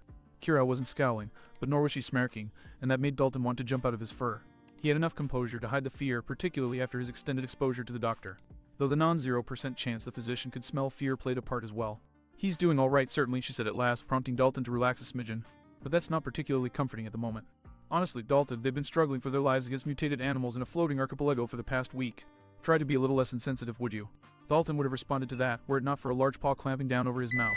The president of the Sakura Kingdom shot the doctor's assistant a grateful look for the save, which the Lapon responded to with a soft grunt of acknowledgement. The Bison Man turned back to the screen, which was heading back towards a jungle climate. All present wondered if they were heading back to the first group to start the pattern over. Instead, the eagle soared over to a volcano with a lake in its crater, and not far from it, a large trench that ended within the forest. And at the end of that, so that's the Thousand Sunny, Kira said, sounding genuinely impressed. And it's in the same area as the Loudmouths and the captain. Well, looks like fortune is still smiling on them. But why's the bird heading there now? You feathery bastard. I'll use your wings to dust the damn pantry. There we go, Dalton nodded sagely, as the bird hastily banked away from the angry barking. The Straw Hats are as lucky as ever. One of the dugongs managed to stay behind. The girl, I believe. Raffi. Yeah, that's the one, Kira nodded in confirmation. And indeed it was. The pink bandana dugong was standing on the ship's railing, shaking an oversized shuriken at the bird.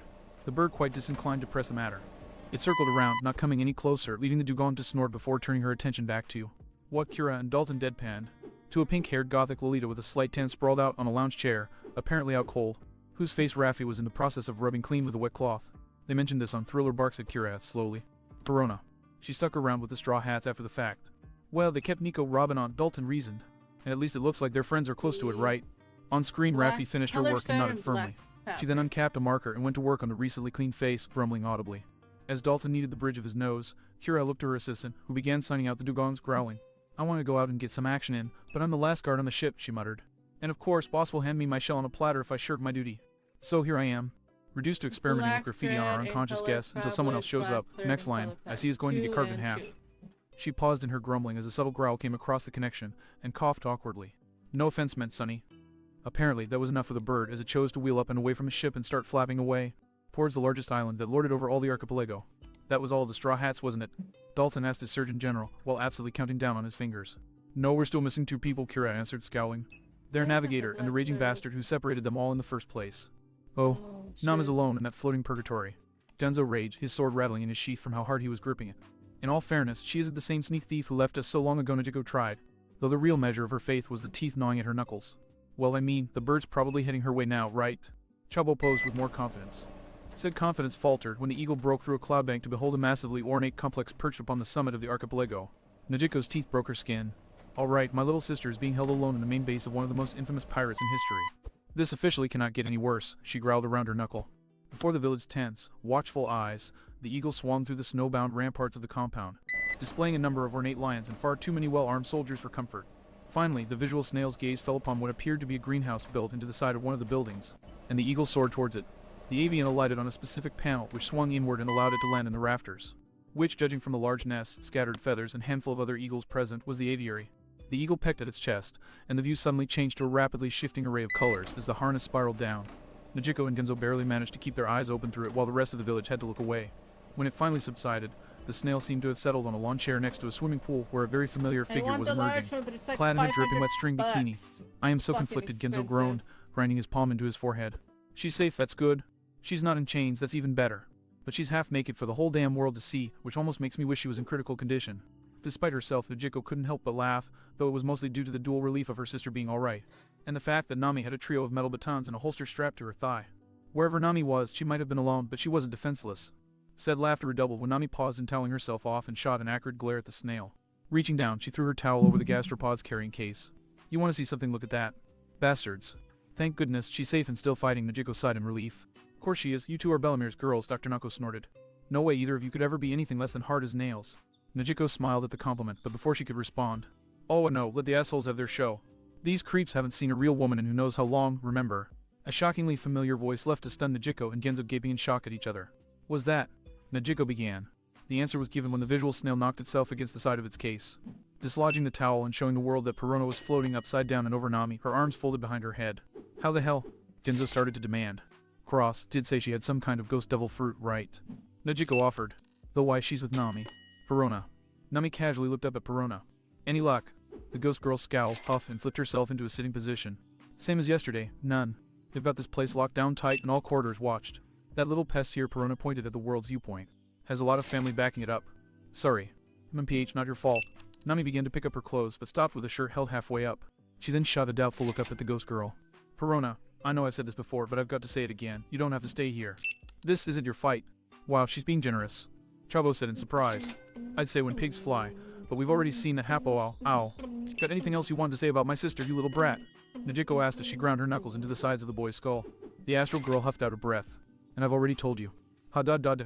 Everyone jumped and both Perona and Nami grimaced at the blast of brass music that suddenly came out of nowhere.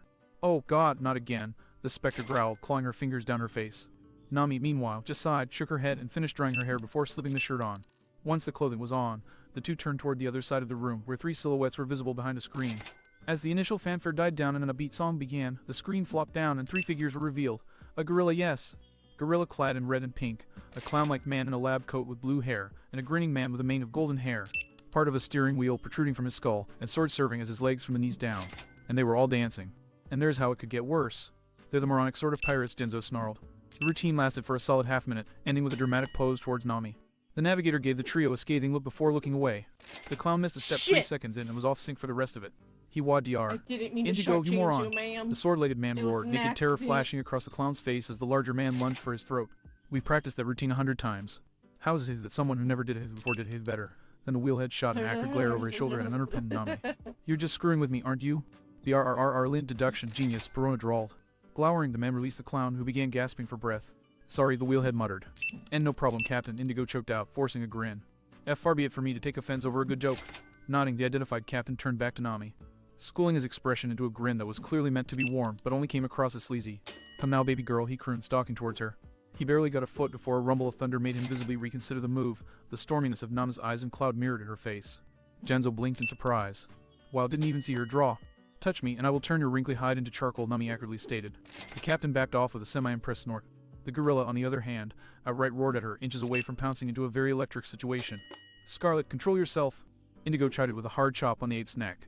The harlequin didn't flinch when the gorilla turned on him, and instead calmly proffered a banana. Here, eat this instead. You get angry when you're hungry. Luke! Scarlet grunted happily and grabbed the banana before messily chowing down on the fruit. I thought monkeys were supposed to eat meat, said one of the child villagers. Not actually a monkey. And that place ain't exactly what I'd call a bastion of natural evolution anyway, Dr. Nako pointed out. Up, Scarlet's dosage again, Doc. The wheel-headed man grunted inquisitively. Indeed, and with most spectacular results. Indigo gave his boss a thumbs up and a smile that had far too many teeth. Ever since I started injecting the serum into bananas and feeding him with as many as I could, Scarlet's aggression has tripled. Ah yes, unrelated matter, Captain. I require some men to come to my lab and help me dispose of a body. Nami dryly provided. The clown tilted his head thoughtfully. I suppose that bodies do indeed compose a significant fraction of the mass. Yes, let me put it to you this way. They will require mops. And there go my last reservations about Nami having a bounty that large, Genzo muttered. Thank the heavens that she's grown so strong. Meanwhile, the captain shook his head indulgently and refocused on Nami, who met his gaze with a frigid glare. Anyway, the reason I'm here is the same as always, baby girl, to give you yet another chance to do the right thing and join my crew. You know, the man's grin widened around his cigar. A crew that can properly make use of your talents. Nojiko flushed with rage, Arlong's evil grin flashing in her mind's eye. Apparently, Nami had the same feeling, her demeanor becoming positively glacial as she scowled at the lion-like man. Word to the wise, the last bastard who used that wording got buried in his own castle. And my answer's the same one I've been giving all last week, piss off. And with that, she wheeled around and marched off, Perona floating alongside her and flipping the wheelman off as she went. The captain wasn't deterred in the least, however, as shown when he puffed out his chest. Oh, well, don't be like that, baby girl. Here, let me sweeten the deal for you with a little insider info. Whenever anyone joins my crew, I give them one wish I accomplish without fail. His grin widened menacingly. And I never go back on my word. There's no way she'll believe that again, said several people in the village. Apparently, that was a sentiment Perona shared as she sneered viciously at the large man. What part of go choke on your own ego don't you get, you putrid? You mean it? Perona twitched in place and shot a disbelieving look back at Nami, who'd stopped dead. Nami, what?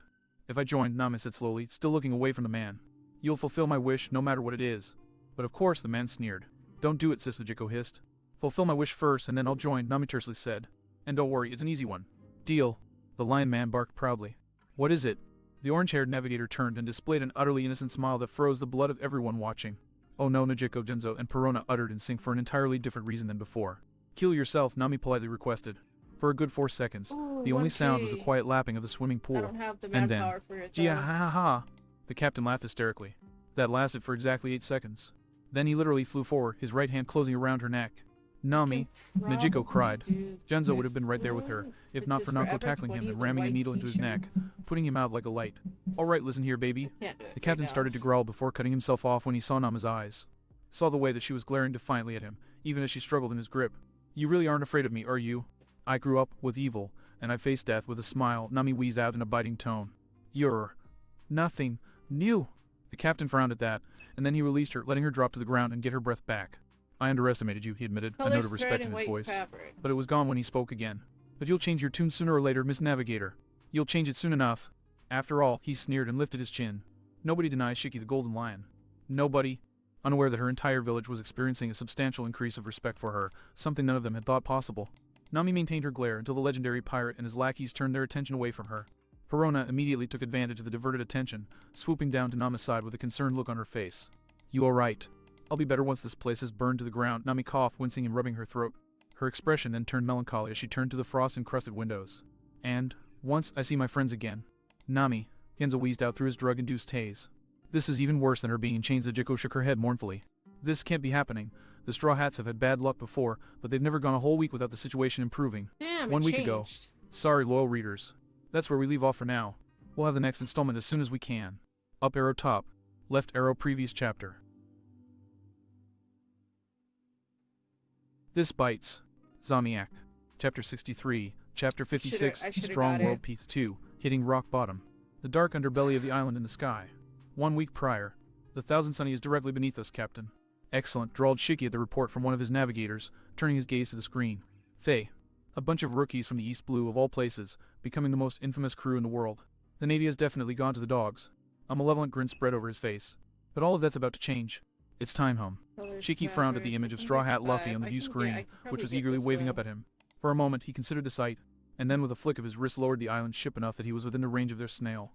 It was only just that he, of all pirates, give condemned men a final meal before their execution. No. Yes. He drawled. A cyclone is coming. Turn your ship 90 degrees to port, a female voice ordered. Shiki blinked in surprise, then turned his gaze down to the navigation pit below him. Navigator, he asked.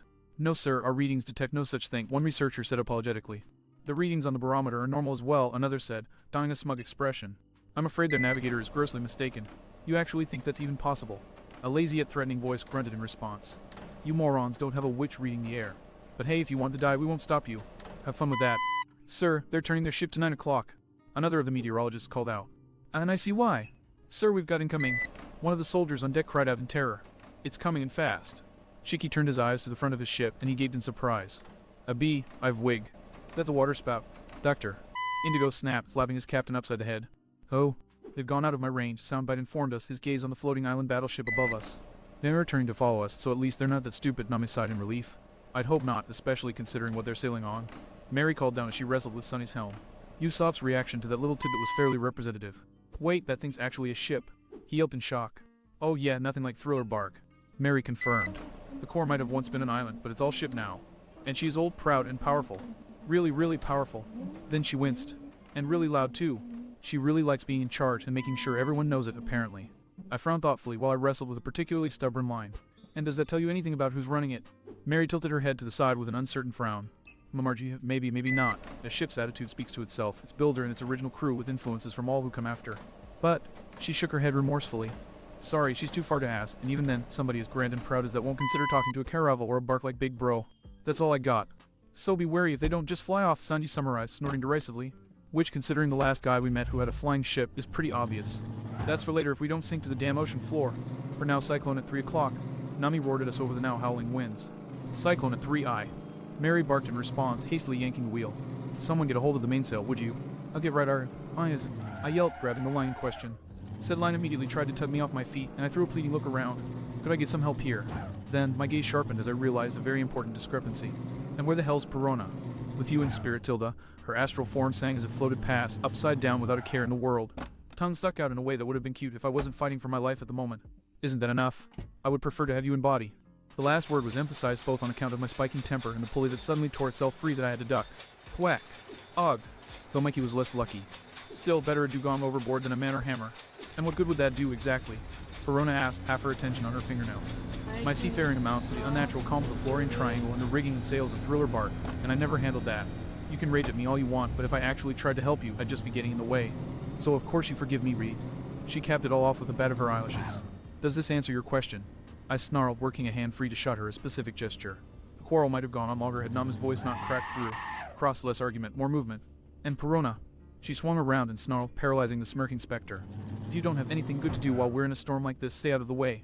Perona huffed, but returned to silently floating above our heads, while I returned to manning the line, Mikey giving me a hand or flipper with it once he got back. Despite how routine it had become for our crew to go to war against the elements of the Grand Line, combating the ocean's spontaneous meteorological blitz never became any less demanding. Lesser crews would have sunk within moments, and I suspect that even some of the more experienced pros in the ocean would have had trouble. But with the combined might of our camaraderie and Nama's nigh upon divine instinct for all things meteorological, we managed to pull through.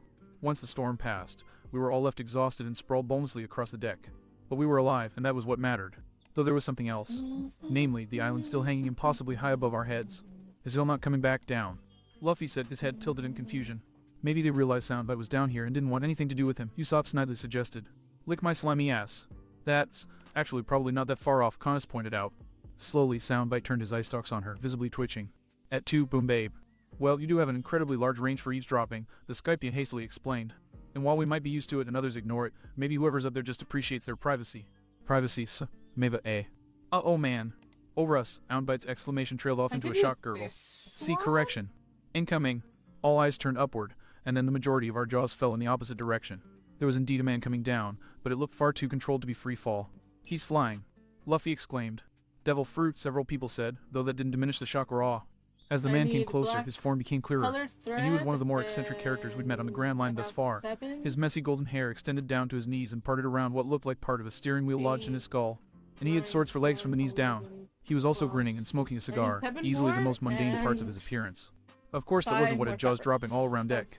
This close, it was very clear that his descent was controlled, and the moment that he landed on the pavilion's roof. Ha-da-da-da. A brass fanfare blared out from Soundbite's direction, prompting just about the entire crew to jump out of their skins. The unknown pirate, for his part, briefly looked surprised, and then out of the crazy blue hell he began dancing of all things. And then Frankie and Chopper and Heavy Point jumped onto the pavilion and began dancing right beside him, because why the hell not? Quite frankly.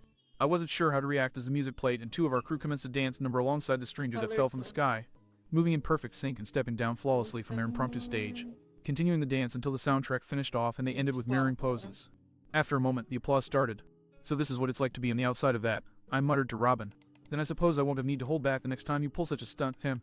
She hummed innocently. I had a retort for that, I honestly did, but a sudden interruption made sure it would stay unsaid. Yeah, ha ha. The strange pirate laughed joyfully as he hopped down onto the deck, a strong hint of Jamaica in his voice. Gia ha ha, that was impressive. How did you know that song, Little Snail? Soundbite shrugged, still grinning ear to ear. No clue. I hear a lot, and when you touched down, something just clicked. Did you just feel right? Happens more often than you'd think. For better or more often, worse, I sighed mournfully. Gia ha ha. He laughed again. I knew I was getting into something when I decided to come meet the famous Straw Hat Pirates in person, but I never expected that. He paused, looked over the crew, and he opened his mouth to speak again. I want his legs. Then all eyes turned toward Leo, who clapped a flipper to his mouth, apparently not meaning to say that out loud. I love this day. Anyone else love this day? Mikey breathed reverentially, his muzzle stuck in a positively shit-eating grin. You, Tilda. Donnie and Raffi both sighed rapturously. Ja-ha-ha, the man chuckled, extending his legs forward to give a better view of the double-edged swords. You've got a good eye, Dugong.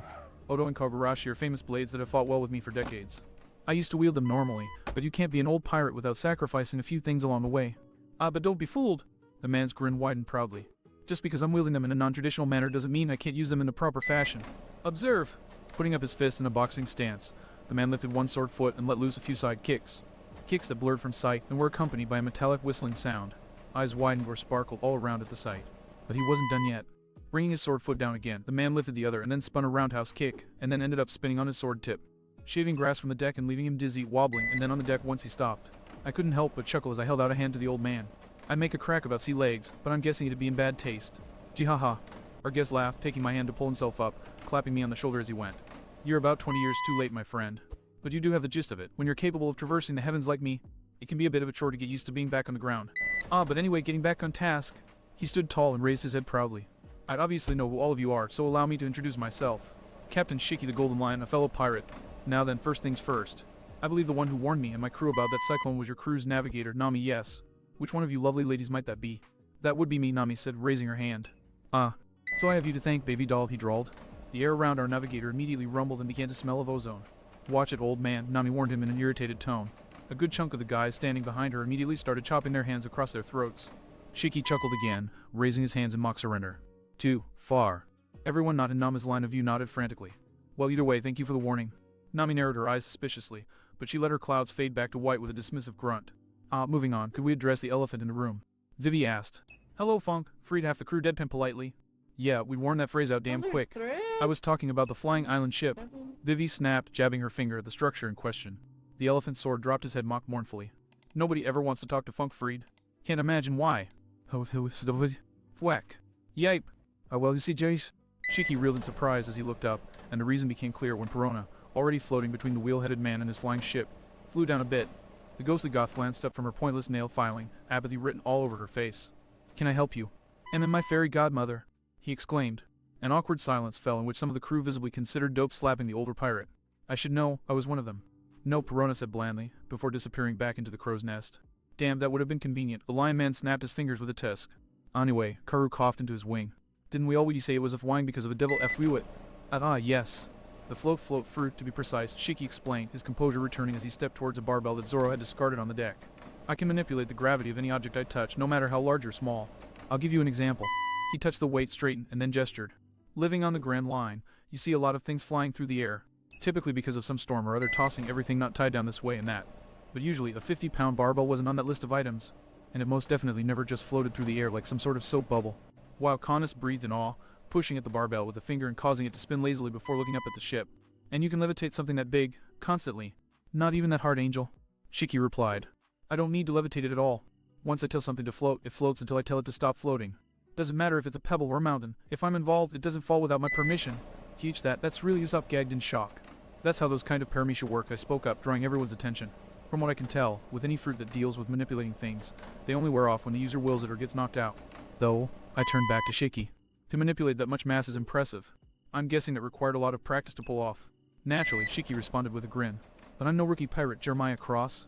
I may have spent the last 2 decades in hiding since my last grand hurrah, but I've been on these seas since the days of the late king of the pirates. Why, his grin widened to display incredible pride. I'll have you know I've even traded blows with Roger more than once. My eyes shot wide in shock. Holy seriously. Ooh, yes. Shiki nodded. If you think Whitebeard was the only one to come out of that era, you're nuts. Now granted, I didn't exactly come out of it. He tapped one of his legs in the lawn. Unscathed, but I still got out, and in the pirate world, that's good enough for me. He then glanced at the rest of the crew. You may now lavish me with praise if you so wish. The Kitty Trio and Tideboas promptly complied.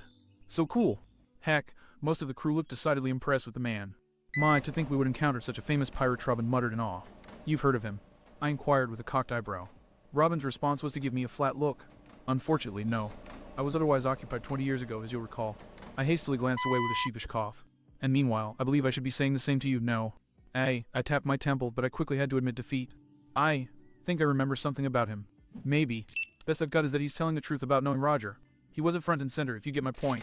Either way, it takes a special kind of strength to lose a leg and keep going strong, let alone 2 legs, Sanji said, looking with grim admiration at the stumps where the swords were lodged. Though I guess it's not that big of a deal if he can fly.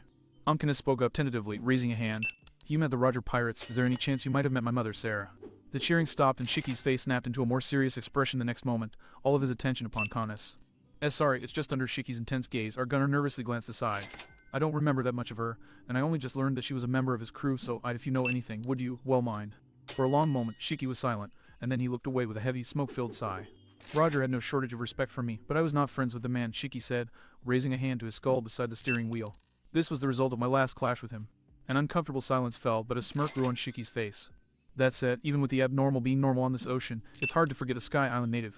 The finer details escape me, but I distinctly remember how she fought. She was a pillar of strength. She possessed a bottomless stockpile of artifices to employ. And she never backed down. The Lion Man winced and rubbed her jaw. And now that I think about it, she had freakish good aim with a bottle of rum too. Conus rubbed the back of her head, and a few others on the crew snickered, but she smiled gratefully. Thank you, sir. Shiki raised his chin with a wide grin that had a hint of something in it. I know. Happy to help. Anything for a child of Roger's crew, he boasted. Well, in that case, how about something for the kid of a pet of a member of Roger's crew, eh? Sue piped up in her characteristically impish tone, most of us bracing for snark. If you can make anything fly, think you could take Karu for a spin. You know, make him into a real duck. See, he. Ah, shut up, Sue, Karu squawked, rolling his eyes. Then, with a frown, he looked back at Shiki. Though I wouldn't say no. Yeah, ha. No can do, it doesn't work on animals. Shiki replied, waving his hand. I can make myself float, but that's about it. That's awesome. Luffy gasped, eyes sparkling. And then they lit up in an entirely different light. Oh well. I know, make me fly. I want to fly. Yeah. Usopp and Chopper eagerly agreed. Shiki belted out a deep belly laugh. Sorry, my friends, but that includes humans. Oh. Luffy's expression promptly dropped into a sulky pout. In that case, that's lame.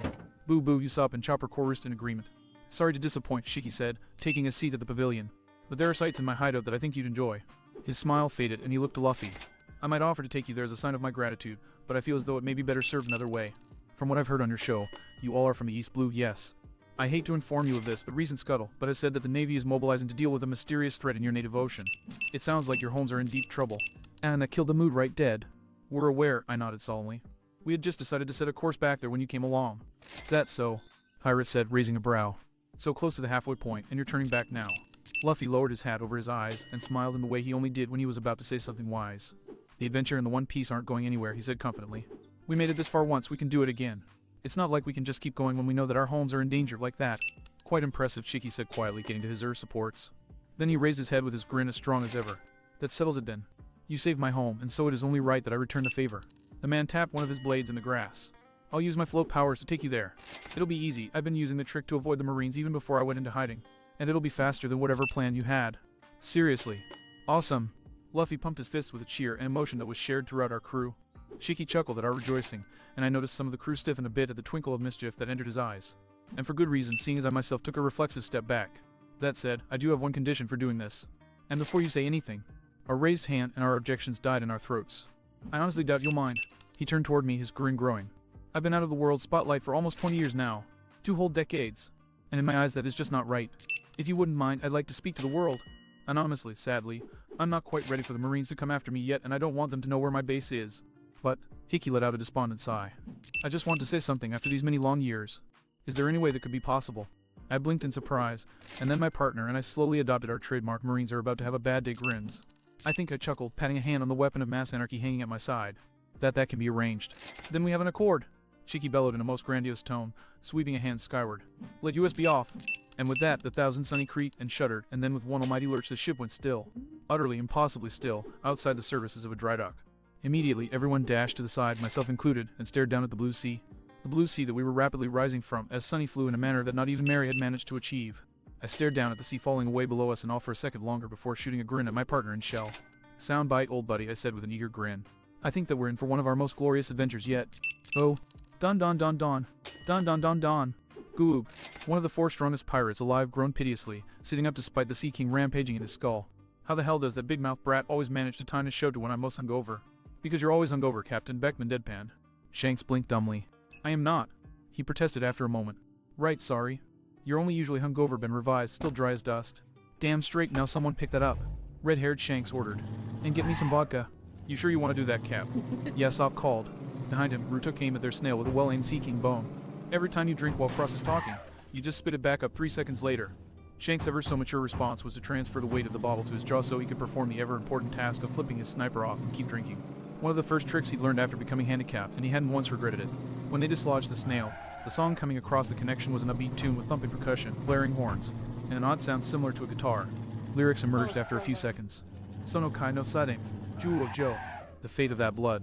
Is this some kind of epic ballad or something? Yes, Usopp wondered. Couldn't be, Rockstar shook his head. No way that someone named Jojo could be that impressive.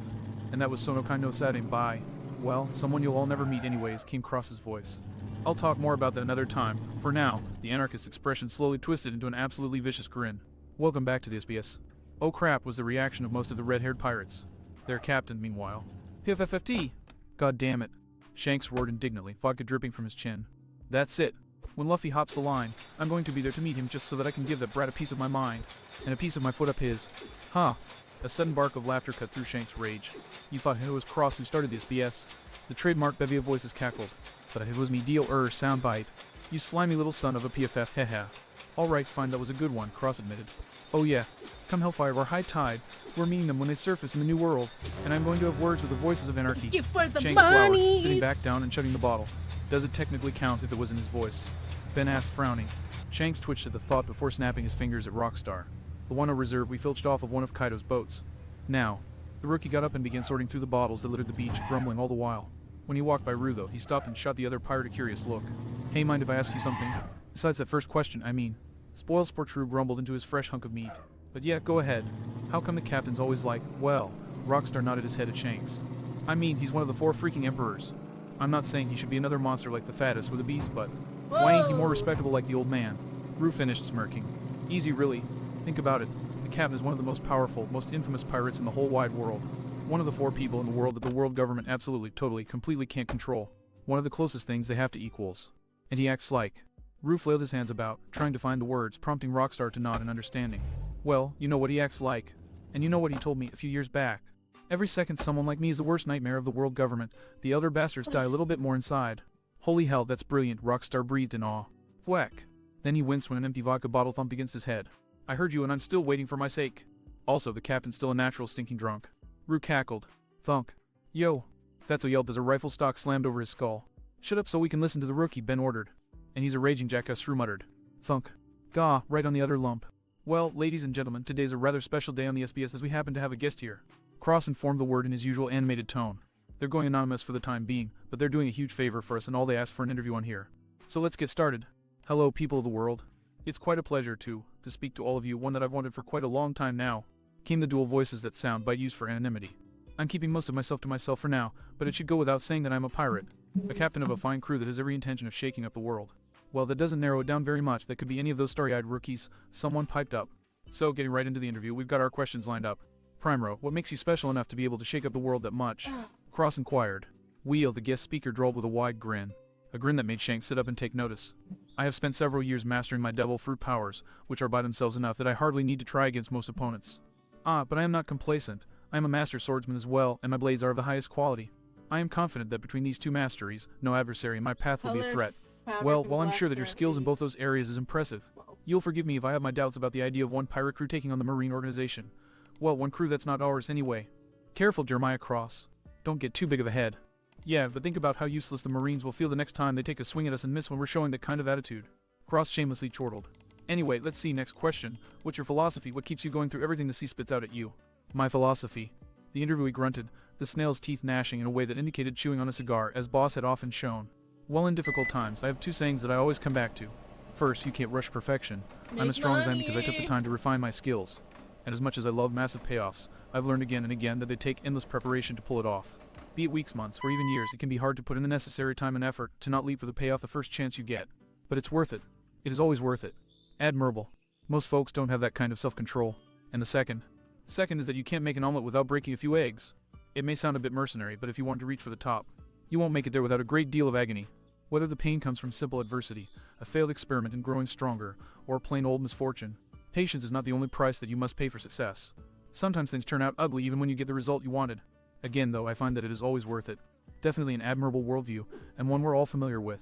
I'm impressed. Oh, stop, you're making me blush. Sounds like Luffy and his crew have run into a pretty impressive pirate. Someone piped up. Yes, Shanks rubbed his chin, a troubled frown on his face. But for some reason, he's also pretty familiar. That sobered up the rest of the red-haired pirates real quick. And on this crew, another grunt slowly clarified. That's usually a bad sign, ain't it? Yeah, but come on, it can't always be that bad, right? Someone else asked. Lady Shanks grunted noncommittally. Well, moving on to more material things, I must say your swords are most impressive. Your crew just won't get off my back about them, eh? Don't you already have plenty of impressive blades already? Yeah, but except for Funk Freak, they're all katana. I don't even know what yours are. Hey, Zoro Blade ID. Skillful to great grade, now clam it and let me train. The rookie crew's first mate shouted back. Not what I ought, never mind, cross-gritted with a roll of his eyes. But anyway, yeah, a new pair of grates is impressive. Especially seeing as I've never seen a match set before. Yes, well, but it looks like this isn't one of those times. Shanks barked, shooting to his feet and dashing over to the snail so he could hastily punch in the SBS's number. Damn it, damn I. How bad, Shanks? Yassop inquired nervously. Raging bastard who gave Roger and Garp the fights of their lives bad. Shanks growled.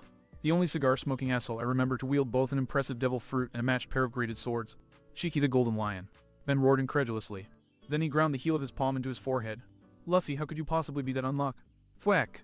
Rue cackled as he smashed the remains of his Sea King ribs over his superior's head. Ha! Payback, asshole. Ah, but no, I do realize that this is serious, so... Smash! Rue fell silent as he, Yassop, and Ben looked back up at Shanks, who had just crushed the bottle he was holding with widened eyes. His mouth moved wordlessly. Those capable of reading lips seeing the words wanted to for a long time now formed before Shanks redoubled his attempts to type in his gaze number, which really only impeded him. Fingers stabbing into all the buttons but the right ones. And so I've wielded these blades ever since, and they've never let me down. Huh. Quite the story, but I shouldn't be surprised considering how Zoro got his swords. Guess it's just a thing for the best ...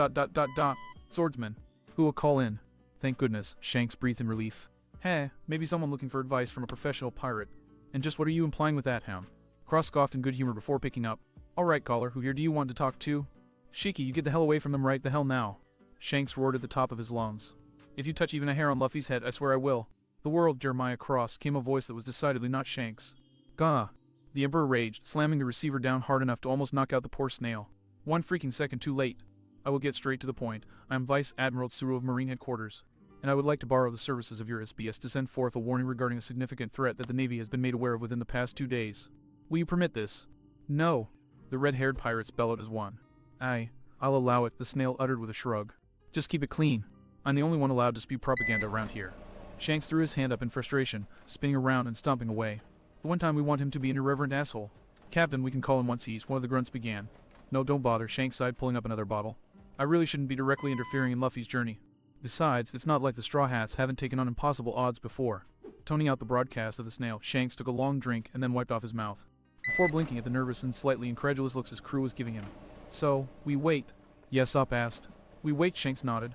We'll see if the Golden Lion has bitten off more than he can chew by challenging them. And if he hasn't. Without warning, the better part of the crew nearly fainted as a blast of haki billowed out from Shanks, his glare on the no longer conscious snail. Then you'll wish that he had. 1 minute earlier. Fleet Admiral Sengoku. Said Men and Garp both turned to face their old friend, the speaker, who had just entered the room with a sterner look on her face than usual. A snail in her hand. Sengoku took a moment to sigh in discontent at her impersonal address before responding. Yes, Vice Admiral Tsuru. Will you permit me to call into the SBS? The elderly Vice Admiral pointed at the snail the other 2 Marines were listening to. I would like to use Jeremiah Cross's range to spread the warning about Shiki, and to potentially warn them about the threat to their lives as well. The better prepared they are, the bigger the strip they might take out of Shiki's hide. The Fleet Admiral's growing scowl faded into surprise. He went back to frowning a moment later but nodded. Do it. The brats show can finally do something good. Tsuru nodded, dialing the number carefully. Just a thing for the best ... swordsman. Who will call in? Hey, maybe someone looking for advice from a professional pirate. And just what are you implying with that, Hound? Cross scoffed in good humor before picking up. All right, caller, who here do you want to talk to? The world, Jeremiah Cross, Tsuru stated in a no-nonsense voice. I will get straight to the point. I am Vice Admiral Tsuru of Marine Headquarters, and I would like to borrow the services of your SBS to send forth a warning regarding a significant threat that the Navy has been made aware of within the past 2 days. Will you permit this? I'll allow it, Cross said nonchalantly. Just keep it clean. I'm the only one allowed to spew propaganda around here. Mind giving me a second here? Sure, go right ahead. You were saying... Thank you, Tsuru said neutrally. People of the world, I am here to make 2 warnings of the utmost importance. First, to all peoples living in the East Blue, we advise you to exercise the most extreme amount of caution possible. Over the course of the past month, several islands have been razed in totality. All living creatures on said islands slaughtered with extreme prejudice. The most recent attacks have annihilated civilian settlements and left no survivors. Recent evidence also suggests that there is a hostile force directing these attacks. So all civilians are urged to report any suspicious activity they notice to their local Marines immediately and without fail. That is all. Geez, Cross shook his head, a scowl on his face. Well, that's just horrible in all kinds of ways. And the other thing, the second warning, perhaps even more critical, concerns the whole world. One of the most infamous pirates in history has resumed activity. Shiki the Golden Lion. He is one of the most dangerous men alive, a ruthless warmonger, one of the greatest rivals of the late Gold Roger, and the only man to ever escape from Impel Down. He is empowered by the float fruit, enabling him to levitate himself as well as anything he touches other than animals. And we have reason to believe that he is... Tsuru trailed off, about to say responsible for the attacks in the East Blue, but she sighed and grimaced as she registered that the snail's expression had gradually become more and more horrified over the course of her words. He's standing right next to you, Jeremiah Cross, isn't he? She groaned, kneaded her brow. Guilty as charged, wrinkles still sang the no longer blurred voice, which had just taken on a new undertone of malice. You! Came Luffy's sudden bellow, followed by an equally sudden scream of surprise that was echoed by the rest of his crew. Damn it, Luffy! Garp roared. How did you let yourself get taken in by Shiki? Sengoku, for his part, just had his forehead slumped on his table. It almost sounded like he was sobbing in exasperation as the one good, if reluctant, hope he had of the situation resolving itself without issue evaporated. 1 minute earlier. I'll allow it, Cross shrugged indifferently. Just keep it clean. I'm the only one allowed to spew propaganda around here. He then shot an apologetic look at the crew's guest. Mind giving me a second here? Sure, go right ahead. Shiki waved him off airily before wandering away. His grin then widened as the Straw Hat's captain came up to him with an inquisitive look. Can I help you? Well, Luffy scratched the back of his head with uncharacteristic hesitation. I know you said that we'll mess with your head and that you weren't really friends, but do you remember anything about Roger at all? What he was like and stuff? The guest captain's mood swiftly sobered up and he glanced away. He was a great man. Strong, stalwart. Truly a pirate to be admired in every way. So cool! Luffy grinned ecstatically. Shiki bowed his head as his expression slowly darkened. He was also a damned fool who refused to grasp the world when he had it in the palm of his hand. Huh. The rubber man boggled at Shiki for a second before frowning and bringing a hand to his head in thought. Wait, why does that sound? What the? Hey guys! Usopp suddenly shouted, snapping Luffy out of his thoughts as he garnered everyone's attention. There are islands up ahead. At almost 4,000 meters in the air and without a cumuloregales in sight. You're kidding, Nami said incredulously, joining the rest of the crew at the sunny sides, Perona shadowing her in her astral form, having vehemently denied any idea of getting anywhere near a several thousand-meter drop in person. But no matter how impossible it should have been, none could deny the facts that the Straw Hat's ship was floating straight towards an archipelago of totally normal islands, bearing a variety of climates and ecosystems, save that they were floating in the sky, and not a single cumuloregales around. Usopp and Chopper breathed in gape-mouthed awe. I don't believe my eyes. Brook exclaimed in shock. My non-existent eyes. Yo, skull joke. I'm gonna go and get a vision dial. Otherwise, the guys back on the fleet'll never believe this. Reffy barked excitedly, riptiding into the sunny. What is this place? Luffy asked, voice uncharacteristically soft and quiet. The shadows upon Shiki's face grew deeper and darker, even as his grin grew wider. That, my fellow pirate, would be the hidden land in the clouds known as Merveille. My glorious hideout. Huh. Luffy and his crew all snapped their heads around to stare at the wheel-headed man in confusion. But you said you were taking us to the east. Shiki suddenly snapped his hand up, silencing everyone and allowing them to hear what was being said by their tactician Snail. The second warning, Vice Admiral Tsuru declared solemnly, perhaps even more critical, concerns the world as a whole. One of the most infamous pirates in history has resumed activity, Shiki the Golden Lion. Some of the crew stiffened, but most barely reacted. They were some of the most infamous pirates in history, after all. Yet for some reason, Luffy in particular had a frown on his face. Shiki, for his part, just kept grinning and looking ahead. And as the Vice Admiral spoke, listing the other pirates' characteristics, Shiki's grin grew ever wider while Luffy's frown deepened into an out-and-out scowl, until finally, he's standing right next to you, Jeremiah Cross, isn't he? Tsuru groaned. Shiki shot a vicious leer at the source of the Marine's voice. Guilty as charged, wrinkles tilde. You! Luffy suddenly roared at the top of his lungs, his face etched into a rictus of fury as he snapped his arm way back. The attack, before it could be launched, was transformed into a panicked cry when the Thousand Sunny suddenly rocketed straight into the airborne archipelago, throwing the Straw Hats clean off their feet. Once they adjusted to the momentum, the stronger members of the crew got to their feet, looking around in an attempt to spot their apparent latest threat. Hung myself curious, Straw Hat, and led everyone in glaring up at the mast upon which Shiki had perched himself, visibly basking in his own superiority with an arrogant leer on his face. You somehow suspected me when you had no right to. The Golden Lion chuckled darkly. How did that happen? I remembered you from Shank's stories. Luffy snarled viciously, dropping into a fight-ready position. And he said that you were the most evil, hateful bastard of a tyrant that he ever met. Sticks and stones, my boy. Shiki guffawed. The words of none will ever hurt me. I wonder how not yours, not your third mate's, and certainly not that red-haired brat's either. I'm pretty sure they're gonna integrate but my pipe sure as hell will. that movie The into rubber the man roared, series. brandishing said implement. Luffy, no. Only to stumble when Cross hastily grabbed his captain's arm. Cross, what? I want to knock his block off as much as you do, but if you neutralize his powers for even a second, we're gonna hit the ocean like it was pavement. Cross explained in a panic. Listen to the boy, Straw Hat. Shiki called down, accompanied by a belly-deep laugh. I'm not quite done with you yet. It'd be inconvenient to have to pick your remains up off the seafloor. I thought I ditched that gag in Scapia. I'm 19. And look at how much I care. Shiki boisterously replied, throwing his arms out wide. And while I'm at it, let me humbly welcome you all to the island of Merveille as my honored guests. I am quite certain that you will find it to be a most wonderful home for adventurers such as yourselves, once you've settled in. You, Luffy growled from the pit of his stomach. Oh, fret not, I won't be in your hair much longer. Shiki waved his hand dismissively. I'll just take what I decided to acquire while I was among you and be on my way. First off, he shut his hand down towards the crew. Wah! And suddenly jerked Cross clean off the deck by the strap of his transceiver's bag, the third mate yelping in surprise. Cross wasn't hanging for long, however, for as soon as Shiki had a good grip on the transceiver within, he cut the strap with a swing of his leg, letting him drop back down to the deck. This most interesting of gadgets, which I will make far better use of than you ever could, Shiki sneered as he spun the transceiver upon his finger, before shooting a titanically evil eye down at the Straw Hats. And for the second, my new navigator. Without warning, the gold mane captain shot forwards and pounced on Nami. The navigator tried to snap out her climb attack, but before she could even twitch, Shiki snapped his arm forward and an autonomous rope shot flew out of his sleeve. The living binding wound itself around Nami, both pinning her arms to her chest so she couldn't grab her weapon and gagging her screams of protest as the larger man slung her over his shoulder like a sack of flour. The golden lion took a victorious tug from his cigar, floating himself and his captive skywards with a victorious leer on his face. And with that, he gloated, "I shall be taking my leave. Like hell are you getting away with Nami Swan?" "Skywalk," Sanji roared, leaping up and running on the air toward Shiki as though he were climbing stairs. "Title swim," concurred the dugong sans Raffi, swimming through the air after Sanji, weapons at ready. Shiki turned back towards them, his eyes widening in surprise. Then he chuckled. "So you can fly as well. Impressive. But unfortunately, you're a few decades too young to try challenging me." With that, Shiki tossed his captive up into the air, where she came to a rest about 500 feet above. The 4 aerial fighters didn't respond, instead bracing themselves on the air and then pushing off one last time at Shiki. And then, when they were close enough, Shiki flipped himself upside down and began spinning like a top. A razor-edged top. Sanji, gritting his teeth, immediately went high.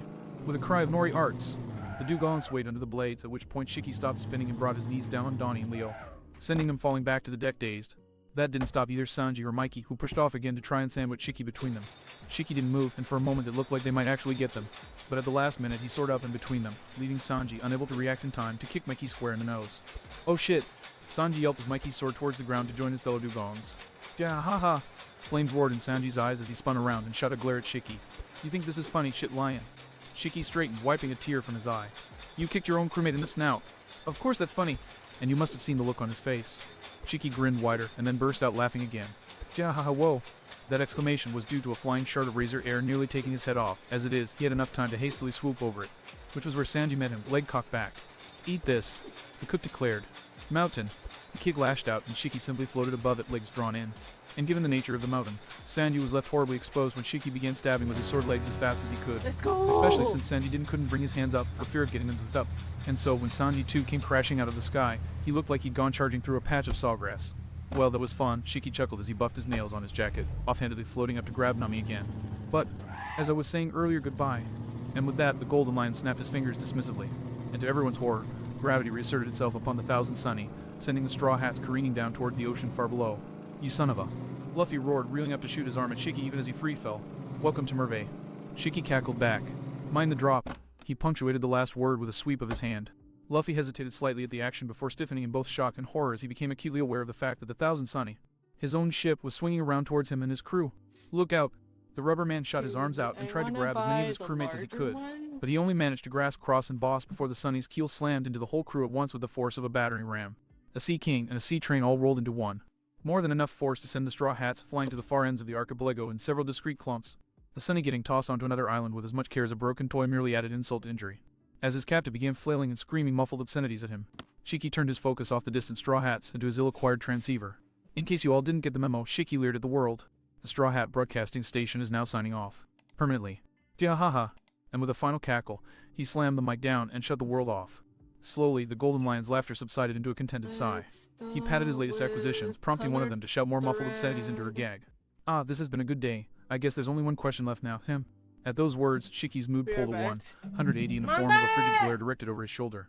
More precisely, directed at the astral form of Perona, half-formed negative hollows flanking a raised hand, just waiting for the order. And as much as she wanted to, she couldn't give that order, for she'd seen that glare before, so many times before, and it sent shivers through her entire body. She'd seen it in the eyes of Moria, and she knew what awaited her if she tried to defy him. And so, it was with a final apologetic look at Nami that Perona bowed her head in submission and let her hollows fade away. Shiki's demeanor became pleasant once more. "That's what I thought. Now keep up. I wouldn't want you to miss out on the tour." He turned his gaze to the murderous woman over his shoulder, completely unfazed by her rage. "After all, it's the last home you'll ever know." If Nami was angry before, those words caused her eyes, visible only to Perona, to shine with pure, venomous hatred. And it was at that moment that the ghost girl knew, without a single doubt, that Shiki the Golden Lion had just made a fatal mistake. Maybe even literally. The present. The sound of farting footsteps drew Nami out of her reminiscing. Dr. Indigo came into view shortly after, and despite their feelings for the man red, burning hate, the two prisoners found themselves more than a little intrigued by the massive wooden birdcage he was carrying over his head. "Captain Shiki," Tom proclaimed, "we've had another evolutionary break through. A new species. Take a look at this fella." Indigo sat the cage down, and Nami and Perona shifted to look at its captive. The creature in the cage resembled a duck. but it had a red comb on its head reminiscent of a rooster or turkey and long tail feathers more appropriate for a peacock. What struck Nami the most were its eyes. Putting the pieces together on the local fauna was pretty straightforward. But unlike what she'd expected, this fowl didn't seem aggressive at all. Hell, it didn't even have the tension most non-aggressive animals had. It just looked tenderly innocent somehow. Huh? A guitar. Shiki gaped at the fowl. Are you blind? It's a bird. Indigo barked, slapping his captain. The clown, the lion, and the gorilla then struck a pose. And the girls were about to turn away when the cage opened and the duck within squawked and spread its wings. In the space of a second, it flew up, draped itself on top of Shiki. Quick, huh? This is it? And then dropped a barrage of lightning on the trio with a perfectly content quack. Horo, horo, horo. Perona and an entourage of her negative hollows cackled as the trio's skeletons flickered in and out of view. Ha! Nami barked, doubling over. Oh man, the only thing I regret about this is that I didn't get the chance to do it myself sooner. The merriment was short-lived, however, because as soon as Shiki got his bearings back, he grabbed the obliviously happy duck by its jowls. Stupid guitar. He roared, tossing the bird at Scarlet, who then backhanded it with a snarl. It slammed into a nearby tree, snapping it in half, but surprisingly, the duck appeared to be more scared than actually harmed. Still, that didn't keep Nami from being concerned. Hey, lay off. Nami snapped, rushing over to the duck, huddling protectively. Shiki either didn't hear her or didn't care, more concerned with glaring daggers at his scientist. So, that was the evolution. He bit out waspishly as he brushed some charred ashes off of his shoulders. Correct, Indigo weakly confirmed. Reaching up with shaking arms, he snapped his fingers under his nose a few times and inhaled the resulting emerald sparks. Almost immediately he perked up, the shaking gone.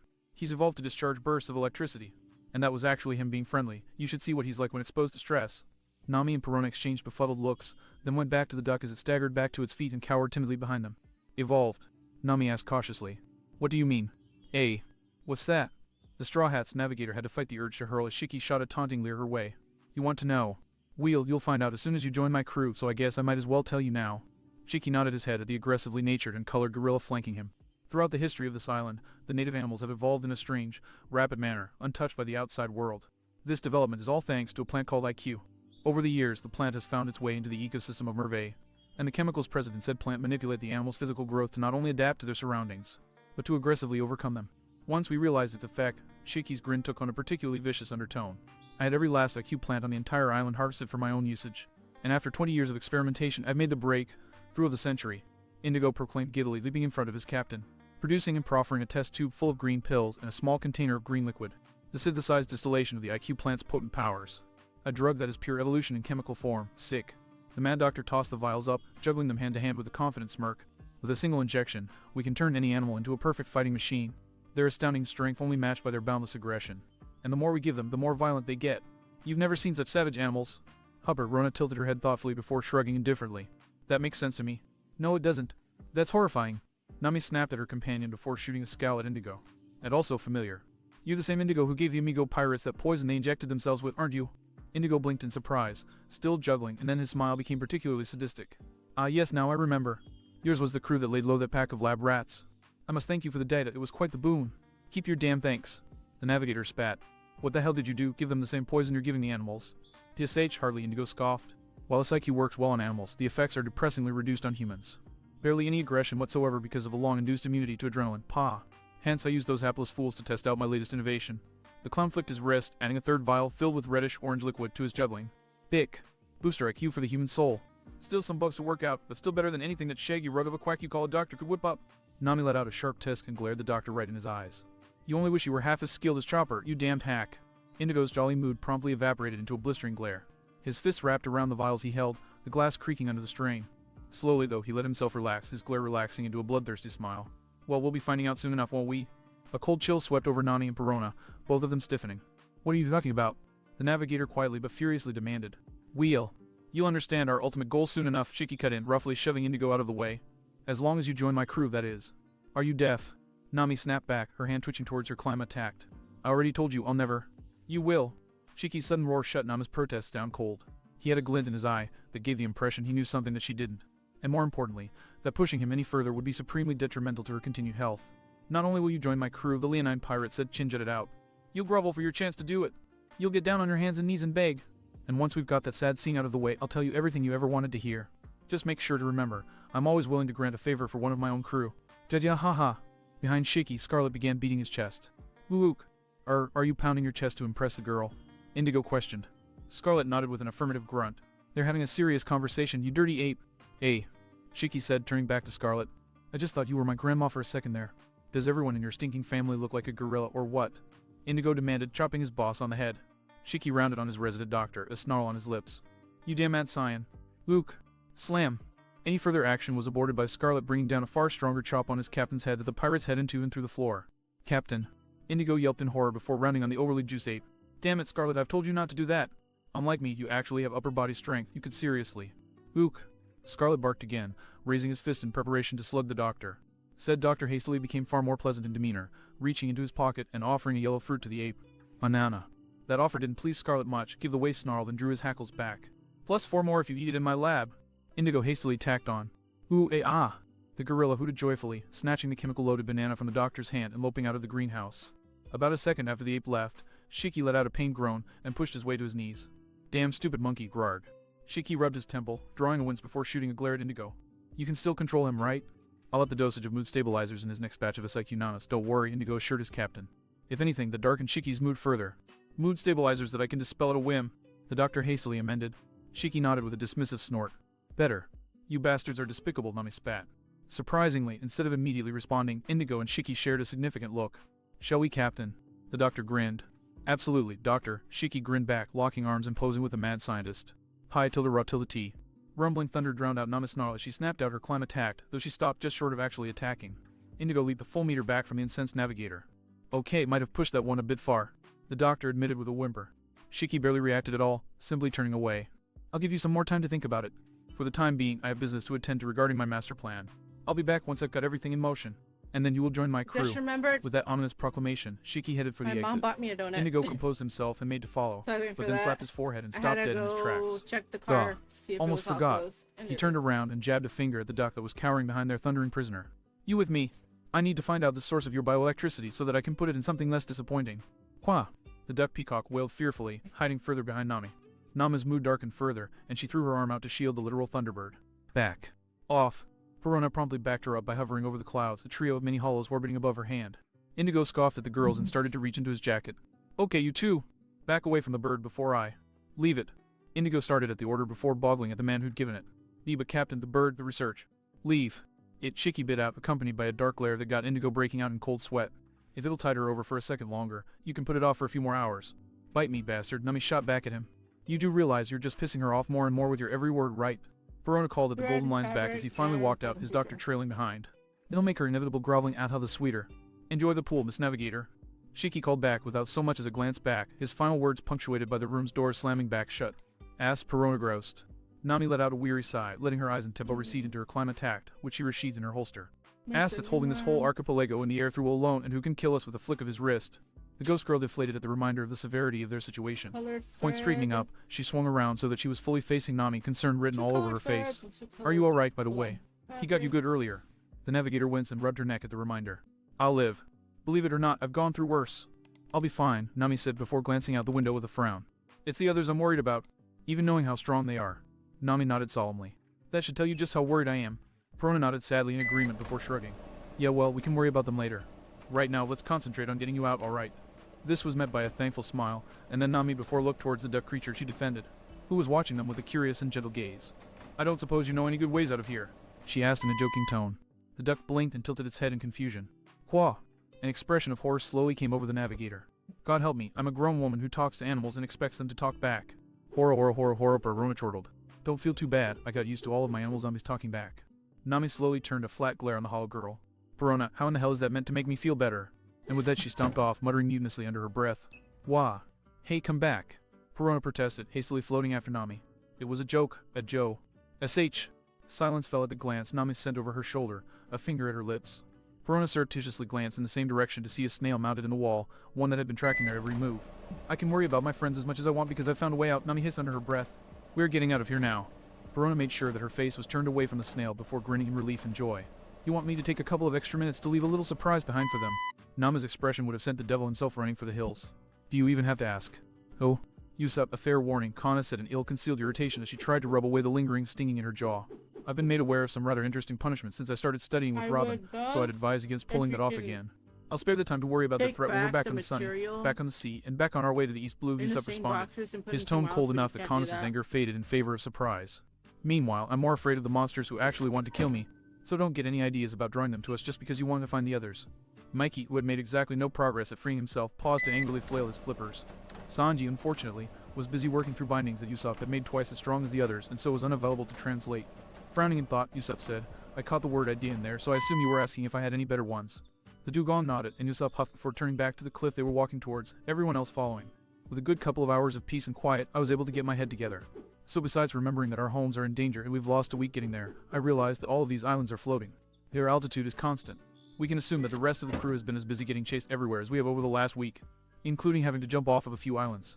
And most of them can't use moonwalk to get back up again. As they stepped up to the edge of the cliff, he gestured around them. So they're probably all heading in the same direction, down. Meaning all we have to do is head for the bottom island and find a safe place to wait for the others. Maybe they're even already there.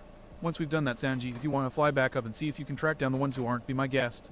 Sanji stared at Usopp in silence before tilting his head down over his eyes with an aggravated but defeated growl. Glad to hear it, Usopp sighed in relief. Now, Canis, help me scout out a place down there where we can set up camp. So saying, the sniper pulled down his goggles and peered over the edge of the island below them. Canis joined him a second later, her goggles also pulled up. Scant seconds later, they spoke together. Whoa, there's a village down there. What? That looks like a village. Man, I was After hoping several we more could seconds, add more the than two removed one their on goggles the and turned coming back toward their tandem. companions. I'm not positive, but I think that the people there might be natives, Canis informed them. From the way their village is set up, it looks like the local beasts are being kept at bay by a thick barrier of trees. If we want to establish a base anywhere, I think that's our best bet. Which makes things easier, and some of the rest of the crew may already be there waiting for us, Usopp added, reaching over his back and fiddling with the pack he was carrying. With one final pull. Finally, Sanji got the tape off his mouth and glanced surreptitiously around for any sign of visual snails nearby. Damn it, Usopp, if it weren't for that reminder about the East Blue, I'd kick you off this cliff. But for Nelkinus, dear, would you like me to carry you down? He asked, swooning as he often did. Canis actually considered the situation and the alternatives. And upon doing so, alright. And sorry about this, I normally wouldn't do this to you, but given the circumstances, the gunner glanced over her shoulder at her onlooking fox. Sue, if he tries anything, make him look like his wanted poster. See, he. The cloud fox sniggered as the angel gingerly placed herself in Sanji's arms, bridal style. Sanji's attention then turned towards Mikey, who had positioned himself at the edge of the cliff and was currently posing in such a way that implied he planned to make the dive an impressive thing.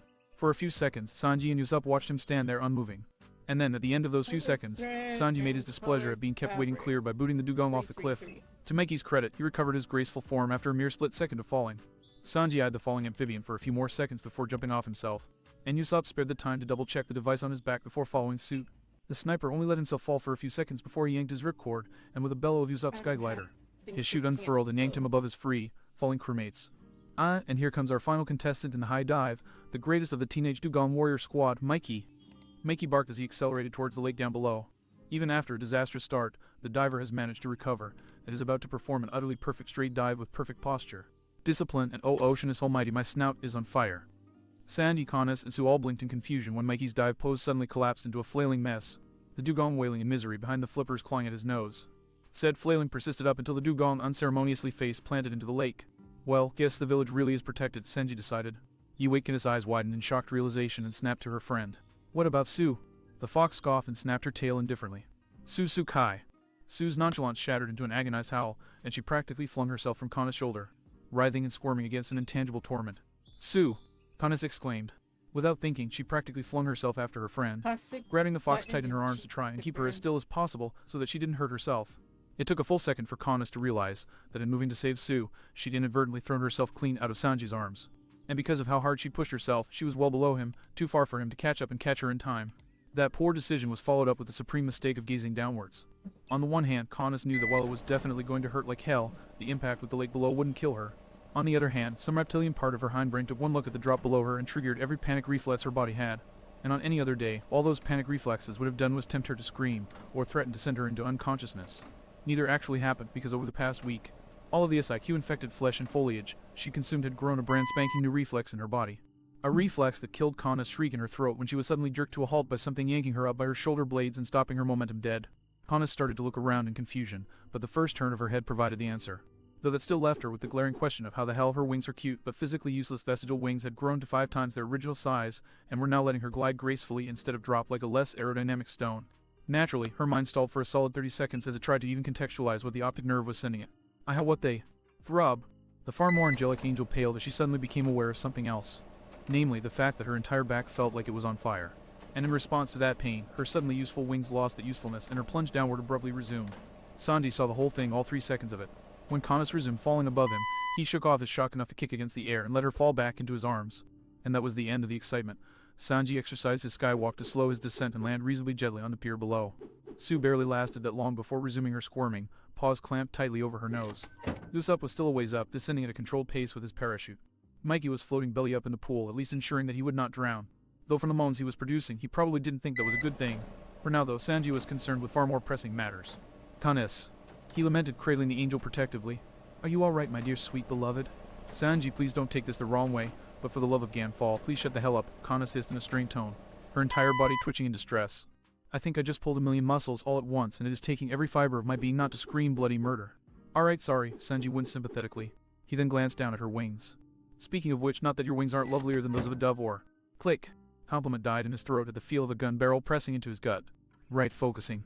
What the heck is going on? I think I can help you with that. Sanji and Kanes turned to see a somewhat older woman walking up to them. She wore a simple dress, and had feathers on her arms from the wrists almost to the shoulder. Then after a moment, Sanji let himself sag. Please tell me you're a friend because we have been through hell like you wouldn't believe. The woman smiled comfortingly. Hordes upon hordes of monsters and beasts, each more titanic than the last. Realizing his mistake, Sanji winced. Riek, don't suppose you could help us understand the situation we're in. The local nodded and moved to give Sanji a hand with his yet incapacitated burden. Right this way, I'll help you all get settled in. Though, she winced and shot a fearful glance towards the village. We will have to be a bit careful.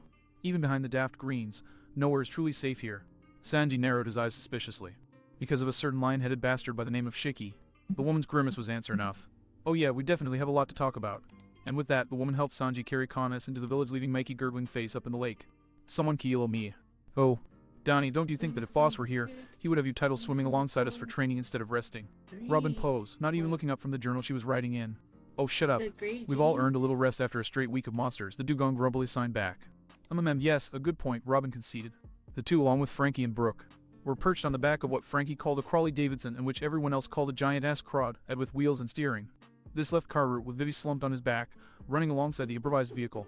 Something the duck didn't mind despite being at the tail end of a week of non-stop running for his life. Hey, it looks like there's something up ahead, Brooke exclaimed, pointing in the direction of a small mountain. Upon closer inspection, a cluster of buildings around the top of the mountain and an Asian-style palace at its peak made themselves known. Is that a town? Frankie asked in some surprise. Looks like it, Vivi said, perking up. Maybe we can get some answers there. Karu went hog. The sudden scream was a result of Karu suddenly skidding to an uneven halt. Coming within an inch of losing his balance and a wailing quack leaking out between the feathers suddenly clamped over his beak. At the same time, Crawley Davidson reared up, leaping backward by several meters and nearly bucking its passengers off in the process. Well, nearly bucking most of them off, Dunny fell off immediately, his flippers too busy grinding against his face. Brooke fell off mostly, hanging on only by a leg, while Frankie kept a firm hold on his handlebars and Robin sprouted a few extra arms to keep herself in place.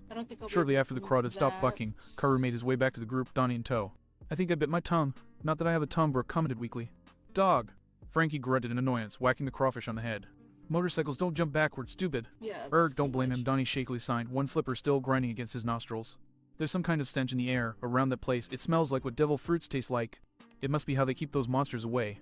It's taking everything I have not to bolt as it is. A rotten smell. Vivi asked, taking a sniff as she dismounted from Karu. I think I can smell something, and that does make a lot of sense. Something like that would be the only thing capable of keeping monsters like the ones we've been seeing from attacking. Karu squawked in miserable agreement. Looking around and spying one of the many cacti that surrounded them, he dashed over, clawed an arm off, and stuck his beak into the juicy inside with a relieved quack. Gimme! Donnie barked, leapfrogging off the duck's head and grabbing a cactus branch of his own to plug his muzzle with. Oh, thank good. But I can still smell it a bit. Why, Karu moaned in agreement. But we're in the middle of the desert, Frankie protested. Where could a smell? Unless my nose deceives me, I think it's coming from those odd trees over there. Brooke said, pointing out a wall of off-color shrubbery. Though of course. Yeah, no nose, we get it, come on already, Frankie grumbled, yanking the skeleton free of their twitchy mount saddle and dragging him along by the leg.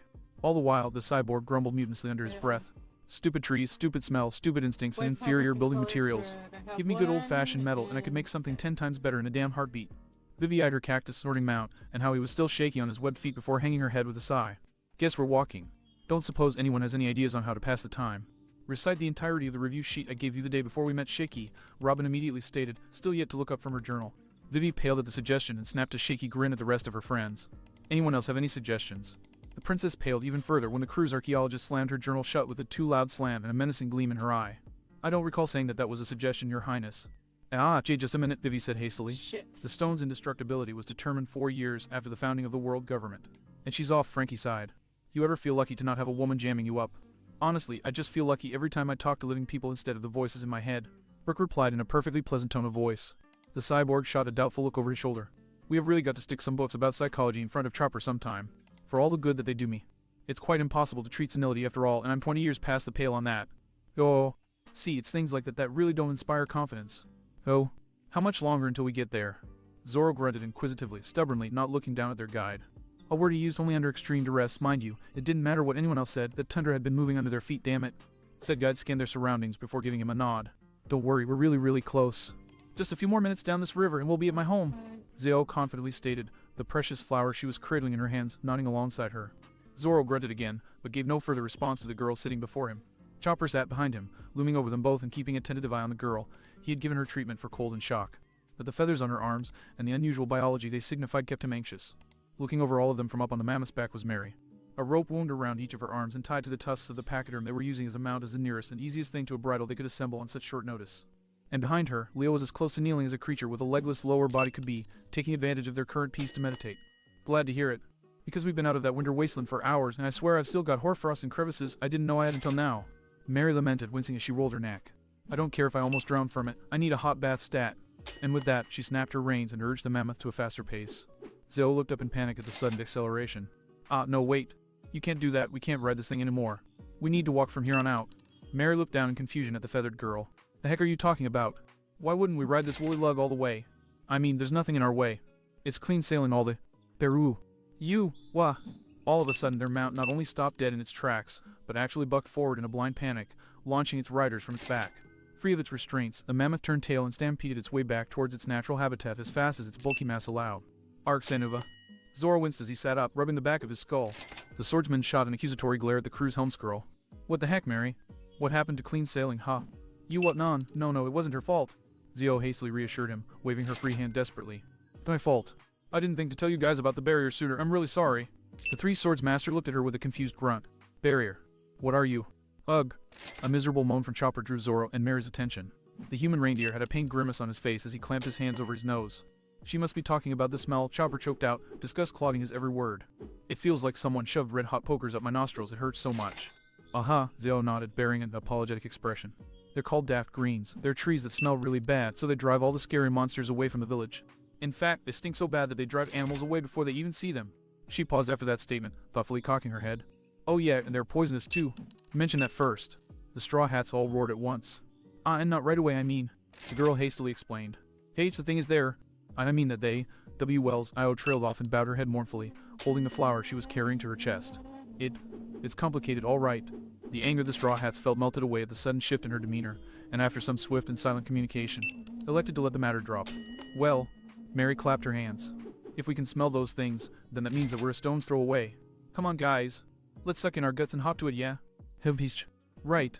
Two of the three answers were as expected, but the third had Mary looking around in confusion. Where the heck's Leo? Leaning around Mary, Zeo quickly spotted and pointed out the dugong. There he is. She let out a whistle. And he's still holding that pose. That is some pretty impressive meditation, Zoro said sincerely. He waited for a few seconds and then nodded. Didn't react to me saying that very impressive meditation. Unless you're willing to carry him to the village, you'll still need to snap him out of it, Mary huffed, leaning over the dugong and poking him repeatedly in the cheek. Because in case you've forgotten, he's your punching bag, so if you seriously expect me to be the one to haul his blubbery ass, you've got another thing. Squish. Mary froze as she realized she'd missed in her poking, and instead of putting her finger in the amphibian's jowl, she'd put it in his eye instead. Whoops. Gah. Leo suddenly shot up with a pained shriek, clutching his face in agony. My eye. Ugh. My noose. A second after that, his flippers moved to his nose, before shoving his snarling face in Mary's bemused one. You little brat, what the hell was that for? I was trying to escape this damn stench and now I'm suffering worse than ever. I demand compensation, you hear me? Calm pen. We found somewhere where we should be absolutely safe from those monsters for a while, Mary calmly said. Pleasure doing business with you. Which way did you say the safe haven where I could sleep for 1,000 years was? Leo cleanly segued. Mary chuckled in childlike amusement at the reversal before turning on her heel and heading right past Leo. More specifically, right back the way they came. I was wondering how much of Zoro rubbed off on her, Chopper muttered. Proving that she had very good hearing, Mary froze, spun on her heel, and stormed past them in the correct direction. Her face read an expression daring anyone to comment. That didn't stop Leo and Chopper from snickering behind the appendages that were already clamped over their noses. She stopped before Zoro for a moment so that she could shoot a rabid snarl at him, and continued on without looking back. The first mate blinked after her in confusion before looking back at the rest of the crew. Someone want to tell me what that was about? I'll tell you later, Chopper sighed with a wave of his hoof as he walked past, and then glanced aside. Or maybe never, he muttered under his breath. Yeah, never's better. Zoro just shrugged and followed after them, Leo bringing up the rear. You think some of the rest of the crew will be there? The dugong asked. 13. Let's hope so, Chopper said fervently. The sooner we're all back together, the better. 1 hour later. Not quite what I had in mind. Leo and Chopper Deadpan as the usual 2/3 of the monster trio got into another spar. An unrestrained spar, mind you, thanks to the majority of the crew minus Mikey and Usopp, who'd elected to stay behind and keep resting, having relocated to a hill a good distance away from the village to keep themselves away from Shiki's prying, invertebrate-born eyes. Well, at least the last week is keeping them from pushing themselves too hard, Mary said, shaking her head. An explosion of utterly innocent earth drew a slight twitch from her gaze. To a point anyway. Chopper sighed, turning his attention back to the chemistry set he'd set up between his legs. I'll worry about them later. For now I need to work this out. Holding up a triple sealed test tube, he scrutinized the verdant twig resting inside. If Daft Green is the only defense against those animals, then it's best I make sure we don't get poisoned in the process. Though, the human reindeer's frown deepened as he put down the test tube and held up a beaker, this one containing a unique pink flower. I'd really prefer it if I had a larger sample size of the cure. Ah, Chopper, Kana said, tentatively poking him in the shoulder. Sorry for bothering you, but if you have the time, would you mind taking a look at, well, she flapped her larger than normal wings for emphasis. Me. Are you currently in agonizing pain and or dying? The reindeer absently asked without looking up from his work. Said work was promptly interrupted by a white paw clamping down on the vial of Daft Green and a snarling vulpine muzzle in his face. Rethink that prognosis, Doc, Sue hissed. Before I shove this devil stick clean into your brain. Chopper shivered at the Cloud Fox's tone, before sagging with a defeated sigh. I'm sorry, Connus, that just slipped out. He started to knead the bridge of his nose, wincing. This last week has been hard. I know, it's well, not fine, but I understand, Connus soothed, rubbing the doctor's back. It's not even that I'm worried they're dangerous or anything like that, they're just kind of in the way right now. I just really wish I knew how to make my wings smaller and compact like they were before. Whump. As fast as they had grown, her wings shrank back to their original cosmetic form, and Kana staggered, almost losing her balance. Everyone blinked in confusion. Psychosomatic trigger, got it, Kana said flatly. When this mess is over, we will need to look into that, Chopper groused, shaking his head. But for now, he held up the beaker and tube again, superimposing one over the other. I need to figure out how the IQ serves to neutralize the Daft Green's miasma. Seriously, it can't be that hard. If Chopper's eyes widened in realization, his voice slowly trailing off into silence. Chopper. Connus asked gently after a few moments.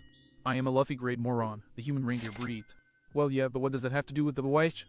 Thrown off when Chopper suddenly shifted into his walk point and shot off like a cloven bullet. The fox blinked after him and then looked up at her human in confusion. The heck was that about? Connus sighed as she picked her old friend up. I wish I knew, Sue, I wish I knew. Oh, and so, much like other languages, small marks can make all the difference in the symbol's pronunciation and meaning, as can the variations of the arches forming.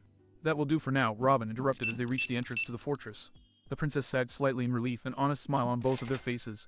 For all that Robin was scarily strict, both of them were happy about the learning. That did nothing to ease the worries of their companions that Robin might try to rope them into it as well if they made the mistake of showing an iota of interest, which, in all honesty, all three of them did possess. When Robin knocked at the door of the fortress, though, they all shoved that interest down as deep as they could. Their wait was brief. The door opened about a foot, and a thuggish individual showed his face, took one look at them, and made to slam it in their faces. He didn't get far. Robin had arms blooming on his body, bending his fingers backward and covering his mouth before he could so much as twitch. Her move to open the door wider proved superfluous, as a second thug yanked it open, brandishing a large sword at her. The others readied themselves, Robin herself throwing several arms over him, and Vivi opening her mouth, but a sound of splattering liquid, not unlike blood being spilled, prompted both of them to wait. At the same time as that noise reached them, they saw the thugs' expressions go wide in shock and panic. Then, just as quickly, all emotion left their faces and their bodies slumped where they stood, nearly falling over from the new slackness. It was obvious to any experienced eye that someone had just taken them out from behind. But Robin and Vivi recognized much more than that, causing a smirk to crawl over the elder's face and a grimace over the younger's. Well, now this is a pleasant surprise, Robin said calmly. I suppose I should have realized that we would be crossing paths again soon, but I did not expect it to be under these circumstances. Likewise came an even voice from behind the thugs. But it's good to see that you haven't lost your touch, Miss All Sunday. The voice's owner stepped past the mindless thugs and came into view. Frankie and Brooke both blinked at the girl before them, dressed in a fancy, white, tomboyish outfit. But Donnie put together the pieces immediately from the use of the codename and much more glaringly, the palette and paintbrush she was carrying. Paying them no mind, the girl cocked an eyebrow at Vivi. You could stand to be faster on the draw, Miss Wednesday, she said blandly. Nice to see you too, Miss Goldenweek, Vivi bit out, doing her level best to obliterate the diminutive assassin with her glare. Dare I ask what you're doing here? Right this way, Goldenweek hummed serenely in response, waving the straw hats inside. Though not before she took out her paintbrush again and scribbled symbols on the backs of the men's heads. Robin cocked an eyebrow at the symbols as she passed. Forgetful fuchsia, if I'm not mistaken. Amnestic aubergine, the painter corrected. I've been getting a lot of practice with it lately, and it never ceases to be a good thing. It would be inconvenient if anyone finds out you're here. At least there's some benefit to working with you, Vivi sighed in reluctant approval. While Robin and Vivi walked in, Frankie, Brooke, and Donnie all hung back and exchanged confused glances. You ever feel like a heaping heck of a lot of context just went right over your head? Frankie asked. Well, to be fair, I am half a century behind the times. Brooke noted. But yes, I felt that as well. Honestly, I say we just go with what you said earlier. Women, Donnie sighed, shrugging helplessly. Just shut up and follow us already, Karu called back from further down the hall, prompting the trio to scramble after everyone else. The building that they entered was a 3-story hall filled with bars and sturdy wooden tables. Light came from the many elegant lanterns hanging from the ceilings, creating a homey, classic tavern-type atmosphere. This picture was only enhanced by the rambunctious groups of men, most of them looking like well-dressed thugs, drinking and laughing at the tables.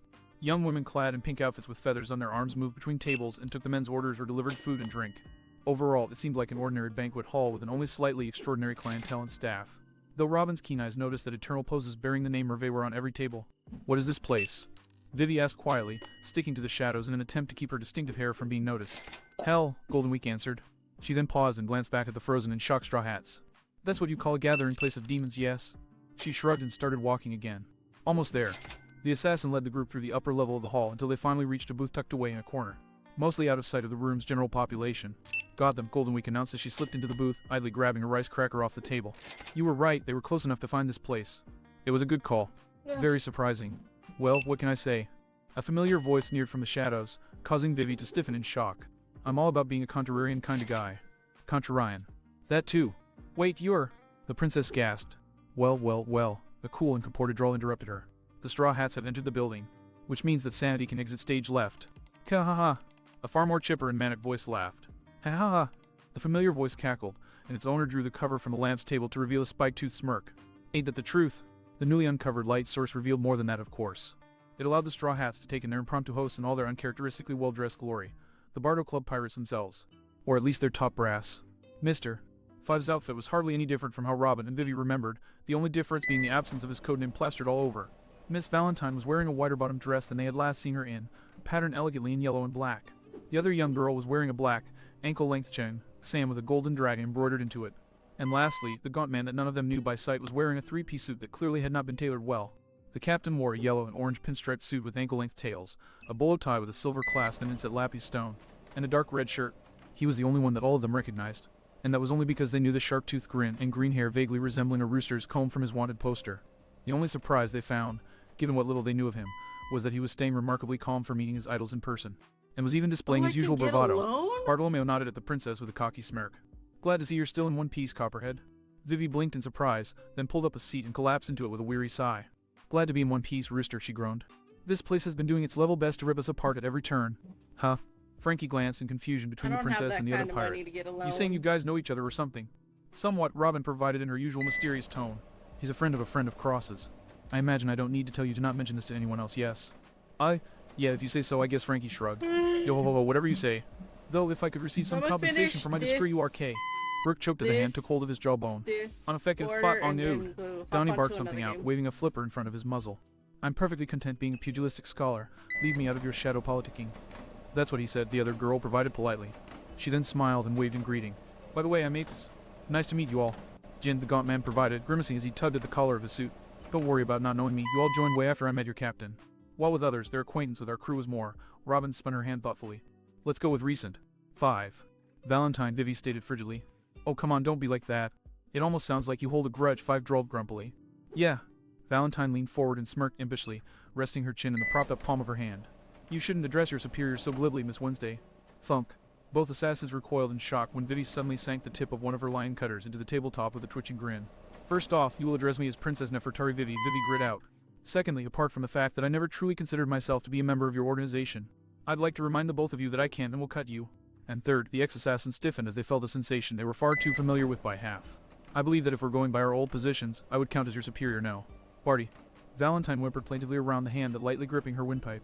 Eyes locked on the knife Robin was smoothly flipping around her hand. "Don't look at me, you dipshits dug this hole, you can dig yourselves out," Bartolomeo grunted, visibly more interested in the finger he was using to dig through his ear. Pulling it out, he smirked at the rest of the straw hats who were unfamiliar with him, taking the chance to polish his nails on his jacket. "And as for me, I'm Black Bart Bartolomeo. Worth 350 million, one of the most infamous rookies on the sea." He flashed a pointy grin at the straw hats. "And a personal friend of Monkey D. Luffy and Jeremiah." Thunk. "Yo!" Barty abruptly transitioned into a cry of pain due to the fork Golden Week sank into his leg without even looking at him. "What the hell, Brad, I wasn't even flipping out." He roared at his diminutive crewmate. "No, you were just being an ass," Golden Week hummed around her cracker. "You little—" Bardo snarled, reaching for her throat. "Rooster," Vivi emphasized with a slap of her hand on the table, getting the captain's attention back on her. "What the hell is this place, and what the hell are you doing here?"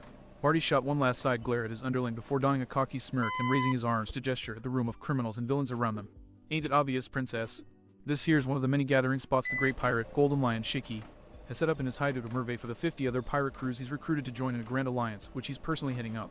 And as for me, Wheelbardo leaned back, arms sprawled behind his chair, and proudly raised his chin. You're speaking to the newly recruited commander of his 51st Division, thank you very much. Vivi's eyes widened in shock. You infiltrated his ranks. Not like I had much of a fucking choice. Barty snarled, leaning forward on his elbow. He's Shiki. The man fought Roger for Christ's sake. When he says you're his new commander, you damn well act as his commander. And, well, he winced and glanced aside, rubbing the back of his neck. I thought it'd be a good way to try and find you guys and get some intel for the Masons, you know. Well, you're sitting in front of another Mason now, so what do you know? Vivi pressed. Bartolomeo's face darkened and Jin spoke up. If Shiki didn't have a complete ban on bringing snails into this place, we'd have every alarm bell ringing, the old demon of the East said grimly. But even if he's loose-lipped about his plans to anyone here, he's got enough brains to take that precaution. Any snail comes into Merve, he locks it down tight. Total communications blackout. That's the only reason Jin slammed his fist on the table with a grim glare. The only reason the East Blue isn't being evacuated as fast as possible. The reactions to that particular tidbit were as expected. Pallor, rage, and hatred. Shiki's behind the attacks on the East Blue, Frankie began, his lips twitching into a scowl. Robin's eyes narrowed dangerously. And he's been using these monsters to pull it off. And now he's gathered all of these crews together to form a traditional army to make matters even worse, Brooke finished, teeth audibly grinding. More than just that, Vivi snarled. Five and Valentine, and even Golden Week edging away from the livid princess despite the fact she was gnawing on her thumb. This kind of an army, his sights are set higher than just the East Blue, aren't they? First the East Blue, and then the world, Ippus repeated grimly into her juice. That's what he said when he recruited us. And with his powers keeping his army out of anyone's reach until they start attacking. And those beasts acting as a vanguard to break any forces that oppose him, there's nothing anyone down there can do about it. But the lion made two big mistakes, Bartolomeo cut in, his grin as savage as ever. The first was not noticing that our crew was from the East Blue. All he saw was us attacking a celestial dragon and getting away with it. And the second mistake, he threw back his head and cackled. Ha ha ha ha. He was actually brain-dead stupid enough to not only declare war on the Straw Hat Pirates by stealing one of their own, he brought them to this place himself. Oh sure, he's a monster in combat, no denying that, but my money's still on you guys. Naturally, he's going to regret challenging us. But before that, we need to find the rest of the crew, Brooks said, most likely poking up a finger behind the shades of his hat. As you all have access to the video feeds of the archipelago, would you know of our compatriots' current locations? Kinda yes, kinda no, Valentine sighed explosively as she sank down in her seat. We've been given a front row seat to the pummelings you've all been giving and taking, yes, but you're all moving way too fast for us to pin down. One day or even minute you're in one biome, the next you've shoved off to another. Trying to go based off of the feeds would just mean we end up where your friends were and nothing more. But thankfully, Five picked up in his usual drawl. We managed to find a different solution we think will work just as well. And that's where I come in. Yo, Bardo barked, hand raised. Can I get some damn service over here? A passing young woman with a red ponytail and the same feathered arms as the rest of the wait staff looked over at the call, and began making her way towards them. Greetings folks, my name's Ever, and I'll be your waitress. How may I help you this fine evening? She asked with a smile. Vivi cocked an eyebrow. Impressive. It took me years to learn how to hide the kind of hate that well. Ever responded with a more honest smile and her fingers in a V sign. Thanks, and don't worry, it's directed more at my employers than the words, not you guys. Barty and his guys have literally been the nicest folks we've met around here in years. It's just a bit hard to turn it off sometimes. Seriously, how can I help? Standing, Brooke leaned in close to the waitress. Well first, he said, looking her up and down. Would you mind showing me your panties? A vein popped to life on Ever's forehead, and she leaped elegantly into the air. No way, creep. She snapped, slamming an axe kick down on Brooke's head that slammed him to the ground and dislodged the basket he had been wearing. Oh, you kicked my face off, Brooke moaned, raising his head. Yeah, and I'll damn well do it again if you try. Something like that. Ever's eyes widened as she got a good look at Brooke's face, a feeling that was reflected by the majority of the Bardo Club. But then, Brooke continued with rising mirth. It's not like I have a face to begin with. Oh. He then blinked somehow in confusion when he realized that a good 15-foot radius had gone dead silent. Is everything alright? The only response he got was Golden Week's rice cracker falling from her slack jaws. Brooke, have you looked in the mirror any time within the last 50 years? Frankie deadpanned. A mirror. Why? Is there something wrong with my face? Brooke asked, picking up a glass and looking into his reflection. He stared for a second before recoiling in horror. You, Oh dear God, no. What, is something wrong? Donnie signed in concern. Oh, it's terrible, just terrible. Brooke pointed at his eye holes. I'm starting to go yellow around my orbital sockets. Now how will I get all the hot young skeletons to love me? Wham! Vivi, Frankie, Karu, and Donnie all face planted out of their seats. Robin remained more composed, but her palm still met her face, though that didn't muffle the fond chuckle. What? Jin managed, eyes wide. In, mister. Five continued in much the same condition. The Miss Valentine picked up. Actually, a bee squeaked. Ever loving. Ever choked out. Shit. Golden Week shrieked at full blast. Bartolomeo snapped his fingers. He coughed, all eyes turning back to him. As funny as this is to watch, Ever, I need you to fill these guys in on the local safe places. Wah. Captain, are you seriously not going to react to? Ipe started to protest. Rolling his eyes, Bartolomeo crossed his fingers, and the words devil fruit traced themselves on the table in big block letters. Anyway, getting Apis and his other two ability-using officers one last disdainful look, which got them blushing and looking every which way but at him, he turned to the waitress. Ever, we didn't call you here just for more drinks. Tell these guys what you told us. The feather-armed young woman blinked in surprise at the request, then coughed into her fist and hastily comported herself. Well, as you most likely noticed on your way here, the only areas safe from Shiki's modified monsters are the ones protected by barriers of daft green trees. Besides here, I only know of two places where the daft greens are planted. Shiki's palace, which is where your friend Nami is. Stating that for once we've got everyone back together, Vivi cut in. And my home village. It's at the lowest point of the archipelago so that Shiki can literally reign over everyone. Your friends have been moving down and towards the main island this entire time, so they should find it sooner or later. We haven't seen them yet, mine. Ever pointed out several projections on the wall, which displayed a perfectly normal village, save for the feathers on everyone's arms. But then, the surveillance on our home isn't exactly subtle. I'm certain that if they are there, they're just staying out of sight of the snails. Vivi frowned in both confusion and concern. Wait, you mean to say that Shiki's maintaining surveillance on your village? Why? Ever shrugged helplessly. Beats me. The only people Shiki's left back home are the children and elderly. Some of us think he's showing us mercy by letting us keep an eye on our loved ones, but, well, you've met him. That I have, the princess muttered in agreement, eyes darting back and forth in thought. She considered for a minute longer before shaking her head and standing up. Well, I guess I'll go ahead and check out the village. With Karu, I can get there and back faster than the rest of you. I'll find out what I can while I'm there. I'll go with you, Donnie signed as he waddled to her side. I've been without my siblings and master for a week, and for some said damned reason I miss them. Suo, I'd rather see if any of them have found their way to the village than stay here. Sitting on my tail and twiddling my flippers, his expression then fell flat. And so help me, if you ever tell any of them I said that I miss them, I will stab you. Noted, Vivi chuckled. We'll stay here, then gather more intel and try to put together a plan while we wait for you to get back, Frankie said. You have fun out there. Try not to get eaten on the way, Robin added, a winning smile on her face. After all, you will be riding around out there on a tasty duck, so the chances of you being swallowed alive are quite substantial. But still, happy thoughts, right? Vivi smiled back innocently. Robin, I'll keep thinking happy thoughts while you soak your head. Oh, come now, surely you don't mean... Splash. Blurg. Blinking stupidly, Robin tracked her hand as it put down the now empty glass that it had just splashed in her face. And I'm out. Move it, blubberbutt, Karu quacked, walking away with Vivi and Donnie following close behind. Robin stared after the princess, frowning slightly, before shaking her head with a bemused smile, gratefully accepting a small towel from Ever. So new outfits? She asked, clearly looking for a way to change the subject. It's a momentous occasion for the golden-ass, Bardo shrugged. After nightfall, all the crews are going to join Shiki at his palace for an allegiance ceremony, and he wants everyone to look their best.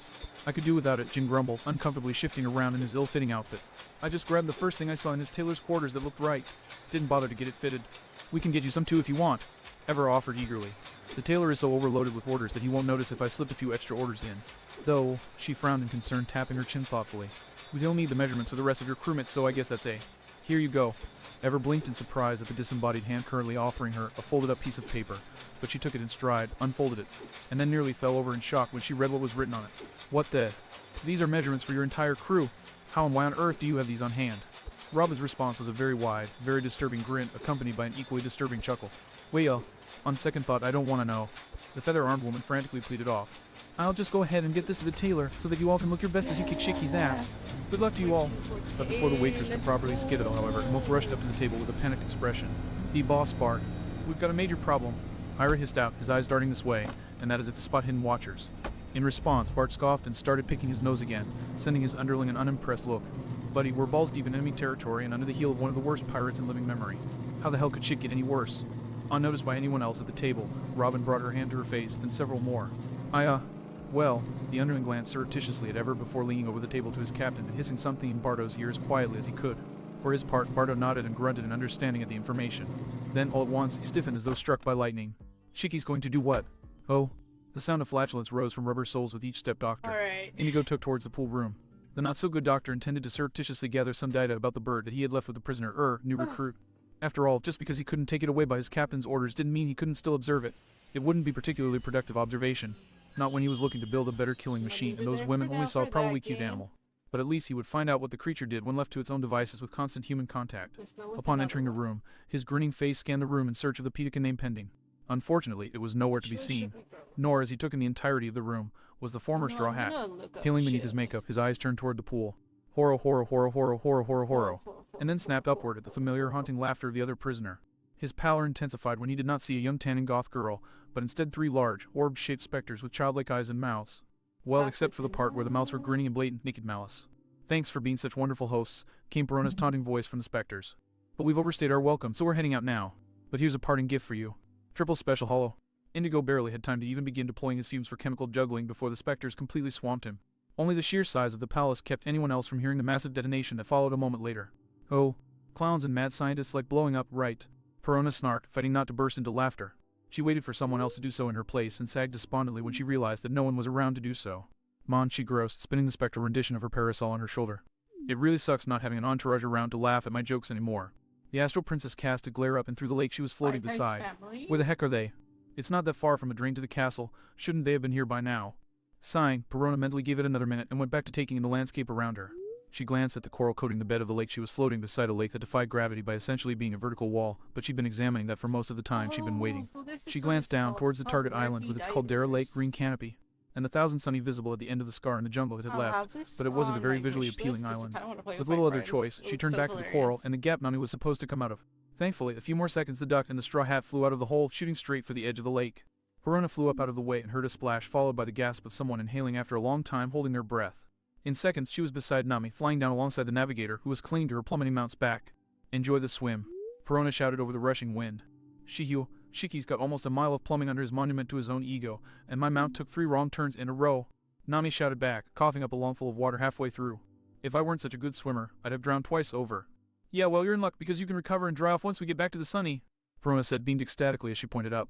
Or down, rather, seeing as she was floating downward head first. Shiki must not be paying attention to where he lets the islands float, because we're falling straight towards your ship. Really? Nami gasped happily. Oh man, that's great. Hey, duck. She tapped the back of her mount's head. Pull up. We're close to duck. Duck. She wrapped his head hard and paled when he failed to even twitch. Ooh crap. Perona righted herself, sending Nami a look of concern. What's wrong? The navigator cursed colorfully under her breath as she tried to shake her mount awake. Damn. I'm a good swimmer, but Ducky here isn't. He must have conked out after the last turn. Ooh yikes, the zombie princess winced sympathetically. Well, look on the bright side. At least your landing won't be too hard. Huh. Nami blinked at Perona in confusion. What are you? Splash. Blurg.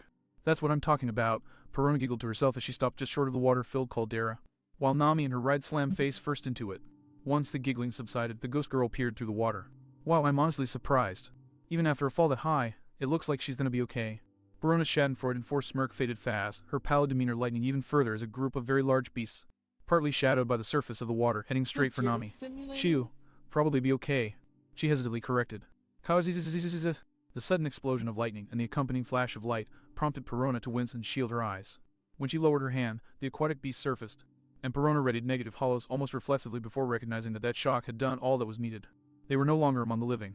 She stared for a few moments at the corpses, and then the duck emerged from the water, perched on what remained of the least fortunate of the attackers, merely a skeleton, and squawked triumphantly. That was a shock, Perona most certainly did not say. What she did do was grin and pump her fist triumphantly. But now Nami's definitely okay. The fresh bravado lasted long enough for both she and the duck looked around, and their jaws dropped in horror at the sight of her body floating nearby. Face down. Maybe okay, Perona choked out. The duck, to his credit, reacted instantly. In a matter of seconds, he had flown over to Nami, taken her in his talons, and carried her to the shore, her limbs skimming the water as he flew. Perona followed. By the time she caught up, the duck had placed Nami down on the rock and was pacing nervously, then gingerly poked her with his beak. She stirred slightly, and the duck let out a squawk of joy. Then, in a move that was an inadvisable but not unsound leap of logic, he began pecking her much more insistently and forcefully. Cut that out, Nami roared, sending the duck flying almost to the other end of the crater with her punch. Okay, yeah, you're okay, Perona slumped with a relieved sigh. Almost was it? Nami hacked miserably, massaging her throat. What the heck happened? Slowly, Perona pointed her finger at the paradoxically sheepish duck. Yellow Bill Boy here saved your bacon by frying the things coming up to munch on you. Your fault for not being naturally resistant to electricity. The navigator snapped a paralyzing glare at the electro-fowl, freezing him in place. Tersely, on the one hand, I really feel like knocking your bill into your brain for almost killing me twice in a row. The duck flinched and began waving its wings about, quacking frantically. That quacking shifted into a squawk of surprise when Nami threw her arms around his neck and brought him into a hug. On the other hand, I am so freaking happy to be out of that hellhole, and it's all thanks to you. Nami laughed in relief. So thank you so much. The duck smiled widely and with a pleased squawk returned the affection and hug. After a few minutes, Nami let go and she turned her smile on Perona, only this time with more of an edge to the expression. And now that we're out, you said that this is the island the Sunny's on. More than that, this is the mountain your ship's on. Perona replied with an equally vicious grin. It's this way on the slope. Come on, let's go. I want to get back in my body as soon as possible. And with that, the astral girl swooped off and over the lip of the caldera with the duck carrying Nami close behind. The second the duck crested the edge and Nami laid eyes on the thousand Sunny, her face lit up with joy and relief. Jumping off the duck's back, she took off down the mountain. Though she slowed her careening run at the explosions that blossomed in the forest to her left. And she stopped completely just in sight of the Sunny when a handful of familiar figures came out of the forest, heading for the other side. They abruptly came to a halt as they saw the familiar form of their ship. One of them fell to his knees, his hands raised in triumph. Hallelujah! Hallelujah! Hallelujah! Hallelujah! Hallelujah! With the loudest of them on his shoulder, providing a very loud but undeniably beautiful soundtrack. Oh, excuse me. And here I thought that snail didn't have any good taste at all, Perona muttered. I should care more about that, but honestly, I'm a little preoccupied with the fact that they're actually here. Luffy. Cross. Boss. Nami shouted in joy, waving her arms over her head. Geo snapped their heads in her direction, and even from so far away, Nami still knew that they were all beaming with just as much exuberance. Nami. Cross's voice laughed in relief, the blonde collapsing onto his ass as the energy seemed to drain out of him. Oh man, you have no idea how stupidly relieved I am to see you again. As if on cue, the omnipresent sounds of roaring animals and snapping foliage suddenly intensified, and before anyone could react, 3 massive, bearded scorpions with carapaces in blue-black, gray-black, and red-black shoved aside some trees, claws clacking. Then, not 10 feet from that group, a massive, scarred, rotund lion with short, stubby legs and sharp, not stubby at all, fangs bowled over some more trees, flopping onto its feet and roaring. And on the other side, a massive toad with a gray, pebbly hide that just screamed durable came crashing out of the canopy, accompanied by a loud croak. By contrast, the oversized Komodo dragon that barreled in 5 seconds later was almost normal, except there was crazed look in its eyes that it shared with the other 5 animals, and the drool dripping out of its mouth caused hissing smoke to rise above where it dripped onto the forest floor. Regardless, all 6 took one look at the humans in the clearing, intensified their respective noises, and then dipped their heads and charged. Right. Cross moaned and let his head hang. These Having a bastards little not so break. much. Ooh, what Boss groaned, falling onto his flippers. Normally, I'd show off some more machismo and help you with dusting our lunch, but at this point, we're exhausted and you look fresh. Any chance you could fry them for us?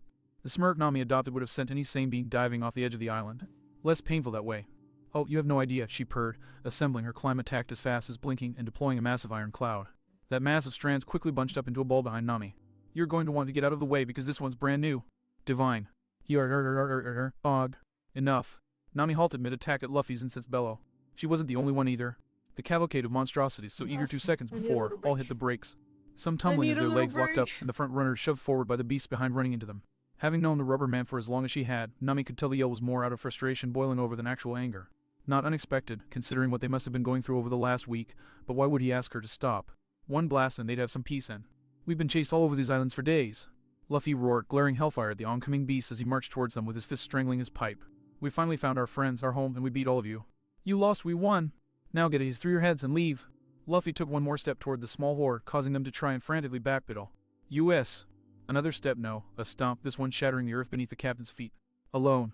Luffy's roar hit its peak on that final word and the air rippled. A wave of force slammed clean into Nami, stealing the breath from her lungs and sending her stumbling back. It was like the few times Vivi had accidentally snared her while practicing her sovereign's will. But at the same time, it was so much more. If it weren't for her staff, she would have fallen to her knees, or even collapsed outright as the hazy image of a gargantuan beast crushed itself into her mind's eye. After a minute, the pressure eased enough for her to stand upright and look around. What she saw said to chill over her body. Perona was nowhere to be seen. The duck had collapsed out cold beside her with foam coming out of his slack beak. Cross was slumped over and barely supporting himself on Boss. Soundbite shell foaming on his shoulder, and most importantly, the 3 giant scorpions and their entourage were collapsed on the ground, dead to the world with more foam practically flowing from their mouths.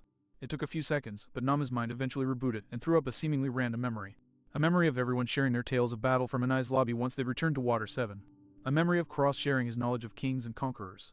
That memory shook the last of the weakness out of her legs, and she sprinted down the slope to regroup with her friends as fast as possible. Cross. She gasped out when she arrived, swapping her gaze between the tactician and her captain. Was that? Luffy yelped, recoiling in shock at the sight of his crewmates' haggard expressions. What the? Did I do that to you guys? I'm so... Luffy. Cross interrupted in a choked voice, visibly fighting to keep his head on straight and his gaze at least somewhat on target. That feeling, whatever you felt just now, the anger, the rage, I don't know, I don't care why you need to remember it. Hold on to it. Teach that feeling. Because what you just did... Cross's dizzied expression slowly grew into a massive mad grin. That was a boot, clean through the door of the Conqueror's throne room. Hail to the king, baby. Soundbite gurgled through his own foam. Yeah, that was really cool and awesome and manly, and I really want to see you learn to get it under control. Boss wheezed, shaking his head in an attempt to clear the fog from his mind. Just don't practice it too close to us until you're a heck of a lot better at controlling your range, would you? Feels like someone reached through my shell to clock my skull. Luffy flinched, visibly unsure how to respond. Nami was more than a little shaken herself, but she gathered herself together enough to fall back on what never failed to distract Luffy. Hey Luffy, how do you think those things taste? The rubber man's face lit up, and he charged over to the nearest scorpion. Cross shot her a relieved smile, especially now that he could stand on solid legs, which she returned. It'll be nice to enjoy a meal without worrying about something charging at us partway through. Boss nodded in agreement, cracking his neck back and forth in an effort to unstiffen his 2 worn muscles. Food later, rest now. Lasso suddenly wheezed, shoving himself off of his wielder's back and flopping to the ground in a boneless heap, his tongue lolling out of his maw. Cross, drop us off on the sunny before you do anything else, would you? I've got dire urge to whiz on a tree. Cross chuckled at the request and drew his sword and cast it aside. I'm gonna go out on a limb and say you feel the same way. The elephant's sword grew to his full size and then promptly tumbled onto his side, a relieved bray coming from his trunk. Oh, you have no idea. First, I might drink all the water I can handle. Then, eat as much untainted grass as I can stomach, Funk, Freed said in tearful relief. Right up that way, Nami jabbed her thumb over her shoulder up the mountainside. There's a whole caldera up there filled with fresh water, you can gorge until you burst. Hallelujah! Funk Freed cried, somehow finding the strength to right himself and charge up the mountain far faster than anything his size had the right to move. Ah, wait. Soundbite if you could. Nami pointed after the elephant and was rewarded with a crackle of static. Funk! Freed, on your way back down, grab the knocked out duck. He's a friend of mine, and if it weren't for him, Shiki'd still have me. She got a wordless trumpet and a wave of the pachyderm's trunk for acknowledgement. Nami nodded gratefully, then began looking around. Now, where did Perona go? A scream like a ban, she followed by a familiar, astral form shooting from the crow's nest answered that. You! Nami shook her head as she made tracks for the sunny, her mind filling in the details long before Perona's livid and graffiti-covered form floated down to meet her. Is it too much to ask that I might rightfully punish someone for violating my body while I was out of it? She furiously demanded. Hey, you go right ahead and rip their psyche apart for all I care, Nami said placatingly, hands raised in surrender. Just make sure they're breathing once you're finished. No promises, Perona snarled, shooting off in a blind and hollow shrouded rage. Nami stared after her before slowly pinching the bridge of her nose. Dare I even ask who stayed here and watched over her body? That'd be this blubber arse moron right here, ma'am, Boss stated flatly as he riptide to her side. Holding a slack and soaking Raffi by her tail. Found her cowering in the fish tank. Don't let her get me, I don't want to be a sea cucumber, Raffi wept. Boss rolled his eyes. Tiredly, I am too hungry and too sober for this shit. Tell you what. The dugong stabbed his cigar towards the insensate beasts. To meet the two scorpions our captain isn't on in less than half an hour, and I won't toss your ass to your rightful comeuppance. Yes sir, Master Boss, sir. Raffi barked, saluting while still upside down.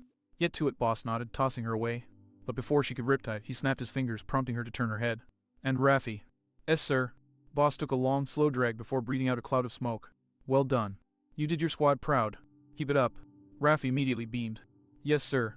And with that she soared away to perform her task. Nami let the green, brown, and pink blur leave her sight before side-eyeing the older amphibian. I assume you meant the guard duty and not the graffiti. Nami deadpanned. Boss smirked and tilted the brim of his hat down. Said what I meant what I said. Take it how you will. For a long while Nami remained in that deadpan, sidelong expression. And then, out of the blue, she collapsed to her knees and dragged the dugong into a tight hug, burying her face in his skull plate. I missed you crazy bastard so damn much, Nami sobbed into his hat. Boss, frozen in surprise, let himself relax and return the hug. There. Wasn't much fun without you either, ma'am, he replied, patting her shoulder comfortingly. Oh. Hearing those words and seeing Nami so relieved felt like getting stabbed in the heart with a knife made out of solid guilt. I couldn't hide the grimace that came over my face. It was just lucky that Soundbite was the only one who noticed it. Although the slightly scared look on his face told me all I needed to know about my expression. Later, once this mess is over, I said quietly, making every attempt to mask the reminder of what was yet to come with the current situation and the implications thereof. Nami back, and Shiki yet to pay. It helped that it wasn't long before Nami broke the hug with Boss and came over to grab me up instead. Memories of the same situation on another sky island ending with a tongue shoved down my throat made me twitch involuntarily. But I dismissed the sentiment just as fast and returned the hug with gusto. I'm going to plant my greave in whatever the monsters leave intact, I swore quietly. And Chopper and I will be right there alongside you backing you up, Nami chuckled back. Maybe. Monsters and demons, I know, but still, Nami released me and stepped back, her expression deadly serious. Cross, I have so much that I need to tell you. I jabbed my thumb over at our future dinner. My good mood suddenly turned somber. Let me guess, Indigo is Shiki's quack and this place is his bioweapons lab. Our navigator blinked slowly and the energy visibly drained out of her. Not as much to tell you as I thought, she murmured lamely. We can compare notes later. For now, you go ahead, grab some new clothes and relax, I said, pointing her to the sunny. Right as she turned away, though, a thought occurred to me and I graced her with a flat look. And no bearing your midriff. I'm almost positive the bastard ripped a cape off a little garden to make this place. And I don't want to have to save your ginger ass a second time from whatever pathogens places like this can cough up. Nami paused, turned around me, and matched my flat look with one of her own. I really hope that Tashigi managed to recruit that cleaner, because your memory clearly needs it. You got sick from little garden, Cross, not me. Aha. I donned a smirk as I gestured at her stomach. By the way, nice tick marks. Oh wait. Nami raised her finger, opened her mouth to ask what the hell I was talking about, and snapped it shut with an aggravated hiss as the penny dropped. You in this one, big mouth. You in this one. Yeah, hey, I chuckled, folding my arms behind my head. What can I say? I'm on a hot streak lately. Damn pure, straight. Yo. Soundbite agreed while also starting in surprise. And let's keep that streak rolling. I chuckled in relief. I popped Soundbite off my shoulder and held him before me. Freaking finally, I've been waiting for them to call. At least they didn't do it when we were being watched. I hear that, Nami nodded sympathetically. But still, let's hurry this up before Shiki decides to come snooping, right? Because I don't doubt. No. I cut in, sticking my raised finger in her face. Wah. Cross. No, I repeated firmly, jabbing my finger past her at the sunny. Clothes. Shower. Bed. Now. And if you don't take the time to rest and relax, so help me. Or what? Nami scoffed incredulously. You'll send me to bed without dessert. Or else, I repeated back at her with a malevolent grin. I enlist Robin and Vivi's help, and while you're asleep they give you a haircut that would make Bellamere proud. Nami blinked and paled and snapped her hands to her scalp. You wouldn't. A venomous smile on my face, I leaned in as close as I could. Try me. The sight of Nami running with her tail between her legs felt so good, almost as good as seeing the Sunny again after that week. Wing. Streak, I repeated. Interesting threat there, Cross. My smirk twitched harshly. And winning streak over. Damn you, Snail. Cut me a break. Do you realize how annoying that ringing gets after the first few seconds? Soundbite grouse, rolling his eyes. And don't worry, I made doubly sure no feather rats hauling my peeping cousins were anywhere nearby. He's got a point, you know. The ringing does get annoying, Tashigio so helpfully pointed out. Anyway, Cross, to answer what I'm sure is your first question here, it took so long for me to call you because for some reason, the Navy's monitoring all transponder snails like they're a lab experiment that might blow up. Some of the officers think the brass is paranoid about how far Shiki stretched his influence over the years. But hey, who knows, maybe they're just concerned that with all the anarchy you've spread, you have some contacts inside the Navy itself. And they're not wrong, really. That last was said with a slight smile. It didn't last. Anyway, I had to wait until we reached Sagittarius to be safe. He's had a white transponder snail secretly on hand for years in case of an emergency. So I couldn't contact you safely until now. I nodded in acceptance of the explanation, and took over the conversation. Just as well that you didn't get a chance until now. We've been on the run for the last week, and we only just found where the Sunny landed. Shiki took us to his base, an archipelago held in the sky by his powers. And it's filled with an army of hypermutated bioweapon animals that he and his crewmate Dr. Indigo thinks Caesar Clown, both ingenious and lack of conscience, have created. These things look like they've crawled out of the new world, and Soundbite says they're only getting stronger every second. If he lets these things loose, it'll be a bloodbath. Yeah, well, whatever you're imagining, reality is going to be a million times worse. I frowned in confusion. Know something I don't. Oh ho, trust me, you know it as well as I do, Tashigi grimaced. Think about it, Cross, imagine it. The result of all those animals set loose at once, whipped into a frenzy at the same time, and then set loose on a location, most any location. What would be the result? I frowned and thought, turning the pieces over. And then I almost puked as my body tried to react in so many fucking ways at once. So what you're telling me is that not only did Shiki personally attack one of our crew, he's personally attacking our Sea of Origin as well. I heard teeth grinding as Tashiki slowly nodded in confirmation. For what it's worth, while it is personal, Aquarius doesn't think it's personal with you specifically. According to her, Shiki got the wheel he has stuck in his head when he last clashed with Roger, with his entire fleet backing him to take on Roger's Low or Jackson. Shiki lost utterly and has hated Roger ever since for destroying his dreams of world domination. More specifically, he hated how he was beaten by a man. From the weakest, most worthless of all the blues I finished. Which also explains why he came after us, the big shot rookies from the east who are following almost exactly in Roger's footsteps. He wants to both stamp out the source of his hatred at the source and get the victory he thinks was rightfully his 20 years ago. I hate to say it, but it makes sense. Sense through a twisted lens, but sense. Yeah. Well, that sense is going to justify dropping killer rabbits on the East Blue, and unlike you, most civilians aren't quite so good at running. Hey, I wasn't trying to. That was as far as I got before what she'd said really hit me, and my eyes widened into an incredulous stare. Tashi, how the hell did you know that I almost got my head ripped off by a rabbit this morning? Soundbite's expression flattened into a glower. 0 for 2, I thought you would have put the pieces together already, Cross. Shiki is using her transceiver to broadcast what's going on with your crew all over the world. He delivered visual transponder snails to all across the Blues and the Grand Line. As of noon today, everyone is watching. My jaw dropped in horror. Send over that pompous old tyrant got more viewers than me. Please tell me someone else is listening to you right now, Cross, Tashigi said with absolutely no emotion. Because I need to hear someone punching you for getting your priorities out of line. I need to hear you in pain. Coping woman focus. Also, you saw what I was going through. Imagine that over an entire week, non-fucking stop, I retorted acridly, massaging the bridge of my nose as I tried to consider the embryo fuck me. Hold on a second. I damn near shouted in my panic. Does that mean that the world knows about Brooke? Cross, this is not the... I am serious, Tashigi. I roared. Soundbite recoiled in shock, but I plowed. Tell me, does the world know that Brooke's a skeleton or not? That he's a Wa? God, how does this even up? Not quite. He was wearing a weird hat that looked like a jellyfish. We were craning our eyes, but the strips hanging down made it impossible to see who he was. The world knows his name, his voice, and that he's a swordsman, but they didn't get a glimpse of anything underneath. I sighed in relief. Okay, that's workable. It makes things harder, but workable. With the only potential pitfall of our crew being broadcast dealt with, I turned my attention back to the call. Just let it be known that Brooke's connection to us, or at least the fact that he's living impaired, so to speak, cannot become public knowledge. Either now or in a time soon. Moving back to the matter at hand, I assume the Masons are working on this. Curiosity and other emotions I couldn't identify ward on Tashiga's face, and eventually she let out a defeated sigh. I'll save it for after this mess is done. And yes, but there's not much we can do outside of what we're doing already. The Divine is mobilizing against the threat along with the rest of the Navy, and the damned are out of contact because, like I said, communications are under tight watch. The rest of the Masons will be getting white snails of their own as soon as we can manage it. Actually, if you could contact Monkey once you get the transceiver back, that would make things easier. Alright, good enough for now, I growled tiredly, rubbing aching temples. Alright, we'll stay the course, regroup with our crew. Luckily, Nami managed to break out of Shiki's hold. Without her, this entire place is at the mercy of the Grand Line storms. So that'll delay things.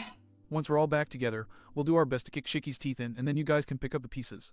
And probably make sure these animals don't fall into the wrong hands too. Ha, acting as the Straw Hats cleanup crew. When have I heard that one before? Tashiki chuckled, donning an actual grin. Alright, we'll leave this up to you. And cross. I'm happy you haven't lost your head yet. Lick. I cocked my eyebrow at sound, but as he blinked back to his usual self. Welk, call me crazy, but I think I'm growing on her. You've always been crazy, Soundbite retorted. If you prefer, I'll call you mad or deranged or insane or unbalanced. Alright, nix on the thesaurus, I waved him off. And lay off the unbalanced, would you? Considering the footing, hits a bit close to home. Yeah, fine, Soundbite nodded in agreement. He then cocked his ice talks. Anyways, I'm starting to get starved. Let's see when dinner's, woo-oh. I snapped a nervous look down at my suddenly pale snail. Woo-oh. What's woo-oh? Well, say, the thing is, those beasties may not be waking up yet. Roth. But others can still find us. Another monster stormed into the clearing just as Soundbite snapped back into the dubious safety of his shell, drooling like a waterfall as it looked around at the unconscious beasts and then us. I thought St. Bernards were supposed to be friendly. Reffy yelped, darting away from the scorpion she'd been carving up. Yeah, and they're also supposed to be in the mountains with a barrel of whiskey around their necks, bothering yodeling Austrians. So today's just a day of firsts. I've got this one.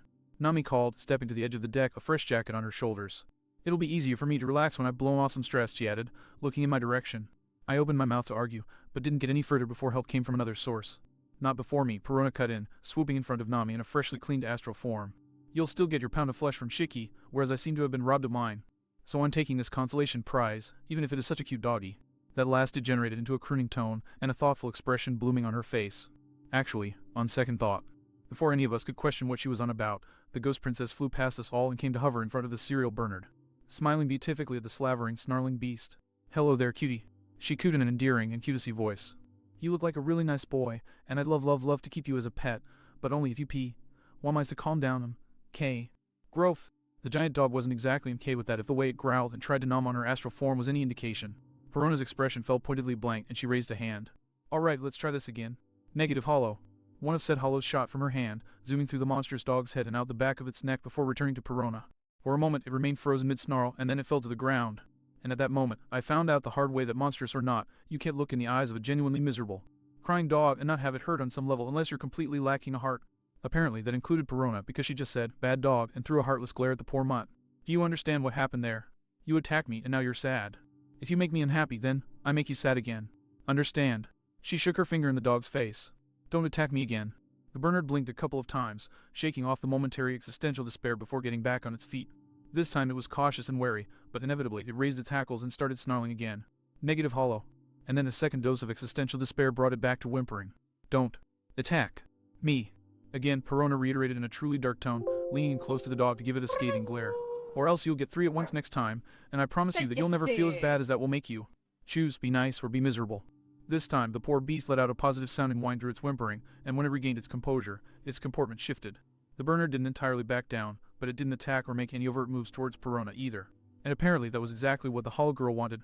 Immediately upon receiving the reaction, Perona's demeanor lightened and she smiled beatifically. Good boy. Here you go.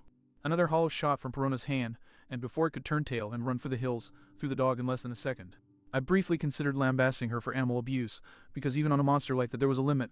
But then I actually got a look at the hollow itself, rather than smiling and laughing brainlessly. It was sobbing. Obviously, that meant something important. New game. But I had no time to connect the dots before Super something loud. else unprecedented snagged all my attention. The St. Bernard reacting to the hollow with pure and unabated joy. All of a sudden, the large dog perked up and started barking eagerly, like it was a completely normal, if ridiculously overgrown canine. It was panting and letting out happy woof, and shaking its tail into a blur, and it was even jumping side to side like it couldn't wait to play. Perona, meanwhile, took the shift in demeanor in stride and whistled sharply, catching the dog's attention. That's it, that's a good boy. Come here, boy, come here. The Bernard immediately leaped to her and started acting friendly in an attempt to show her its affection, nuzzling and licking at Perona's astral form and whining when the efforts proved futile. Perona smiled at the dog, and I noticed her flicking her hand behind her back. In response, the still weeping hollow that had been looping around above passed through the Bernard a few more times, and it ratcheted right back up to rapturous. Don't worry, boy, don't worry, Perona soothed. I'll be right back, I promise. And with that, the ghost princess flew back up to the crow's nest to retrieve her body, and a minute later, she strolled up to the once rabid beast in her physical form without a care in the world. And the dog actually continued to act happy, nuzzling and snuffling at her like she was its lifelong owner. And she in turn showered it with petting and affection. What just happened? I asked weakly. Perona, what did you do? If Nama's tone was anything to go by, she was just as gobsmacked as I was. The hollow girl cast a smirk over her shoulder at us. Also know it all cross doesn't know all after all. Lo, how the tables have. So help me, woman, I growled, raising my knuckles. All right, Perona said airily. Well, seeing Cheating, as I'm such a no. benevolent princess, I guess I'll tell you, my powers work just the way that the name says. She spun her arm, and a few of her more normal-looking ghosts began spinning around her arm. The ghosts I make are called hollows because they're empty shells that are made to be filled. One of her smiling goons popped up and wagged its tongue at me. Negative hollows are devoid of positive emotion, and when they pass through someone, they fill that hollow with the positivity of their prey, thus leaving the targets as utterly helpless wrecks. The smiling buffoon was joined by a sobbing counterpoint that rubbed at its eyes as it wept. Positive hollows, meanwhile, are the opposite, no negative emotion. So they drain all the sadness and misery someone has and leave them feeling like they're in heaven. Verona smiled as she scratched the obliviously happy burner behind the ears. And by combining those two elements at the same time, negativity to bad behavior and positivity to goodwill, I think you can see what I'm getting at. I get that you're a bloody sociopath. Lasso held from Sonny's deck, his expression one of purest panic. Using the bastard Pavlov's methods on one of my own kind. I should burn you alive, you cruel witch. Cruel but effective, Tilda. Verona sang back, still scratching. And don't worry your pretty little heads, this method only works on Annie. On simple animals, the ones that aren't on par with human intelligence. Like this big old dummy right here. She cooed as she intensified her scratching to the dog's delight. Yes you are, yes you are, you're a big dummy, yes you are. Boss's eye twitched as he watched the titan dog come apart under Perona's fingers. Yeah, all those ghosts of yours ain't the only things that are hollow, lady. Something clicked in my mind at those words, and I slowly pointed my finger at her as metaphorical light bulb went off. Hollow, your special hollows hollow out pockets in the air, voids, and then you collapse them. They're not explosives, they're implosives. Aren't they? Perona paused in her scratching. Briefly, of course. Of course you knew already, it couldn't be more than the basic concept that you didn't know, she sighed, rolling her eyes. No, I'm just that smart. I informed her in a perfectly chipper tone of why the hell was I even born. Somebody step on me. I need to get back to my place in the pecking order. Lower than the dirt on the bottom of everyone's boots, I mumbled into the earth with my pointless, useless pre-sweet mother of mercy. God, what the fuck did I just say? I yelped, snapping up and onto my ass. Perona.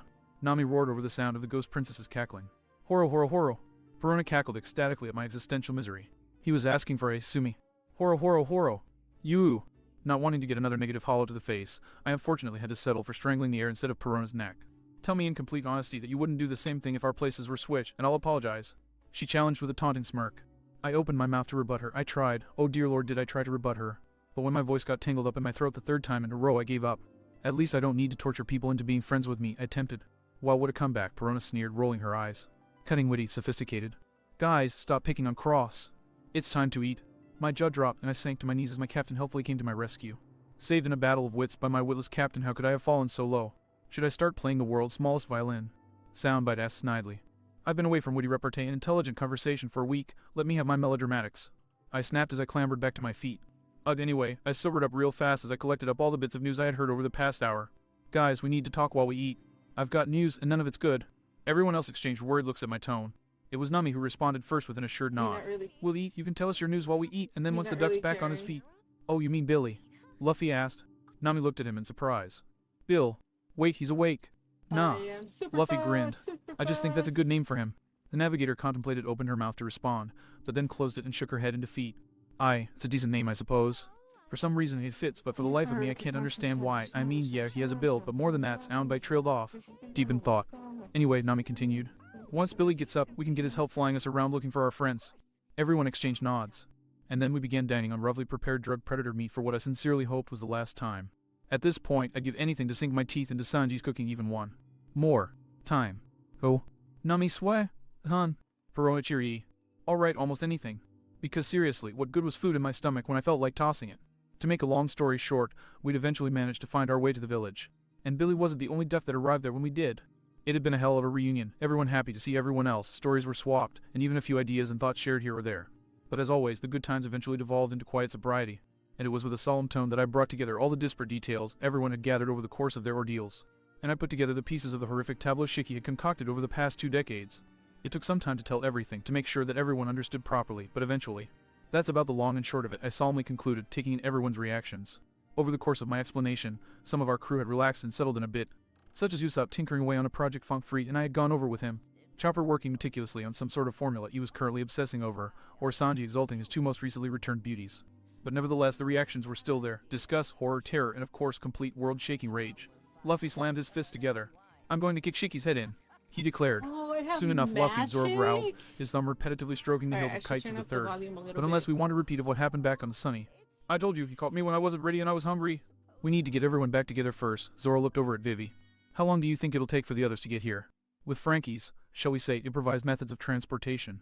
The blue-haired princess rolled her eyes. I'd say an hour or 2. But if you want me to get there in the shortest amount of time possible. Vivi jabbed her thumb at Karu, who'd seated himself against a tree and was guzzling a freshly refilled water barrel. Karu needs time to rest. He's been going non-stop all day, and it won't do us any good if he just up and collapses on me. On the plus side, he'll be good to go in about an hour. MMPH acceptables, Oro grunted. Although Vivi winced as a thought struck her. In retrospect, it might be a little longer coming here. Seeing as we'll have to account for the likelihood that we'll be bringing back someone from Bardo's crew too. I frowned in confusion. Yeah, that's something I still don't get. Bartolomeo, he's from Ogtown, the East Blue. Hell, I think most of his goons are too. Why would Shiki invite him, even considering how ruthless he was before I gave him a talking to? Slowly, Vivi turned a disbelieving look on me. Cross, Bartolomeo has green hair and a mohawk, teeth that suggest he has a fishman somewhere in his recent ancestry. And he's the 5th most wanted rookie on the seas. If I didn't know him and you'd asked me where he was from, I would have guessed any blue except the East. I turned that over in my head. That makes a lot of sense, yes, I admitted. With that settled, I clapped my hands, getting everyone's attention. Alright. Any other points to bring up, any questions, anything like that? I have one, Sue said, raising a paw. If this SIQ stuff is supposed to be so volatile for animals, then why hasn't it affected any of us as bad as it affects them? I mean, I'm not complaining that I can bench press your scrawny ass without breaking a sweat, even if that's not saying much. If I were to make you into a scarf and wear you, would I become as clever as you imagine yourself to be? I asked airily. But I'd still like some sort of explanation if that's not too much trouble. Sue shrugged helplessly. I mean, this does affect a lot of us after all. I can explain that, Chopper piped up, not taking his eyes from the chemistry set he was still tinkering with. I kept and analyzed the few samples of the prototype BQ that the Amigos didn't ingest long enough for me to form an antivenom. Not a perfect defense against its cousin, but the inoculations you all got seemed to be doing their jobs. The pause that followed that announcement was legendary. I'm pretty sure empires had died in that kind of pause. Some of them had probably committed suicide as a final desperate means of escape. Finally, Zoro voiced the question on all of our minds. What inoculations? Chopper blinked and looked up from his work, honest confusion written all over his face. I don't understand the question, he said with the utmost sincerity. Never mind, you just answered it, I groaned, pinching the bridge of my nose. Changing the subject, I have a question too, Mary said, waving her hand frantically. If we're all here and Robin, Frankie, and Brooke are at that banquet hall, who's guarding Big Bro? Perona's literal guard dog, and the rest of her new pets, Boss gruffly answered around the cigar he was chowing on. Reffy and I would have stayed behind to do it, but between Captain's orders, her promising that they would guard the ship with their lives, and Sonny reassuring us himself that he'd be fine, we're better off here, planning for sending this place back to the Blue Moon Beach. It would have been amusing to see Boss getting dogpiled by his apprentices so they could slap their flippers over his muzzle, but there was nothing funny about the way Thomas had started shivering at his words. After a moment, during which several his whispers and a slap upside the skull plate were exchanged, Boss shook off his fellow dugongs. Sorry, Connors, he said. It's fine, just a bad memory, she said casually, the shutters now down to the occasional twitch. It's not the same anyway, we're attacking a tyrant and sending this island where it truly belongs. I have a question too, Karus walked from his resting place. Who's the wow? Wowed you F, we went on. He nodded his head over at Billy, who'd spent our entire time here cowering behind Nami. Billy, as Luffy named him, is one of Indigo's new breakthroughs, but he's not hostile like the rest of the creatures on these islands, I provided. He helped Nami get out of Shiki's base and he seems loyal. And apparently, he makes up for his lack of any physical offensive skills with bioelectric shocks. Macro bioelectric shocks, Perona corrected as she buffed the nails on one hand, the other holding Bearsea tight.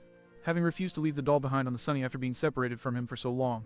He's got some ridiculously powerful voltage on him. He took down a half-dozen monsters in one full-powered blast without breaking a sweat. Even if they were immersed in water at the time, you can't deny that's impressive. Hoiwa, you, Wade got my Westback, the supersonic duck offered his wing to the electric one. I am Koiwa, nice to meet you. Billy's response was to let out a panicked squawk and hide even further behind Nami, bumping against her waver folded across her back. A piece of equipment she refused to leave behind when we left the Sunny. Karu blinked in confusion and glanced at Soundbite. Soundbite huffed and shook his head. He's clammed up ever since he woke up when we explained my powers to him. Scared, totally quackless. I haven't even been able to choose a good voice for him. Ish po guy, Karu Winston's sympathy. Poor guy, we can deal with later, I cut in. Alright, anyone or anything else? Silence. Right then, I nodded. Everyone rest up, recover your energy and get ready to rumble. And make sure you stay the hell out of the way of the POV of any mobile snails.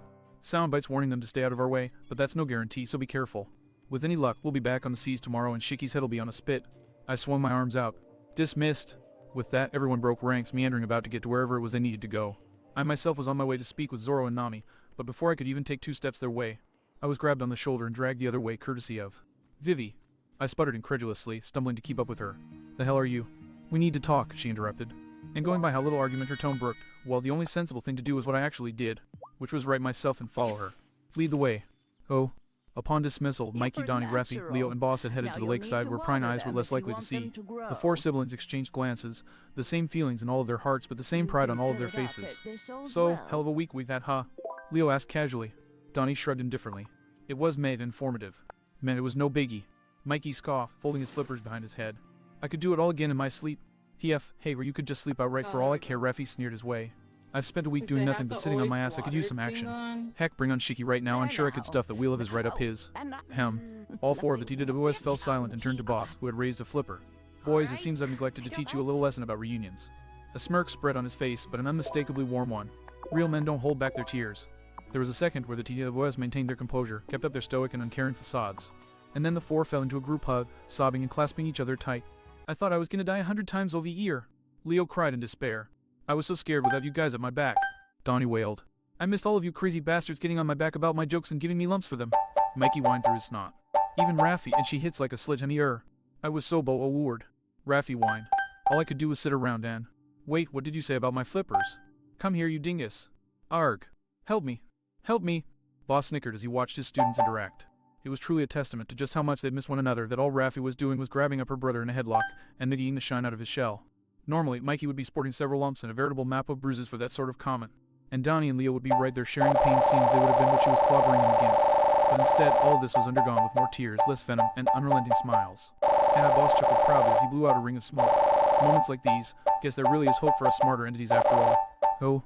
While the Straw Hats wandered off to prepare for the upcoming battle, and as the village around them ran through its daily activities, one person was conspicuous in her inactivity. As soon as Cross had told everyone to break, Corona had parked herself against one of the outer huts and began examining her nails. After all, she wasn't a part of the Straw Hats. This wasn't her fight. She could leave anytime she wanted to, and more to the point, she had no interest in trying to tackle Shiki, not after the scene in Nama's old gilded jail cell. Of course, there was one problem with this, boredom. There was only so much nail examining Perona could do because Raffi, not being familiar with nails at all, had left them alone in her graffiti-writing rampage. Aside from needing a trim after a week unattended, they were pretty much exactly as they were before this whole mess. So the ghost girl looked up again in search of something to do, and found it in the form of a red-haired, frog-faced little girl, just staring at her right in the middle of the road without even trying to hide herself. That immediately pricked a nerve, and Perona graced the girl with an annoyed glare. When that failed to stop the staring, Perona resorted to her fallback method, scathing commentary. What do you want, brat? Fair warning, if you just want to gawk at the creepy girl, you have 10 seconds to leave before I... Huh. Of course not, Zio said, shaking her head frantically like it was the most ridiculous idea in the world. I'm not looking at you cause you're creepy, I'm looking because you're cute. Huh, Perona said lamely. If there was anything she expected, it sure as heck wasn't that. Oh, what are you talking about? I mean, don't you keep fainting whenever you see something scary. Scary being somewhat loosely defined here, after seeing the girl go halfway comatose upon seeing Luffy's group arrive. And that only because that meant meeting more than 4 new people at once.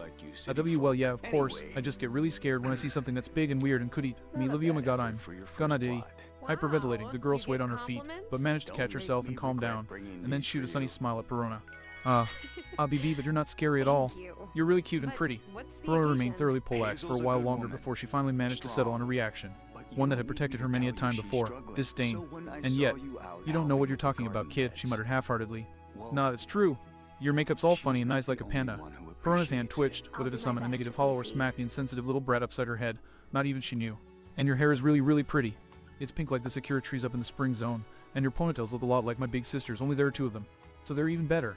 Still, reflexive twitch aside, poor Perona found herself completely at a loss for words. Half of her, one that had allowed her to survive on her own for years, wanted to vehemently deny the compliment, tear down the brat, and move on with her life. But a new, louder half wanted to just take the damn compliments already, and maybe hug the girl and never let go. She stammered, eyes flicking back and forth to find some way out of this. Reflexively, her hand twitched to conjure a negative hollow. Yee. Oh my god, what is that? Is it a ghost? He's so cool. Can I hug him? I want to hug him. Now, she had a little girl practically leaping for one of her negative hollows. A little girl that she could admit, at least to herself, wasn't nearly annoying enough to deserve a negative hollow. So she hastily dissolved the ghost, Zeo passing through where it used to be before sprawling in the dirt. Oh, Zeo whined, pushing herself on her knees and whimpering as she rubbed the spot on her forehead she'd smacked on the ground. Seeing the scene, Zeo's gleeful enthusiasm 180 so quickly stirred something in Perona.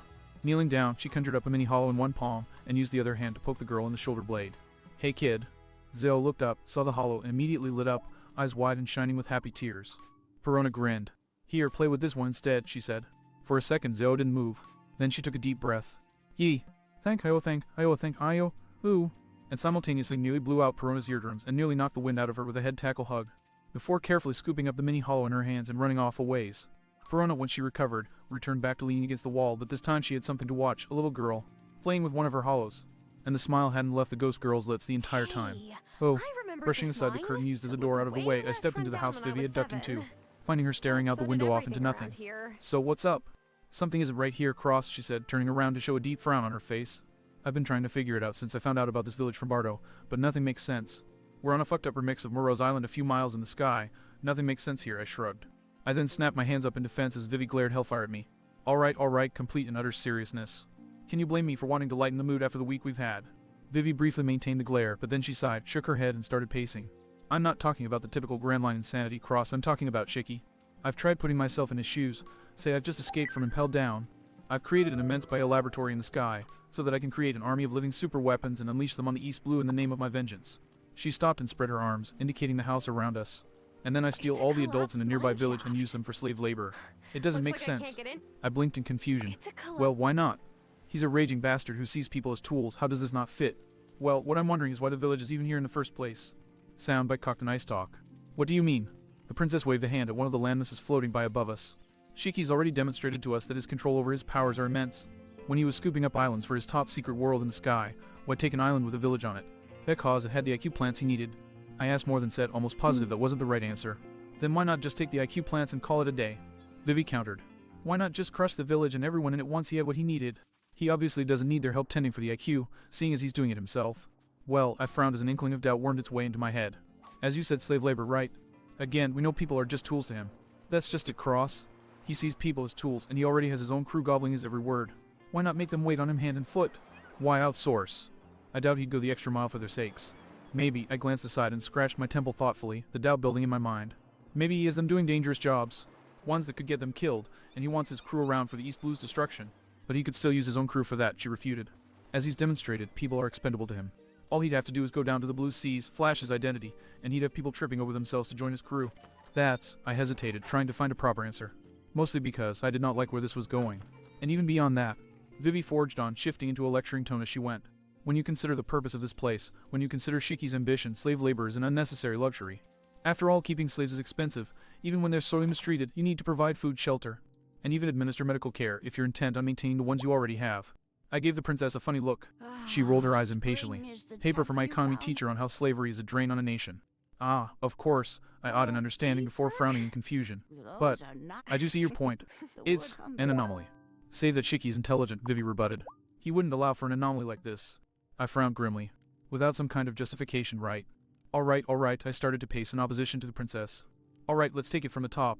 I'm Shiki, megalomaniac extraordinaire. I've taken a village and I'm using the adults as slave labor, why exactly? If you just wanted the slaves, it'd be easier to snatch them up from the sea, you know, Vivi pointed out. Seeing as you've already shown how easy it is to do that. But instead I go to the trouble of taking an entire village, both those I want to enslave and those I leave behind. Why leave them behind? I splayed my hands in confusion. Once I have the slaves, why not kill the rest? Hostages, maybe. Vivi glanced back and pointed a finger pistol at my head. Do what I say or I'll kill everyone you love. I considered that, slowly raising a finger pistol of my own. Or maybe the reverse. Do what I say or I'll kill mommy and daddy. Vivi frowned as she lowered her hand. So the slaves are hostage in order to control the village. He is monitoring the village intently, I reasoned. More so than his own base if what Nami told us is accurate. Vivi hummed thoughtfully and started pacing again. So it loops right back around to the start. Somehow the village is important to him. Important enough to keep it around. Important enough to make sure it's kept in the same state, unaltered, I specified as I joined her, gnawing on my thumb's armor. If he just wanted the people, he could have easily stuck them in a camp or compound he could watch, but he didn't. He doesn't want anyone leaving, he wants the whole of the village, all of the people, to stay here. But why keep a community functioning in the midst of the army you're building? Vivi wondered, shaking her head. I started to nod in agreement before pausing as something niggled in my head. Wait, that's not right. Vivi looked at me with confusion etched on her face. Huh? You said it yourself, I pressed, swiftly building up a head of steam as my mind started to churn. These things aren't an army, that's the pirates he's recruiting. These things are weapons, super weapons. What difference does it make? Makes a difference to me, I muttered, tapping my temple. Something about those words. Super weapon and community. No, something else, society. Populace. Neighbor town. Yes, that's it. Super weapons and... I choked myself off in horror as realization hit me like a sledgehammer. Towns? Oh damn it. What is it? Vivi pressed. Be back in my world. I rubbed my neck, sweat streaming down my neck as my mind dredged up the relevant memories. My people developed super weapons of our own, weapons of mass destruction, bombs powerful enough to wipe out everything for miles around them. Like what Shiki's doing here, the princess nodded slowly in agreement. But why? We didn't deploy them straight away, we tested them first, proved their might. I rubbed my hand over my mouth, my horror with the situation rapidly mounting.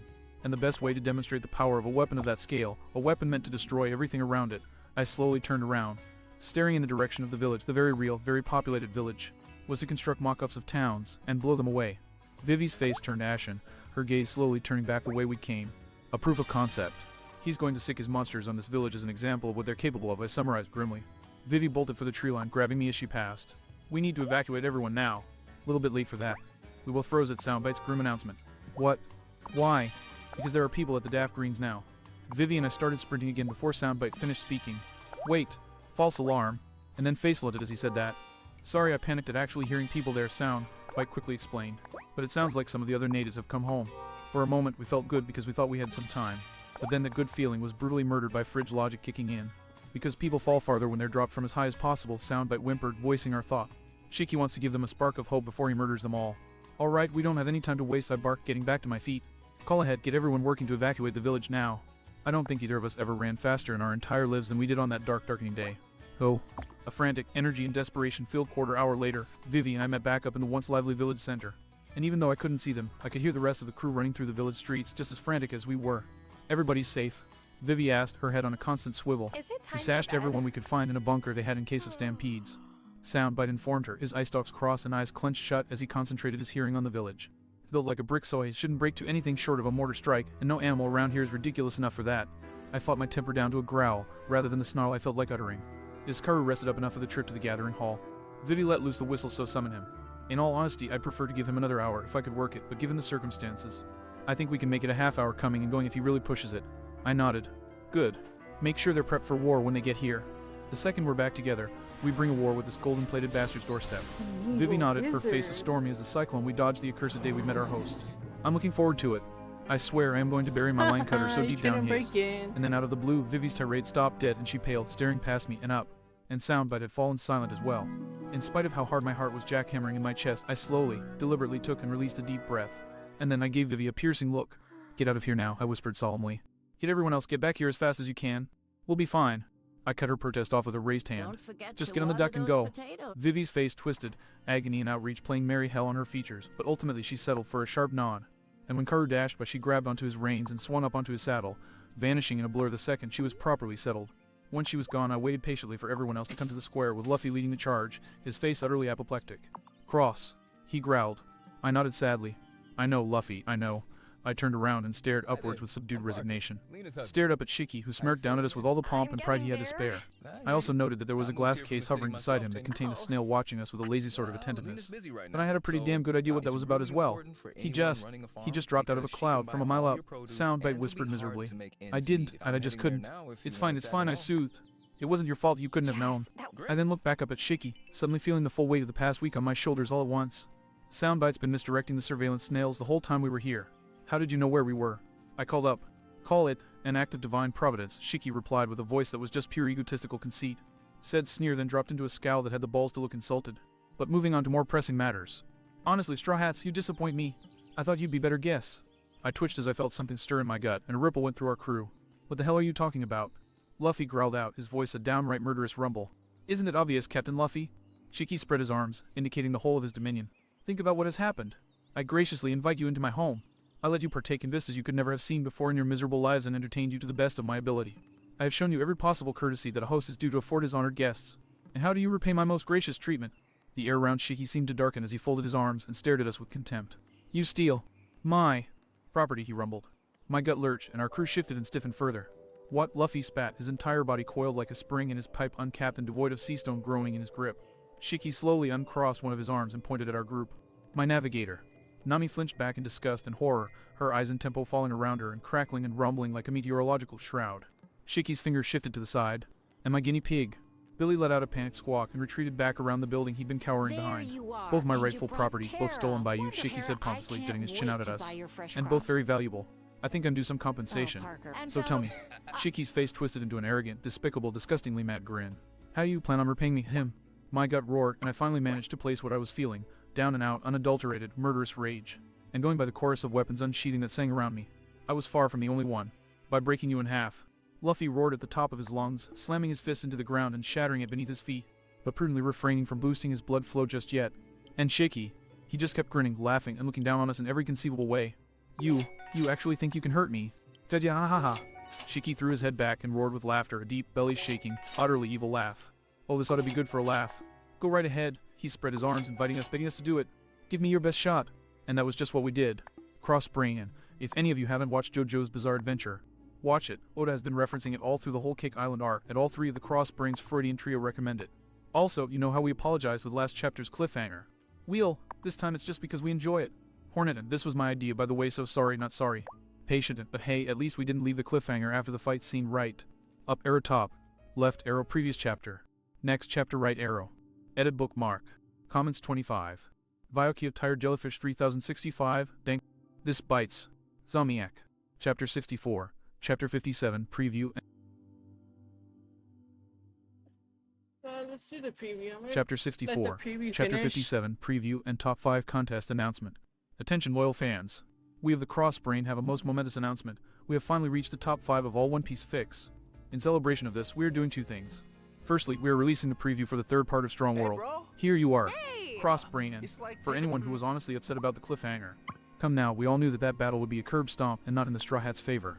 This is just the logical conclusion. Gum Gum Home Run. Typhoon Lash. Watch your head. Jahaha. Is that the best you? Lightning Bolt Tempo. Key Rack. Rah. Ergakolrite, credit where it was due. That stung a bit. And more than that, it pissed me off. So congratulations, Straw Hats. You've made me decide to do the one thing I haven't had to do in 20 years. Shut the hell up, you shitty golden bastard. Skywalk. Mountain. Gah. What the let me go, you piece of. Crunch. Death Egg. I am going to give you the courtesy of actually putting some effort into crushing you all down into the size of a pebble. Honestly now, you should all feel honored. A rumble, a heave, the earth itself crying out in tortured rage and agony. The last time I used this technique, it was to take care of a particularly stubborn member of Linland's brood. Lion's Threat, Earthbind. Would the oh fuck me everyone move now? No. None. No. Guys. Guys. Get out of there. It's too thick. I can't break out. Oh no. Shikie. Get back here. How about? Not on your life, brat. Now do the world a favor, and let the earth swallow you in your dreams without even a trace. Jihahaha. Jihahaha. No. This can't. Face reality, Miss Navigator. It has and it is. Now, I suggest you think real hard about my proposal. Oh, I'm trying to...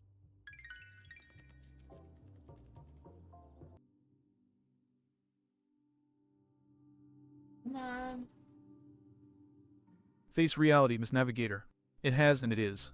Now, I suggest you think real hard about my proposal, and about what you really want right now. You think hard. Whatever I want. Apart from that little stunt you pulled back in my palace. Yes. Alright. You leave the East Blue alone, and let my friends go. That's 2 wishes, Miss Navigator. Yeah, well, I'm a greedy bitch. And if my skills weren't worth that much, I wouldn't still be standing here. So now you choose. Take it. Or leave it. You drive a hard bargain. But your skills are not impressive enough to make me abandon 20 years of preparation. I will give you my word that I will not attack your home island, and I will even be generous and extend that promise to the rest of your former crew. But the rest of the East Blue. It burned my dreams 20 years ago, and now it burns in turn. Not even you can stop that. A grind of teeth, pure frustration and rage. Fine. Fine. You have a deal. Now let's go and you'll let my crew go, right? Heh. Exactly right. Boo, I would not have my newest crewmate thinking me without mercy. Or at least completely without mercy. Here. I trust you know what to do with this. Yeah, I do. Alright, just give me a second. Cly. Slap. Egg up cross. Gah. I sat up in response to that rude awakening, rubbing my stinging cheeks. Ugh, Vivi, I'm not Usopp, and I'm not dying of hypothermia, what the heel arg. My grumpy demand trailed off into a groan as the rest of me started to straight up throb. Boy, don't remind me of that, especially not now. A nasally voice Usopp's, I think. Though the ringing and Doppler effect in my ears made it hard to tell grumble from nearby. Under normal circumstances, I'd be interested in hearing that story, but right now we have bigger questions to handle. Came a cooler female voice from beside me. I blinked and looked towards the voice, the blur that was its source slowly coming into focus. Robin.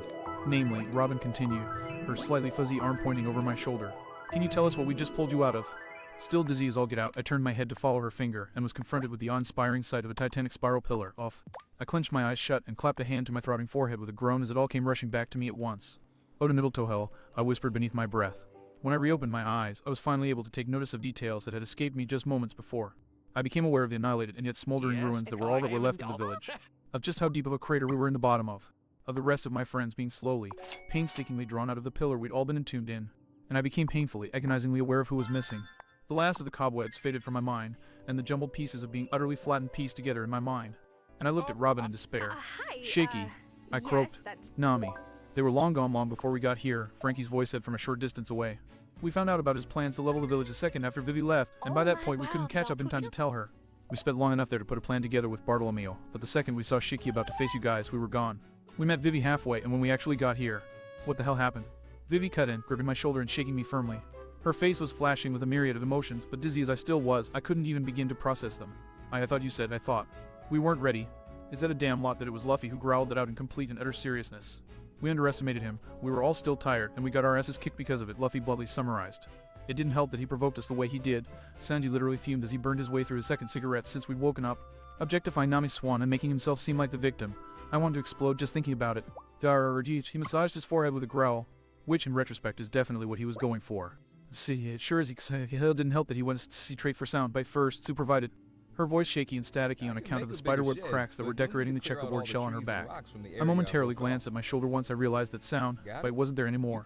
But I then relaxed as I realized that if our non-human crewmates were still talking, it meant he wasn't in critical condition. I'll patch him up as soon as my body lets me. Chopper's side from nearby, no doubt having noticed my confirm. I knew I was pushing myself too hard, and if I try anything else now, I don't know if my body will be able to keep up as long as I need it to. If Soundbite isn't in any danger, then that's fine, Luffy said, his hat shadowing his eyes as he surveyed the mountain, the ruins, and the state of his crew. But Shiki is going to pay for this. Guards. Sir. The 5 Dugong saluted immediately. Take Mary and go ahead of us to the Sunny. As soon as we're ready to fight, we're going to coup to burst straight up to Shiki's palace. Make sure he's ready. Aziz, Yi. 4 of them reported, boss already moving to grab Mary. Actually. The elder Dugong paused when Donnie spoke up, his expression clearly hesitant. Donnie slowly withdrew a seashell from behind his back, a gold and somewhat ornate one. I was look cursed, and around once I got out and found I think it's a tone dial, but I don't remember us have ing one like this. Do you guys think? The discomfort on his face slowly transmitted to the rest of us, and we all stared at the shell with dread. Should we listen to it? Candace asked uncertainly. It could just be another attempt by Shiki to make us go out of our minds again, Vivi reasoned, slipping out one of her cutters. Maybe we should. Here, give it to me, Robin prompted, materializing an arm in front of Donnie and gesturing invitingly. I'll listen to it myself, and if it's not worth our time, I'll crush it immediately. Donnie glanced at Luffy, but once our captain nodded, he handed off the dial to her and she swiftly conveyed it out of earshot. Robin closed her eyes in concentration, and a second later, they snapped open as she became deathly pale. It's not Shiki. Are you? It's not Shiki, she repeated. Pure desperation etched on her face as she caught the dial she tossed back at herself and played it for us all to hear. Please forgive me for not being able to say farewell to you all directly. And our hearts all practically stopped as we heard Nama's voice came from the shell, sounding more defeated and downtrodden than I'd ever heard her before. And that stop turned into outright freezing for me as she continued to speak, her every word just making everything so very, very much worse. Tilda, oh Tilda. With a grimace, eyes closed, Nami allowed the tone dial to fall from her grasp and settle on the altered earth below. Very good, Shiki sneered. Now let us be going. The ceremony will begin soon. Nami so wanted to pin the bastard to the nearest intact wall, be it with her glare or her eyes and tempo, or even a physical bolt of lightning. But at the moment, she just didn't have that option. As such, she settled for dredging up her memories of Arlong and giving the lion bastard the least obviously stiff nod she could manage. Fine, let's go. And so Nami started to march off in the direction the Shiki indicated. Wait. And then froze as a very familiar voice spoke up, and both she and Shiki both turned their heads to face the source, a grim and gaunt goth, with her head bowed low and her expression shadowed by the, shadow of her umbrella. Perona. Nami gasped even as Shiki tilted his head curiously. So, you managed to survive the onslaught, the float human questioned. What are you looking for, round 2 or something? Fair warning, he started orbiting a trio of stones above his palm. I won't be quite so merciful with you as I was with my navigator's old crew. Nani was about to either protest the threat or ask Perona what the hell she was thinking. And then, that unasked question was answered in the absolute last possible way she expected. Will you allow me to join your crew? The navigator's brain stalled as the incongruent words hit her ears. What? She whispered numbly. Shiki, meanwhile, was nowhere near as phased. Join me. He huffed out a cloud of smoke contemplatively. I will admit that your abilities are intriguing. But honestly now, do you really expect me to believe that you two would so easily betray your crewmates? After you helped your friend lose her way earlier at that. And no. Nami hastily protested, shaking her head at her captain in denial before running to Perona's side, reaching out to her in desperation. Perona, please, you don't have to. Slap. Nama's words died in her throat. The cold and almost impersonal look that the goth faced her was stunning her silent even more efficiently than the forceful strike that had knocked her hand away. Have to. Perona repeated, her face and tone as expressionless as a statue. First I do. I told you, remember. I am not, have never been, and never will be a part of your crew. The only reason I got on your ship was to find somewhere new I could live in luxury, and what do you know, I found it. Hell, I found my way onto the only hunk of rock that's not going to be burning in a week.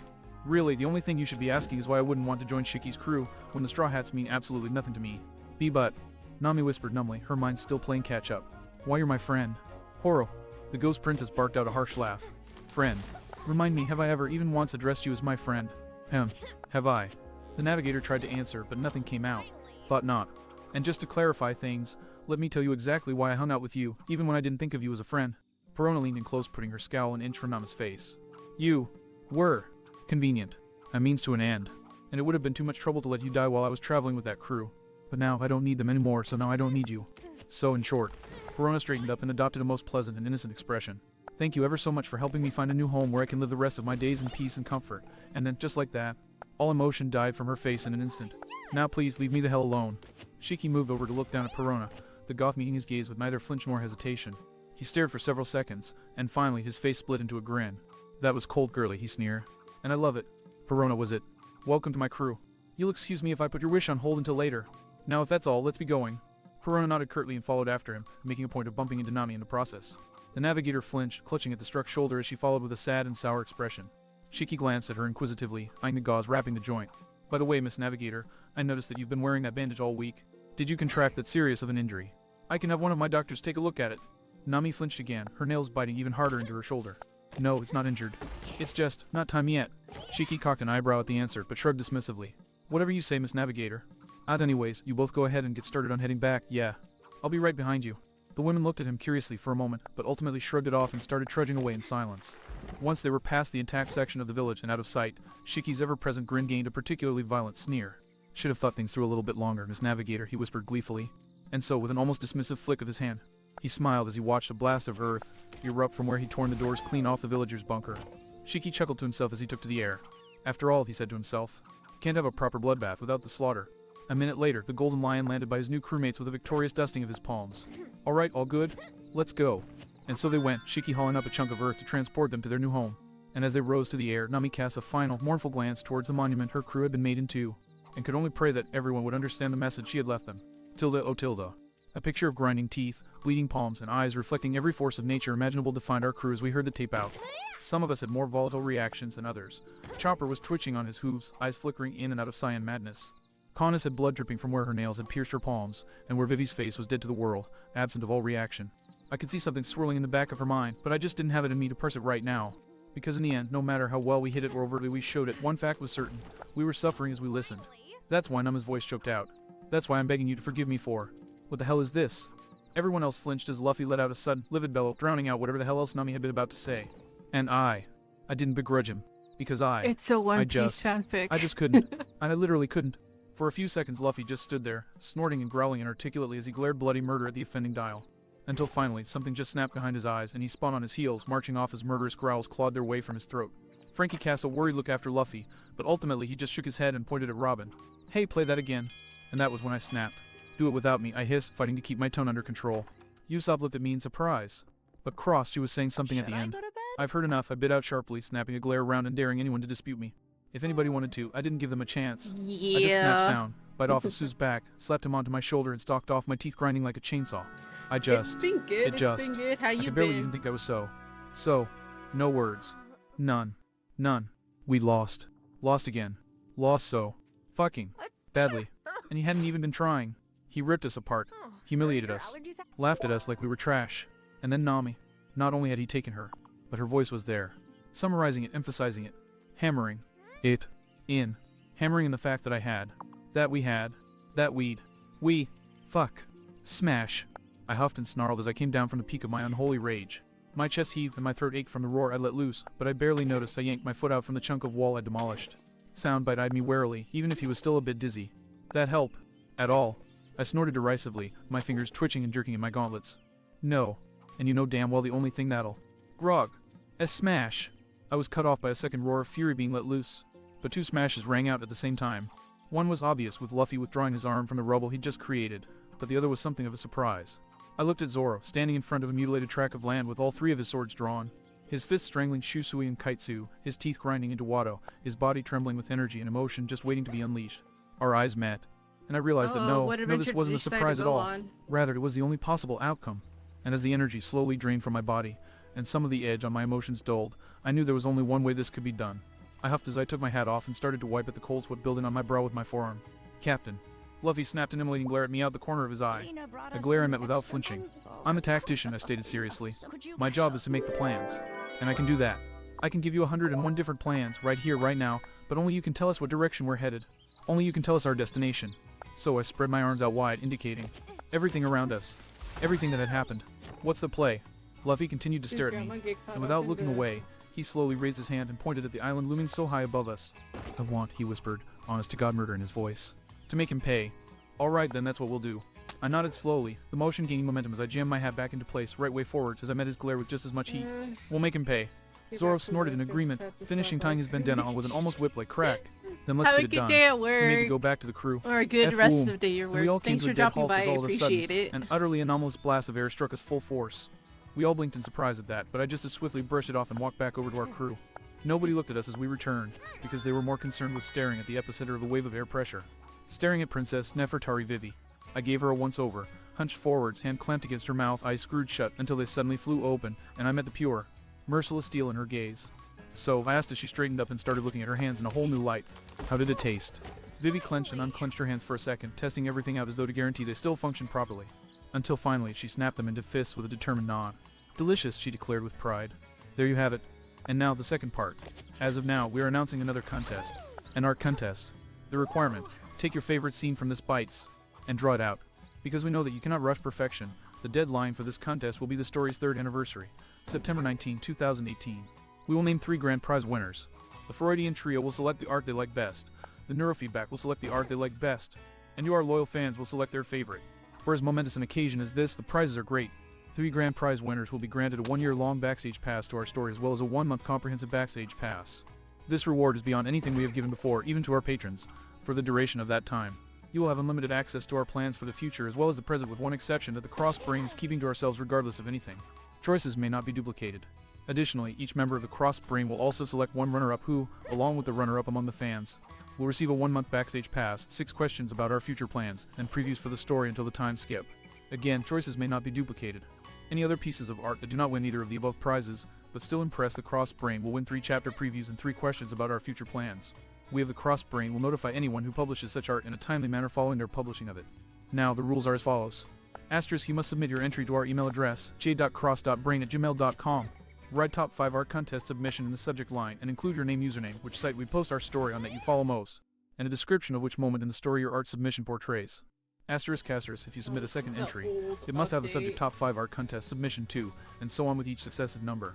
Asterisk, you may commission the art from someone else as long as you give full credit to them, and, if they desire, share the prize with them. Asterisk, you may not cut and paste images from other pieces of one-piece art. Tracing is acceptable. Asterisk, you may submit as many entries as you wish, but you may not stack a runner-up prize upon a grand prize, nor may you win any of the 3 prizes more than once. Art commissioned by the same artist that drew another piece of art submitted by another contestant is acceptable. Asterisk, no NSFW entries. We can't stop you from commissioning such artwork, but we will not allow it as a contest entry. Asterisk, sketches are permitted but discouraged. Keep in mind that they will be considered alongside the best a person can make in the next 6.5 months. Up arrow top. Left arrow previous chapter. Next chapter right arrow. This Bites. Zomiak. Chapter 65. Chapter 57. Strong World Pete. 3. East Blue Rises. A toast raised to the new generation. Cross Brain. For anyone who was honestly upset about the cliffhanger. Come now, we all knew that that battle would be a curb stomp and not in the Straw Hat's favor. This is just the logical conclusion. Come home run. Typhoon Lash. Watch your head. Jahaha. Is that the best you? Lightning Bolt Tempo. Key Rack. Gra. Ergocall right, credit where it's due. That's done a bit. And more than that, it's pissed me off. So congratulations, Straw Hats. You've made me decide to do the one thing I haven't had to do in 20 years. Shut the hell up, you shitty golden bastard. Skywalk. Mountain. Gah. What the? Let me go, you piece of. Crunch. Gah. Egg. I am going to give you the courtesy of actually putting some effort into crushing you all down into the size of a pebble. Oh, Honestly, you all should feel honored. A rumble, a heave. heave, the earth itself crying out in tortured rage and agony. The last time I used this technique, it was to take care of a particularly stubborn member of Lumen's brood. Lion's threat. Earth bind. What the oh fuck me, everyone move now. No. No. Guys. Get out of there. It's too thick. I can't break out. Oh no. What's Chicky, this? get back here. How about not on your life, brat? Now do the world a favor and let the earth swallow you in your dreams without even a trace. Jihahaha. Jihahaha. No. This can't. Face reality, Miss Navigator. It has and it is. Now, I suggest you think real hard about my proposal and about what you really want right now. You think hard. Whatever I want. Apart from that little stunt you pulled back in my palace. Yes. Alright. You leave the East Blue alone and let my friends go. That's 2 wishes, Miss Navigator. Yeah, well, I'm a greedy bitch. And if my skills weren't worth that much, I wouldn't still be standing here. So now you choose. Take it. Or leave it. You drive a hard bargain.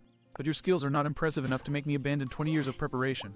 I will give you my word that I will not attack your home island, and I will even be generous and extend that promise to the rest of your former crew. But the rest of the East blew it burned my dreams 20 years ago, and now it burns in turn. Not even you can stop that. Grinding teeth, pure frustration and rage. Fine. Fine. You have a deal. Now let's go and you'll let my crew go right. Heh. Exactly right. Boo, I would not have my newest crewmate think me without mercy. Or at least completely without mercy. Here. I trust you know what to do with this. Yeah. Yeah, I do. Alright, just give me a second. Fly. Slap. Ache up cross. Gah. I shot upright, rubbing my stinging cheeks. Ugh, Vivi, I'm not Usopp, and I'm not dying of hypothermia. What the he arg? My grumpy demand trailed off into a pained groan as the rest of me lodged their complaints all at once. Oi, don't remind me of that. Especially not now. A nasally voice Usopp's, I think. Though the ringing and Doppler effect in my ears made that hard to tell grumbled from nearby. Under normal circumstances, I'd want to hear that story, but right now we have bigger questions to handle. Came a cooler female voice from beside me. I blinked and looked towards the voice, the blur that was its source slowly coming into focus. Robin. The same Robin answer, her slightly fuzzy arm pointing over my shoulder. Can you tell us what we just pulled you out of? Still dizzy as all get out, I turned my head to follow her finger, and was confronted with the awe-inspiring sight of a titanic spiral pillar. I clenched my eyes shut and clapped a hand to my throbbing forehead as it all came rushing back to me at once. Oda Nibbletohel, I hissed under my breath. When I reopened my eyes, I was finally able to see the details that had escaped me just moments before. I could see the annihilated and still smoldering ruins that were all that was left of the village. Of how deep of a crater we were in the bottom of. Of the rest of my friends being slowly, painstakingly drawn out of the pillar we'd all been entombed in. And I became painfully, agonizingly aware of who was missing. The last of the cobwebs faded from my mind. The last pieces of the utter clown-stomping we'd been handed slotted into places. And I looked at Robin in despair. Chicky. I croaked. Nami. They were long gone long before we got here, Frankie's voice said from a short distance away. We found out about his plans to level the village a second after Vivi left, and by then we couldn't catch up in time to tell her. We took the time to put a plan together with Bartolomeo, but the second we saw Shiki about to face you guys, we were gone. We met Vivi halfway, and when we actually got here, what the hell happened? Vivi cut in, gripping my shoulder and shaking me. Her expression cycled through emotion after emotion, and dizzy as I still was, I had no chance to process them. I thought you said I thought. We weren't ready. It said a damn lot that it was Luffy who growled out what we were all thinking. We underestimated him, we were all still tired, and we got our asses kicked because of it, Luffy bluntly summarized. It didn't help that he provoked us the way he did. Sanji literally fumed as he burned his way through his second cigarette since we'd woken up. Objectifying Nami Swan and making himself out to be the victim. I wanted to explode just thinking about it. Deach. Growling, he massaged his forehead. Which, in retrospect, is exactly what he was going for. See, it sure as he didn't help that he went to see trade for Soundbite first, to provide it, her voice shaky and staticky. Soundbite was on her back, spiderweb cracks decorating his shell. I did a bit of a double take at seeing Soundbite somewhere other than on my shoulder. The fact that our non-human crew members were talking told me it wasn't serious and kept me calm. I'll patch him up as soon as my body lets me chop her side from nearby, no doubt having noticed all the looking about I'd done. I knew I was pushing myself too hard, and if I try anything else now, I don't know if my body will be able to keep up as long as I need it to. If Soundbite isn't in any danger, then that's fine, Luffy said, his hat shadowing his eyes as he surveyed the mountain, the ruins, and the state of his crew. But Shiki is going to pay for this. Guards. Sir. The 5 Dugong saluted immediately. Take Mary and go ahead of us to the Sunny. As soon as we're ready to fight, we're going to coup to burst straight up to Shiki's palace. Make sure he's ready. Aizizit. Yee. 4 of them barked, boss already moving to grab Mary. The elder Dugong paused though when Donnie spoke up, his expression clearly hesitant. Actually, Donnie slowly withdrew a seashell from behind his back, a gold and somewhat ornate one. I was look cursed, and around once I got out and found THZ. I think it's a tone dial, but I don't remember us having one like this. Do you guys think? The discomfort on his face slowly transmitted to the rest of us, and we all stared at the shell with something approaching existential dread. Should we listen to it? Kanis asked uncertainly.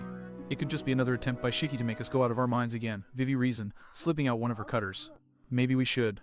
Here, give it to me, Robin prompted, materializing an arm in front of Donnie and gesturing invitingly. I'll listen to it myself, and if it's not worth our time, I'll crush it immediately. Donnie glanced at Luffy. Our captain nodded, and the Dugong handed off the dial to her, new arm swiftly carrying it out of earshot. Robin closed her eyes in concentration, and a second later, they snapped open, framed by a suddenly deathly pale face. It's not Shiki. Are you? It's not Shiki, she repeated, purely desperate. I don't even know what emotion that was etched on her face. The dial soared back out of the bushes, and she caught it and played it in one smooth motion. Please forgive me for not being able to say farewell to you all directly. Our hearts all practically stopped at Nami's voice coming from the shell, sounding more defeated and downtrodden than I'd ever heard her before. And that stop went outright frozen for me as she continued to speak, her every word just making everything so very, very much worse. Tilda, oh Tilda. With a grimace, eyes closed, Nami allowed the tone dial to fall from her grasp and settle on the altered earth below. Very good, Shiki sneered. Now let us be going. The ceremony will begin soon. Nami so wanted to pin the bastard to the nearest intact wall, be it with her glare or her eyes in tempo, or even a physical bolt of lightning. But at the moment, that wasn't an option. As such, she settled for dredging up her memories of Arlong and giving the lion bastard the least obviously stiff nod she could manage. Fine, let's go. And so Nami started to march off in the direction the Shiki indicated. Wait, and then froze as a very familiar voice spoke up, and both she and Shiki both turned their heads to face the source.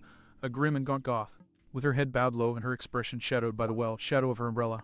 Perona. Nami gasped even as Shiki tilted his head curiously. So you managed to survive the onslaught, huh? The float human questioned. What are you looking for, round 2 or something? Fair warning. 3 stones lifted off the ground to orbit above his palm. I won't be quite so merciful with you as I was with my navigator's old crew. Nami was about to either protest the threat or ask Perona what the hell she was thinking, but before she could do either, will you allow me to join your crew? The navigator's brain stalled as the incongruent words hit her ears. What? She whispered numbly. Shiki, meanwhile, took the question much better. Join me. He leaned back in thought, a cloud of smoke spilling out his mouth. Well, your abilities are genuinely intriguing. But do you really expect me to believe that you two would so easily betray your crewmates? After you helped your friend lose her way earlier at that. And no. Nami hastily protested, shaking her head at her captain before running to Perona's side, reaching out to her in desperation. Perona, please, you don't have to. Slap! Nami's words died in her throat. The cold and almost impersonal look that the goth had showed her doing an even better job than the forceful strike that had knocked her hand away. Have to. Perona repeated, her face and tone as expressionless as a statue. Yes, I do. I told you, remember. I am not, have never been, and never will be a part of your crew. The only reason I got on your ship was to find somewhere new I could live in luxury, and what do you know, I found it. Hell, I found my way onto the only hunk of rock that's not going to be burning in a week. Really, the only thing you should be asking is why I wouldn't want to join Shiki's crew when the straw hats mean absolutely nothing to me. But, Nami whispered numbly, her mind still playing catch-up. Why, you're my friend. Horo. The ghost princess barked out a harsh laugh. Friend. Remind me, have I ever, even once, addressed you as my friend? Have I? The navigator tried to answer, but nothing came out. Thought not. And just to clarify things, let me tell you exactly why I hung out with you, even when I didn't think of you as a friend. Perona leaned in close, putting her scowl an inch from Nami's face. You were convenient. A means to an end. And it would have been too much trouble to let you die while I was traveling with that crew. But now, I don't need them anymore, so now I don't need you. So in short, Perona straightened up and adopted a most pleasant and innocent expression. Thank you ever so much for helping me find a new home where I can live the rest of my days in peace and comfort. And then, just like that, all emotion fled. Now, please, leave me the hell alone. Through it all, Shiki didn't move, not even when Perona looked him dead in the eye. He stared for several seconds, neither wavering until finally, his face split into a grin. That was cold, girlie, he remarked. And I love it. Perona, was it? Welcome to my crew. You'll excuse me if I put your wish on hold until later. Now if that's all, let's be going. Perona nodded curtly and followed after him, making a point of bumping into Nami in the process. The navigator flinched and clutched at the struck shoulder as if it had been hit much harder as she followed with a sad, sour expression on her face. The action drew an inquisitive glance from Shiki, one that fell on the gauze wrapping the joint. By the way, Ms. Navigator, I noticed that you've been wearing that bandage all week. Did you contract that serious of an injury? I can have one of my doctors take a look at it. Nami flinched again, her nails biting even harder into her shoulder. No, it's not injured. It's just, not time yet. Shiki cocked an eyebrow at the answer, but shrugged dismissively. Whatever you say, Miss Navigator. Anyways, you both go ahead, yeah. I'll be right behind you. From their expressions, both women wanted to know why Shiki wanted to stay behind, but neither wanted to test their new captain's patience, and so trudged away. Once they were past the intact section of the village and out of sight, Shiki's ever-present grin gained a particularly violent edge. Should have thought things through a little bit longer, Miss Navigator, he whispered gleefully. And so, with an almost dismissive flick of his hand, a veritable blast of earth erupted in front of the door to the bunker, which he'd torn open earlier. Chuckling to himself, Shiki took to the air. After all, he said, can't have a proper bloodbath without the slaughter. A minute later, the Golden Lion landed next to his new crewmates. Alright, all good? Let's go. So they went, Shiki hauling up a chunk of earth to transport them to their new home. And as they rose to the air, Nami cast a final, mournful glance towards the monument her crew had been made into, and could only pray that everyone would understand the message she had left them.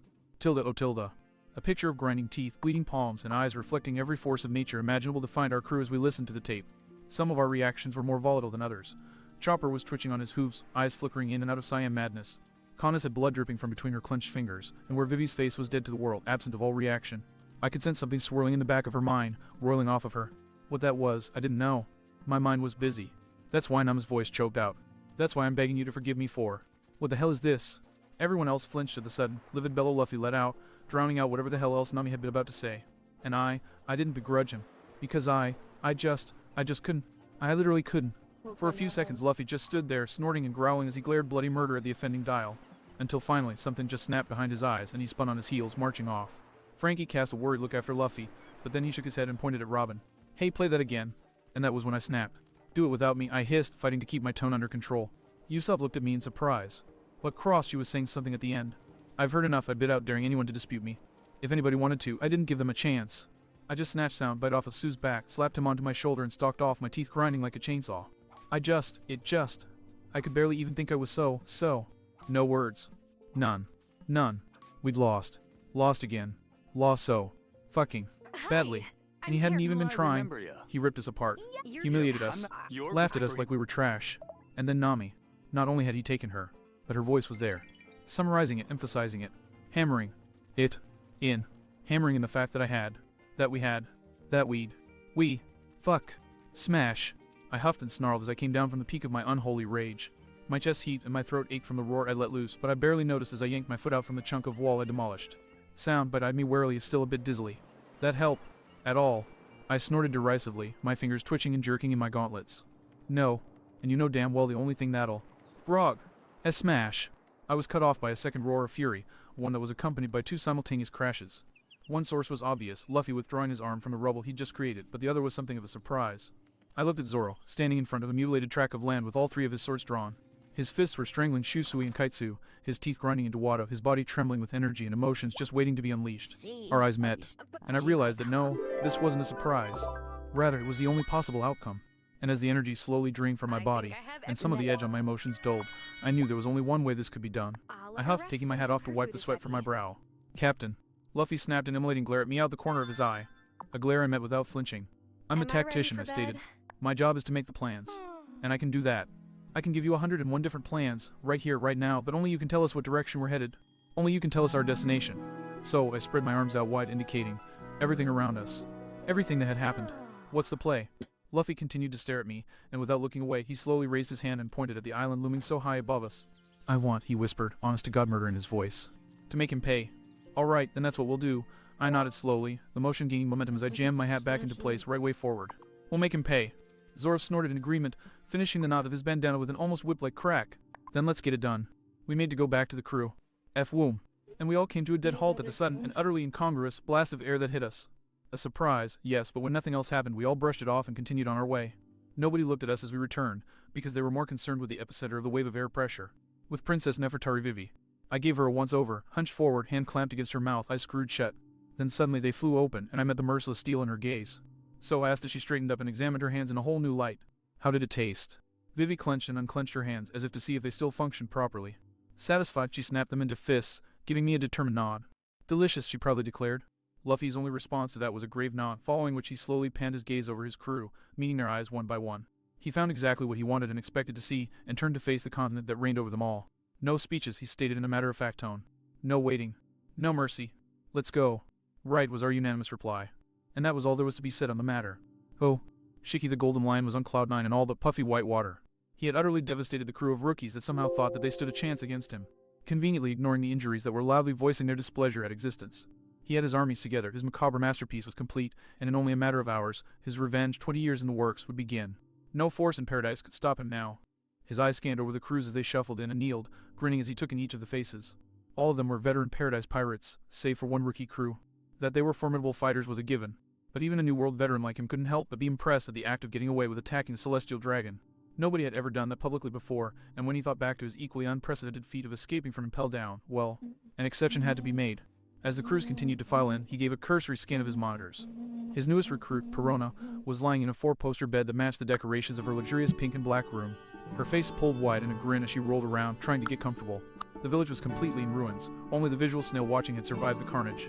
The beasts were as savage as ever, and the ceremonial hall was filling up. Perfect. Chiki observed as the last of the crews, the Bardo Club pirates, passed him with respectful nods that the captain somehow managed to make look crass.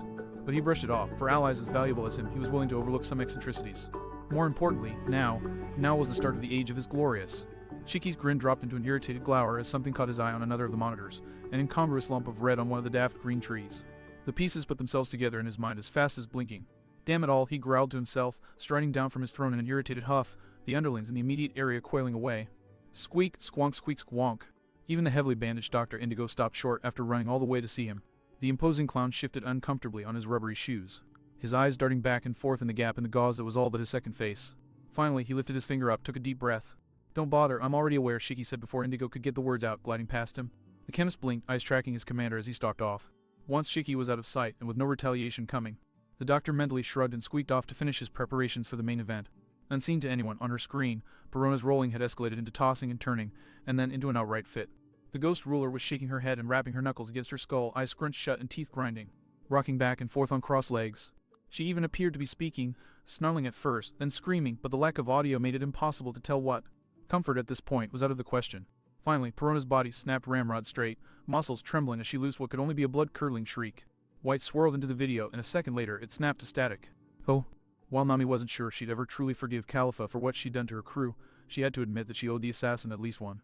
If it weren't for the so-based change in demeanor the assassin had inadvertently inflicted, it would be close to impossible for her to use her iron clouds to strap bundles of dynamite to the odious daft green trees surrounding the palace without slowing her waver.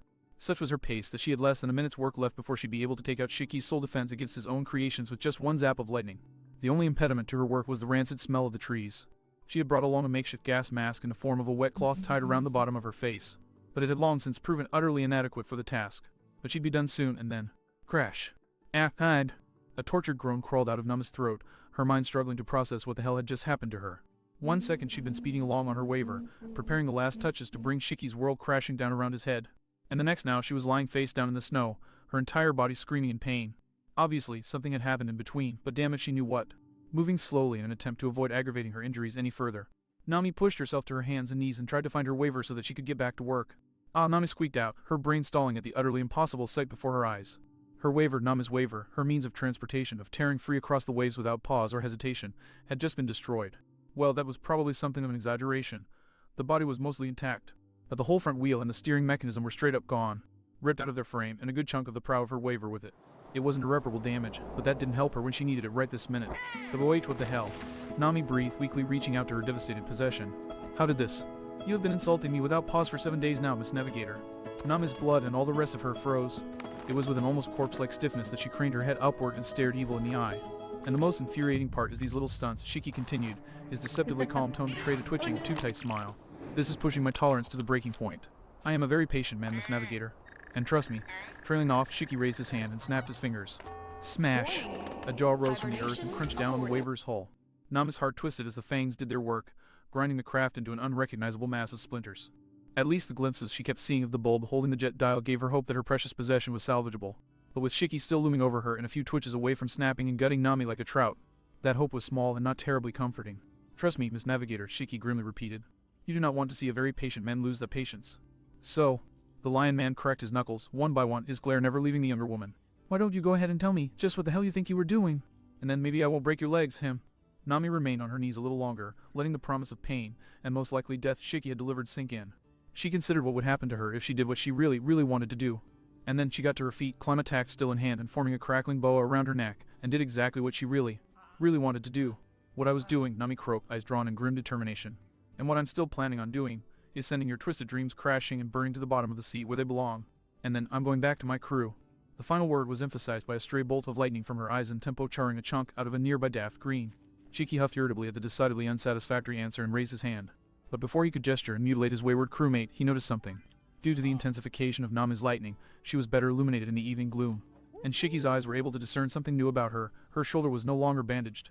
And even with anger clouding his vision, Shiki found himself curious about the newly exposed flesh. Or rather, what that flesh bore. Shiki vaguely knew of the tattoo on her shoulder. It was prominently displayed on her wanted poster, and he thought he may have caught her mentioning the motivation behind it on the SBS once or twice. But now the one simple pin, wheel, and tangerine combination had been dramatically changed. While the original tattoo was still in place, the ink that formed one of the larger arms of the pin will now course down her arm, covering a mess of deep scars that he only saw so quickly thanks to his experience on the seas. And the picture that the ink formed was one of a writhing, swirling storm. Tongues of lightning, wind, and clouds swirled among a multitude of dark blue to gray-black spiral maelstroms, tinged in outline in electric yellow, coursing all the way down to her elbow. The golden line slowly turned his gaze back to her eyes. Eyes filled with something he dreaded recognizing. You seem to have fully embraced your epithet, whether which, he observed. A flicker of eyes followed his stare, and then it was back to glaring at him. My new tattoo, you mean? Yes, he drew out. I can understand covering up such nasty scarring as that with something more personal, I suppose, but I can't help but feel this goes beyond that. Or am I wrong? Nami's head bowed slightly, her bangs casting a shadow over her eyes. My mother. She was a Marine. Wonderful, kind, loving, and the strongest, bravest woman I've ever known. And I owe everything of who I am to her. But recently, I decided I'm going to take a little bit more like the greedy pirate I am. Nami's eyes snapped up, and Shiki could no longer downplay or deny the unmitigated fury crackling in her gaze. I'm not just satisfied with her will to live anymore, she breathed. I'm taking up her will to fight. This tattoo represents my decision. From here on out, I am going to live the way she lived, and die the way she died. Never back down, and never surrender. The weather witch lashed her climb attacked out, and a barrage of lightning charred a line of blackened earth between herself and the golden lion. Not when everything you hold dear is on the line, she whispered, as much to herself as her enemy. And especially not to someone like you. For a solid minute, Shiki blankly stared at Nami before his face hardened into a mask of fury, his teeth bared in a snarl. I severely underestimated you, he growled. I crush the rest of your crew, I hold the lives of everyone dear to you in my hands, I overpower you in every conceivable way. And yet, you still fight. You never stopped fighting. It's clear that I've wasted my time trying to sway one with such a will. One such as you will never break, will never bow. Admirable, in a way. Truly strong female pirates are a rare thing nowadays. But still a pity, if only you were the slightest bit weaker. The golden lion's arm snapped skyward, and Nami could only watch in horror as a small mountain of dirt and rock ripped itself from the firmament and gathered into a hovering ball, grinding against itself until it was shaped into a single massive cone of stone, the point aimed directly at Nami. If only you'd broken like a good little girl, he rumbled, regret mixing with fury. You might have lived a little longer. Faced with her own impending doom, Nami's breath hitched, and for the briefest of moments, her mind reverted to her old mindset, a voice in the back of her skull screaming bloody murder at her to run, keep running and never stop. Never look back, preserve her life. And the moment Nami located where that voice was, she wrung its neck without a second thought. The Weather Witch bared her teeth and spread her stance, spinning her climatact into a blur at her side. Her eyes and tempo, all of it, began to glow. Never. Again, she swore, as much to herself as Shiki. Now, Fry, you son of a WIVOH. A sudden rush of something barreled through Nami's torso, comparable to what she assumed Luffy felt when someone punched him in the gut. Something you felt, but that didn't hurt. The force broke Nami's stance and concentration, loosening her grip on the climatact. It was a lapse of mere seconds. You're mine. But unfortunately, as the pirate looming over her showed, those few seconds were the difference between life and death. Imperial Lion Talon, Shiki declared, and a sound of rushing earth reached her ears. She brought up her arms and staff to guard, praying she'd survive to counterattack, but though she heard a massive impact, she felt no pain. Horror amazed me. Oh, and her own voice was drifting through the air, something that made her blink in shock. And that was before she saw what looked for all the world like a floating bed, sheet with concentric gray circles for eyes hovering right where Shiki's attack had ripped into the earth. Too slew, the bed, she'd think taunted before drifting away. What the you little bitch? Shiki roared, shooting into the air with an orbital belt of stone spikes. You think you can just run away from me? You go where I say you go. Get back here. And before Nami could fully shake off her shock, Shiki the golden lion was out of sight, gallivanting off after the entity that, despite looking nothing like her. The pieces clicked together and Nami sucked in a ragged gasp. Stole the attention on me, looked like a ghost. Perona. An all too physical force slammed into her from behind, knocking her down to the ground hard enough to stun. In those moments of stunned confusion, Nami found herself manhandled onto her back, staring up at a visage she barely recognized. Long, unstyled pink hair hung all around a face caked with running makeup. A ragged cloak draped around her as a makeshift defense against the daft green. Her eyes were wide, vessels peeking in at the corners, and her lips were spread to show teeth audibly grinding together. Perhaps most worryingly, the cloak and the flesh alike were rippling with half-formed hollow bodies, roiling and twisting over each other. He Perona. The navigator repeated, confusion warring with concern. Why? The hollow girl gasped in ironically hollow tone. When after a few seconds the non-sequitur failed to get a follow-up, Nami swallowed uncomfortably. WH, what are you? Suddenly and without warning, something snapped behind Perona's eyes, and Nami came to the sobering conclusion that she may have fucked up. Why? Perona outright shrieked at Ban, she levels of volume, raising her fist and trying to slam it down on Nami's head. Of course, coming from an unathletic teenager half Nami's size, it was comically easy to block, but the next blows compensated by volume. Why? She screeched over and over again, each word punctuated by another attack. Wah, Perona. Nami yelped, squirming uncomfortably under the feeble punches. What the hell are you? Why? Another ear-rending wail, only this time Perona raised her arms into the air, a roiling, screaming ball of mouth-formed ectoplasm materializing between her clawed fingers. The straw hat's eyes shot wide open in panic. And it was only years of cat thievery that granted Nami the dexterity she needed to squirm out from under her aggressor and slip away. And none too soon, as the hollow would ever literally splashed against where she'd been barely a second later. What the hell, Perona? Nami demanded, opening her mouth to lambast the ghost girl for the blatant attempt on her life. The tirade promptly died in her throat when Perona conjured 3 more of the hollow things. Why he? Nami dove for the nearest daft green, biting back a curse. The ectomanus' grasping, wailing embrace fell on bare ground, while meanwhile the sheer stench of the tree, combined with her terror and confusion, shaved away the last of Nami's patience. Why what? She demanded, her voice dripping with frustration. Why does it hurt so bad? Perona shrieked back, and with that admission, everything seemed to freeze. Slowly, fearful of another attack, Nami stepped out from behind her cover and beheld Perona standing still, eyes wide and staring at nothing, and a hand clutching her collar in a white-knuckle grip. Why does it hurt? Perona repeated, her voice raspy from her earlier shrieking. It was unclear if she was talking to or talking at Nami. Why do I feel so bad? Why does it feel like I just got stabbed, like I want to throw up, like I want to scream and scream and scream and never stop? Perona. Nami took a hesitant step towards the hollow girl, but Perona snapped her gaze up, locking the navigator in place. Only this time it wasn't fear of the rage in her eyes. This time, it was because she recognized the abject terror tearing at the ghost princess's soul. Oh, Perona, Nami breathed, sympathy flooding her voice. Why? And then, out of nowhere, Perona let out an agonized shriek and collapsed to her knees, clutching her head. Why did it hurt when I told you to go away? Why does it hurt whenever I think about how you looked at me? Why did it hurt when I realized that Shiki only found us because one of his snails saw my hollow playing with Zao?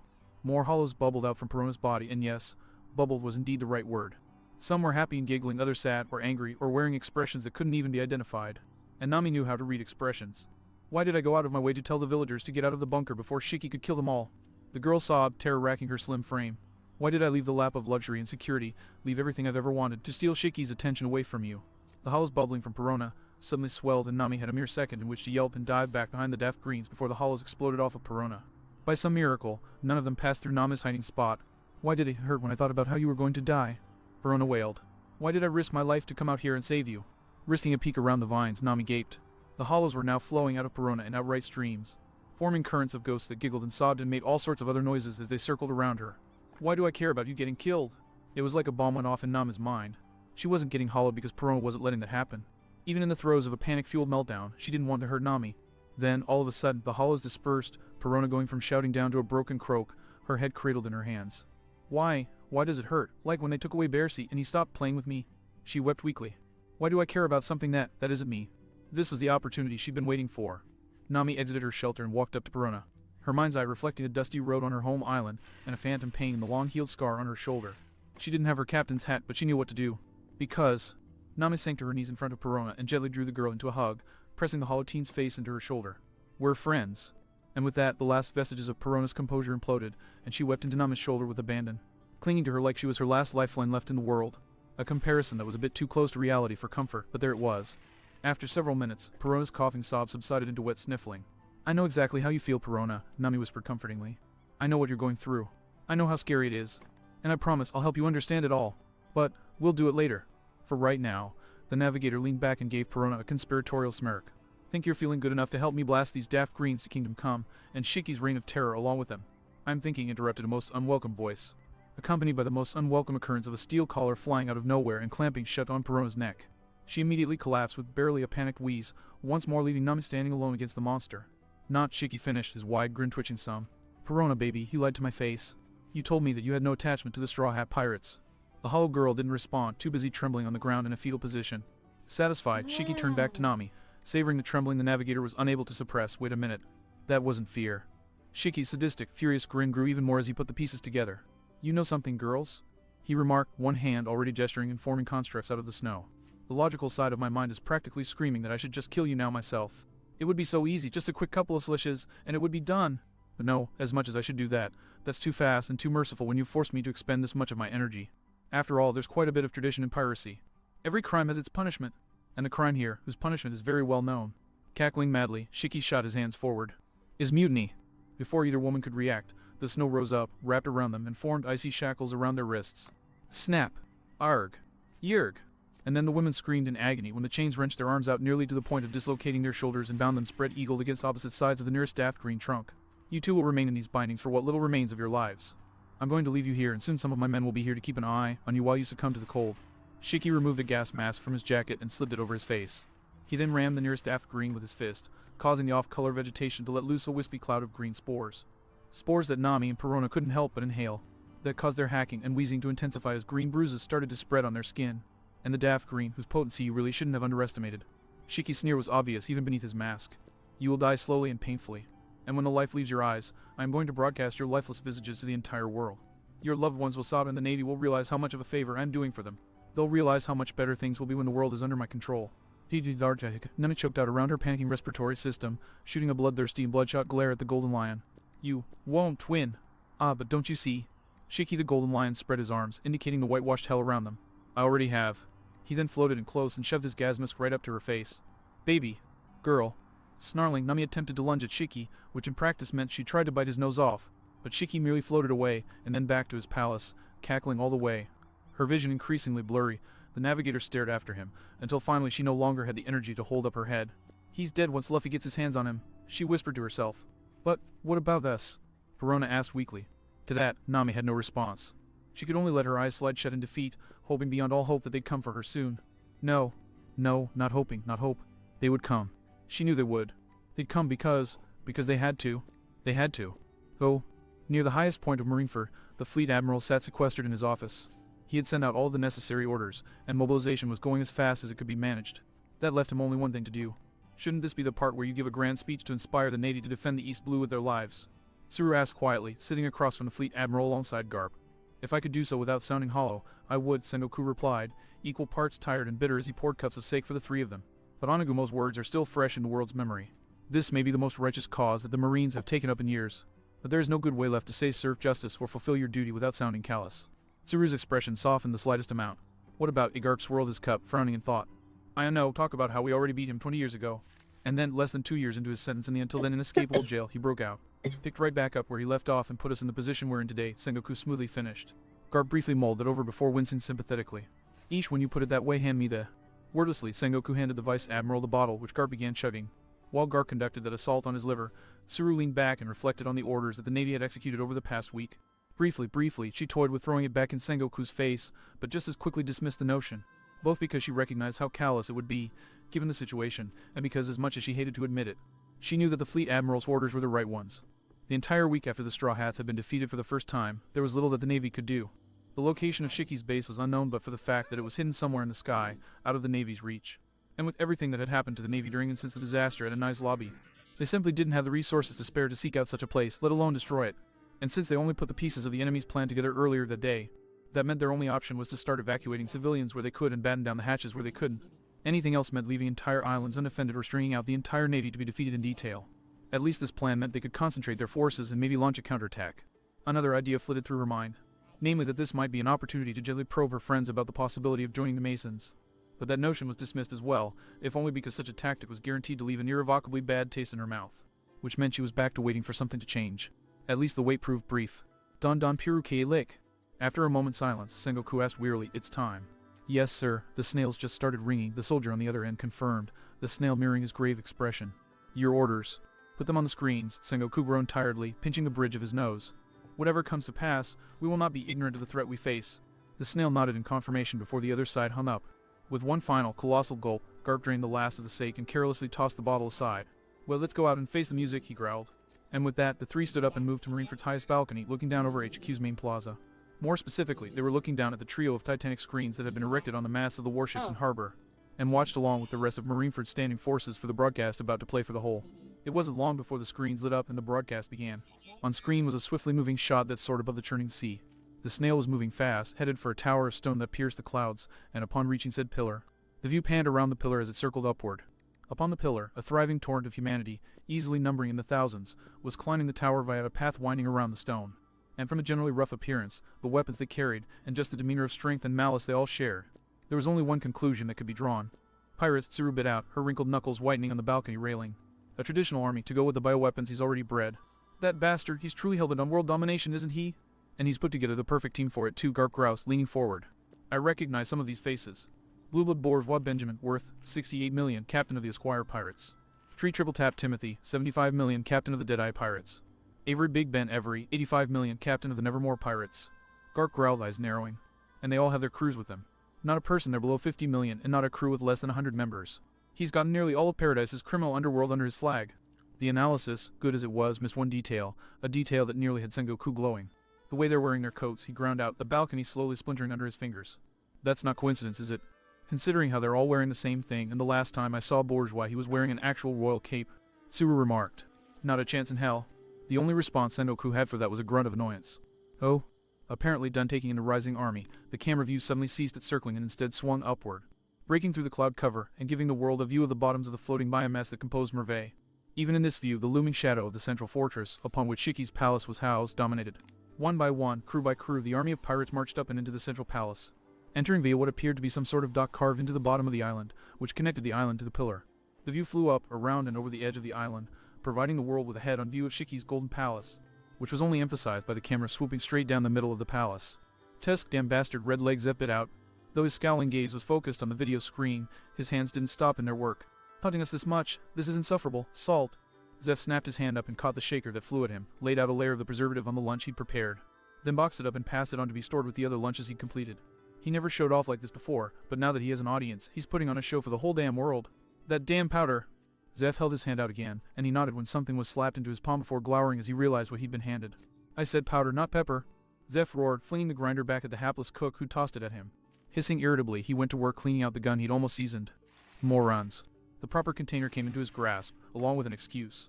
Sorry, Owner Zeph. We've never mixed cooking and fighting this much before.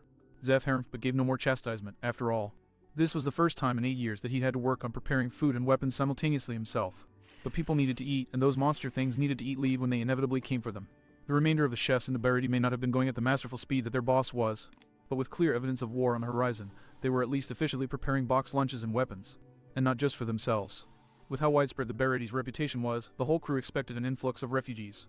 I swear, Zeph growled to himself as he continued his work. If anything, the golden bastard's taste has rotted over the past 20 years, and it was already garbage back then. Meanwhile, the snail's point of view had parked itself on a vantage point that gave the world a top-down view of the palace's front facade. After a minute to take it in, the view abruptly shifted, the screen suddenly displaying what could only be a grand throne room in the Wano style, bordered on all sides by paper walls. What the?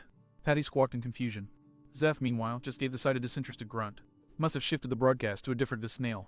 Keep working. All right, Patty nodded shakily, resuming his work but never taking an eye off the screen. The chef's attention to the screen intensified when the doors to the chamber slid open and a number of imposing, jacketed individuals filed in. One by one, the pirates sat themselves on opposite ends of the room behind lap tables that bore saucers, waiting for their host to arrive. That scene triggered something in Zeph's memory, and he paused in his work when it came to him, his scowl deepening. And if that wasn't enough, his thoughts were also voiced by one of the ex-pirates on staff. Is that a sake ceremony? Why the hell? He thinks he's already won. Zeph interrupted, his gaze back on the rifle he had been checking over. This is his victory lap, showing every step of his conquest in detail, while we all sit back and watch while he takes the world all for himself. It'd almost be impressive if he didn't make one colossal mistake. All the cooks paused and looked at their head chef in confusion. Chief. Karn raised a finger hesitantly. I don't know if you've noticed, but he's got the whole damn blue by the throat. We're all pretty damn licked. Yeah. Patty nodded in agreement. What's the mistake? Hissuke? Zeph shot a glare at his men out the corner of his eye, placing down the firearm he'd just cocked. He gave us a warning, you idiots. That means that even if we're going down, we're taking as many of his hellbeasts down with us as we can. Right, men? The answer was instant and unanimous. Aye aye, Chef Zeph. The Barity roared as one, before returning to their work with an almost possessed fervor. Zeph nodded at his boy's enthusiasm before getting back to his own task. But not before a brief pause. A pause brought about by Zeph contemplating the second mistake that Shiki had made. Or at least, he hoped it was a mistake that Shiki had made that would come back to bite him in the ass. He really, really hoped so. For all the East Blue's sake, if not the world's. Oh. Hurry. The caves are this way.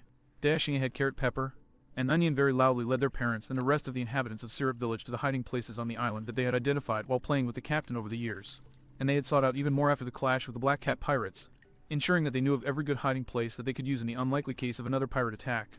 And if their parents had wondered about the practicality of such a thing before, they would never breathe a word against it after this day. And speaking of impractical acts, I think the captain would understand if we stopped yelling about pirates coming after this, Onion said, furiously swiping at the fog that had misted up his glasses. His companions looked at him, both with expressions of guilt on their faces. It's not the same as it was before, I'm scared. The Onion shook his head, unwilling to meet his friend's eyes. This is what it's like to be facing a real pirate invasion. You're right. The captain would understand, Pepper sighed, grinding the heel of his palm into his forehead. Will find something else too. Carrot began. Stop talking nonsense. All three boys practically jumped out of their skin as Kaya, who'd been at their sides through the whole ordeal, in spite of Mary's fervent protests, shouted at them, the look on her face bringing back uncomfortable memories from when she'd faced down Kuro. Don't even think about stopping, Kaya demanded. And even if you do, then I'll just start doing it instead. Biba Kaya, Onion protested, his lip trembling miserably. If we keep going. Boys, the heiress interrupted, dropping to her knees in front of them and putting her hands on the shoulders of the two on the outside, accompanied by a kind smile. Stop. Think. You're forgetting why you do that. Why you always tell everyone that pirates are coming, and why it's a good thing. The boys blinked incredulously. A good. Carrot sniffed deeply, rubbing at his eyes. What you mean? Koya cocked her head to the side. You don't tell everyone that pirates are coming, she explained patiently. Then how will they know when Usopp comes home? The veggies froze in shock at Kaya's gentle reminder, and after a second to process it, they teared up. Kaya spread her arms further and drew the children into a hug, letting them cry into her shirt. There, it's all right, it's going to be all right. The remaining villagers passing around them each spared an understanding glance as they hurried toward their shelters. Kaya, for her part, smiled down at the boys. Slam! Until a noise made her snap up a glare at the image projected by the transponder snail the villagers had brought with them, so that they could keep a watch on the proceedings. The pirates on screen had finished filing into the meeting room and had taken their seats, forming two lines, one of 25 and the other of 26. All of them were perfectly motionless and patient, the image of surprising professional courtesy. As such, the noise that had drawn Kaya's attention was the sound of the room's paper door slamming open, and Shiki the Golden Lion showing himself in all of his glory. Kaya looked at the face of the man who aimed to destroy her entire world, and her mind flashed back to what she saw in the face of the man she'd trusted for 3 years who shattered her heart and aimed to kill her, and then of the man she trusted for 3 days who had repaid that trust 1,000 times over from what little she knew of him. With those thoughts in mind, she steeled her nerves and spoke. No matter what happens, don't forget this. That man, her lips twisted into a hateful sneer. That monster is no pirate at all. Oh. All across the East Blue, panic, terror, and some measure of anger gripped the hearts of its citizens, and though he could not see it himself, Shiki knew it and savored it. So many people hiding and huddling. It would only make it that much sweeter when they died. The fools who thought that they could escape on the seas he would handle himself. One touch to the hull under the cover of night, and the next thing they knew their precious shelter would be flotsam on the surface of his island, at the mercy of his living weapons.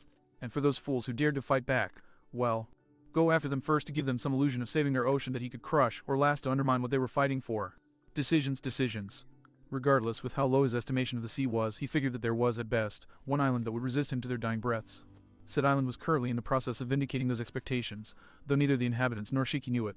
Yano, after that straw hat kid clobbered our long, Genzo growled as he sharpened his cutlass.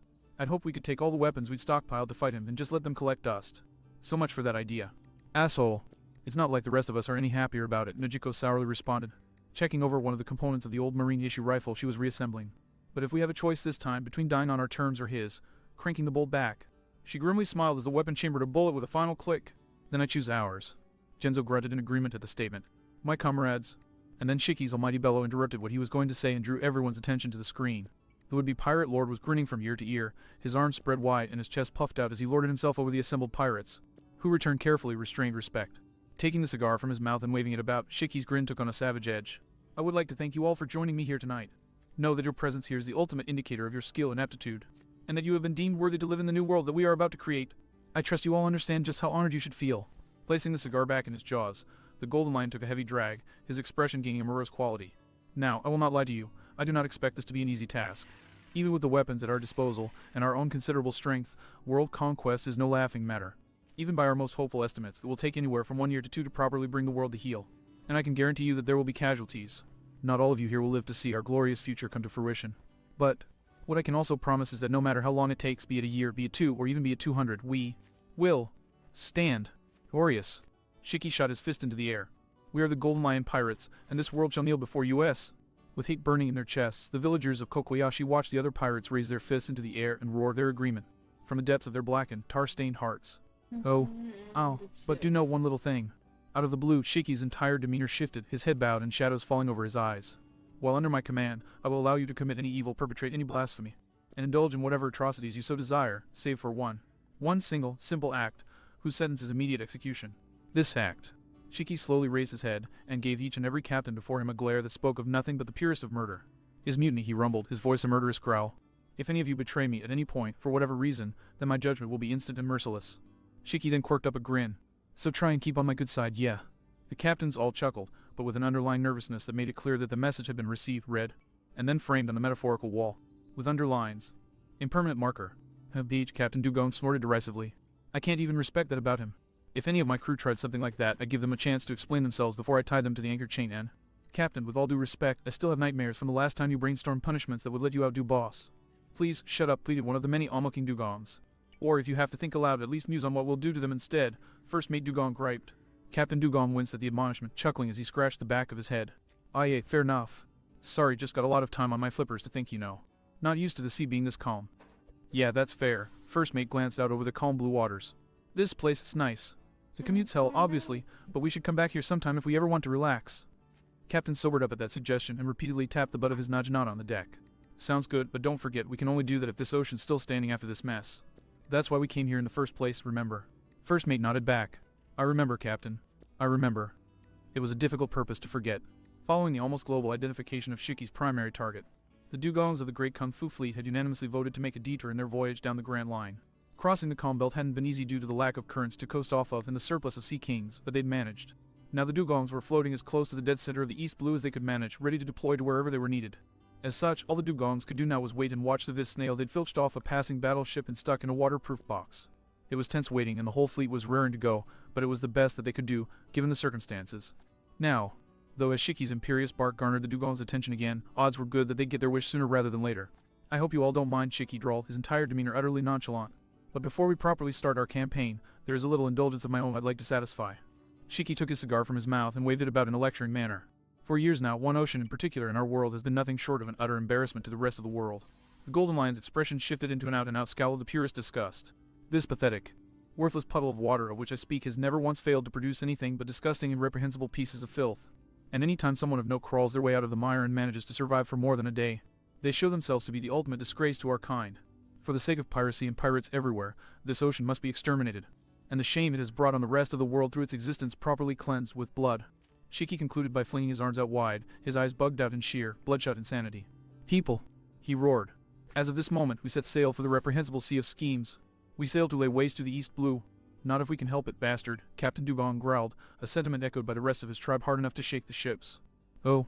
So, Roll, bartender and owner of the Gold Roger Bar, stated casually as he polished his old, well-experienced shotgun. Guess this is it then, eh? You know it, old man, Gambi grunted, knocking back the dregs of the bottle of tequila in his hand before reaching over the bar for another bottle. If that ass wants to rip apart the ocean where it all began, then he's gonna start with the town where it began, which is here. And when he gets here, the gangbanger leered murderously and tapped the butt of his gun on the bar. He's gonna get the bona fide lockdown welcome. Isn't that right, boys? Yeah. The gathered members of the Bardo Club roared, some of them firing off their pistols. Oi oi, Roll shouted. No shooting in the bar, we've been over this a million times already. And you're gonna do it a million times more. One of the gangbangers jeered back. Sighing, Roll reached over and deftly plucked a fresh bottle of tequila and placed it just out of reach of Gambia. Control your men, he ordered. Yeah, Gambi grumbled, standing and turning around. Knock you off already, you idiots. You're wasting powder and bullets. Sheepishly, the men settled down and stowed their weapons.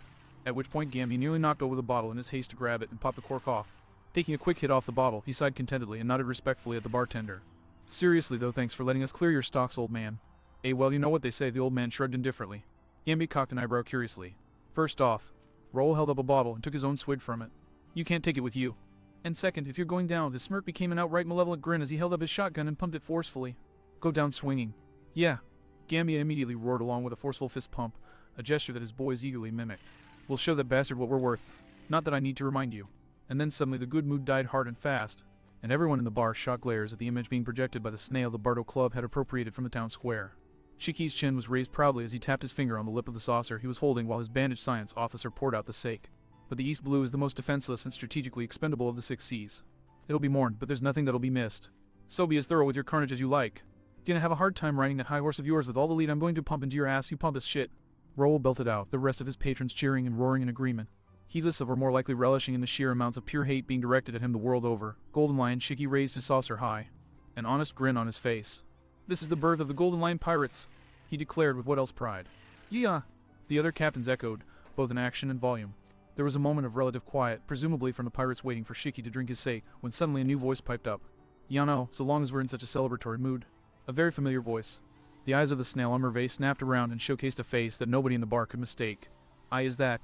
Roll gaped in shock. Gambier reeled so hard he almost fell out of his seat. Boss, I'd like to toast something else, Black Bart Bartolomeo politely requested, idly swirling his sake. If you don't mind. Roll blinked in shock before slowly adopting a grin. Well, looks like we might have a chance of seeing tomorrow after all. And you all know what that means, right? Hell yeah. Gambia cackled, pounding his fist on the countertop. Pass the popcorn and prep the sake. Well, yeah. Boo. But it also means that you all have to pay your tab after all. What? Shit. Gambia leaped from his stool with a panicked yelp. Quit drinking, you shits, we have to actually pay for that.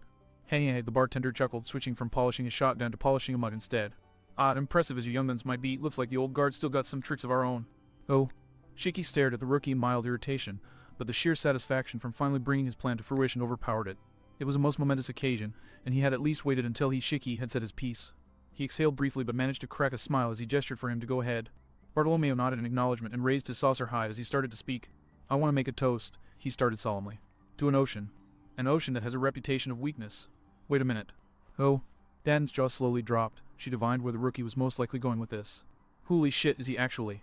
Whatever question the mountain boss was about to ask, it choked off when the broadcast suddenly changed, showing the well-guarded front courtyard of the palace, and blaring a heart-pounding fanfare. Aye, is that? Duggar breathed in awe. For a second, guards located below the snail just milled about their business as usual. Suddenly they started to react to something and pointed towards the sky. The snail was quick to follow their line of sight, glancing up at a sky that was mostly covered by clouds but still had a gap that allowed the full moon to shine through. A full moon that was silhouetting the Thousand Sunny. Magra gawked in shock. That's Luffy. Dan shot to her feet with a cackle and a roar. He's still kicking. We're not licked yet, you son of a bitch. The bar paused in shock at the outburst. Not the language that was tamed by Mount Corvo standards, but the source on the other hand. Makino. Whoop Slap gaped at the usually demure young woman. Cram it, geezer. Makino growled at the mayor, fire blazing in her eyes. I'm a bartender, of course I know how to swear. Now shut up and cheer. She then refocused her rage at the screen. Come on, Luffy. Punt that arrogant bastard's head off. They gaped for a second longer, and then they all joined in with a roar. But even over the music and the shouts of encouragement, they could all still hear Bartolomeo speaking. An ocean that has a reputation for lack of power, lack of wealth, lack of resources, but at the same time its people are rich. Oh, I raise my toast to an ocean of people who are powerful, not in body or mind or whatever, but who are powerful in heart. So somehow those crazy bastards actually managed to get their ship to fly on its own, huh? Crocodile mused to himself as he watched the Straw Hats ship descend on the compound. I wish I could even start to be surprised by that.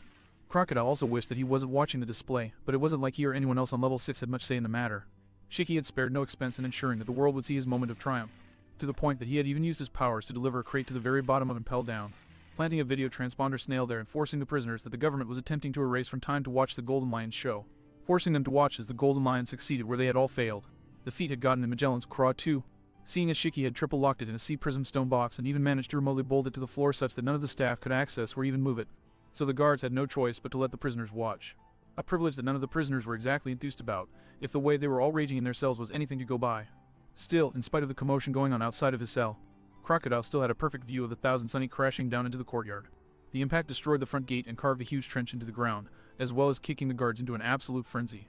And before they could do much more than that, a series of almost simultaneous detonations and an indecipherable blur that sent anyone who came in contact with it flying came out of nowhere. The guard force was wiped out in less than a second.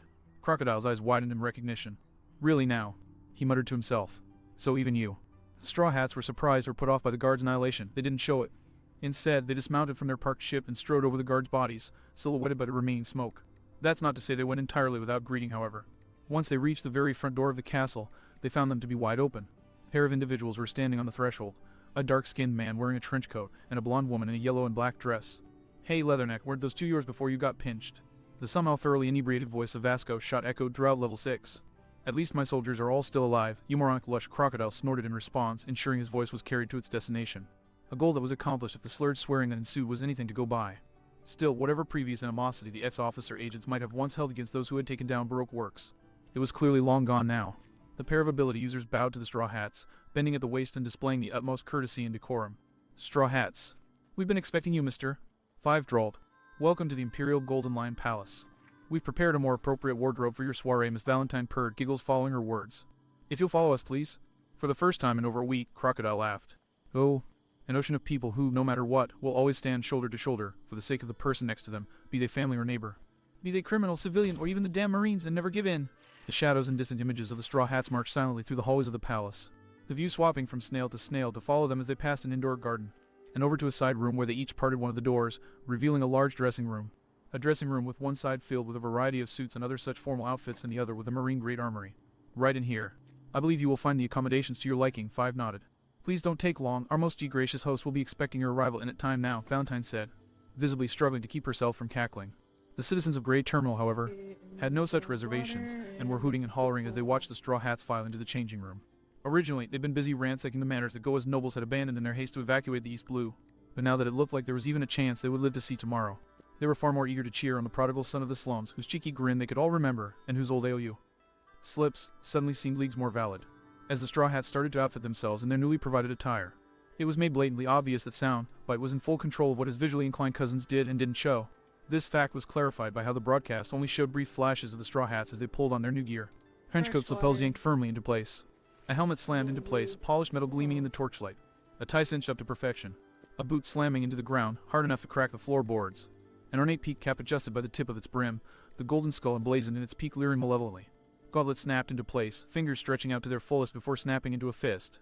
I raise my toast to an ocean of people who will never back down and never surrender, no matter how much shit the world tries to pile on them. And as they prepped their newly acquired weaponry, the lever on a rifle ratcheted back, chambering a new round. A pair of pistols spun into their holsters. A break-action shotgun snapping shut on its freshly loaded shells.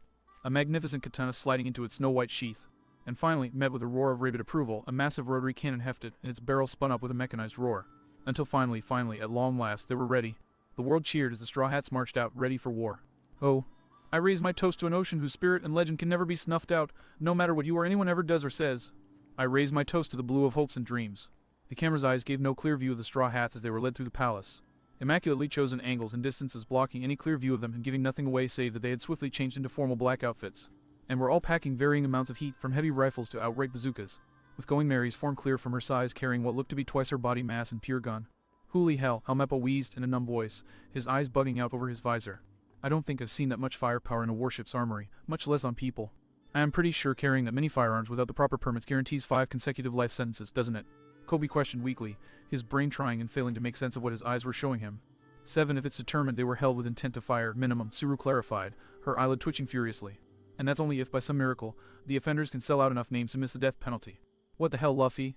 Kobe questioned incredulously under his breath. I know you're mad, but... Oh ho ho, my cute little grandson is more than pissed, brat, Garp chuckled through his rictus grin, idly scratching at the veins that bulged on his neck and betrayed his true feelings. That bastard took one of Luffy's crew. If Shiki's still alive by the end of this, well, it won't be because Luffy intended it that way, I'll tell you that much. Get our fleet mobilized, I want us sailing according to that pose within the hour. The 2 apprentices and the 2 veterans turned toward their superior, who was currently glaring at the receiver as if it had just insulted his mother. We know where they are. Kobe exclaimed. But I thought. Aegis Zero just delivered an eternal pose to Mervey, or at least the pillar it's currently anchored itself at, Garp answered, grunting in exertion as he hauled himself out of his seat and cracked his back. Turns out they've been sitting on the damn thing for days now, and they only just decided to hand it over. What? Helmeppo squawked, boggling at his mentor. Shiki's been a clear and present threat for a week, why didn't they give it to us before? Because, Tsuru sniffed dryly. It was only today that a world noble offhandedly ordered them to help those worthless insects, that's us. Mind you, do the jobs we so generously pay them for. And apparently they consider handing us that pose to be help enough, Sengoku grumbled under his breath. Because we're sailing to that battlefield alone. You understood, sir. The rookies nodded respectfully and prepared to depart as well. The Marines proceeded in silence for a bit until the usual suspect inevitably broke it. You do realize you're just gonna be... Garp began.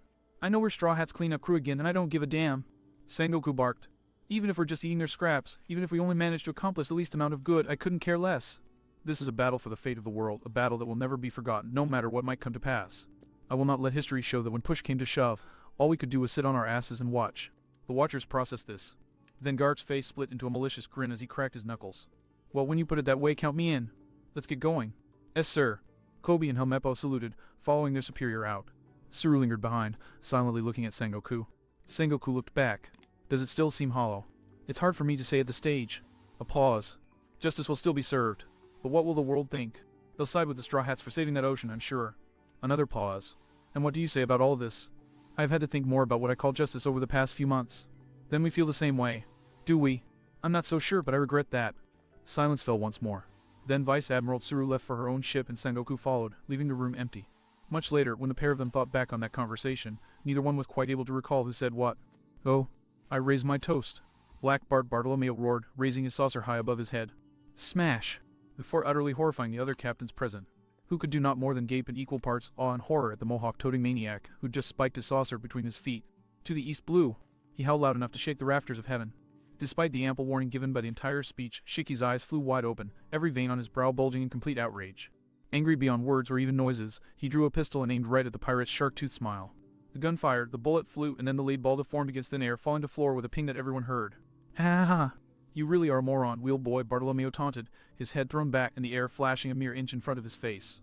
Not only do you try to shoot a guy who ate the barrier fruit, and then Bardo snapped his head back into place with a roaring cackle, his tongue lolling from his fang-toothed mouth and both his middle fingers sticking straight up. He was stupid enough to recruit one of the only 2 primo badass captains of this generation to come from the East fucking Blue. Shiki rumbled, the veins down his arm bulging murderously, the wooden paneling of his pistol splintering within his grasp. Do you even realize what the hell you're doing, you suicidal bastard? Do you really think that a pathetic little mongrel like yourself can even last 2 seconds against someone like me? The last few words were roared, the palace creaking ominously around the pirates' heads as though it were liable to rip itself apart any moment. Who me? Alone. Bardo cocked his eyebrow inquisitively, not even looking at Shiki in favor of buffing his nails on his coat. Hisage nah, I know when to pick my fights. You'd squash me easy. He then shot a spiked-toothed leer at the Golden Lion. So it's a damn good thing I didn't come alone, ain't it?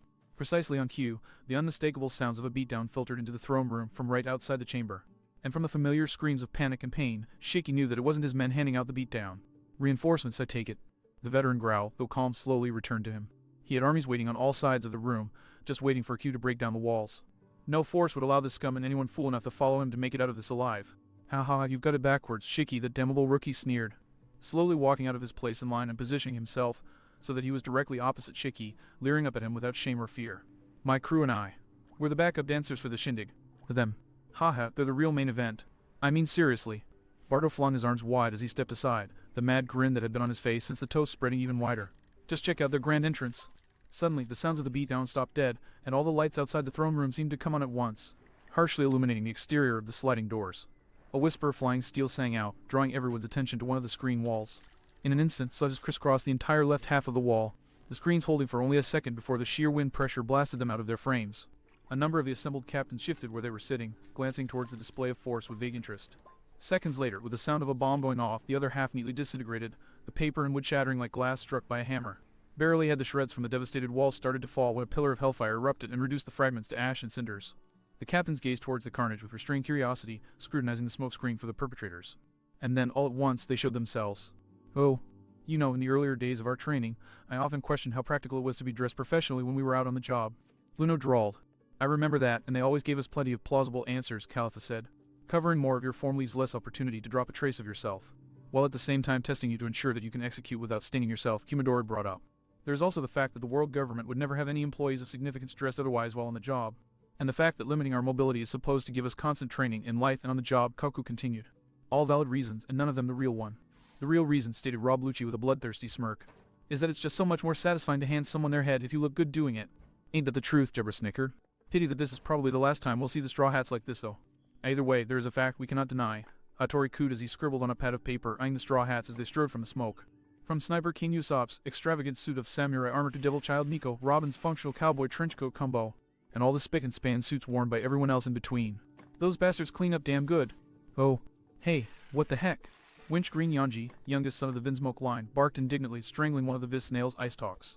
The hell's wrong with the image, you spineless lump of slime? The reason for the ultimate human's ire was that while most of the straw hats were depicted in picture-perfect clarity, there were two whose faces were hidden from the world. One was for a normal enough reason. One of the central figures in the crowd, standing next to Roronoa Zora, was a chain smoker. So much so that any shots of his face were obscured by the haze of smoke he kept exhaling like a chimney. Unfortunate, but such was life. The other obscurity, however, was far less forgivable, for whatever reason. The face of the tallest of the crew was rendered entirely inscrutable by a blur of static and warped color that prevented any details whatsoever from being made out. You stupid piece of... Yanji snarled, yanking harder and harder on the ice stalk, and undoubtedly preparing to yank even harder than that. Give it a rest, Yanji, his elder blue-hued brother Niji drawled from nearby. This snail isn't the one in control of the broadcast. The camera must be crossing its vision in regards to that one. It's an old trick that usually takes years to train a snail to do, but the loudmouth one must be capable of it instead. I'm more interested in the smoker. The blazing red elder Ikiji smirked as he eyed the fume-shrouded pirate. Looks like he's a blonde, probably that Sanji they have on their crew. Remind you guys of anyone? No, and it doesn't remind you of anyone either. Yes, father, the boys all immediately said, their heads bowed respectfully. Even the unswerving loyalty of his perfect soldiers didn't prevent a derisive snort from Judge Vinsmoke. Not even their actions could soothe the inferno that had been pricked in the back of his skull. That is not him, he growled, speaking as much to himself as to the soldiers present in his throne room. It is a different Sanji, and not that worthless waste of time and flesh. As it is, I've already made it clear to the world government that I want that embarrassment to our name wiped from the maps. We will speak no more of this. Yes, father, the heirs of the Germa repeated. As you say, my lord, the lone heiress demurred politely, even as in the back of her mind she harbored far less charitable sentiments. Wrong again, father, Ryuji thought with her driest venom, her bile hidden behind a long-perfected mask of obedience. You were wrong about him before, and you're wrong now. But when she looked back at the smoked-out face of her baby brother, alive and well and thriving, her mask softened into genuine compassion. That's right, Sanji, she silently praised him. Tell the world your name, and don't ever let them forget you again. Oh. Furthest to the right from the viewer's perspective, Princess Nefertari Vivi rode side-saddle on her loyal friend, whose helmet, chestplate, greaves, and wing armor made him the very picture of a war mount. And Vivi herself was clad in a purple and black V-neck blouse, black jacket, and black pants, a look of tranquil determination on her face. Rebecca the gladiator stared at the unflinching form on the screen as she confronted one of the most infamous men in history. A man that even the tyrant Doflamingo feared to clash with, if the way Dressrosa's defenses were being raised was anything to go by. She craved the sight of Vivi's face for several months, with how much her words and actions had affected her. And while she had seen the wanted poster, it wasn't quite what she was looking for. Now, as she stared at the desert princess as she was at that very moment on the other side of the world, she found herself searching for an answer to a question she had harbored for so long. Then, all at once, she stiffened and her eyes widened. The look in the princess's eyes crystallized something that had been stirring in Rebecca's mind from the very first SBS. From the very first words Vivi had uttered in defiance to the judgment of the entire world. And now that Rebecca knew what it was she was feeling, she grabbed it with both hands and vowed she would never let it slip from her grasp again. She slowly rose, discarding the wagers that she had picked up, and walked off toward the armory. That day would later be noted as the last time that any of the gladiators saw fear on Rebecca's face. The last time she would let Demonte see fear in her eyes. Oh, dear father, Let's what go, kind of Rebecca! glasses are those? Sure, she questioned as she took in the image in the town square. The one that boss Dugong is wearing. King Neptune hummed, leaning in to see more closely. All 5 Dugongs in front of the Straw Hats party were still naked from the waist down, but wore suit coats, bandanas in their usual colors, and neckerchiefs or boties around their necks. TWOS all wore round sunglasses as well, evoking the image of Yakuza soldiers, but Boss was different. In addition to the bandolier around his torso and the cigar in his jowls, he was wearing Ah, those are triangle shades, dear Jammin. Designed more for appearance than for practicality, Jammin. I hope you're not asking because you want a pair. Oh, sure, she gasped, bringing her hands to her mouth. No, I was just curious about them. I hadn't seen them before. They're not common, Your Highness, the Minister of the Left said, stroking his beard thoughtfully. Though I do recall one child from a decade or so ago who was quite taken with them. He was a loud and boisterous kid with a good heart, but he kept trying to form something of a gang, and he kept going on about the surface as well. I heard rumors that he tamed an orangutan sea king and rode off of the surface. He hasn't been heard from since, the Minister of the Right added. Sure, she nodded in understanding, though her brow furrowed in thought. Minister, what is an orangutan? This may take a while, Jammin. Neptune chuckled lightly as his left and right hands scrambled for answers. Oh, lackey. Yes, Wiper. I'd like to take you up on that offer you made a few weeks ago to design a set of formal clothes. I told you so, Asa sang. You, however, are still not going anywhere near a ship flying a Jolly Roger. Seeking balls. Asa. Hey. You too. I know where she picks it up. Apart from the banter, the source of this change in mindset for the Shandian was the image of the Straw Hat Gunner on the screen. White dress shirt and red tie, a white scarf that reached down to her thighs on both sides, and the rest of her in black. Black shoes, black pants, black coat, and even the white beret they'd last seen her in swapped out for a black model. And with Sue completing the image by curling around her neck and toting a black fedora all her own. You go, gangs, Asa breathed reverently, stars twinkling in her eyes. Oh. Ha. Oh, that's just awesome, Polly laughed, gesturing at the figure beside Connes. Even with all that they knew of the Straw Hat Pirates, the most famous of them on the island of Water 7 was going merry. The autonomous ship whom the crew had given a new life even when Gallila's best couldn't fix her. And currently said ship was standing in the form that new life had given her, a young girl with white hair, clad in a black overcoat over a red shirt and a decorated peak cap. Her face bore a quiet smile that held a clear tone of malice, and perhaps most notably, she was the one hauling the rotary cannon. A weapon both twice as tall and thick around her as she was, not counting the ammo drum, with absolutely no effort. How can something be so adorable and so badass at the same time? Oimo snickered in agreement. Those idiots are in for it now. Just like an I's lobby all over again, Kashi laughed in agreement, fist-bumping his partner. That good cheer only lasted until their captain's fists cracked down on their skulls. Back to work. We'll tell you what happens later. Bastards. Oh, not far from the end of paradise. The two Marines whose actions had ultimately led to the founding of the New World Masons observed the lineup of the Straw Hat Pirates, their eyes falling on one figure in particular. Directly beside Nefertari, Vivi, and Karu stood the Voices of Anarchy and their partners. Jeremiah Cross wore his gauntlets, greaves, and cap, along with a brown shirt with a wide collar and a loose tie colored a darker brown, framed by an open jacket and pants that were a shade darker still. He carried the sword Funk, free in his right hand, the snarling lasso on his back, and sound bite on his shoulder. A pair of sunglasses doing nothing to hide the glare he was burning over the shades with the fangs he was bearing. And as for Cross himself, Commodore Smoker, meaning no disrespect, I found myself wishing often over the past few months that Cross could be a little more like me. Smoker asked quietly. Why, yes, sir. So have I, the Commodore admitted. I've hated his smartassery since the first time we talked in Logtown, and I kept thinking to myself that it would be so much easier to tolerate that someone like him helped us form the New World Masons if he were more serious. The both of them looked back at Cross. His hat was tilted to shadow the upper part of his face, but they could see his eyes. And they were cold, utterly devoid of humor, of enjoyment, of eagerness, of mercy. The last time Cross had faced down a man that he actually hated enough to murder, he hadn't once lost his witty, if sadistic, sense of humor. He had long since lost that now. When the two Marines looked at their ally, their friend, who had opened their eyes to the truth, all they saw was a cold-blooded pirate who wouldn't hesitate to reduce any enemy in his path to a ravaged corpse. And what do you think now, Tashigi? The lieutenant looked between Cross and Roronoa Zoro, whose eyes gleamed with even more promised murder. I really want him to start cracking jokes again. She swallowed fearfully. Smoker nodded tersely in agreement. We'll just have to wait and see once this is all done then. Right now, I'm more concerned with someone else. Where the hell is Straw? Before the Commodore could complete the question, the Straw Hats all parted and formed two rows before the gaping hole in the wall, and in the middle of them all, Smoker's cigars dropped to the ground, forgotten as the two Marines gaped at just what they were seeing. Oh, my God, Tashigi breathed, voicing at the same time her own thoughts, Smoker's, and the world's. Oh. On the other side of the world, for the second time that month, the Totland archipelago was completely paralyzed. Only 5 individuals in the whole stretch of sea were left conscious. 4 were the Big Mom pirate suite commanders, who at the epicenter of the event had all fallen to their knees, with Katakuri only just managing to land in a 3-point position and keep himself mostly upright via liberal application of Mache supports as their mother and captain's rage billowed throughout the palace. The 5th was the source of the event herself, the Emperor of the Seas known as Charlotte Big Mom Linlin, whose mood had just pulled a complete 180.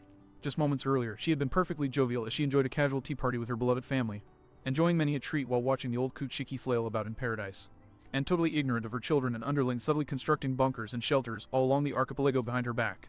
And then, out of the blue, her mood had flipped. Now Linlin was furious, the air itself rippling around her as she flooded her domain with her presence and crushed everyone within her grasp.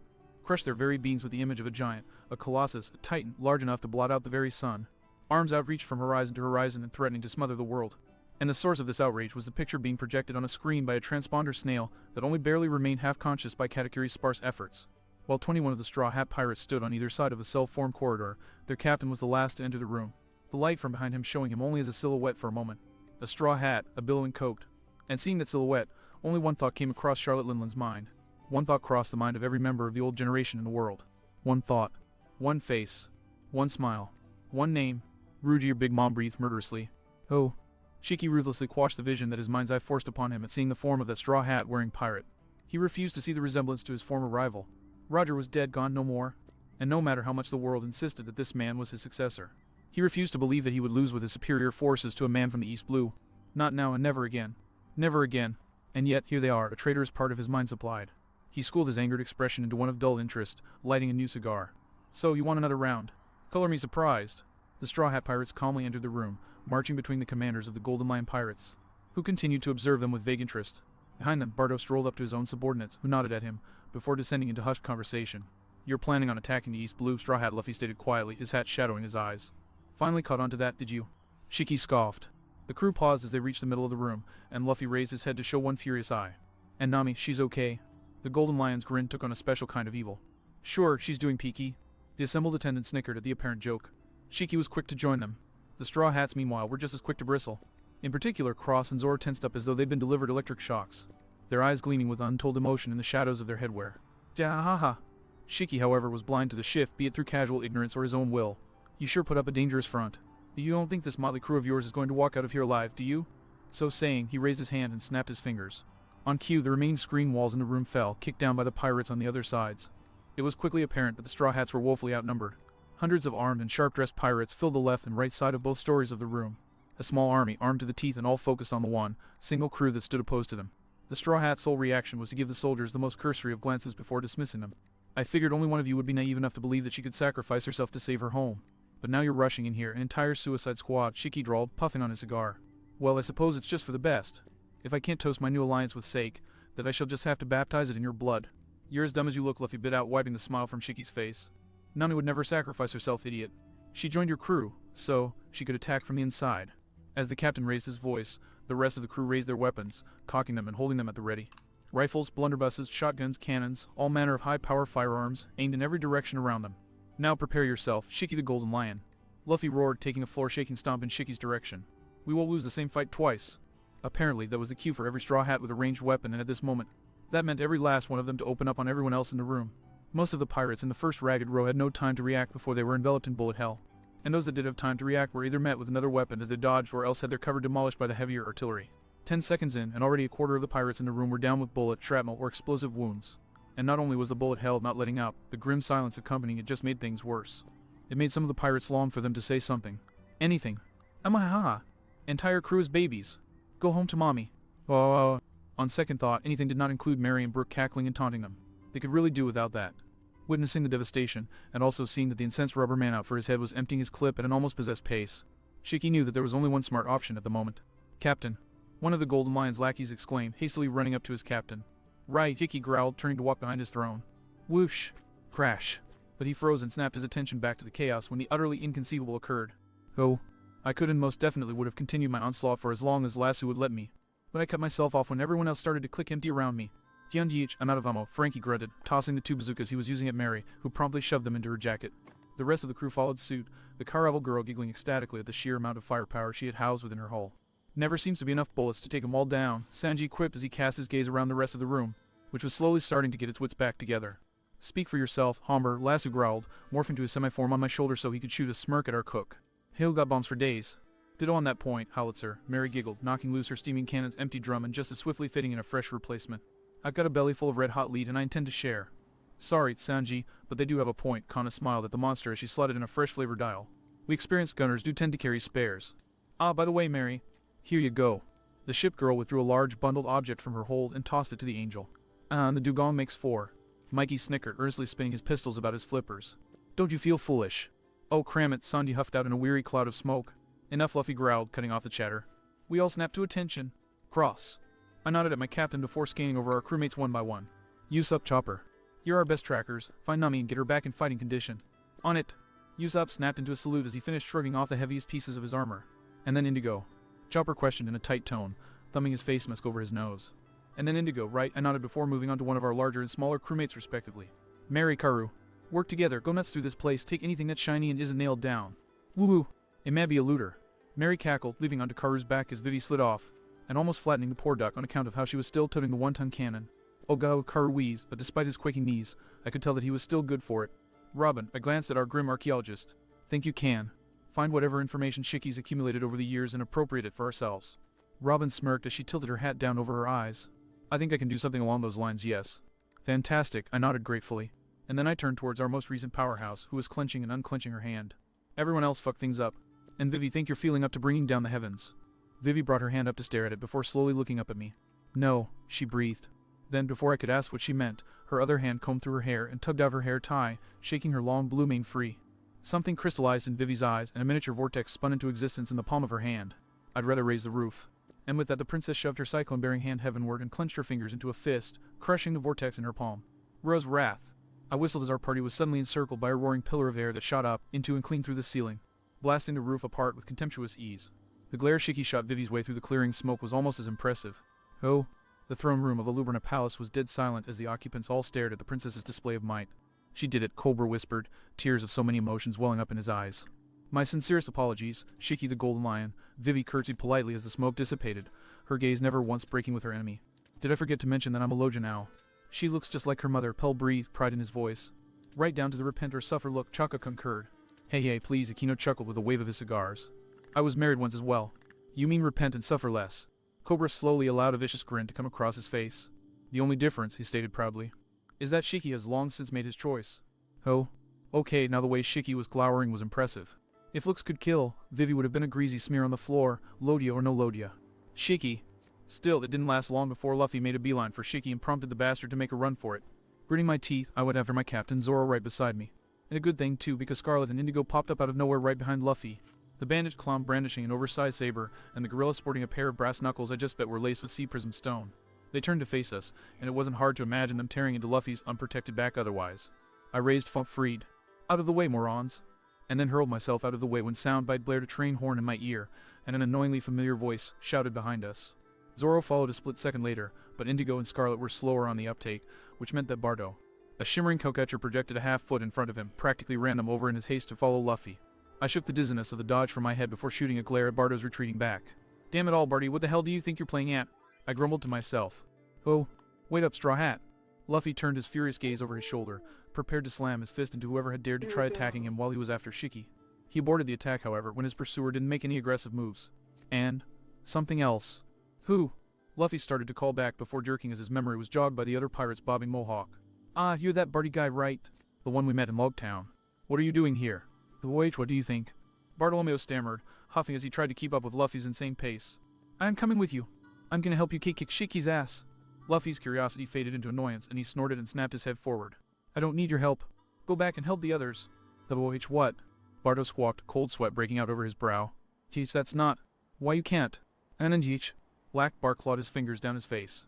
Jay, just listen to. I don't need to. Luffy barked impatiently, starting to increase his pace. This bastard threatened our home and stole our crewmate. This is my fight. So stay out of. Will you shut the fuck up and listen to me, you dumb bastard? More out of surprise than actual fear, Luffy looked back at Bartolomeo, whose expression had morphed into a full-on scowl. I set out to sea because of you, Straw Hat. The fang-toothed pirate bellowed proudly, his jaw set with ineffable determination. I followed your crew's journey every step of the way, even before this BS. I know how you do things. I know that Shiki declared war on you the moment he hurt one of your crewmates, and I'm not going to stand in your way. But Bardo put on a burst of speed, actually managing to catch up to and run alongside Luffy, glaring dead ahead after Shiki. The East Blue is my home too, he declared. I've got my boys there, my family. And I'm not just going to sit back on my ass when I can actually make a difference. I'm going to fight for them tooth and nail, no matter what you or anyone else has to say about it. And if you don't like it, then you can get the fuck out of my way. Bartolomeo winced at insulting his idol like that, but it seemed to cement Luffy's attention on him. He was silent for a few moments, glaring at his fellow East Blue captain. How do you fight? Accurately interpreting the meaning of Luffy's question, Bartolomeo grinned as he locked eyes with him. Good old fisticuffs crossed with my barrier powers. I can hit anyone, but they can't hit me back. Luffy nodded and refocused his attention ahead. Alright, let's go, Black Bart. Bart's leer stretched from ear to ear. Right there with you, Straw Hat. Oh. I stared after Bartolomeo and Luffy, automatically climbing to my feet. I hadn't expected that, but with my annoyance ebbing I could admit that Bardo was the best candidate to actually help Luffy against Shiki. This wasn't a bad thing, not at all, no matter how much the petty side of me wanted to say otherwise for getting a train horn blasted in my ear. What was that about? Zoro grunted, massaging the spot on his thigh where Bardo had clipped him. Bardo's living his dream right now, I answered. Don't worry about it, he'll either be a net help for Luffy or Luffy will knock him out before he makes too big a nuisance of himself. Either way, we should probably focus on our own situation. Zoro snorted, slowly turning to look over his shoulder. Yeah, speaking of which. As Zoro said, our situation was, not optimal, so to speak. I don't know how many pirates were in the room with us, but it was at least a few dozen, and these weren't the grunts that we'd mowed down earlier. No, these guys were all staring at us without any fear, without any hesitation, with total certainty in not only their own victories, but they're having the strength to achieve said victories. All that coupled with the jackets they had slung over their shoulders, and I'm fairly certain that these were all captains, every last one of them. Soundbite, head count. I muttered out the corner of my mouth. 50 of these guys out in the front, he answered. And don't panic, but we didn't get every one of the grunts. Another 450 behind them. I clicked my tongue in a sharp tisk. So I sighed out loud. Final count, it's us two, a loudmouth third mate tactician with his partners, and a first mate swordsman. Against 50 of the strongest captains in paradise, along with the top fighters and their crews. Close to 500 pirates against 2. I think we can take them, Zoro said as he retrieved and brandished his unsheathed Wado Ikamanji. You think we can take them? You always think we can take them, I groused, though that didn't stop an eager grin. It was this grin that I turned on the captains surrounding us. So, what are you guys waiting for? An engraved invitation. That did it. One graybeard stood, drew his sword, and pointed it at us. Hit those little pests. He barked. Kill them all. Immediately, the crowd surged towards us, the larger part breaking for Zoro and a smaller, but still significant chunk going for me. I grinned and hefted my partners. After the last week, I needed this. Hefting lasso, I pulled the trigger as fast as I could, baseball bombs soaring over the heads of the front line to thin out the crowd to the rear. Adding to the carnage was Soundbite pitching in with the base cannon every time a bomb went off, creating veritable walls of sound that turned anything in their path to jelly. Gunfire rang out, but a swift swing of Funk Freed had him wrapped around me, bullets pinging off his steel hide prompting the pirates to mostly abandon their guns.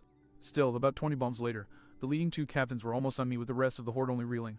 One was a full-bearded fellow with a brown coat trimmed in fur and a painful-looking X-shaped scar on his forehead carrying a massive iron club, while the other was an aged woman, her black hair done up in a long pigtail and her Chinese-style dress torn at the waist to expose an armored breastplate, brandishing cutlass and dagger. Both were also in the danger zone of Lasso's baseball bombs, and neither of them were concerned as they charged toward me, the looks on their faces clearly expecting me to go down in a matter of seconds so that they could move along. If I were a little less incensed, I'd probably be grateful that the misconception that my voice was the only dangerous part about me had lasted this long. I dedicated myself to disabusing them of that notion with an almost savage glee. I snapped my arms and weapons out to my sides. Packy cryo, I uttered. Funk Freed withdrew to his blade form, which made the captains pick up speed, but they were given pause by water spraying down the length of his blade from his hilt, courtesy of his old water dial. A moment later, his new cool dial flash froze the water into a secondary blade of pure ice. Kenny Pyro. Lasso followed suit, reverting into his cannon mode. He then coughed out a measured stream of gas that he swiftly ignited. Said flames coalesced into a controlled pillar of blue flames, easily as long and as thick as Lasso was. Preparations complete, I hefted up my partners and greeted the captains with a savage smirk. These splits, I chuckled grimly. Bring it! They were only too happy to comply. The woman's blades not only froze over almost immediately upon slamming into my own, but the ice glued her hands to her own weapons and Funk Freed's edge, while Lass's blowtorch went through Scarface's club like it was made of butter. The looks on their faces were priceless. Gastronation. And then Soundbite rang their skulls like church bells and put them right out of the fight. Good timing too, because the rest of the crowd had arrived. This was no time for subtlety or fancy tactics. Instead, I simply waded into the fight, swinging Lasso and Funk Freed around equal parts calculated intent and reckless abandon. With the temperature effects they were running, that was still enough to clear large swaths of pirates. It was incredibly satisfying. But it just wasn't enough. Gritting my teeth, I tossed aside Funk Freed and Lasso, who promptly swapped to their hybrid forms and took up the charge on their own and punched one of the non-captains in a pinstriped suit square in the nose.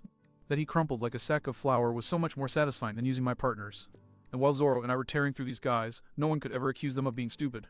Weak and as coordinated as drunken monkeys on a waxed floor, but not stupid. The nearest captain, one wearing a blue shirt and sporting fish like fins behind his ears, charged me, clearly intent on grappling me, shouting, "Everyone dogpile him! It's just that dumbass Bigneth Cross!" I waited until he came close, then grabbed his hands as he made to strangle me. His eyes widened slightly when I didn't crumple immediately. And then I squeezed, his wrists crumpling beneath my fingers like empty soda cans. "Oh." Brutal, Kid sneered appreciatively, his fingers twitching with potential violence just itching to be released as he observed the beatdown. "Oh, God help me." Killer dragged his fingers down his mask, groaning miserably as he contemplated the inevitable meeting of the two pirates and the fallout that would come of it. "Oh, the voyage what?" The captain gasped in shock and pain, staring numbly at his destroyed hands. Then I yanked his arms down and rammed my knee into his chin, dropping him to the ground. "Just cross." I chuckled with deceptive, icy calm as I made a show of dusting my hands off. "Oh, no, let me explain something to you lot." Several pirates, non-captains, tried to bum rush me. A punch here, an elbow there, a dodge to let one fellow sprawl painfully against a wooden support beam. I helped him along to dreamland by planting my boot against the back of his head, and I was sorely tempted to give him a half dozen more for good measure. Now, this might come as a bit of a shock to some people, but the truth is, I gestured at myself with a smile. I am an angry person. It's true I am a very angry person. Bit new to me too, seeing as it only really started up since I came to the Grand Line, but, well, I shrugged as I shattered the jaw of someone trying to sneak up on me with a backhand. There it is. Normally, this doesn't really show because I channel my anger constructively. I let it out through my words as I slowly but surely tear the world government down piece by piece. But see, for the past week, I ducked as another pirate swung a bulky arm at my head. I then snagged said limb in a crushing grip and wrenched the limb around my assailant's back. I haven't been able to do that. I ratcheted up the pressure on my captive's arm as I spoke. I haven't been able to do that because for the past week my crew and I have been trapped in a primordial hellhole, fighting for our lives against monsters that outweighed us 50 to 1 apiece. Courtesy of an arrogant bastard who decided to ignore my every warning, my every repeated message concerning the sanctity of our crew, and made the fan-fucking-tastic life choice of fucking with me and mine in a most glorious manner. As such, snap! My captive howled in agony, and I let him drop to the ground as he lost all resistance in his shoulder. I smiled politely, holding my fingertips less than an inch apart. Just the slightest, tiniest bit, somewhat pent up. Another captain joined into the fray, resplendent in a white uniform trimmed in gold with an impressively tall hat. He also had gray skin, black pits for eyes, sharp claws, and also had a good 3 feet on me, height-wise. That's probably why he thought it would be a good idea to jump at me from the second floor like some panther on the hunt or something. Now, I'm no fool. I tugged down my hat and grinned, even as the rabid pirate descended on me. I know for a fact that I can't even lay so much as a scratch upon Shiki, no matter how much I want to. I can't even touch him. I then snapped a glare up at the pirate. But you! Before Dead Eyes could react, I snapped my metal-clad fists out and snagged the captain by the lapels of his oh-so-nice jacket. Snatching him clean out of the air and holding him nice and high off the ground where all he could do was scrabble and squirm at, and in my literal steel grip. You all who decided to join him, to stay allied with his flag, even after he, at the risk of repeating myself, fucked with me and mine. In a very public, impossible-to-ignore manner, I hissed venomously, grinning up at my victim-to-be. You I can touch. You, I can break. But still, just in case this all sailed clean over your dumb little heads, let me make this as easy for you as I can possibly make it. Spinning around, I shifted my grip and then slammed the captain into the floor, turning it into splinters and shaking the whole room. I then very slowly, very deliberately, turned at my heel and regarded the pirates who had all frozen in place like the disgusting scum they were, scowling with pure malice as I slowly cracked my knuckles one by one, ensuring that they could all hear it. That he needs to express some rage, I rumbled grimly. Ah, that's the stuff. And the fact that the rest of the crowd around me, and it was a pretty sizable crowd, still was taking a fearful step back. Terror written on every square millimeter of their faces was the gourmet icing on this delicious cake. Then I blinked. Huh. This must be what Shiki feels like all the time. Explains a lot, really. I turned back to the crowd, who all took another step back. Now, who wants some? Not waiting for an answer, I pointed at a pirate at random. You want some? Oh god, GRK. That choking noise. That would be me holding him up by his throat funk, free covering me while I made my point. Don't bother, I chortled, sheer madness gleaming in my eyes. My captain already putted him off his throne. Wanna guess who spat in his face first? Oh, Mr. Five-eyed the sharp metal whirlwind that was Rorno Zoro's position as he strolled into the chaotic mess that had once been Shiki's throne room. My, this is really turning out to be quite the party, he remarked, catching a sword-armed pirate with his foot, which exploded. Ka-ha-ha! Miss Valentina cackled, floating above the chaos. And me without my banana! I feel so underdressed. One eyebrow rose above 5 sunglasses. Why would you need a banana at a party? You always take a banana to a party. Valentine replied as she came crashing down on some poor fool who happened to be under her. A muscle in 5 cheek twitched. Alright, let's try again. What good is a banana at a party? Excellent source of potassium! Sanji answered as he skidded past, surfing on a pirate whose head he had under his heel. Thank you, Tilda. Valentine called after him. Why do I even bother? Five shrugged with a defeated sigh. Suddenly, a knot of pirates exploded. Literally.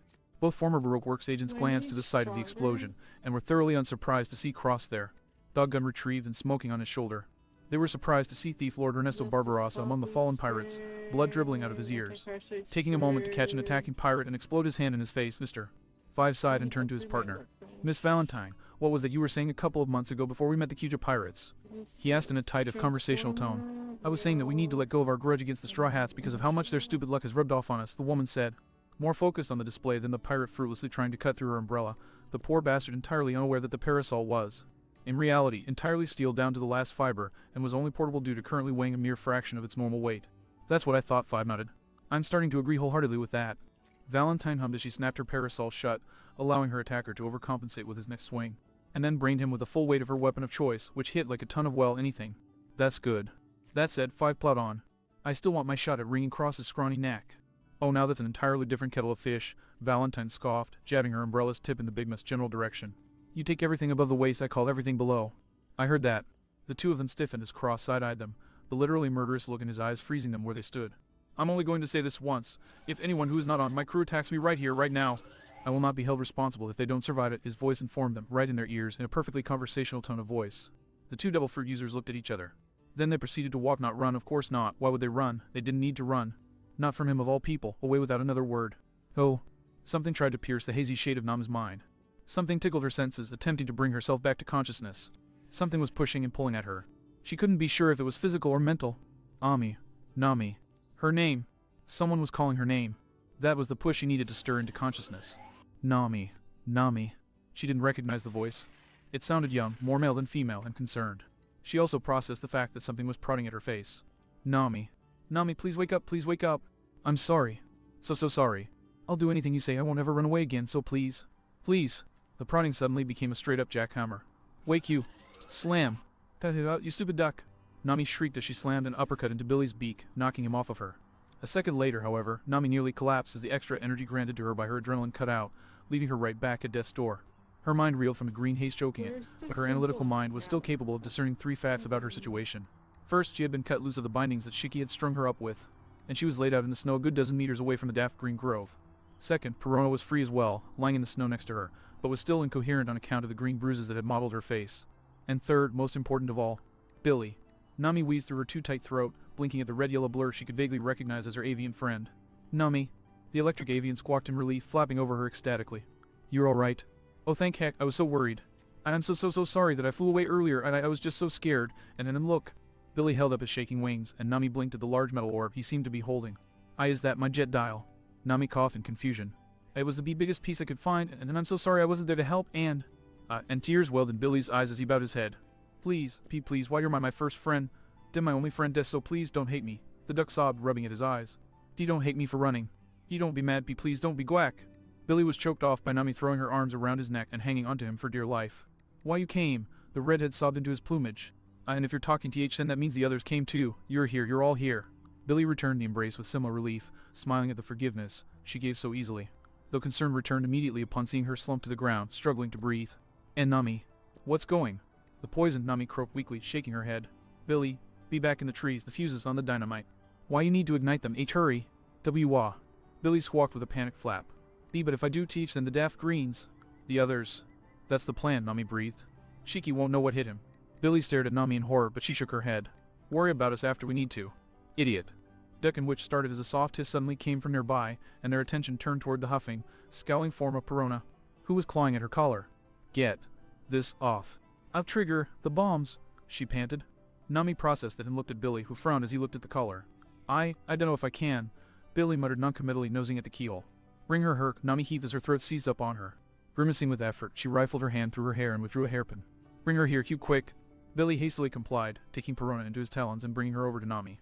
She put the pin in the lock and had it off in seconds. Black humor played across her face. Well, at least now I can say that I could literally pick locks on my deathbed, she chuckled. And I'm supposed to be the one. With a morbid sense of humor, Perona wheezed, raising her hand. Slowly, strugglingly, a cluster of mini hollows spilled out and flew toward the trees. Nami watched with grim satisfaction, and in a few moments more, when the only obstacle preventing Shiki from falling victim to his own monsters perished in fire, that smile widened into a visage of outright malice. Billy swallowed heavily as he watched the daft greens burn, but then his trepidation became outright terror when he heard the incensed howls of his brethren in the distance. SHSH, shouldn't we be running or something? He quacked fearfully. Nami shook her head with a delirious snicker. No need, I'm hurt, remember. We don't need to run. Billy was about to protest that particular decision, but before he could say much of anything, he was silenced. Silenced by the sight of a 30-foot-tall stag striding through the burning gap in the trees and plodding its way towards them.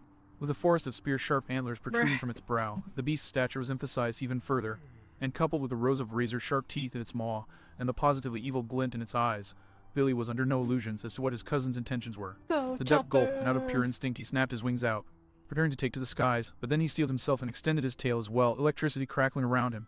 Don't bother. Billy hesitated at Nami's soft wheeze, but elected to ignore what he knew was the result of delirium, continuing to charge himself up. Don't bother, Billy, Nami repeated just as airily. I'm hurt, and that means... Billy grit his teeth, about to unleash his energy. Cherry blossom blast. Exploding star. Kaboom! And then he flinched in shock as a series of explosions enveloped the deer, followed swiftly by a gorilla-like figure skidding to a halt beside them. The familiar long-nosed form of another straw hat coming up quickly behind him. Both were panting with relief and satisfaction. Yano, that deer looked a lot like my birth father. Chopper mused as he walked up to them, gaze on the staggered, smoking stag. And all things considered, I honestly think that I might have enjoyed that way too much. considering how I'm planning on decking my own dad when I meet him before hugging him. I think your reaction was downright healthy, Yusuf snorted in return. You're here, Billy said dumbly. You guys actually came. I thought she was delirious. Oh, she is, the reindeer responded with a roll of his eyes, fishing a pair of vials out of his backpack and tossing one to the sniper. Faith in her crew or not, she wouldn't be staying still instead of running when she couldn't fight back if she were thinking straight. Drink this, Nami. You too, Perona. At Chopper's gesturing, Usopp held the vial to Nami's mouth while he held the other one up to Perona's. 2 assisted swallows later, and the two snapped up into sitting positions, hacking and wheezing in renewed agony. You conscious now? Chopper asked tersely. What the hell did you just make me drink? Nami demanded viciously, the agony in her chest the only thing preventing her from ripping his scrawny. GRK. Like that. Taking that as a yes, Chopper said dismissively, getting his chemicals in order. What I just gave you was an energy booster to accelerate the progress of the second-hand IQ you ate at the Sunny through your immune system. Bitter taste, better cure, he then frowned grimly. Except it isn't a cure, just a stopgap measure. Daft fever is vicious enough over a prolonged period of time from second-hand inhalation, and you just got it from the source. We need to get the pure cure, and the only way to manufacture it is from IQ plants, and the only place on the whole island that can get those. All present recoiled a bit as Chopper's eyes glowed cyan. Is Indigo's laboratory. Usopp nodded in understanding, tapping his kabuto on his shoulder. Need any help getting there? Aye. And no. Nami interrupted with a wheezing cough. I need you to do something else for me. Before Usopp could question what that was, she pointed out the nearby wreckage. Ahog! Usopp squawked in panic, snapping over to and cradling the metal orb desperately. The waver! What happened to it? Shiki happened, Nami snarled savagely before allowing her expression to soften. But I think the jet dial is still intact, so maybe we can salvage something from it. Just get it back to the Sunny, alright? Usopp hesitated for a scarce moment before nodding and taking the metal shell into his hands. No promises about finding my way back to you guys before this is over, but I'll be back in the fight as soon as I've dropped this off. Alright, Chopper nodded firmly. Take care, Usopp. The sniper saluted proudly before grabbing onto the metal orb and blurring out of sight. The doctor then glanced at Billy. And what about you? Feel up to helping? Billy hesitated slightly at the question, but only for a moment before he steeled his beak and nodded. You take Perona, I'll carry Nami. The human reindeer nodded and promptly got to work. It took some effort to properly situate Nami on the duck's back, loop her arms around his neck so that she could hold on, and then finally get moving. But once they started running, it wasn't a moment too soon because barely a second later, Ruar! The world itself howled havoc and set loose the everythings of war. Ho! Ho! Lie! Shit! Rika! Come on, Mom! The young girl protested, incredulously flailing her arms at the screen. If anything warrants swearing like a sailor, it's the end of the world. And that. So said, she pointed at the screen. The devastation raging through the Golden Lion's compound. Dozens of monstrosities of varying size but equal viciousness and savagery. Tearing through the walls of buildings and ripping through the assembled troops with absolute abandon. Insectoid, mammalian, avian. Even some amphibian aquatic monstrosities that had decided to venture out of their comfort zone in their desire to join the carnage. That, Rika repeated firmly, is pretty much a scene right out of the end of the world right there. And it's also what's going to come down on our heads if Luffy and his friends lose. So if that doesn't warrant some swearing, I don't know what does. Ririka frowned heavily at her daughter's frustratingly valid reasoning, and ultimately decided to save scolding her about it for when the Straw Hats succeeded in saving them again. She wouldn't allow herself to believe that they could lose. There was too much at stake. Normally, I'd be right there with you, Ririka. Mother, daughter, and patrons turned to see Commander Ripper coming towards them, an uncharacteristically savage grin on his face. But to be perfectly honest, this has got to be the most beautiful show of poetic justice that I've ever seen. When I think back of what it was like to be under Morgan's axe, for the sake of keeping our island and ocean safe from that, I'm overlooking any support that the base shows towards Luffy or any of his allies for the rest of the day.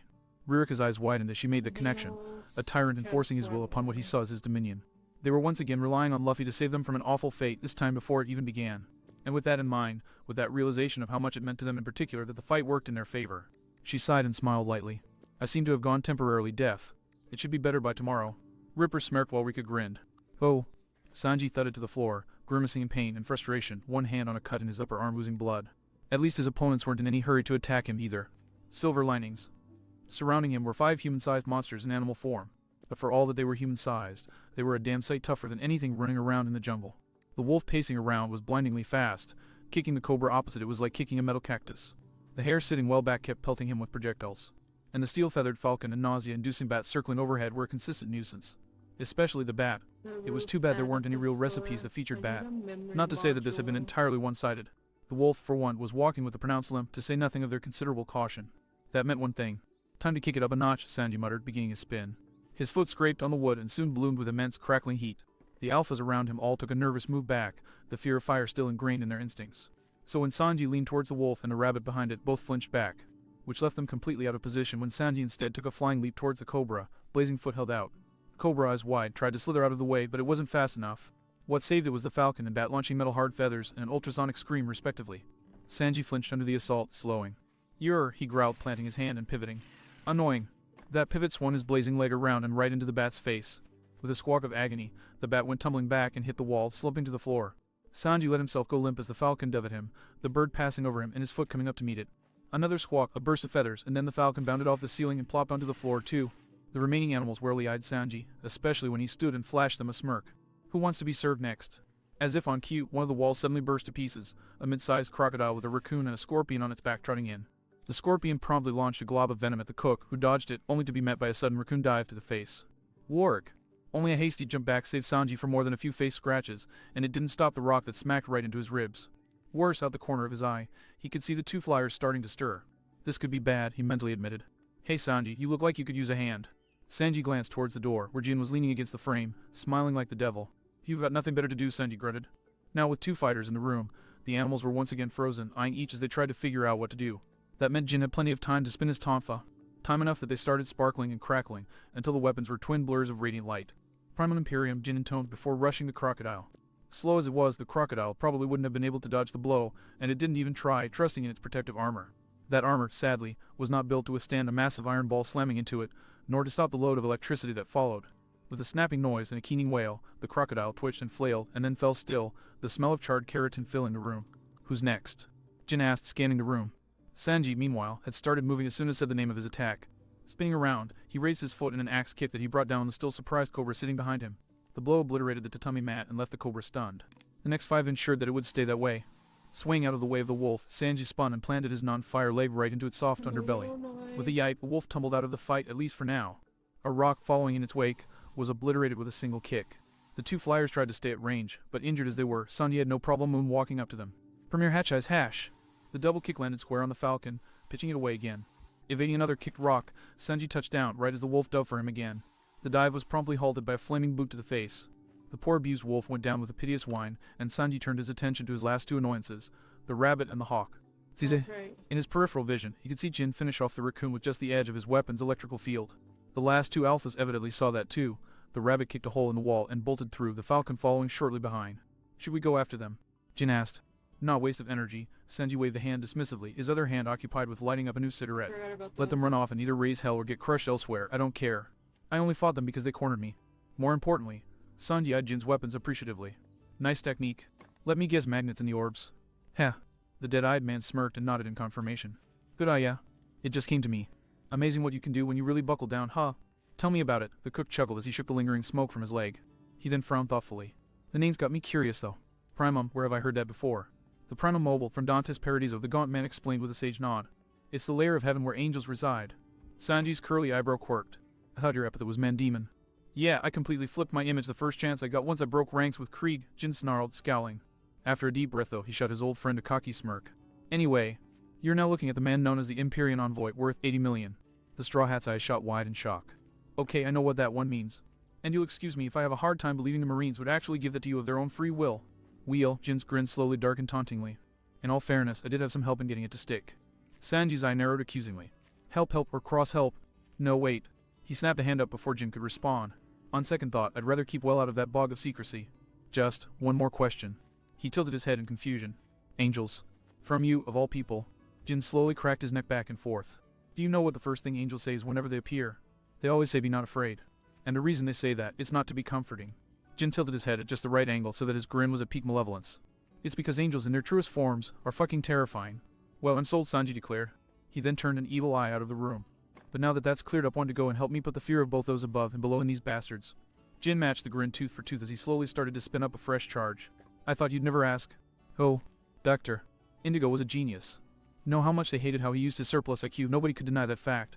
So when he heard the commands that Jeremiah Cross gave to the Straw Hat Pirates and failed to stop Luffy and Black Bart Bartolomeo, the damn traitor, from pursuing his captain, he knew there was really only one thing that a genius like him could do: flee the center of the chaos and ensure that if he had to fight, it would be on his terms, on his ground, and most importantly, in a way that ensured that no human Zoans were getting their grubby paws on his precious research. So Dr. Indigo had arrived at his laboratory mere minutes after the Straw Hats' invasion commenced, and had spent that time ensuring that all of his most valuable devices and notes were sealed away. He might have worried if their navigator was still up and about, but nobody else would have the skills to get through his security. After everything was secure, he finally got around to unwinding the bandages from his head and reapplying his makeup.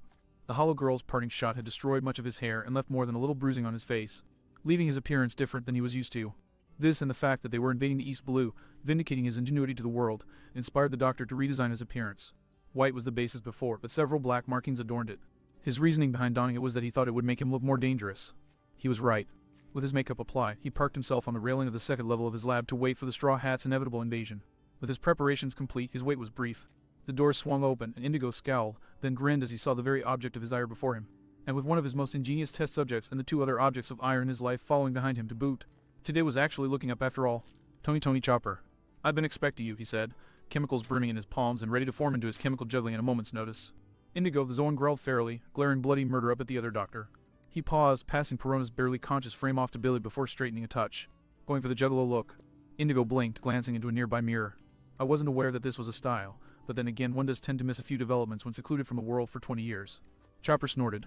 I only heard about it from Cross. It's appropriate, really. He described it as the insane clown look, and that just sums you up perfectly. Indigo's anger returned, earning Chopper a glare. But the Mad Doctor reeled it in enough to change the subject to what he knew would enrage Chopper the most. I assume that you're here because you found the sad state of your crewmates. The IQ plants are the only cure for daft green poisoning, but unfortunately for you, Indigo flipped a vial of pink liquid into the palm of his hand. The only sample of the antidote in existence at the moment is right here. His grin widened maniacally as he crushed the vial in his grip, letting the liquid drip out from between his fingers. And now it's gone. It took a great deal of research for me to figure out how to make it, so obviously an ignoramus like you doesn't have even a ghost of a prayer of. I already have the formula. Indigo froze as Chopper took out a pair of vials that bubbled with milky white liquid. Indigo's eyes widened in shock and fury. He knew that appearance. It was his precise brew of antidote. All that was missing was the key ingredient of IQ that would stabilize the concoction and turn it pink. Warmth. Sympathy. Understanding, Chopper recited frigidly, ignoring Indigo in favor of the batch of curing IQ plants that the Clown Doctor had left out as a taunt, and which Chopper was now walking towards. Hogback only considered the surgeon's knife, and you only consider the chemist's drug. You've forgotten what it means to be a doctor, if you ever were one. Chopper spared Indigo a scathing look. Can you think of how I managed to reproduce the antidote with only a few hours of preparation, only missing the key ingredient? He asked quietly. You couldn't have. Indigo screamed in denial, his already strained restraint snapping like a twig. I've studied these islands inside and out for the last 20 years. There's nothing that could have let you figure I yelled this fast. Oh, but there is, Chopper corrected, tossing a handful of the plants into a mortar and grinding them up. One thing that you overlooked. One thing that would have let you figure out all that you needed to in less than a day, the same way that I did. Indigo silently fumed as Chopper raised his head and glared straight into his eyes. The natives have been fighting off Daft Green for years. All I needed was to ask how they did it, and while their means weren't the most efficient or the most effective, they were enough. What I've made here, it was only possible by perfecting what the inhabitants of Merveille spent generations constructing. Without looking, Chopper poured the ground-up IQ plants into his vials, swirled them slightly, and held them up to his eye, as the concoctions turned the proper healthy pink. All thanks to the intelligence and diligence of the very people you enslave. Indigo didn't move for several moments. Taking the opportunity for what it was, Chopper hurried back to his patients and carefully coerced the antidote down their throats. The second the mixture hit the girls' digestive tracts, they started heaving and coughing, feeling as though their innards were being run through by rusty nails, but the fact that they could move or breathe at all, combined with the steady disappearance of their ruddy green bruises, proved just how effective the doctor's cure was. Nami blinked and gazed unsteadily at her crewmate as the haze cleared from her mind. CH Chopper. What's? Stay still, the human Zoan ordered. The antidote is working, but it still needs to clear the toxins out of your system. Just let it work and you'll be fine in a matter of minutes. But what about? Nami cut herself off with a choked gurgle as she noticed Indigo over Chopper's shoulder. Ah. I see. Right, I'll just leave it to you then. Nami quickly got into a sitting position on Billy's back and helped position the still dizzy Perona across the Giga Duck's back. Stay safe. Perona shook her head in confusion. Wait, wah. What's going? Before she could get any further, Billy spread his wings and shot out of the lab. Wah. Satisfied that his friends were safe, Chopper turned to face Indigo, slipping a gas mask from his pack and positioning it over his face. And not a moment too soon, as Indigo finally managed to reorient his thoughts, and in a bad way. You honestly think, Indigo snarled, his face twisting as flaming bubbles of chemicals started forming around him, that you can waltz in here and challenge my mastery straight to my face? A look of honest confusion flashed across Chopper's face. Well, yeah. I mean, I'm a straw hat. It's what we do. Something snapped within Indigo and screaming wordlessly. He launched every single one of the nitroglycerin bubbles he generated at the furry blasphemer in an attempt to obliterate it. They certainly did a good job obliterating the far wall in blossoms of fire, smoke, and shock. Panting, the clown felt his rage recede and warily eyed the sight of the explosion. As much as he wished otherwise, there was no way that would be enough to take down a straw hat. Nitroglycerin. Used to reduce heart pressure, but also a powerful contact explosive. Sometimes Indigo mentally growled. I hate being right. Turning, the Mad Doctor put Chopper out of his peripheral vision and into his main. To his aggravation, the Zoan was entirely unscathed from the explosion, and calmly pulling on some gloves at that. How? Indigo managed to choke out through his fury. You're smart, figure it out, was the terse reply. The rage boiled up again, threatening to overtake him, but Indigo shoved it down with the ease of experience. He could not win this fight in a blinding rage. That wasn't his style. He needed calm analysis and some space. which decided his next move. Reaching into one of the many pockets of his voluminous lab coat, Indigo pulled out what looked like the unholy offspring of a horse syringe and one of those newfangled revolver pistols. The cylinder loaded with a variety of color-filled vials. With most of his gases likely defeated by that gas mask, the acids were his best chance at doing away with the pest before him. As such, the malevolent doctor spun the cylinder to the vial loaded with hydrofluoric acid and, without a moment's hesitation, plunged the syringe into his veins and injected the payload. Immediately, in response to the infusion, Indigo's tattoo shifted so that they were entirely transparent, and Indigo called up more chemical balls, half more nitroglycerin and half the hydrofluoric acid he'd prepared. The acid was launched at Chopper, and Indigo took some satisfaction from the look of shock that produced on what he could see of the fuzzball's face. The nitroglycerin, meanwhile, took out the wall behind him, and he jumped through the new hole, landing on one of the bridges connecting the towers of Shiki's palace. Then a masked reindeer bounded onto the other side, still unscathed. Hydrofluoric acid, the zone recited, casually tossing a vial up and down in the palm of his hand. A powerful acid and an equally powerful contact poison. Treatment is calcium glutamate for the skin and calcium chlorate for the internals. Piro. Indigo laughed mirthlessly. You certainly know your chemicals. And I'll bet you have a treatment for almost any poison I have. The doctor spread his arms eagerly, syringe spinning in one hand and a ring of chemical balls spinning to life in the palm of the other. Let's see if you missed anything. Chopper was moving even before the balls lashed out, and they sprayed a bewildering array of substances over the area. More acid, as well as honey and oil, sprayed in all directions, the latter igniting when nitroglycerin and other chemicals burst in explosions or gouts of flame or crackling electricity. And all the while, that damn furball kept naming off every chemical used. Hydrochloric acid. Less toxic, but no less corrosive. Wash with water immediately. Oil. Slick and flammable, but otherwise not dangerous. Sulfur. Irritant, pain aggravator, and sensory inhibitor. Strontium. Explosive, radioactive, and prone to generating electrical currents. Recommend good pair of running shoes. Honey. Sticky. Very tasty. Growling, Indigo kept up the barrage and drew a baton from a hidden pocket. This opponent would require something more hands-on. A quick sniff confirmed that the substance spread over it was still there. Turning back to his barrage, he watched, waited, and then moved. Chopper, who had been focused on evading the chemicals, didn't notice Indigo switching to melee until the baton cracked in the side of the head, sending him pitching onto the bridge. The zone immediately tried to rise, but it was unsteady. Akhenaten, he heard Chopper growl. Got it in one, Piro. Indigo cackled. Mentally, he switched chemicals again, stripes turning white. I'm sure you can feel the stinging, see the blurred vision. Now, decisions, Indigo hummed thoughtfully, looking up into the sky. What should I kill you with? Oh, silly me, I've already decided. Mass jug. Heavy gong. A fist the size of his own head slammed into Indigo's chest with an ominous cracking sound. The clown's eyes bulged, right before the laws of physics reasserted themselves and sent him crashing into the wall at the other end of the bridge.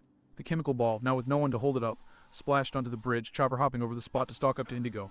The clown was digging himself out of the splintered wood when he arrived, confusion written all over his features. How, he wheezed through grit teeth.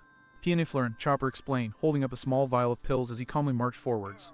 It has a detoxifying effect on Akhenaten. I've never heard of that. Indigo protested. You wouldn't have been 20 years out of date, Chopper replied coldly, exchanging the vial for a far more volatile form of ammunition. It's only ever gone through animal trials. But well, I was an animal at the time, and my teacher does have a reputation of being something of a crazy old witch. So I probably won't suffer serious side effects. Growling, Indigo raised his hand to continue chemical juggling, and then yelped in pain as a hoof came down on the appendage. You've lost, Indigo, Chopper stated, as if discussing the weather. You lost because of short-sightedness, because you shut yourself away from the world. And above all else, Chopper leaned forward and met Indigo's gaze with his own cyan glare. Because you're simply not as good at either medicine or combat as I am. Once again, something snapped within Indigo. I will not, he growled, be looked down upon by some stripling pirate doctor barely out of medical school. Mass juggling. A massive, pale blue ball burst into existence above the two, and for the first time Chopper showed panic, especially when Indigo grabbed his hoof. Piro. He cackled, a madness all his own glimmering in his eyes. Time for us to enjoy a nice cyanide bath. Come, let us venture into the great beyond together. Piro. And then, it fell. Immediately, the initial effects made themselves known.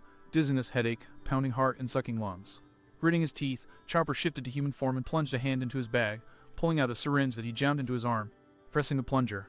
After a few seconds, the symptoms receded, and Chopper heaved a sigh of relief. His eyes turned towards Indigo, who was visibly wrestling with his own symptoms. For a moment, Chopper considered his options, and then sighed. Kneeling down, he retrieved a canister with a mask and another syringe. This was not missed by Indigo. What are you doing? The clown groaned.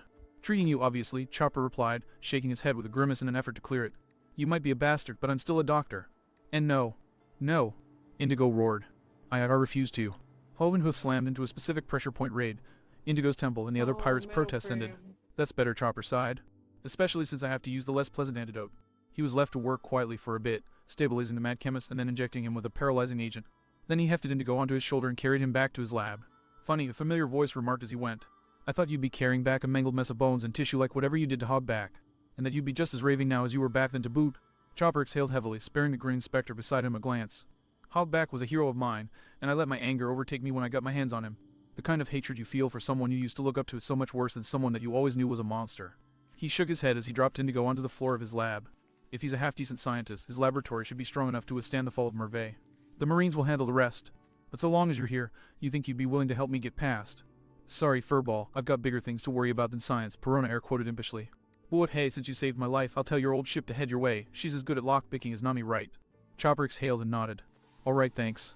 With a final grin, the hollow flew off, and Chopper stalked past the fallen Indigo toward the most secured-looking door he could find. Alright, now let's... Chopper spun a scalpel in his hand contemplatively.